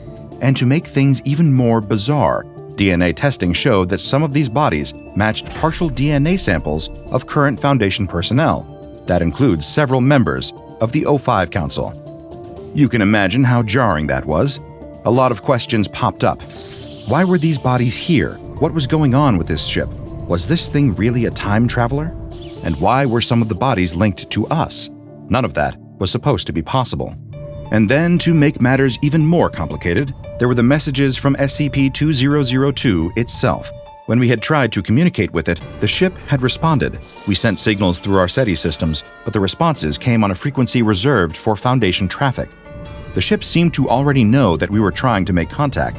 It didn't just send a random response, it came straight to us. The message suggested that SCP-2002 was self-sufficient enough to make a return trip to Earth on its own, no help needed, which naturally raised even more questions. If the ship had systems that could guide it back to Earth, what was its real purpose? What did it want? So we classified it as Keter because of the potential for catastrophic consequences. Its landing, if uncontrolled, could have triggered a K-class scenario. We had no idea what kind of impact it could have, but the implications of losing control of it were dire. Now here's where it gets even more strange. SCP-2002 was detected at a distance of 15.8 AU from Earth, which was much later than we expected. According to our initial models, we should have discovered it years earlier, but instead it appeared later than expected, suggesting that time itself had been distorted in some way. We were now dealing with an anomaly that didn't just travel through space, it seemed to also be bending time, something that could exist in a reality we didn't fully understand. Of course, this wasn't enough for the GOC. They decided to destroy it anyway, thinking that was their only option. A few days after the laser attack, their satellite, which had been involved in the destruction, was sabotaged and crashed into the Brazilian rainforest. We recovered the wreckage, which led to more questions about the GOC's involvement. It wasn't just that they didn't know what they were dealing with. They actively tried to eliminate any evidence of SCP-2002's existence. But that's the thing about the Foundation. We don't let things go. We kept the wreckage, and when we examined it further, we realized that SCP-2002 had a purpose. It had been designed to alter something far beyond the physical world. And one last thing. The wreckage wasn't just full of strange technology, it was full of secrets. Our investigations turned up more internal memos, emails, encrypted messages, and even detailed reports from the GOC, something they tried to keep quiet. In the end, the GOC had known about SCP-2002 for a while, but their intelligence was incomplete. Their botched attack on the ship was a direct result of their lack of understanding of what they were up against. SCP-2002's wreckage is safely contained at Site-102, and we're still trying to make sense of everything. And as for the O5 Council, their involvement in all this is still unclear, but rest assured, we're digging into that. It was one of those Parisian mornings that made you think everyone must be living in a painting. The sun was out, the Eiffel Tower gleamed in the distance, and the city was buzzing with the usual touristy chaos, even though it was still 1951. But inside a small, drab apartment just off the Rue de la Paix, a much less picturesque scene was unfolding. A very large man sat at his kitchen table that was nearly buckling under the weight of the mountain of food he had managed to pile on it. He was alone, but it didn't seem to bother him. His stomach, round and swollen, spilled over his waistband like a bloated river. He shoveled food into his mouth with a kind of savage delight, his hands greasy and covered in crumbs. He wasn't eating, he was devouring. A parrot, his beloved companion for years, perched nervously on the open windowsill, watching the spectacle with growing anxiety. Its green feathers fluttered slightly in the breeze, but its beady black eyes never left the man. It was almost like the bird was praying the man would stop. But the man wasn't stopping, not even close. Oh yeah, this is a life. The man mumbled in French between bites, his mouth too full for coherent speech. His cheeks puffed out like a chipmunk's. He paused for a moment, looking around with a satisfied grin. What's that, Polly? Oh, nothing? Well, you don't know what you're missing. The parrot made a soft, nervous sound in response. It fluttered its wings and shifted uncomfortably. It knew something was wrong. Then came the noise, a strange gurgling sound. At first, it was so faint the man didn't notice, but then it grew louder, more pronounced. The parrot's feathers fluffed up as it tilted its head, eyes wide in horror. The man paused, his hand halfway to his mouth with more food. He looked down at his belly, then back at the parrot, as if he had finally noticed something was off. A low, wet, bubbling sound gurgled from deep inside him, unnatural and wrong. It was as if a pot of soup was simmering beneath his skin. His fingers tightened around the edge of the table, knuckles white, breath coming in short, panicked gasps. He looked at his own stomach, his eyes wide with disbelief. Then, with a disgustingly loud burp, the man leaned back in his chair, his hand pressed to his stomach. Oh, that wasn't normal. He groaned in French. Maybe the fourth plate of sausages was too much. What do you think, Polly? Should I have a fifth? The parrot squawked and flapped its wings, ruffling its feathers like it was trying to escape the scene, but no such luck. The man's stomach gurgled again, this time much louder. And then, the man exploded. It wasn't just a simple, cute pop. No, this was an all-out eruption. A twisted, gory fireworks display, splattering everything in its path. The parrot screamed, the word coming out faster than it could process it. The parrot shrieked, its feathers plastered with pieces of human flesh. It tried to shake them off, frantically flapping its wings, but the pieces were stuck like sickly souvenirs from a disaster movie. The man was gone, but the parrot was covered, head to tail, in his remains. It looked like a creature straight out of a horror show. Mon Dieu! The parrot muttered, as if it could even process the nightmare that had just unfolded. It flew out of the window with one final, panicked flap. As it soared into the beautiful Paris sky, pieces of the man's flesh began to fall, raining down like tragic confetti. Meanwhile, down below, a couple, hand in hand, strolled near the Eiffel Tower. They were newlyweds, blissfully oblivious to the mess of human gore falling from the sky. Isn't it beautiful here? The woman asked, eyes sparkling, as her husband snapped a photo of her in front of the tower. Absolutely, he grinned, completely lost in the moment, adjusting the camera's settings like an amateur. A piece of flesh fell from the sky, landing just a few inches away from them. It hit the ground with a sickening splat. The man didn't see it. Neither did the woman. They just kept walking, kept giggling. They were in love, in Paris, and nothing could ruin this moment.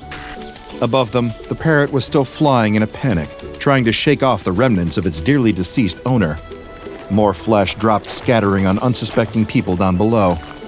The newlyweds, still lost in their own little world, strolled into a nearby cafe. They found a seat on the terrace, basking in the late morning sun, the world feeling just right. They ordered coffee, croissants, the quintessential Parisian breakfast. The waiter smiled at them, and they smiled back. And all the while, the parrot continued its flight above, still desperately trying to rid itself of the disgusting keepsakes it had been left with from its owner. The parrot's panic was now a full-blown emergency. With one last act of desperation, mid-flight, the parrot plucked a blood-drenched feather from its side and, in a gesture that could only be described as pure revulsion, spat it into the air. The feather tumbled, swirling as it fell, leaving a trail of blood drops that scattered in every direction like twisted confetti. 2 drops landed. One hit the croissant, the other the cappuccino. The couple, they were too busy being hopelessly, nauseatingly in love to notice. The woman took a delicate bite of the croissant, as if it were the most sacred thing in the world. As her teeth sank into the flaky, buttery goodness, she didn't feel the tiny drop of blood that had seeped into it. She didn't taste it. She just smiled and sighed, blissfully unaware of the bizarre fate the universe had decided to hand her.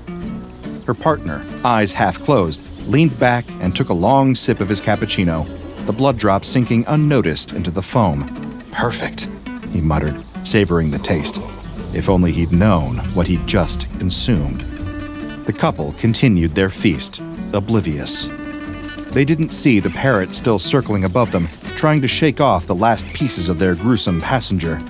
The couple didn't even notice the tiny bits of human flesh falling like sickly rain around them, splashing on the cobblestone streets or landing on random bystanders. The city was too beautiful, and they were too in love. But all good things must come to an end. Their honeymoon had been a whirlwind of romance, croissants, and incredible coffee. But like all perfect things, it had a time limit. A few weeks later, they boarded the plane home, and that's when things took a strange turn. Something wasn't right. The couple, who had once been wrapped in a warm, blissful bubble, now sat next to each other in uncomfortable silence. The warmth that surrounded them wasn't the kind of warmth that came from love or passion. No, this was different. It was an internal heat, a fire they couldn't escape. The woman wiped her brow with the back of her hand, her face flushed, her eyes squinting. She looked at her husband with a confused frown. Do you feel hot? He pulled at his shirt collar, trying to loosen it. Yeah. I thought it was just me. They exchanged a quick look, but neither of them had an answer for the strange discomfort creeping over them. Their earlier bliss had quickly dissolved into a dull unease. A flight attendant passed by, looking overly chipper. Can I get you anything else to make you more comfortable? The husband smiled weakly. Water would be good, thanks. She nodded and returned a few moments later, placing napkins and water in front of them. Here you go. Anything else? The woman shook her head, trying to smile, trying to look happy and grateful, but the sweat on her brow told a different story. The flight attendant walked away. With every passing moment, the couple just felt worse. The heat was growing, crawling up from their stomachs to their heads. The plane had become an oven, the air too thick to breathe, yet there was no obvious reason for it. Maybe the plane's just too hot, the husband muttered, pulling at his collar again. He reached for the water, but it didn't help. It didn't do anything. Nothing helped. Not the water, not the napkins, not even the air conditioning. When they finally made it back home, things took an even stranger, more unnerving turn. It wasn't immediate. Nothing ever is. But after a few weeks, the couple's appetites had become a bottomless pit, and it wasn't just the usual vacation cravings. No, this was different. They found themselves standing in front of the fridge at all hours, just staring at it, like zombies. They opened the door, peered inside, and started eating without thinking. It was like a primal instinct had taken over. Suddenly, nothing else mattered. Nothing but the gnawing hunger that called at them from the inside. Two mouths, wide open, eyes glazed over. They devoured whatever they could find. Leftovers from last night's dinner, half-empty jars of pickles, cheese that was maybe a week past its expiration date. It didn't matter. If it was edible, it was fair game. The fridge became their new best friend. They just couldn't stop. One evening, the tension finally bubbled over. The last piece of chicken, sitting there on the dinner table like a cruel temptation, was just waiting for them to fight over it, and predictably, they did. They both reached for it at the same time. Their hands met in midair, fingers brushing, like some sad, twisted dance. No, I was gonna eat that, the wife screeched, her voice high with the desperation she was too embarrassed to admit. Oh, you gotta be kidding me, the husband shot back, grabbing the chicken and pulling it closer to his plate. I saw it first. The fight didn't even make sense. They were both stuffed, but the chicken, that sad, last little piece, was like some kind of sacred prize. Their first fight wasn't about anything important, just food, yet it felt like everything. Voices rose, tempers flared, the argument spiraled into a mess of accusations and ridiculous claims. At some point, it all became a blur, like two animals fighting over the last morsel of meat from a hunt. And then, the wife snapped. Without warning, she stormed to the kitchen, slamming the refrigerator door open. Fine, she shouted, her face twisted in anger. I'll just make myself my own dinner. She pulled out an entire chicken from the fridge like it was the Last Supper. Without thinking, she set it on the counter and began to prepare it, cutting it up with a feverish, almost violent energy. The husband sat at the table, shocked for a moment. His hand reached for the last piece of chicken on his plate, then dropped it. Something nudged it out of his daze. With a slight chuckle, he walked into the kitchen and smiled at his wife. Well, look at that. Our first fight. This will be a good story to tell the grandkids, huh? But the wife wasn't having it. Not now. Not when she was starving, practically shaking from hunger. Are you serious? She hissed, her face flushed. Can't you see I'm starving? What's wrong with you? She shoved him away, as if his presence was the last thing she needed. You ate the last piece. You don't understand. Her breath was quick, sharp, her entire being focused on one thing. Food. More food. The husband backed off, his attempt at humor falling flat. Hey, I didn't mean to... But she didn't listen. The absurdity of it all was lost on her. The argument was ridiculous, yes, but her hunger? Her hunger was something else entirely. Something very real.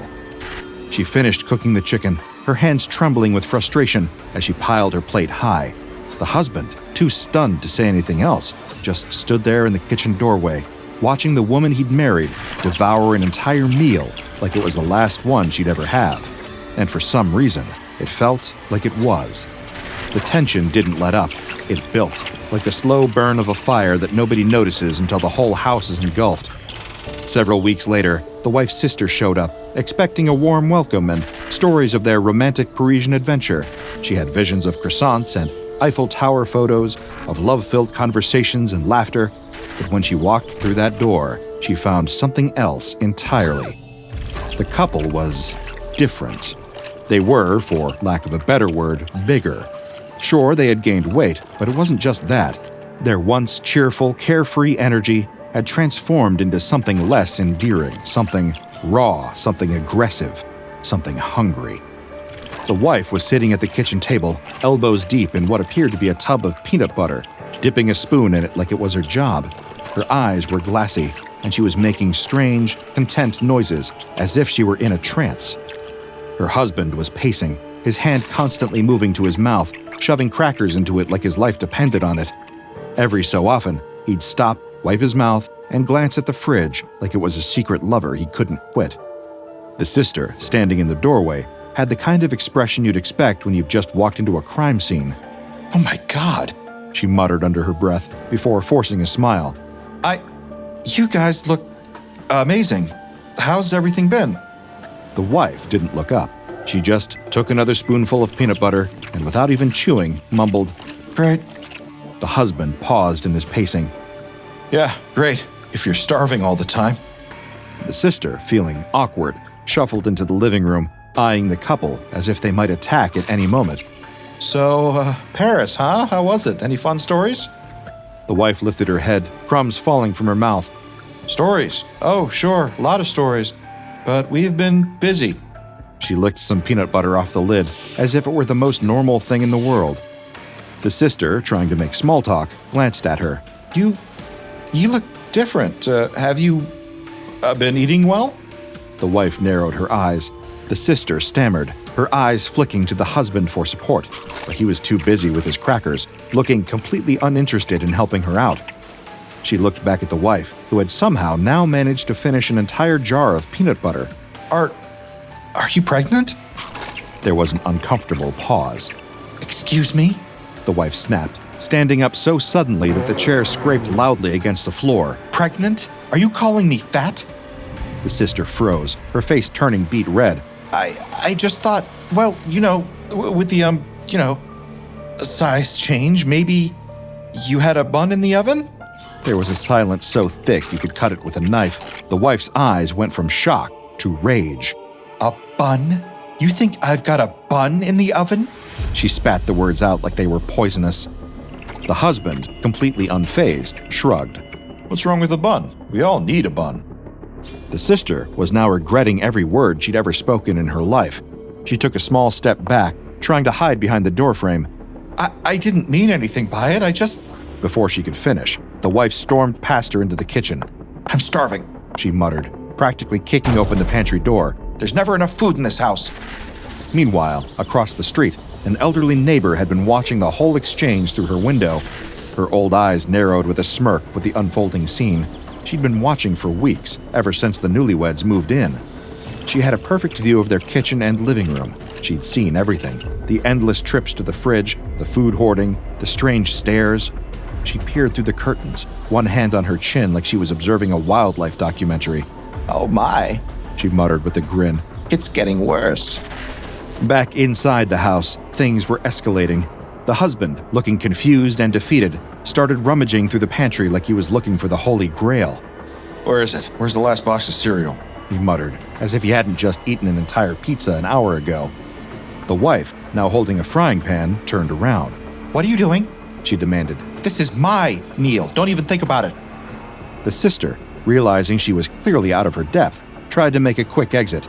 She grabbed her purse and made her way to the door, but not before the wife shot her a look so cold that it felt like a punch to the gut. The husband didn't even acknowledge the sister as she rushed out the door. He was too busy rifling through the junk drawer in search of something, anything to eat. As the door slammed shut behind her, the elderly neighbor, still watching from across the street, leaned back in her chair, content. She took a slow sip of her tea. "Ah, the honeymoon's over," she said with a smirk. "Let's see how long they last now."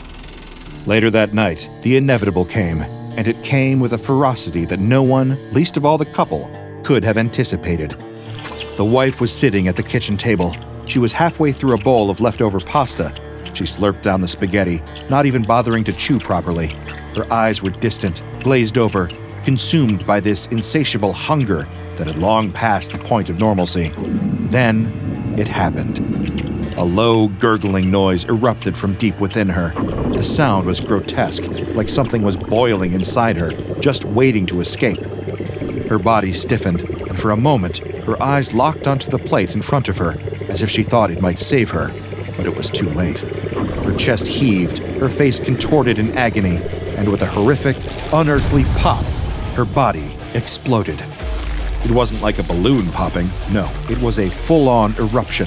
Flesh, blood, and half-digested pasta splattered across the room in every direction. The force was so powerful that the walls were splattered with pieces of her body, and the table was flipped over in the chaos. For a moment, there was only silence. Then, the husband, who had been sitting across the table, froze. His eyes, wide and glassy, stared at the empty space where his wife had been, his mouth still open, the spoon hovering in midair, forgotten.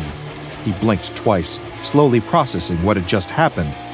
He didn't scream. He didn't even flinch. He simply reached over, as though it was the most natural thing in the world, and took the bowl of pasta off the floor. He didn't even bother to check if it was safe. He didn't care. He ate it, shoveling the food into his mouth without pause, his eyes still locked on the empty space. As he chewed, he heard a strange gurgling sound. It was faint at first, but then it grew louder. The gurgling turned into a deep, unsettling rumble. He looked down at his stomach, his eyes growing wide with realization. His breathing became shallow, his fingers tightening around the bowl. The rumbling grew louder, more insistent. He could feel it in his gut, the pressure building, the boiling heat. It was coming for him. He knew it was coming for him. In a final, desperate attempt, he shoved the last of the pasta into his mouth, chewing like a man who thought he could outrun death with carbs. He chewed faster, more frantically. His eyes were wild, his breath ragged. The explosion was just as violent as the wife's. His body detonated with a force that sent pieces of him flying in every direction. The kitchen was destroyed in an instant. The walls, the ceiling, the counters, nothing was safe from the fallout. It was as though the entire house had been hit by a bomb, and in a way, it had. The room fell into silence once again. Across the street, the elderly neighbor, who had been watching from her kitchen window, didn't know what to do. She'd been spying on them for weeks, those strange, hungry people across the way. She'd seen their odd behaviors, their constant trips to the fridge. But this was something else. Her hands started shaking. Did she really just see that? 2 people explode? She took a few steps backward, clutching her chest. Her mind raced, trying to convince herself that what she saw was just a trick of the light, or maybe it was just her age catching up to her. Dementia? No, she had seen it with her own eyes. The horror, the explosions. She grabbed the phone, dialing the police with shaking hands. As she relayed the bizarre circumstances she witnessed to the dispatcher, the anomaly was pinged by the Foundation, who was always watching and always listening. By the time the emergency responders arrived, the scene had already been secured by the Foundation. Their agents had already disguised themselves as paramedics, moving quickly and efficiently, as if this was just another day at the office. They swept through the house, carefully taking photos and collecting evidence from the remnants of the explosion. Samples were taken, blood and tissue analyzed, the walls and floor scanned for signs of anything unusual.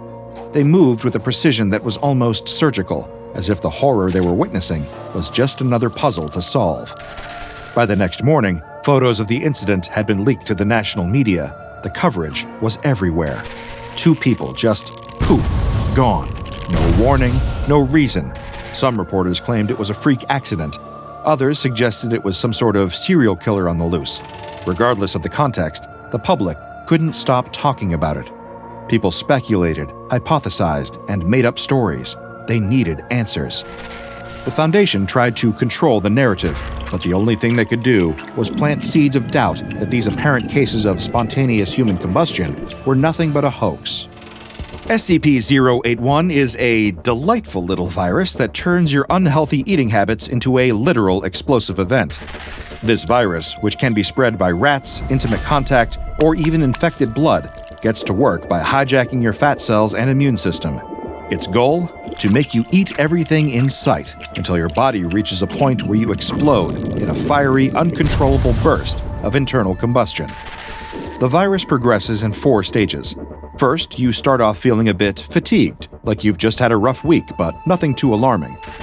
Then, in the second stage, your body starts to get hot, really hot.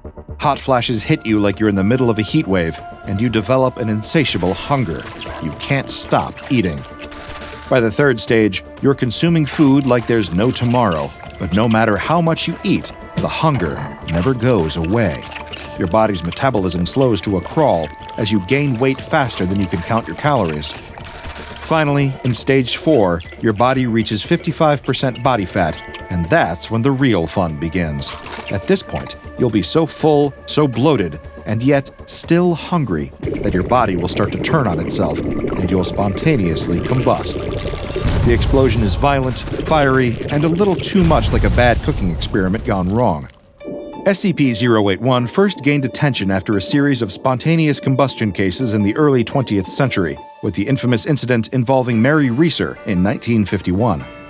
However, it turns out this virus isn't a new phenomenon. It's been around since 1763, possibly even longer, and most of those earlier mysterious, spontaneous combustion incidents can likely be chalked up to this virus. It wasn't until the 20th century, with increasing access to food and a drop in malnutrition, that SCP-081 cases skyrocketed. The virus's spread and infection rate are higher in modern times, particularly in places like North America, where the average person is more likely to be well-fed and overfed. SCP-081 is now classified as a Euclid hazardous pathogen, though the real kicker is that the virus only affects those with a particular genetic predisposition to fat accumulation. So, in the grand scheme of things, the lesson is, next time you're about to chow down on that second plate of lasagna, think twice. You might just go out with a bang, and not the kind you're hoping for.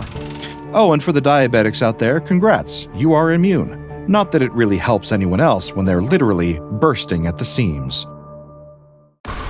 The alarm screamed, lights flashed, panic hit the apartment complex like a storm. People rushed out in a blur, doors slammed, footsteps thundered. A family of 3 pushed forward, struggling against the frantic crowd. The mother kept a tight grip on her son's hand. The father led the way, shoulders hunched, clutching a duffel bag packed with their most precious belongings. "Stay close," the mother shouted over the noise, her voice sharp with fear. Her grip on her child's hand was ironclad as she scanned the corridor for a path through the panicked crowd. In the chaos, amidst a sea of fleeing residents, one figure stood still. His attire, a red-striped shirt and a whimsical beanie, made him stick out like a sore thumb. His calm was unsettling, his eyes hidden behind round glasses, scanning the crowd with an eerie detachment. No one looked at him in their panic. No one except... The little boy tugged at her mother's hand, pointing. "Mom, why isn't he scared?" Before the mother could muster a response, the alarm choked off as abruptly as it had started, and a voice washed over the PA system, its tone unnervingly calm. "False alarm. Please return to your apartments." Relief washed over the crowd in a visible wave. "Let's head back," the father said, his voice still carrying an edge of unease. As the river of people reversed its flow, the family of 3 turned back towards their apartment. The little boy glanced over his shoulder, searching for the oddly dressed man, but the man in the stripes was gone. Unbeknownst to the boy, a strange wave began to ripple quietly across the wall behind him. Silent and stealthy, this undulating shadow trailed the unsuspecting family down the dimly lit hallway, following them all the way to their doorstep. Once the family of 3 was back inside their apartment, the door clicked shut with a solid thunk. The little boy immediately went to the window, his little face smushed up against the glass, his eyes scanning the empty street below for any hint of the striped oddity. But the figure he was looking for was not in the empty street down below. What are you looking at, darling? His mother's voice pierced the silence, sharp and sudden, snapping him back to the room. Sounds of clanging pots and the rhythmic chopping of vegetables filled the kitchen as his mother busied herself with dinner.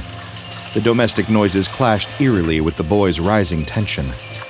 Slowly, the boy turned away from the window, his heart still racing. In the hallway, I thought I saw... His voice trailed off, still distracted by the images swirling in his head. Go wash up for dinner, honey, his mother instructed, brandishing a spoon with a flourish, as if to shoo away his lingering fears. Obediently, the boy slugged off to the bathroom, the image of the peculiar striped man still spinning in his mind. Make sure to wash those hands like a good boy would, his mother demanded from the kitchen. The little boy sighed deeply. Yes, Mama, he replied, his shoulders slumping with defeat. Even if he told her, or even his dad, what he had seen in the hallway, it wouldn't matter. They wouldn't believe him, not in a million years.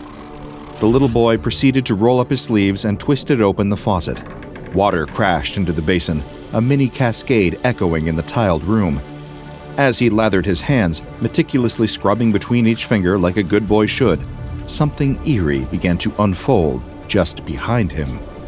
The bathroom wall, usually so plain and inert, started to warble. It pulsed subtly, the paint and plaster undulating like the surface of a disturbed pond. But the boy, absorbed in the serious task of washing the germs from his hands, remained oblivious to the wall's strange ballet. Turning off the tap, he reached for the towel. The wall behind him was now more liquid than solid. It was then that a soft, chilling whoosh filled the air, a sound far too sinister to be wind. From the rippling wall, the striped man emerged, materializing silently. He stood there, a ghastly figure with empty eye sockets that stared unblinkingly at the small boy's back. As the boy dried his hands, his gaze remained fixed on the mundane task, unaware of the menacing entity just inches away from him. Just as the striped man took a step towards the boy, with a final swipe of the towel, the boy flicked off the bathroom light, plunging the room into darkness. The mirror's reflection blinked out, the striped man's ghostly image swallowed by the sudden night. Oblivious to the close brush with danger, the boy skipped back to the kitchen, to warmth and laughter and light. He sat himself down at the kitchen table, pulled out his notebook, and began to draw. His crayon skated across the paper, tracing the outlines of the striped man he had seen. His parents, meanwhile, continued their culinary dance in the kitchen, chopping and stirring and seasoning, creating a symphony of scents that filled the air. They were too wrapped up in the task at hand to notice the subtle shift in the atmosphere, the way the air seemed to hold its breath, waiting. As the boy added the final touches to his crayon creation, unbeknownst to anyone in the room, that same strange warbling wave crawled along the floorboards like a serpent, circling around the family. The boy's parents laughed over a shared joke, the sound a bright contrast against the creeping dread just a few feet away from them. Then, a sudden chill swept through the room. The rhythm of chopping vegetables was almost soothing, the knife in the father's hands making a consistent thud as it met the cutting board. Beside them, the wall began to move like a wet wave of water was trapped beneath its surface. A few steps away, the little boy glanced up from his drawing. His eyes widened with fear, and he clutched his crayon so hard it snapped. Paralyzed with fright, he watched as the wallpaper's pattern began to swirl hypnotically, distorting into a liquid-like flow. The boy's heart raced. Terror clutched his throat so tightly that he could barely breathe. The boy's father, still unaware of the nightmare unfolding beside him, continued chopping the vegetables. It wasn't until the boy's face drained of color, his small body stiffening in terror, that the father realized something was wrong. Hey, you okay, bud? He asked his son. As the striped man fully materialized beside his father, the boy's wide eyes filled with an unspeakable horror. The figure turned, its head tilting curiously, as if amused by the boy's fright. The little boy could only lift his little hand and point behind the father. Still blissfully unaware, the father casually turned around to see what his son was so terrified of. And there, standing impossibly close, was the man in the striped shirt and beanie. The father's mouth dropped open to shout, to warn, to protect. but no sound emerged.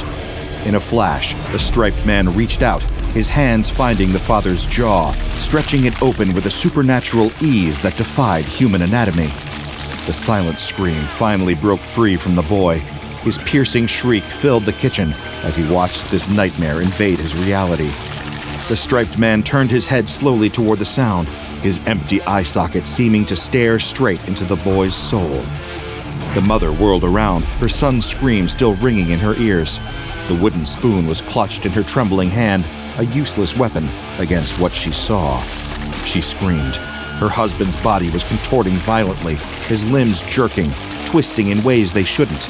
And then, the striped man climbed inside him. A sickening crunch echoed through the kitchen, the sound of bones breaking, a shell cracking open. Then came the yellow liquid, thick, oozing, seeping from his mouth, dripping onto the cold kitchen floor. Panicked, she grabbed her phone to call for help, but the striped man was quicker. He slid out from the father's collapsed form, his body malleable and shifting unnaturally as he moved towards her. They tried to run. The boy bolted for his bedroom, his heart hammering, praying he could reach safety, close the door, disappear. But his mother wasn't as lucky. The striped man caught her in the hallway, his hand stretched forward, grasping, unrelenting. Her last scream echoed down the hallway as the man repeated his horrifying entrance, her body contorting unnaturally as she transformed into another ghastly puppet. In his bedroom, the little boy heard the muffled sounds of struggle and his mother's final scream. Tears streaming down his face, he crawled under his bed, his small body trembling. With the crayon he found beside his stuffed animals, he reached out and scribbled on the wall. His childish handwriting was shaky with fear. Waldo found Mommy. The boy remained hidden, too scared to move, waiting for a rescue that seemed increasingly unlikely to arrive. The boy held his breath, hoping, praying to be overlooked. Suddenly, the silence was shattered by a soft, eerie, popping sound, like the air being squeezed out of the room. The boy peeked out slightly and saw the striped man materialize out of the wall right in front of his bed. Frozen with terror, the boy couldn't scream. He couldn't even move. He could only stare as the striped man stooped down, his face coming into view. Where his eyes should have been, there was nothing but smooth, pale skin, stretched taut over the hollows that should have held them. His skin was almost translucent, giving him a ghostly appearance that made the boy's heart race even faster. The striped man tilted his head, as if curious, peering at the boy under the bed. The lack of eyes made his gaze all the more unnerving, as if he were seeing in a way humans could not comprehend. His breath was a cold draft, smelling faintly of the same sickly sweet decay that emanated from the yellow liquid. The little boy pressed further back under his bed, his small body shaking uncontrollably. He knew he couldn't run, couldn't hide any longer. As the striped man reached under the bed with his arm, the boy squeezed his eyes shut. His tiny fists clutched the crayon he held, as if it could somehow protect him. That evening, a neighbor stepped out into the hallway to do some laundry. The smell hit him first, a sharp, metallic tang that made his stomach churn. Then he saw it, the mother's body, grotesquely contorted and covered in bizarre, cartoonish illustrations, lying just a few doors down. Her face, frozen in an expression of terror, was almost unrecognizable. Shocked and horrified, he stumbled backwards, fumbling for his phone to call the police. His hands shook as he explained the situation, his voice barely a whisper as he urged them to hurry. The police arrived quickly, their presence marked by the flashing lights and the low murmur of radios. They cordoned off the area, their faces set in grim lines as they took in the scene. The detailed report they filed later that night pinged the attention of the SCP Foundation, known for monitoring such anomalies. Under the guise of government health inspectors, a team of SCP agents was dispatched to the apartment. Clad in nondescript suits with badges that offered little explanation, they entered the apartment with a single goal: to investigate and contain any potential anomalous threats. The team leader signaled for silence as they stepped through the doorway, their senses on high alert. The apartment was eerily quiet, the only sound the distant hum of traffic and their own measured breaths.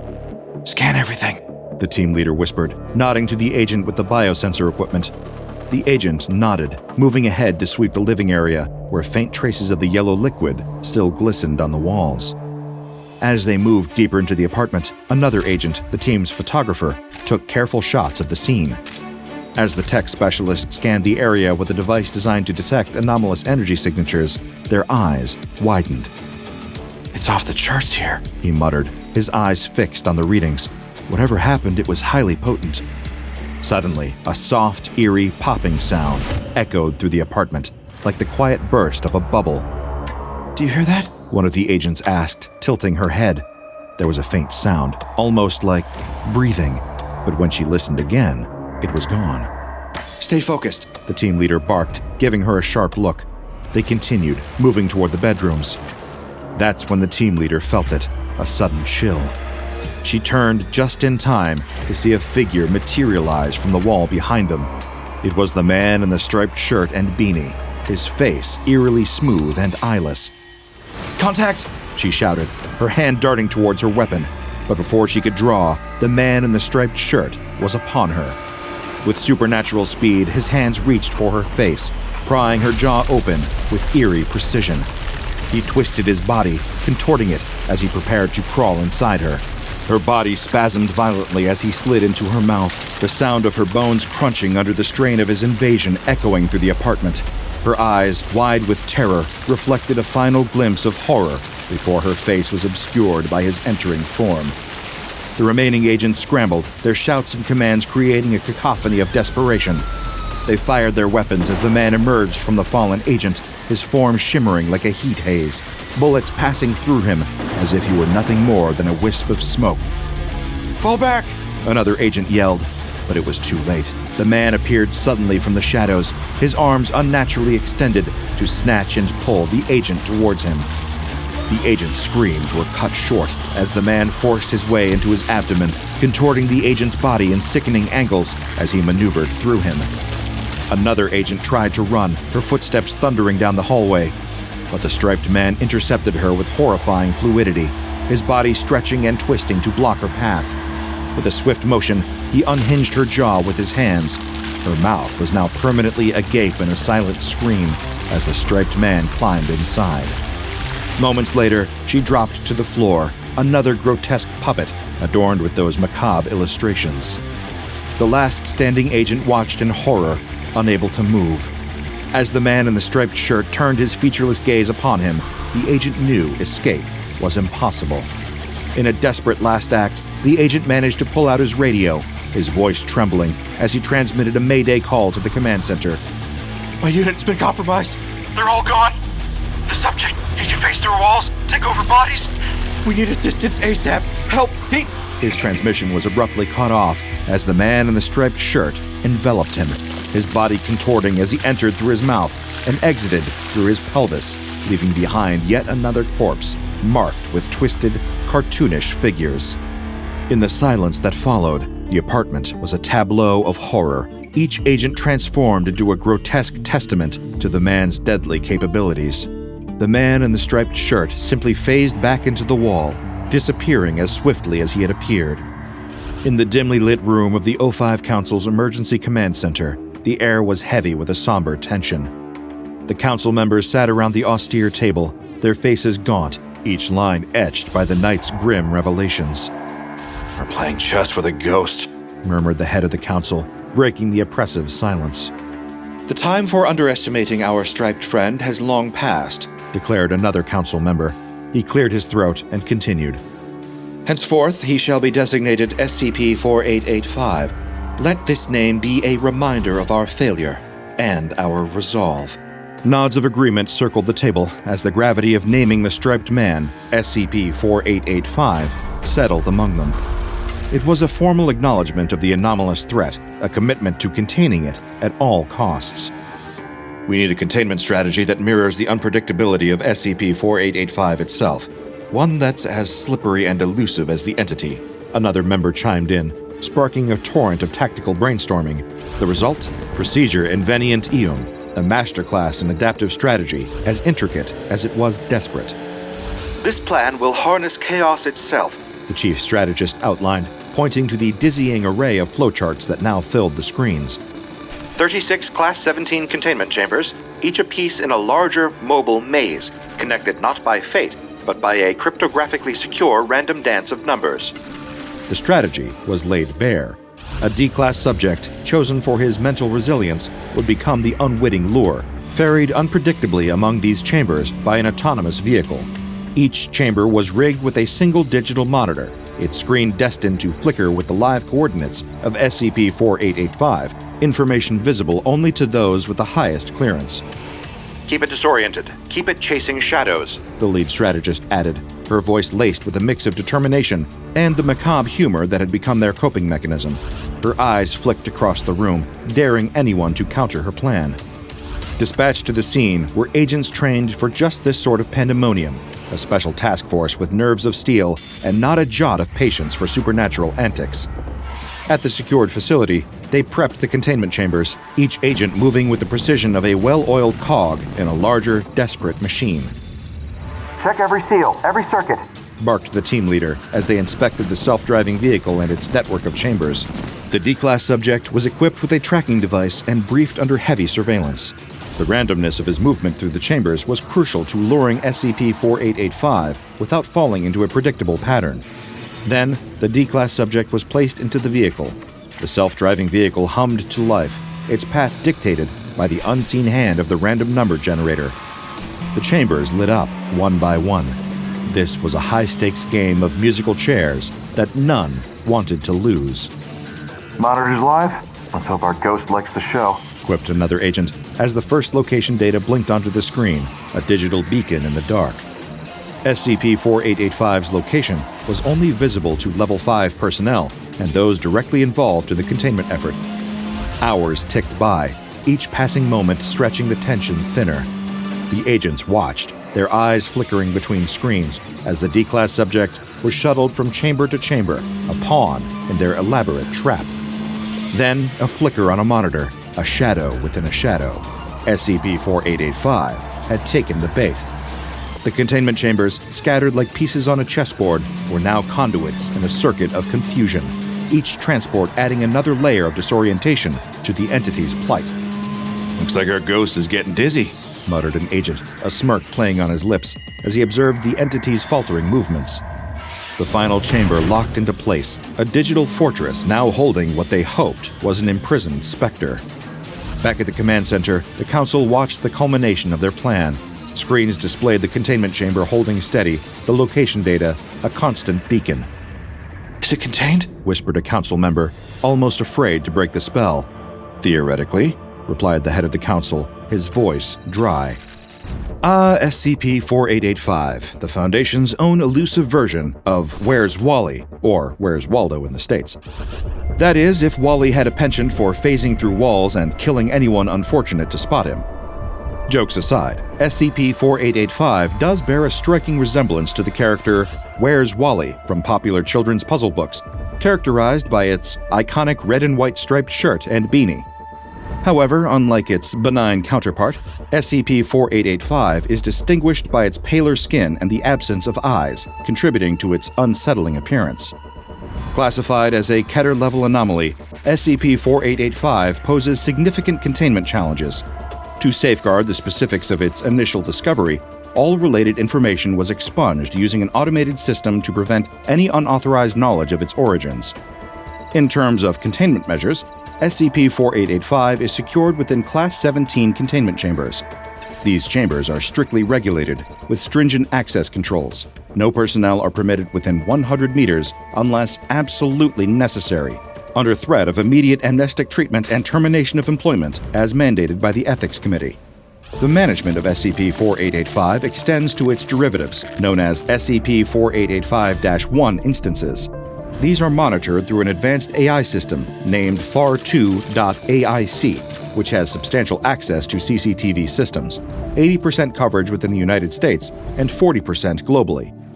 Should an SCP-4885-1 instance be detected, specialized Foundation drones are deployed to discreetly relocate these entities to a secure location known only as Location I, the coordinates of which are known solely to FAR2.AIC. In the scenario where Location I is compromised or its secrecy breached, emergency protocols outlined in document Paint the Town Yellow are activated. This involves the establishment of a new Location I and the unfortunate but necessary notification of death to the immediate family of the personnel involved to maintain operational secrecy. SCP-4885 exhibits dangerous capabilities, including the ability to teleport to any individual aware of its or its derivatives' locations. It can phase through solid objects and is known to attack individuals by entering through the mouth and causing fatal internal damage. This ability makes SCP-4885 not only a physical threat, but also a severe risk for information security within the Foundation. Thus, the containment of SCP-4885 requires a multifaceted approach, combining high-level security protocols, advanced technology, and strict information control to mitigate the risks associated with this unpredictable and dangerous entity. All in all, SCP-4885 and its kin demand the kind of security that makes Area 51 look like a walk in the park. So the next time you think you see Wally, maybe just pretend you didn't. After all, ignorance is bliss. Or in this case, it's just safer. The captive shudders in the cold confines of the container they've been chained up in. It's been over a week since they were snatched on their way home from work. After days spent with barely any food or water, they still don't understand why. The strange people that took them don't seem interested in money, and it's not like an ordinary person like the captive will net much in the way of a ransom anyway. They still have no clue who their nameless kidnappers even are. Their faces are always covered with gas masks. None of them ever speak. But what makes even less sense, though, is why these anonymous assailants keep coming into the container and showing the captive pictures of fancy dogs, or why the experience is so terrifying. Development has slowed, and the entire team is on edge. They all know what horrible fate will befall them if they can't produce the required results from their experiments. The engineer does not tolerate failure. They've already sunk months of work into this project. Even refitting an old shipping warehouse into a suitable base of operations had taken so much time that it had put everything on a delay. And since then, the insurgents have been unable to get much in the way of promising results from their volunteers. The Beta-class soldiers open up one of the shipping containers, starting off their daily round of tests. The person inside is chained to a chair, a pair of headphones hanging loosely from their neck. At the instruction of the Gamma class, the one leading the project, two of the soldiers put the headphones over the test subject's ears, despite their clear, terrified protests. With the push of a button, music starts playing through the speakers. There's no reaction, beyond the general uneasy shaking, as the Gamma class skips through track after track. Then, 3 Little Birds by Bob Marley starts playing, and the test subject starts to scream in horror. In the next container, the captive is subjected to a similarly bizarre ritual. The Beta-class soldiers hold up various printed photographs of dogs of all different breeds. It's the sight of the poodles that breaks the captive every time.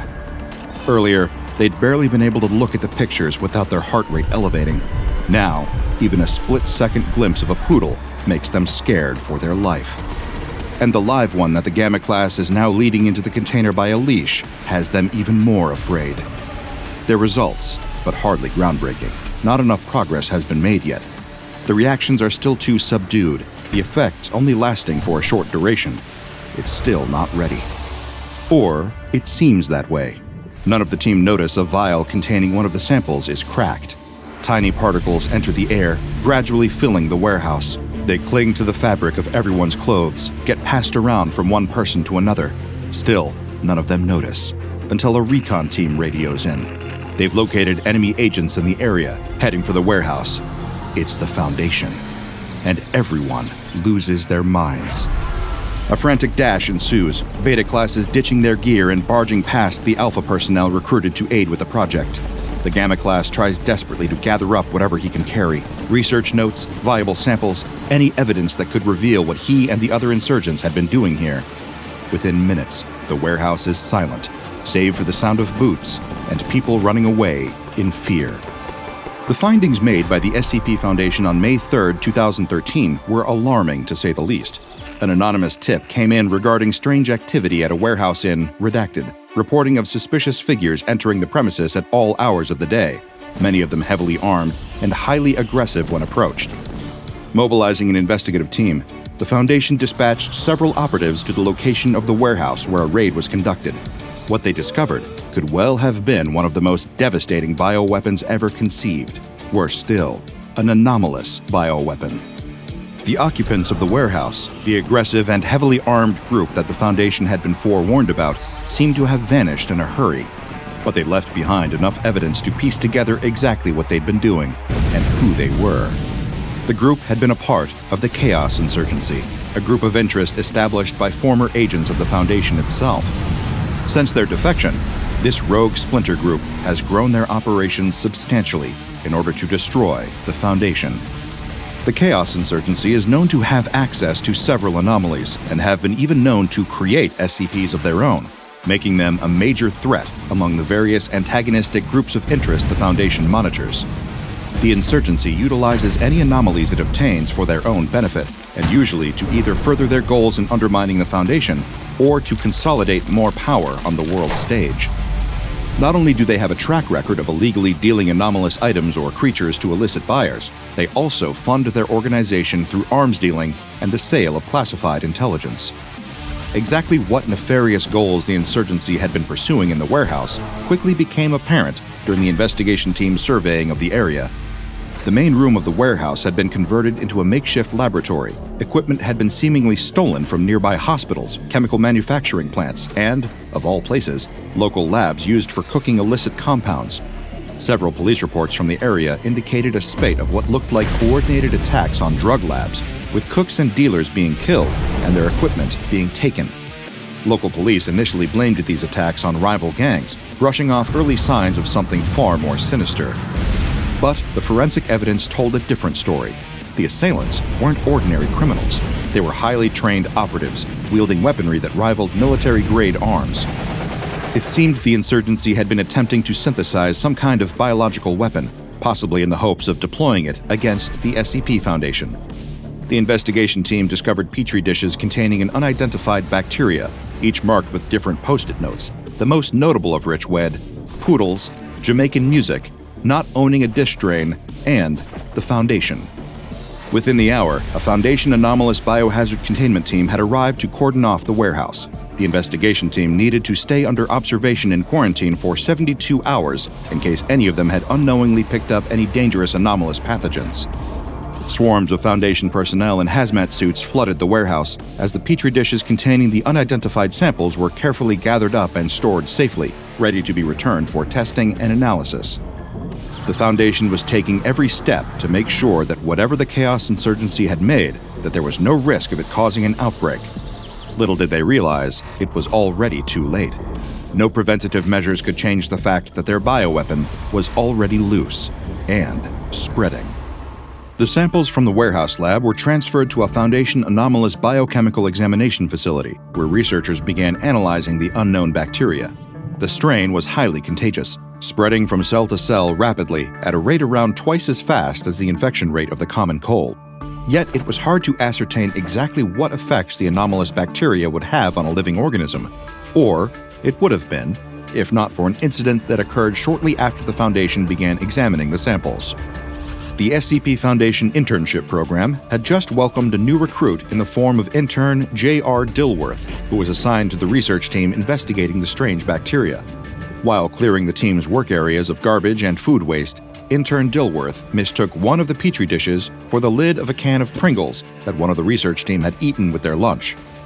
This mix-up caused Dilworth to become exposed to the bacteria within the dish, unknowingly providing the Foundation with their first human test subject exhibiting its effects.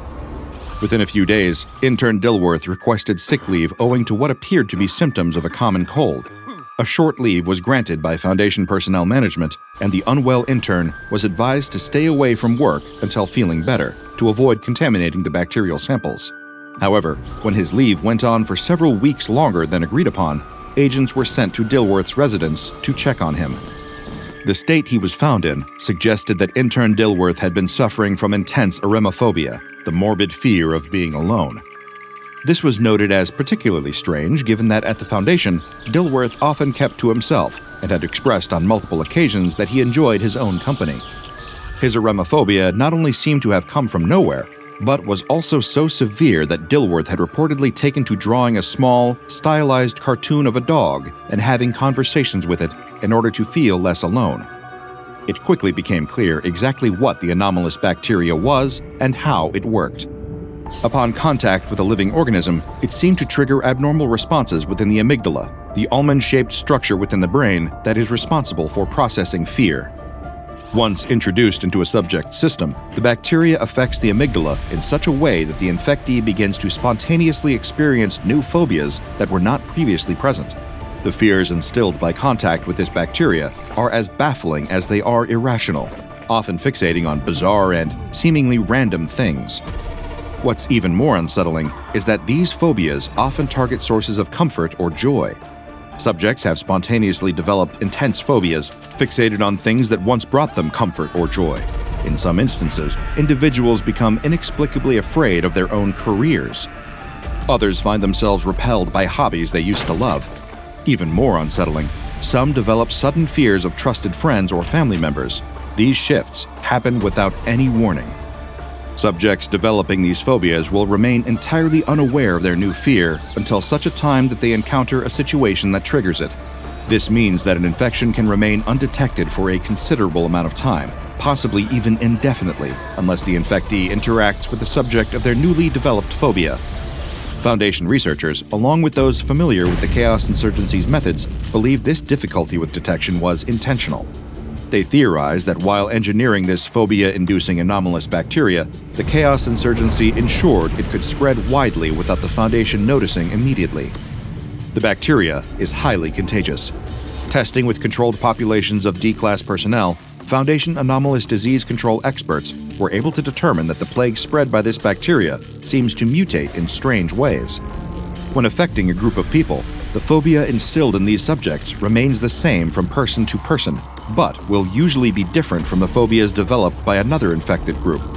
The specific fear itself is what seemingly spreads from person to person, along with other milder symptoms that include coughing and sneezing. The same symptoms can be attributed to a whole plethora of other non-fatal illnesses, once again, making infections of this anomalous bacteria hard to detect. What the Foundation has been able to observe directly is the means by which the bacteria is able to spread. The most common delivery system for transferring the infection from person to person is through conversation, leading to an investigation by anomalous experts into whether or not there is a mimetic component to this illness.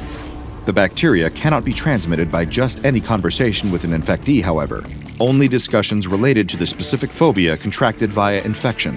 This means that someone infected with the phobia-inducing bacteria has to first have had the initial encounter that makes them aware of said phobia. Most subjects retain an awareness that these infectious phobias are new, and many will experience heightened distress at realizing they are now afraid of something they previously weren't. Other modes of infection include the exchange of bodily fluids or via coughing, sneezing, and similar ways in which viruses and bacteria are commonly transmissible. Through observation of the control groups of D-Class that the Foundation purposely exposed to the bacteria, researchers have determined that infections will get steadily worse over time. For around half the expected duration of the infection, the terror induced by the new communicable phobia will increase in intensity. At this halfway point, the fear response is so great that subjects are inconsolable and possibly present a danger to themselves and others in their vicinity when exposed to the object of their phobia. After this point, the fear induced will begin gradually subsiding, eventually decreasing until it is no longer present and subjects can resume normal life. The longest duration of an infection currently on record is around 2 years.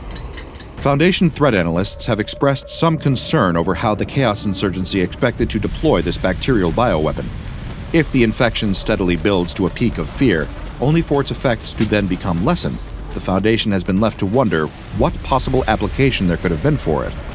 Multiple conclusions have been drawn, the first and most alarming of which concerns the sample recovered at the warehouse that was labeled the Foundation.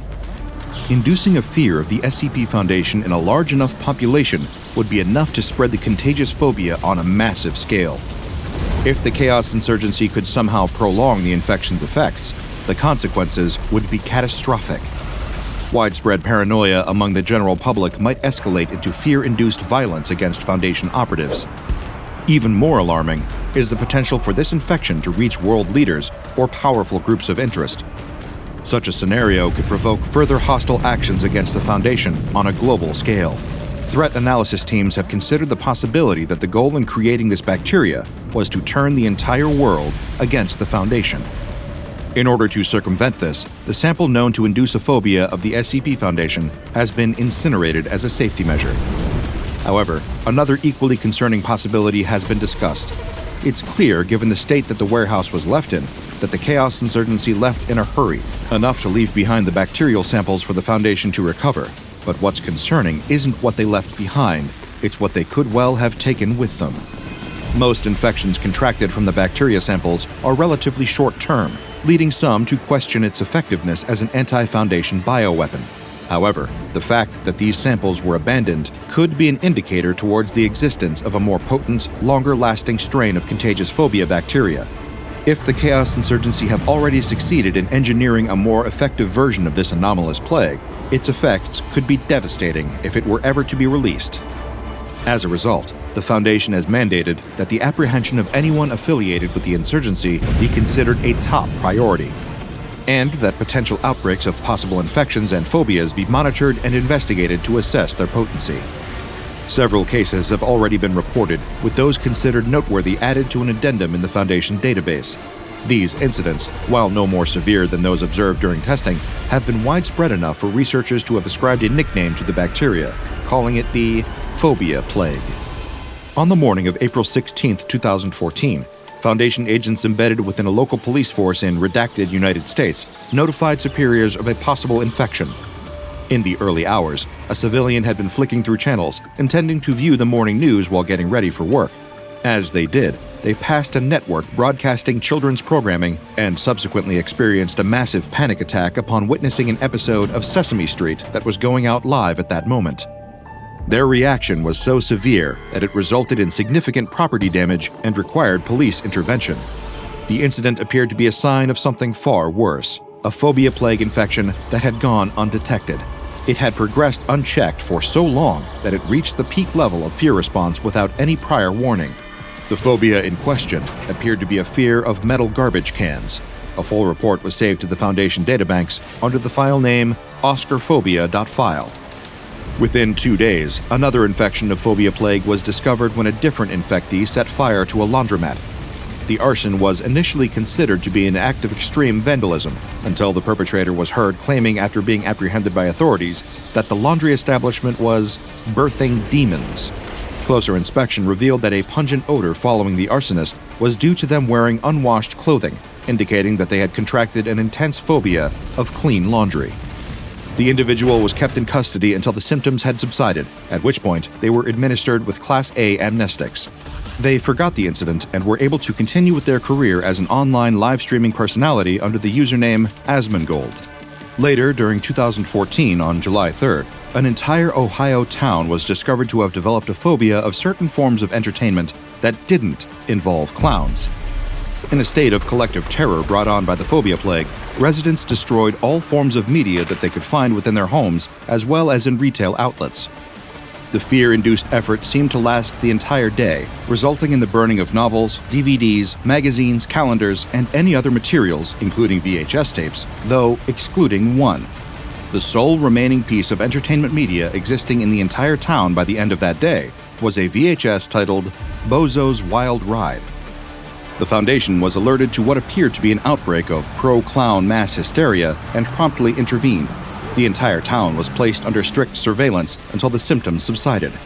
Once the outbreak was contained, a large-scale amnestic operation was initiated. Efforts are ongoing to reintroduce a wider variety of media to the Ohio Township to counterbalance the lingering effects. Bozo's Wild Ride still remains highly popular, with the tape being rented from a local video store so regularly that the establishment was perpetually kept in business despite the worldwide streaming boom. The following year, on March 14th, the Foundation believed that they had encountered yet another small outbreak of the phobia plague. This one seemingly originated at Redacted Middle School and involved a communicable fear of pies. Upon further investigation, it was later discovered that no one in the area was experiencing such a phobia, leading to the realization that no actual infection of phobia plague existed in this case. The aforementioned fear of pies was the result of an elaborate joke by the middle school staff. The entire population was administered with Class C amnestics. An infection in Kansas managed to go largely unnoticed by the Foundation for quite a concerning amount of time, until May 28, 2018. The entire school board of Redacted School, Kansas, was discovered to have contracted an irrational phobia of video games. The school board would often engage in long, expletive-laden rants rallying against the effects of video games on their children, with these public outbursts usually derailing entire meetings. The effects were so severe that infectees of this phobia would also attend the school board meetings of schools that their children did not attend. It also triggered the same fear-induced behavior in local residents without children of their own. The reason that this infection was overlooked by Foundation agents in the area was because it was brushed off as unremarkable, typical behavior. Having dedicated considerable resources to researching it, the SCP Foundation has proven there is nothing intrinsically harmful about playing video games. The phobia plague has been known, albeit rarely, to occasionally spread internally within the Foundation. This never occurs to a severe degree. However, in one incident, a researcher assigned to study the plague itself contracted a phobia, of the phobia plague itself. Junior researcher Calloway was inconsolably hysterical with fear when confronted with the existence of the bacteria, becoming deeply afraid of an illness that can make people deeply afraid of anything. This resulted in a protracted conversation urging researcher Calloway to come out of the sterilization chamber he locked himself in, and an eventual transfer to a different Anomalies research team. Calloway was also provided with Class C amnestics in order to make him forget about the existence of the phobia plague. While the use of amnestics does not cure symptoms, in this instance, given the specific circumstances of the phobia that was contracted, amnestics worked as a makeshift cure for the researcher's condition. The Foundation has since designated the phobia plague as SCP-3459. Currently, there are several active strains of the anomalous bacteria believed to be active that the Foundation is currently investigating. These include a fear of rubber ducks invading Earth, a phobia relating to all uses of the word Casablanca, and concerns over deaths due to freak juggling accidents. Any individual found to be infected by one of these fears, or others possibly caused by SCP-3459, are to be approached by undercover Foundation agents and reassured that their fear is common and shouldn't be worried about. If larger-scale outbreaks are discovered, Mobile Task Force Gamma-14, also known as Nerves of Steel, will be dispatched to the affected area. At present, there remains no known treatment. The Foundation considers the pursuit of a cure for SCP-3459 a Delta-level priority. It is still unknown whether or not the Chaos Insurgency still has access to any strains of the phobia plague, or what their plans for these are.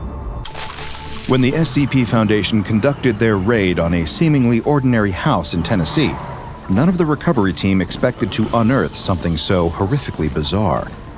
Their objective had been simple, straightforward, and standard: gain access to the property and detain the owner, who was known to be a high-ranking member of Redacted, an anomalous group of interest the Foundation were looking into.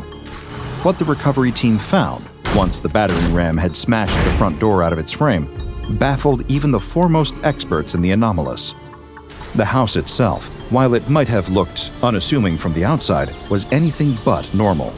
Putrid smells filled the air, causing Foundation agents to gag as their nostrils were assaulted by the stench. One operative, who had been the first to step inside, doubled over and began heaving at the smell of rotting food that poured through the house. The operative was rushed outside, where he was promptly sick in his tactical helmet.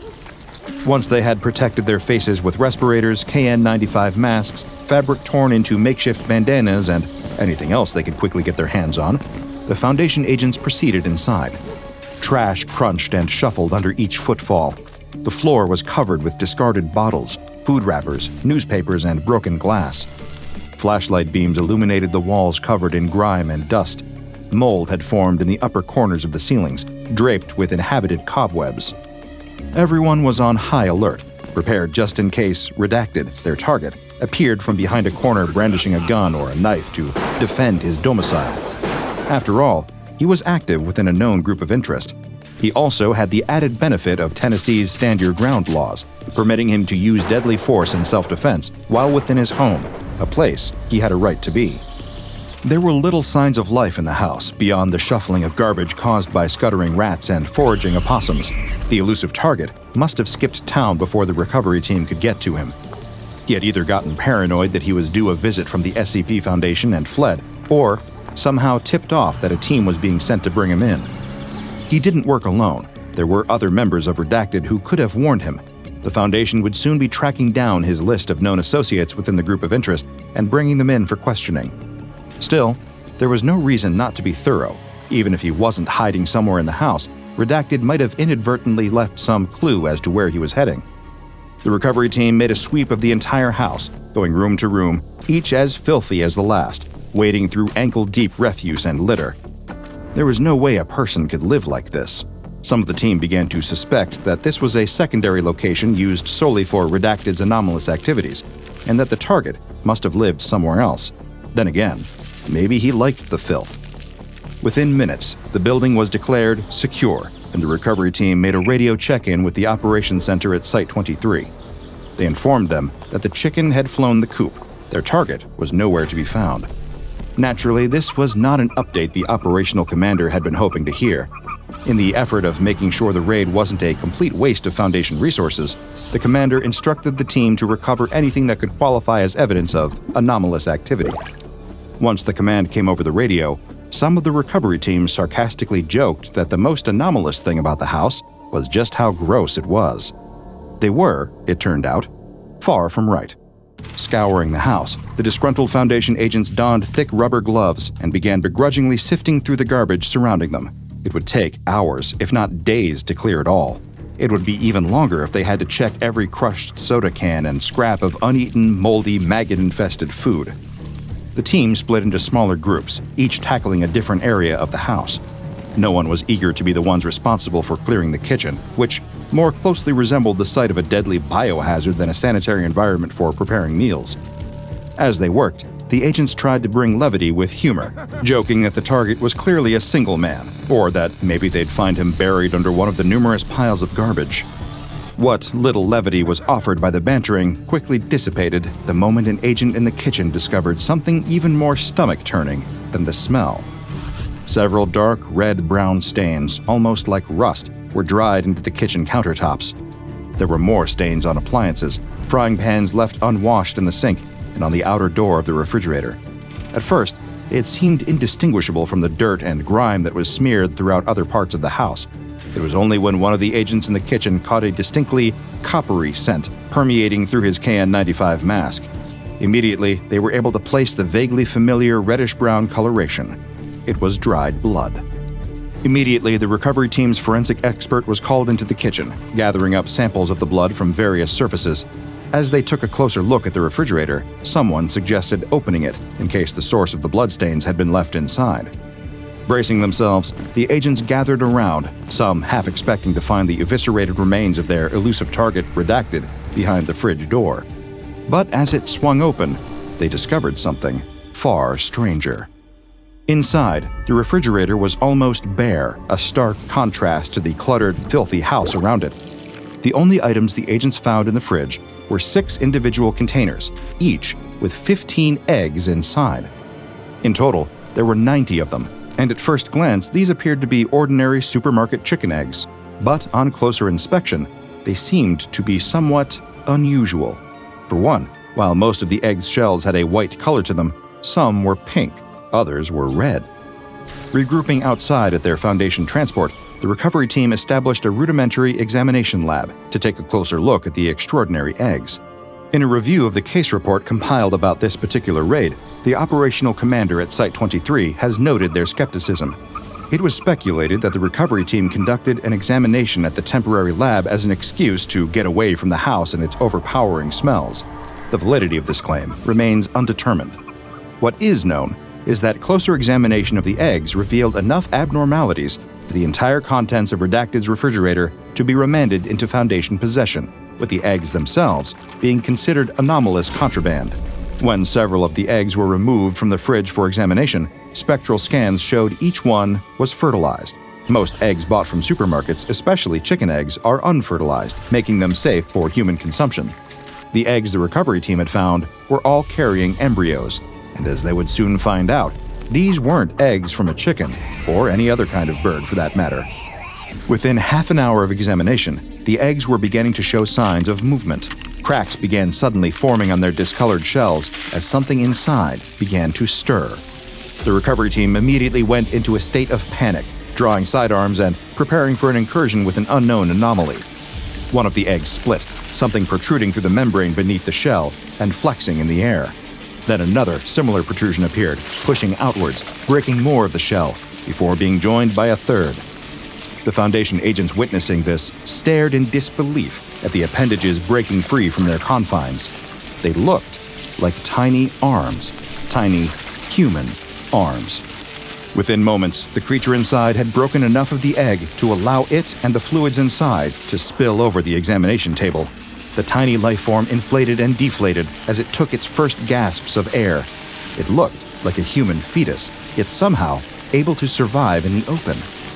Additionally, it appeared to have some kind of deformity, an extra arm. This was not shared by the next of the creatures to hatch from its egg. This second one seemed to have an additional set of tiny lungs growing on its back. Given how long the eggs had been out of the fridge for examination, the recovery team quickly realized that these creatures needed to be incubated at low temperatures in order to prevent them from hatching. Hurriedly, the remainder of the eggs were gathered up and brought to Site 23 in the back of a refrigerated truck. The remaining 87 anomalous eggs, later reduced to 74 following experimentation, were cataloged by the SCP Foundation. Their designation was SCP-1657. Each egg seemed to vary slightly, not uncommon among the eggs of various avian and reptile species. However, the differences between each instance of SCP-1657, be it in size or coloration, were considerably more noticeable. The shell colors, as mentioned, ranged from white to pink and red, and could measure as small as 5 centimeters in length to as long as a huge 30 centimeters.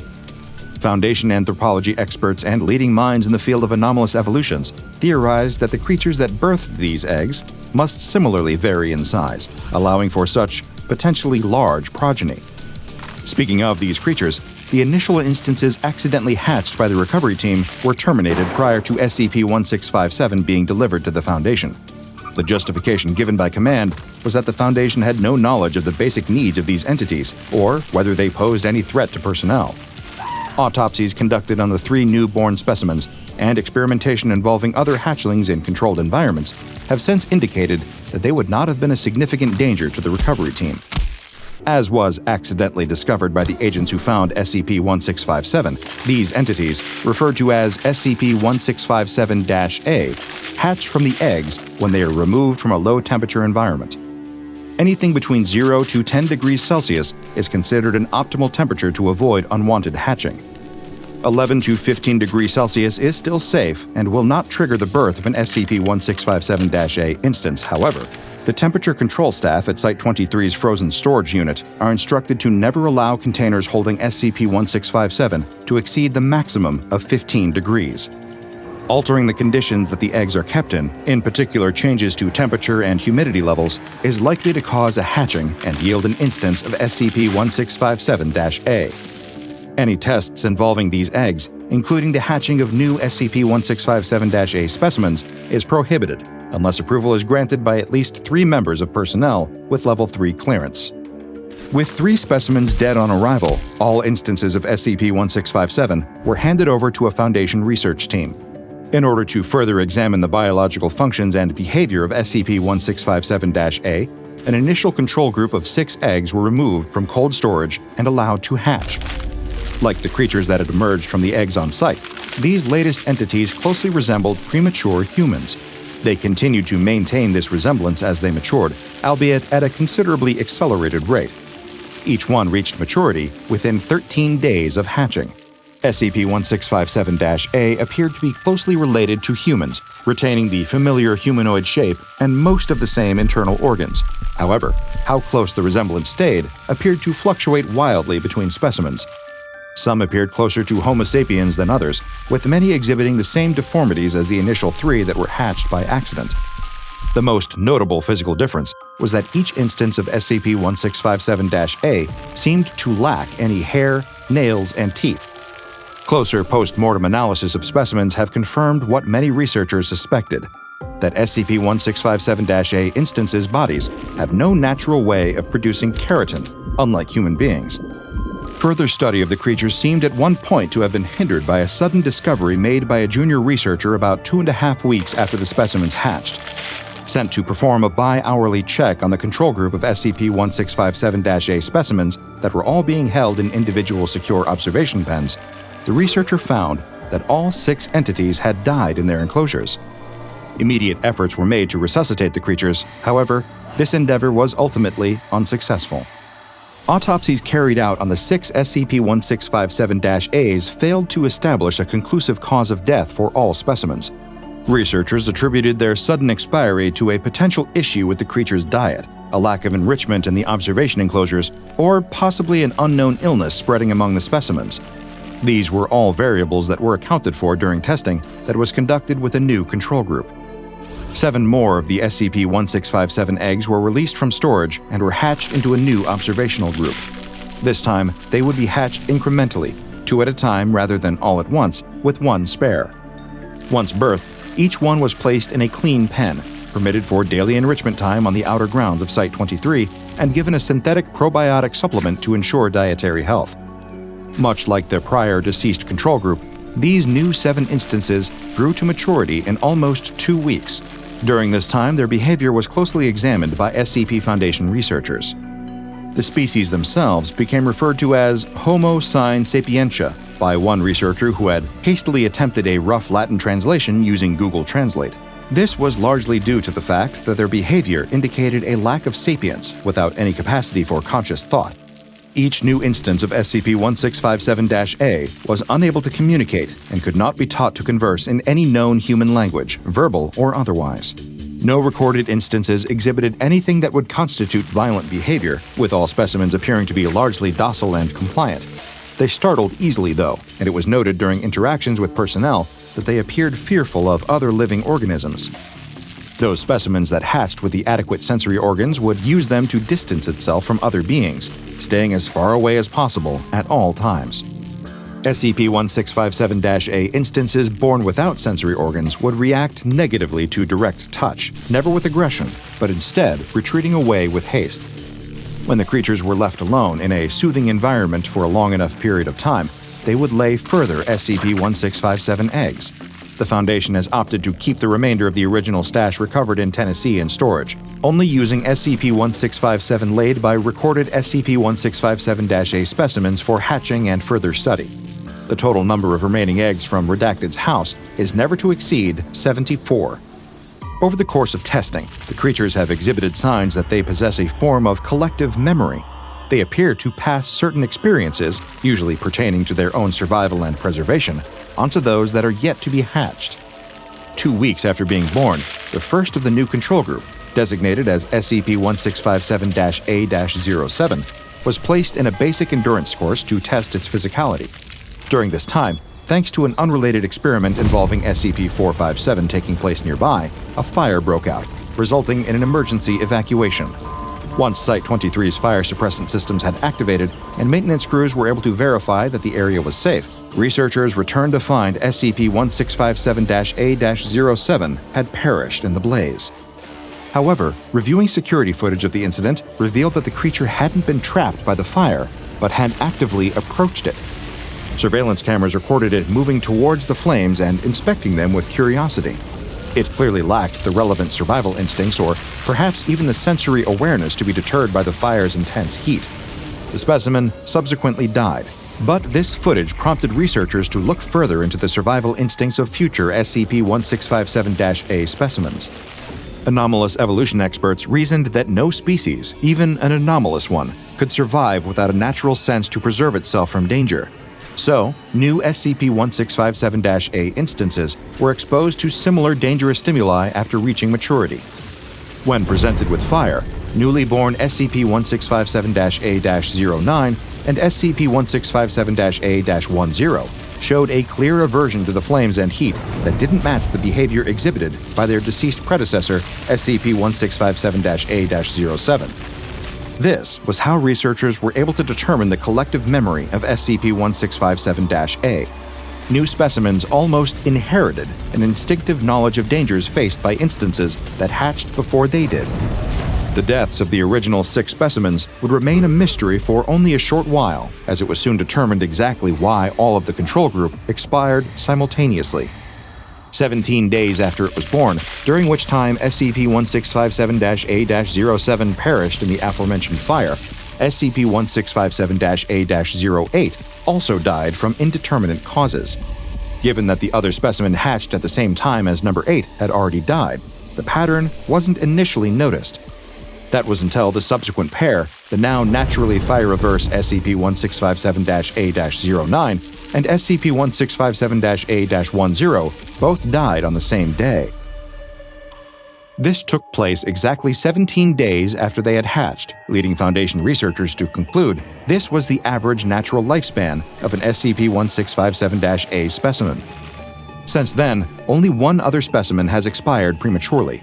SCP-1657-A-12 was killed during a frantic altercation with SCP-1657-A-13 as a result of researchers attempting to observe how 2 instances of SCP-1657-A would naturally interact with each other. All future instances of SCP-1657-A are to be contained in separate humanoid containment chambers. This is to avoid any potential accidental violent encounters or adverse socialization issues during their maturing phase.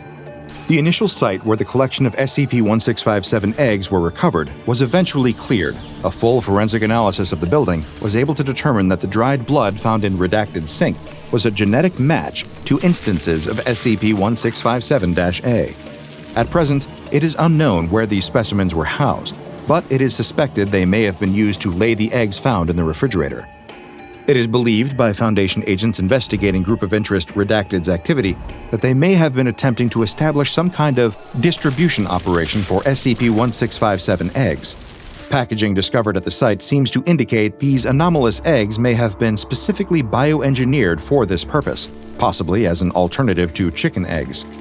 This packaging and accompanying flyers have been submitted as evidence in this case, with one reading as follows.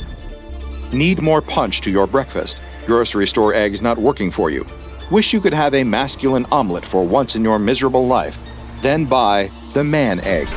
Man egg will make you manly. Ever hear of you are what you eat? Well, we at Redacted believe it's 100% true. That's why we make our eggs out of real humans. So what are you waiting for? Go scramble and eat the man egg. Warning, keep eggs refrigerated whenever they are not being directly used for cooking. Do not leave eggs outside of a cold environment for more than half an hour at a time.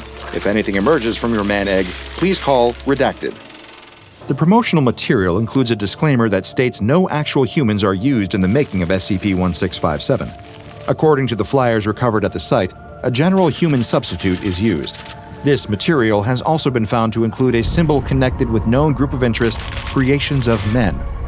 Foundation agents are still looking into any potential connection between the creation and distribution of SCP-1657 and the group's controversial Genesis 127 project. Further information on creations of men and the Genesis 127 project are highly classified by the SCP Foundation. A reminder has been issued to all Break Room kitchen staff to not use SCP-1657 eggs when cooking personnel breakfasts. The sun dipped low over Lowell, Massachusetts, casting golden light across the town.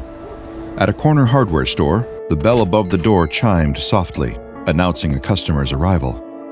The man wandered the aisles, his eyes scanning the shelves stacked with familiar tools and trinkets.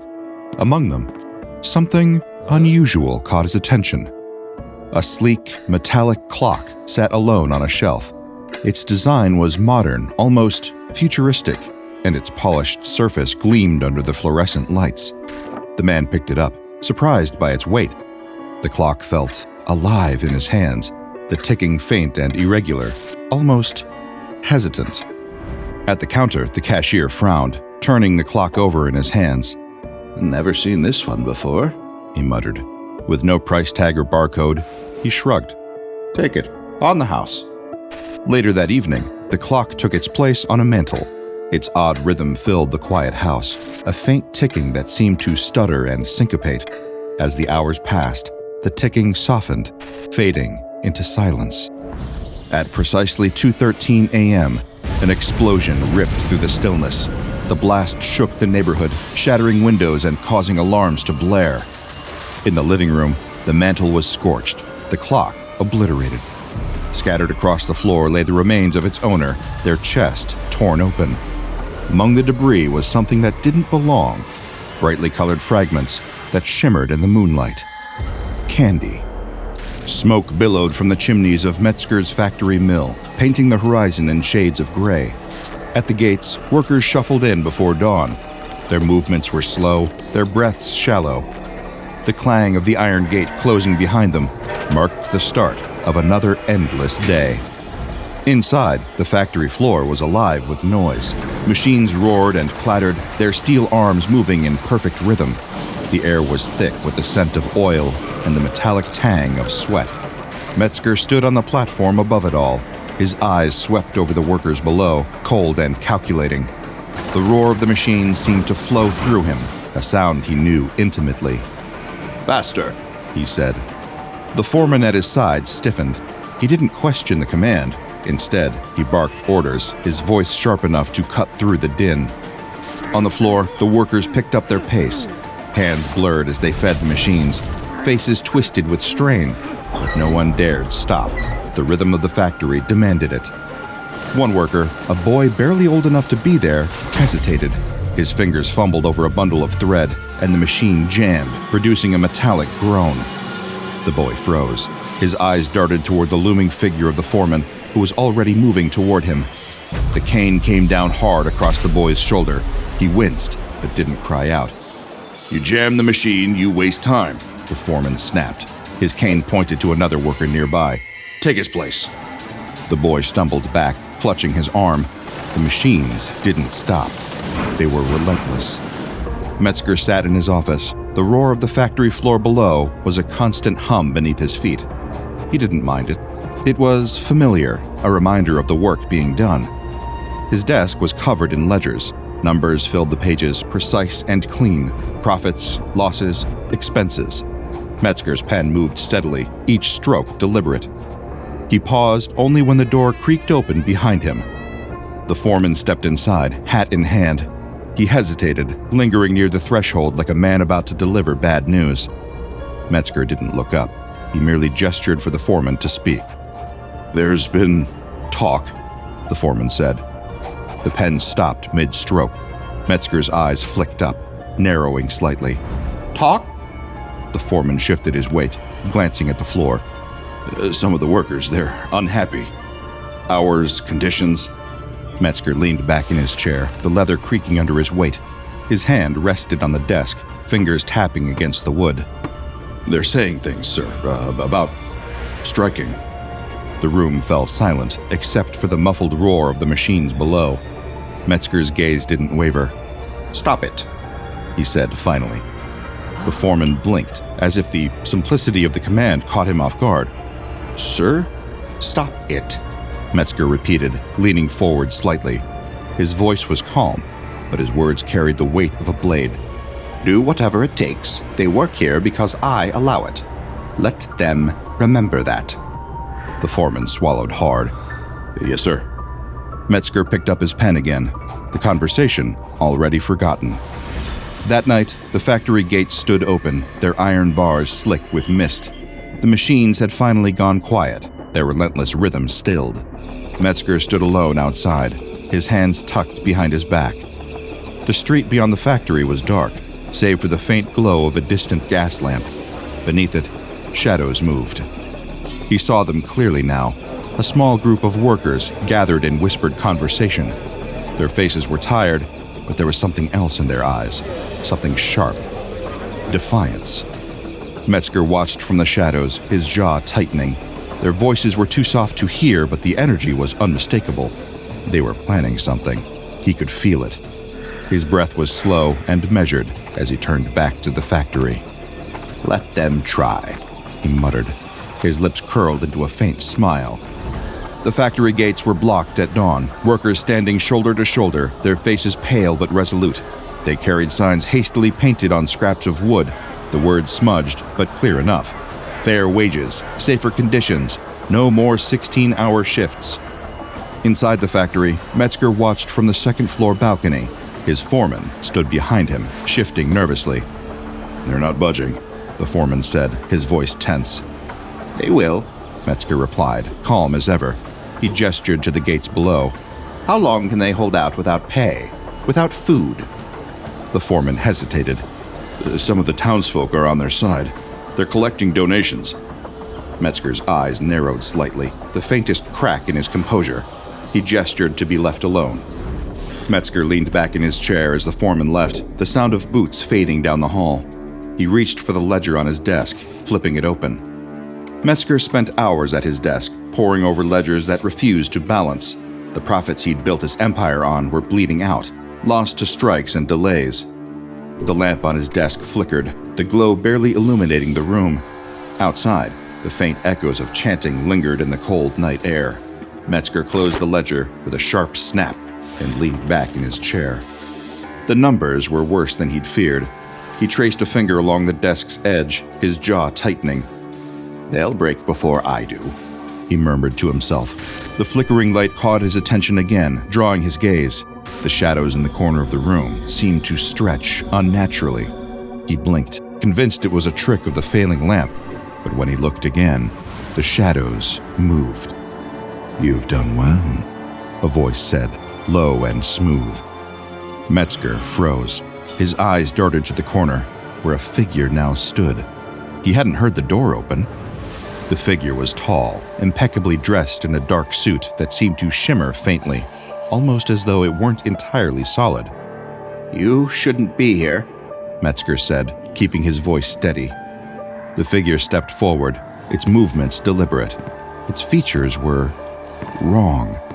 Metzger couldn't quite grasp them, as if they shifted slightly whenever he tried to focus. "I go where I'm needed," the figure said, its tone calm. "And tonight, you need me." "What do you want?" Metzger asked. The figure tilted its head slightly, as if the question amused it. "It isn't about what I want. It's about what you need." The figure gestured broadly, its hand sweeping toward the ledgers and the faint sound of protests outside. "Your empire is crumbling. You're clinging to control, but your grip is slipping." Metzger's jaw tightened. His hand rested on the desk, fingers drumming against the wood. "I've weathered worse storms," he said, though the words felt hollow.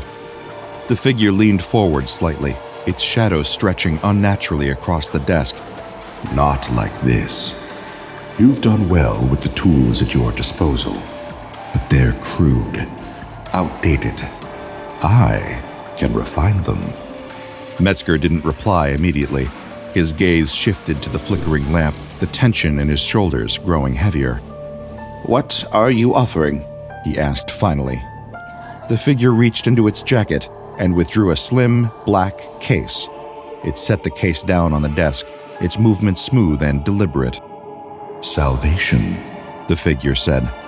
"Machines that never break, workers that never tire, profits that never dwindle. Your empire will rise to heights you've only dreamed of." Metzger stared at the case. His instinct told him to push it away, but his ambition kept him rooted. "And what do you want in return?"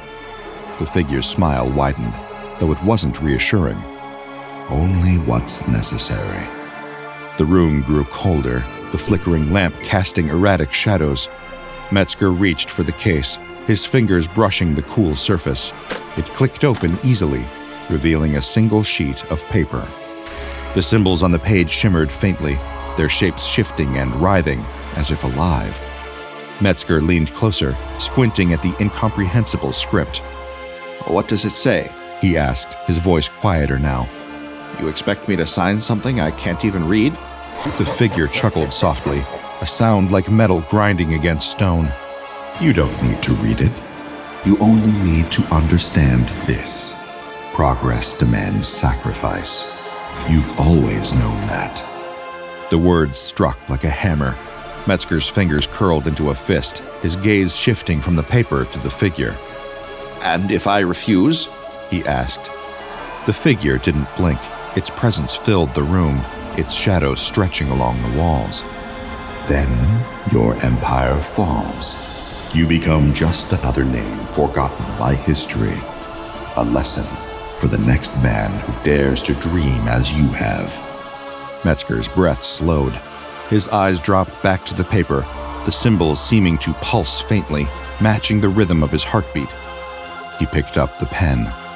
The weight of it felt unnatural in his hand. His name formed slowly on the page, the ink sinking into the surface as though it were alive. As the final stroke dried, the figure snapped the case shut.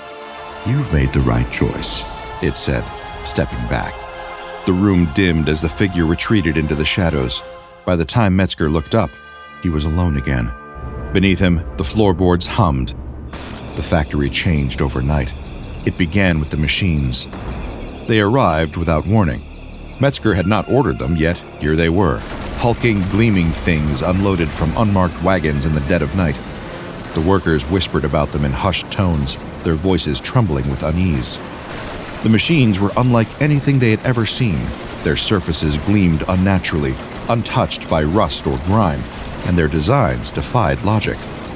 Pipes twisted at impossible angles, gears spun without power. When the workers passed too close, they swore they felt heat radiating from them, though no fire burned nearby. Metzger stood on the factory floor the morning they were installed, watching as the foreman struggled to assemble them. He did not intervene. His gaze was fixed on the largest of them all, a towering construct that dominated the center of the factory. The workers called it the Behemoth. It was a machine unlike any other, a labyrinth of twisting metal and endless conveyor belts. Pipes extended from its core, burrowing into the walls and floors, as if the factory itself were alive. Metzger's journal entry that night was brief but telling. The Behemoth does not sleep. It breathes. The first products were simple, bolts of silk so fine they shimmered in the light, tools crafted with a precision that no human hand could replicate. But the Behemoth's hunger grew. It demanded more raw material, and the workers labored endlessly to feed it. One day, the Behemoth produced something new.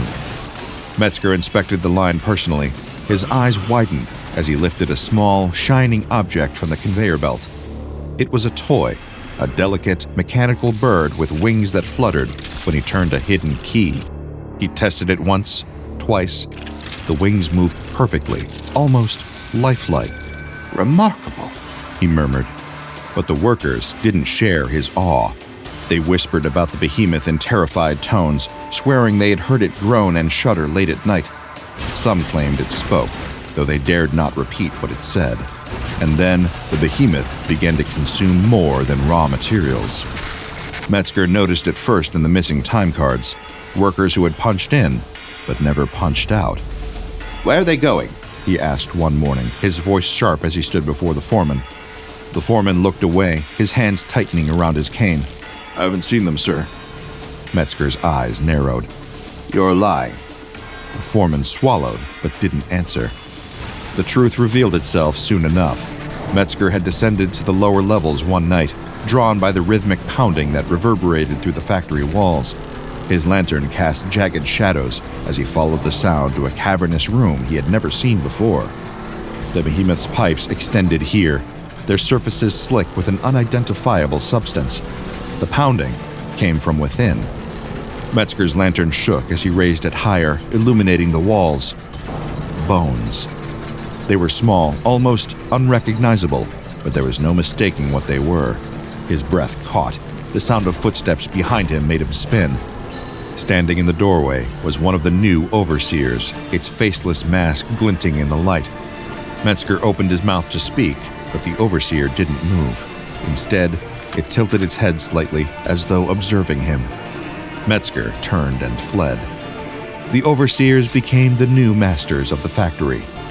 They moved silently among the workers, their blank masks and rigid postures unnerving even the foreman. They never spoke, but their presence was enough to enforce obedience. Those who faltered or questioned too loudly were escorted away. They never returned. Metzger began spending more time in his office. He avoided the factory floor, avoiding the sight of the overseers and the sounds of the behemoth's relentless hunger. One day, he noticed the silence in his home. His wife had not called for him that morning. His sons, usually loud and full of mischief, were nowhere to be found. Metzger searched the house, his voice growing hoarse as he called their names. When he returned to the factory that night, he demanded answers from the overseers. "Where are they?" he shouted, his voice echoing through the empty halls. The overseers stood motionless, their masks turned toward him. "Answer me!" Metzger roared. The overseers did not reply. Soon, Metzger's health began to fail. He wrote in his journal of constant headaches, of blood dripping from his nose without warning. His hands trembled as he worked, his vision blurring whenever he looked at the machines for too long. He felt the factory watching him, its hum growing louder in the dead of night. The behemoth's hunger was insatiable now. It consumed everything: wood, metal, flesh. And it produced wonders. Toys that moved like living creatures, clothes that seemed to shimmer with their own light, weapons Metzger didn't recognize but knew instinctively were meant to destroy. On November 13, 1915, Randolph T. Metzger's body was found in his office. The official report claimed a gunshot wound to the head. But deep within the factory, the truth lay hidden. Metzger's brain was harvested, integrated into the behemoth itself. His voice echoed faintly in its endless hum, a ghost trapped within the machine. And the factory roared on. Metzger's legacy should have ended in that office, his broken body slumped in his chair. Yet the factory did not mourn its creator.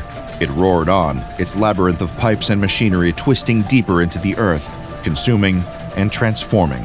What Metzger began, the factory perfected. For decades it waited in silence, an iron giant asleep beneath the misty horizon. But machines do not rest forever. The waiting ended with whispers, quiet at first, carried on the wind and through the voices of Lowell's weary residents. A wrench was found moving without touch, a mirror reflecting strangers' faces, toys twitching on shelves as if stirred by unseen hands. The candy was the first thread that tied it all together. Bright, perfect pieces that appeared in homes and stores, tucked into shopping bags or left behind on countertops. Those who found it soon learned its price. Foundation agents arrived under cover of night, their black vehicles slicing through Lowell's fog like scalpels. They scoured the town, their reports growing stranger with each discovery. A stuffed bear that hummed lullabies in a voice almost human. A wrench that twisted itself to fit the grip of its user's hand. A mirror that showed something just behind the viewer, always there, always waiting. Every anomaly led them to a single source, a factory long abandoned, its name eroded from history, but its shadow still falling heavy on the town. The structure loomed on the outskirts of Lowell, a relic of another era. Rusted smokestacks stabbed at the sky, skeletal reminders of its glory days. The gate, choked with ivy and tarnished with age, creaked open at the agent's touch. "Doesn't feel right," one of them murmured, his voice barely audible over the groan of rusted hinges. "Does it ever?" his partner replied, stepping through. The courtyard was a graveyard of industry, littered with twisted beams and shattered glass. Faded posters whispered warnings from the past, their messages barely legible under layers of grime. A hard worker is a happy worker. The factory demands loyalty. Beneath the agent's boots, the ground trembled faintly, a rhythm too precise to be natural. It was a pulse, the memory of grinding gears buried deep within the earth. Inside, the air grew colder. Their flashlights cast long shadows down the hallways, illuminating pipes that jutted at impossible angles, their surfaces unnaturally smooth. Machines sat dormant, untouched by time, their gears gleaming with a strange vitality. "You hear that?" one of them whispered, stopping mid-step. Another agent turned, his flashlight sweeping the corridor. "I hear everything." The further they ventured, the less human the factory became. It was alive now, bending to the will of something vast and unseen. They found the candy first. Small piles of it lined a conveyor belt that stretched into the darkness. The pieces glistened under the dim light. The hum of machinery surrounded them, a sound that grew louder the longer they lingered. "Why candy?" One agent asked, his voice uneasy. Another shook his head. Not just candy. Look closer. Then the grinding began. At first it was faint, like the stirring of a sleeping beast, but it grew quickly, echoing through the halls and rattling the very air. The agents froze as the sound built to a crescendo, the walls around them seeming to breathe with the vibrations. What the hell's that? One of them muttered, gripping his flashlight tighter. Nobody answered. At the heart of the factory, they found the door. It was massive, its rusted chains stretched taut across its surface. Warnings in dozens of languages covered the metal, some scrawled hastily, others etched with care. The markings glowed faintly, ancient symbols that defied understanding.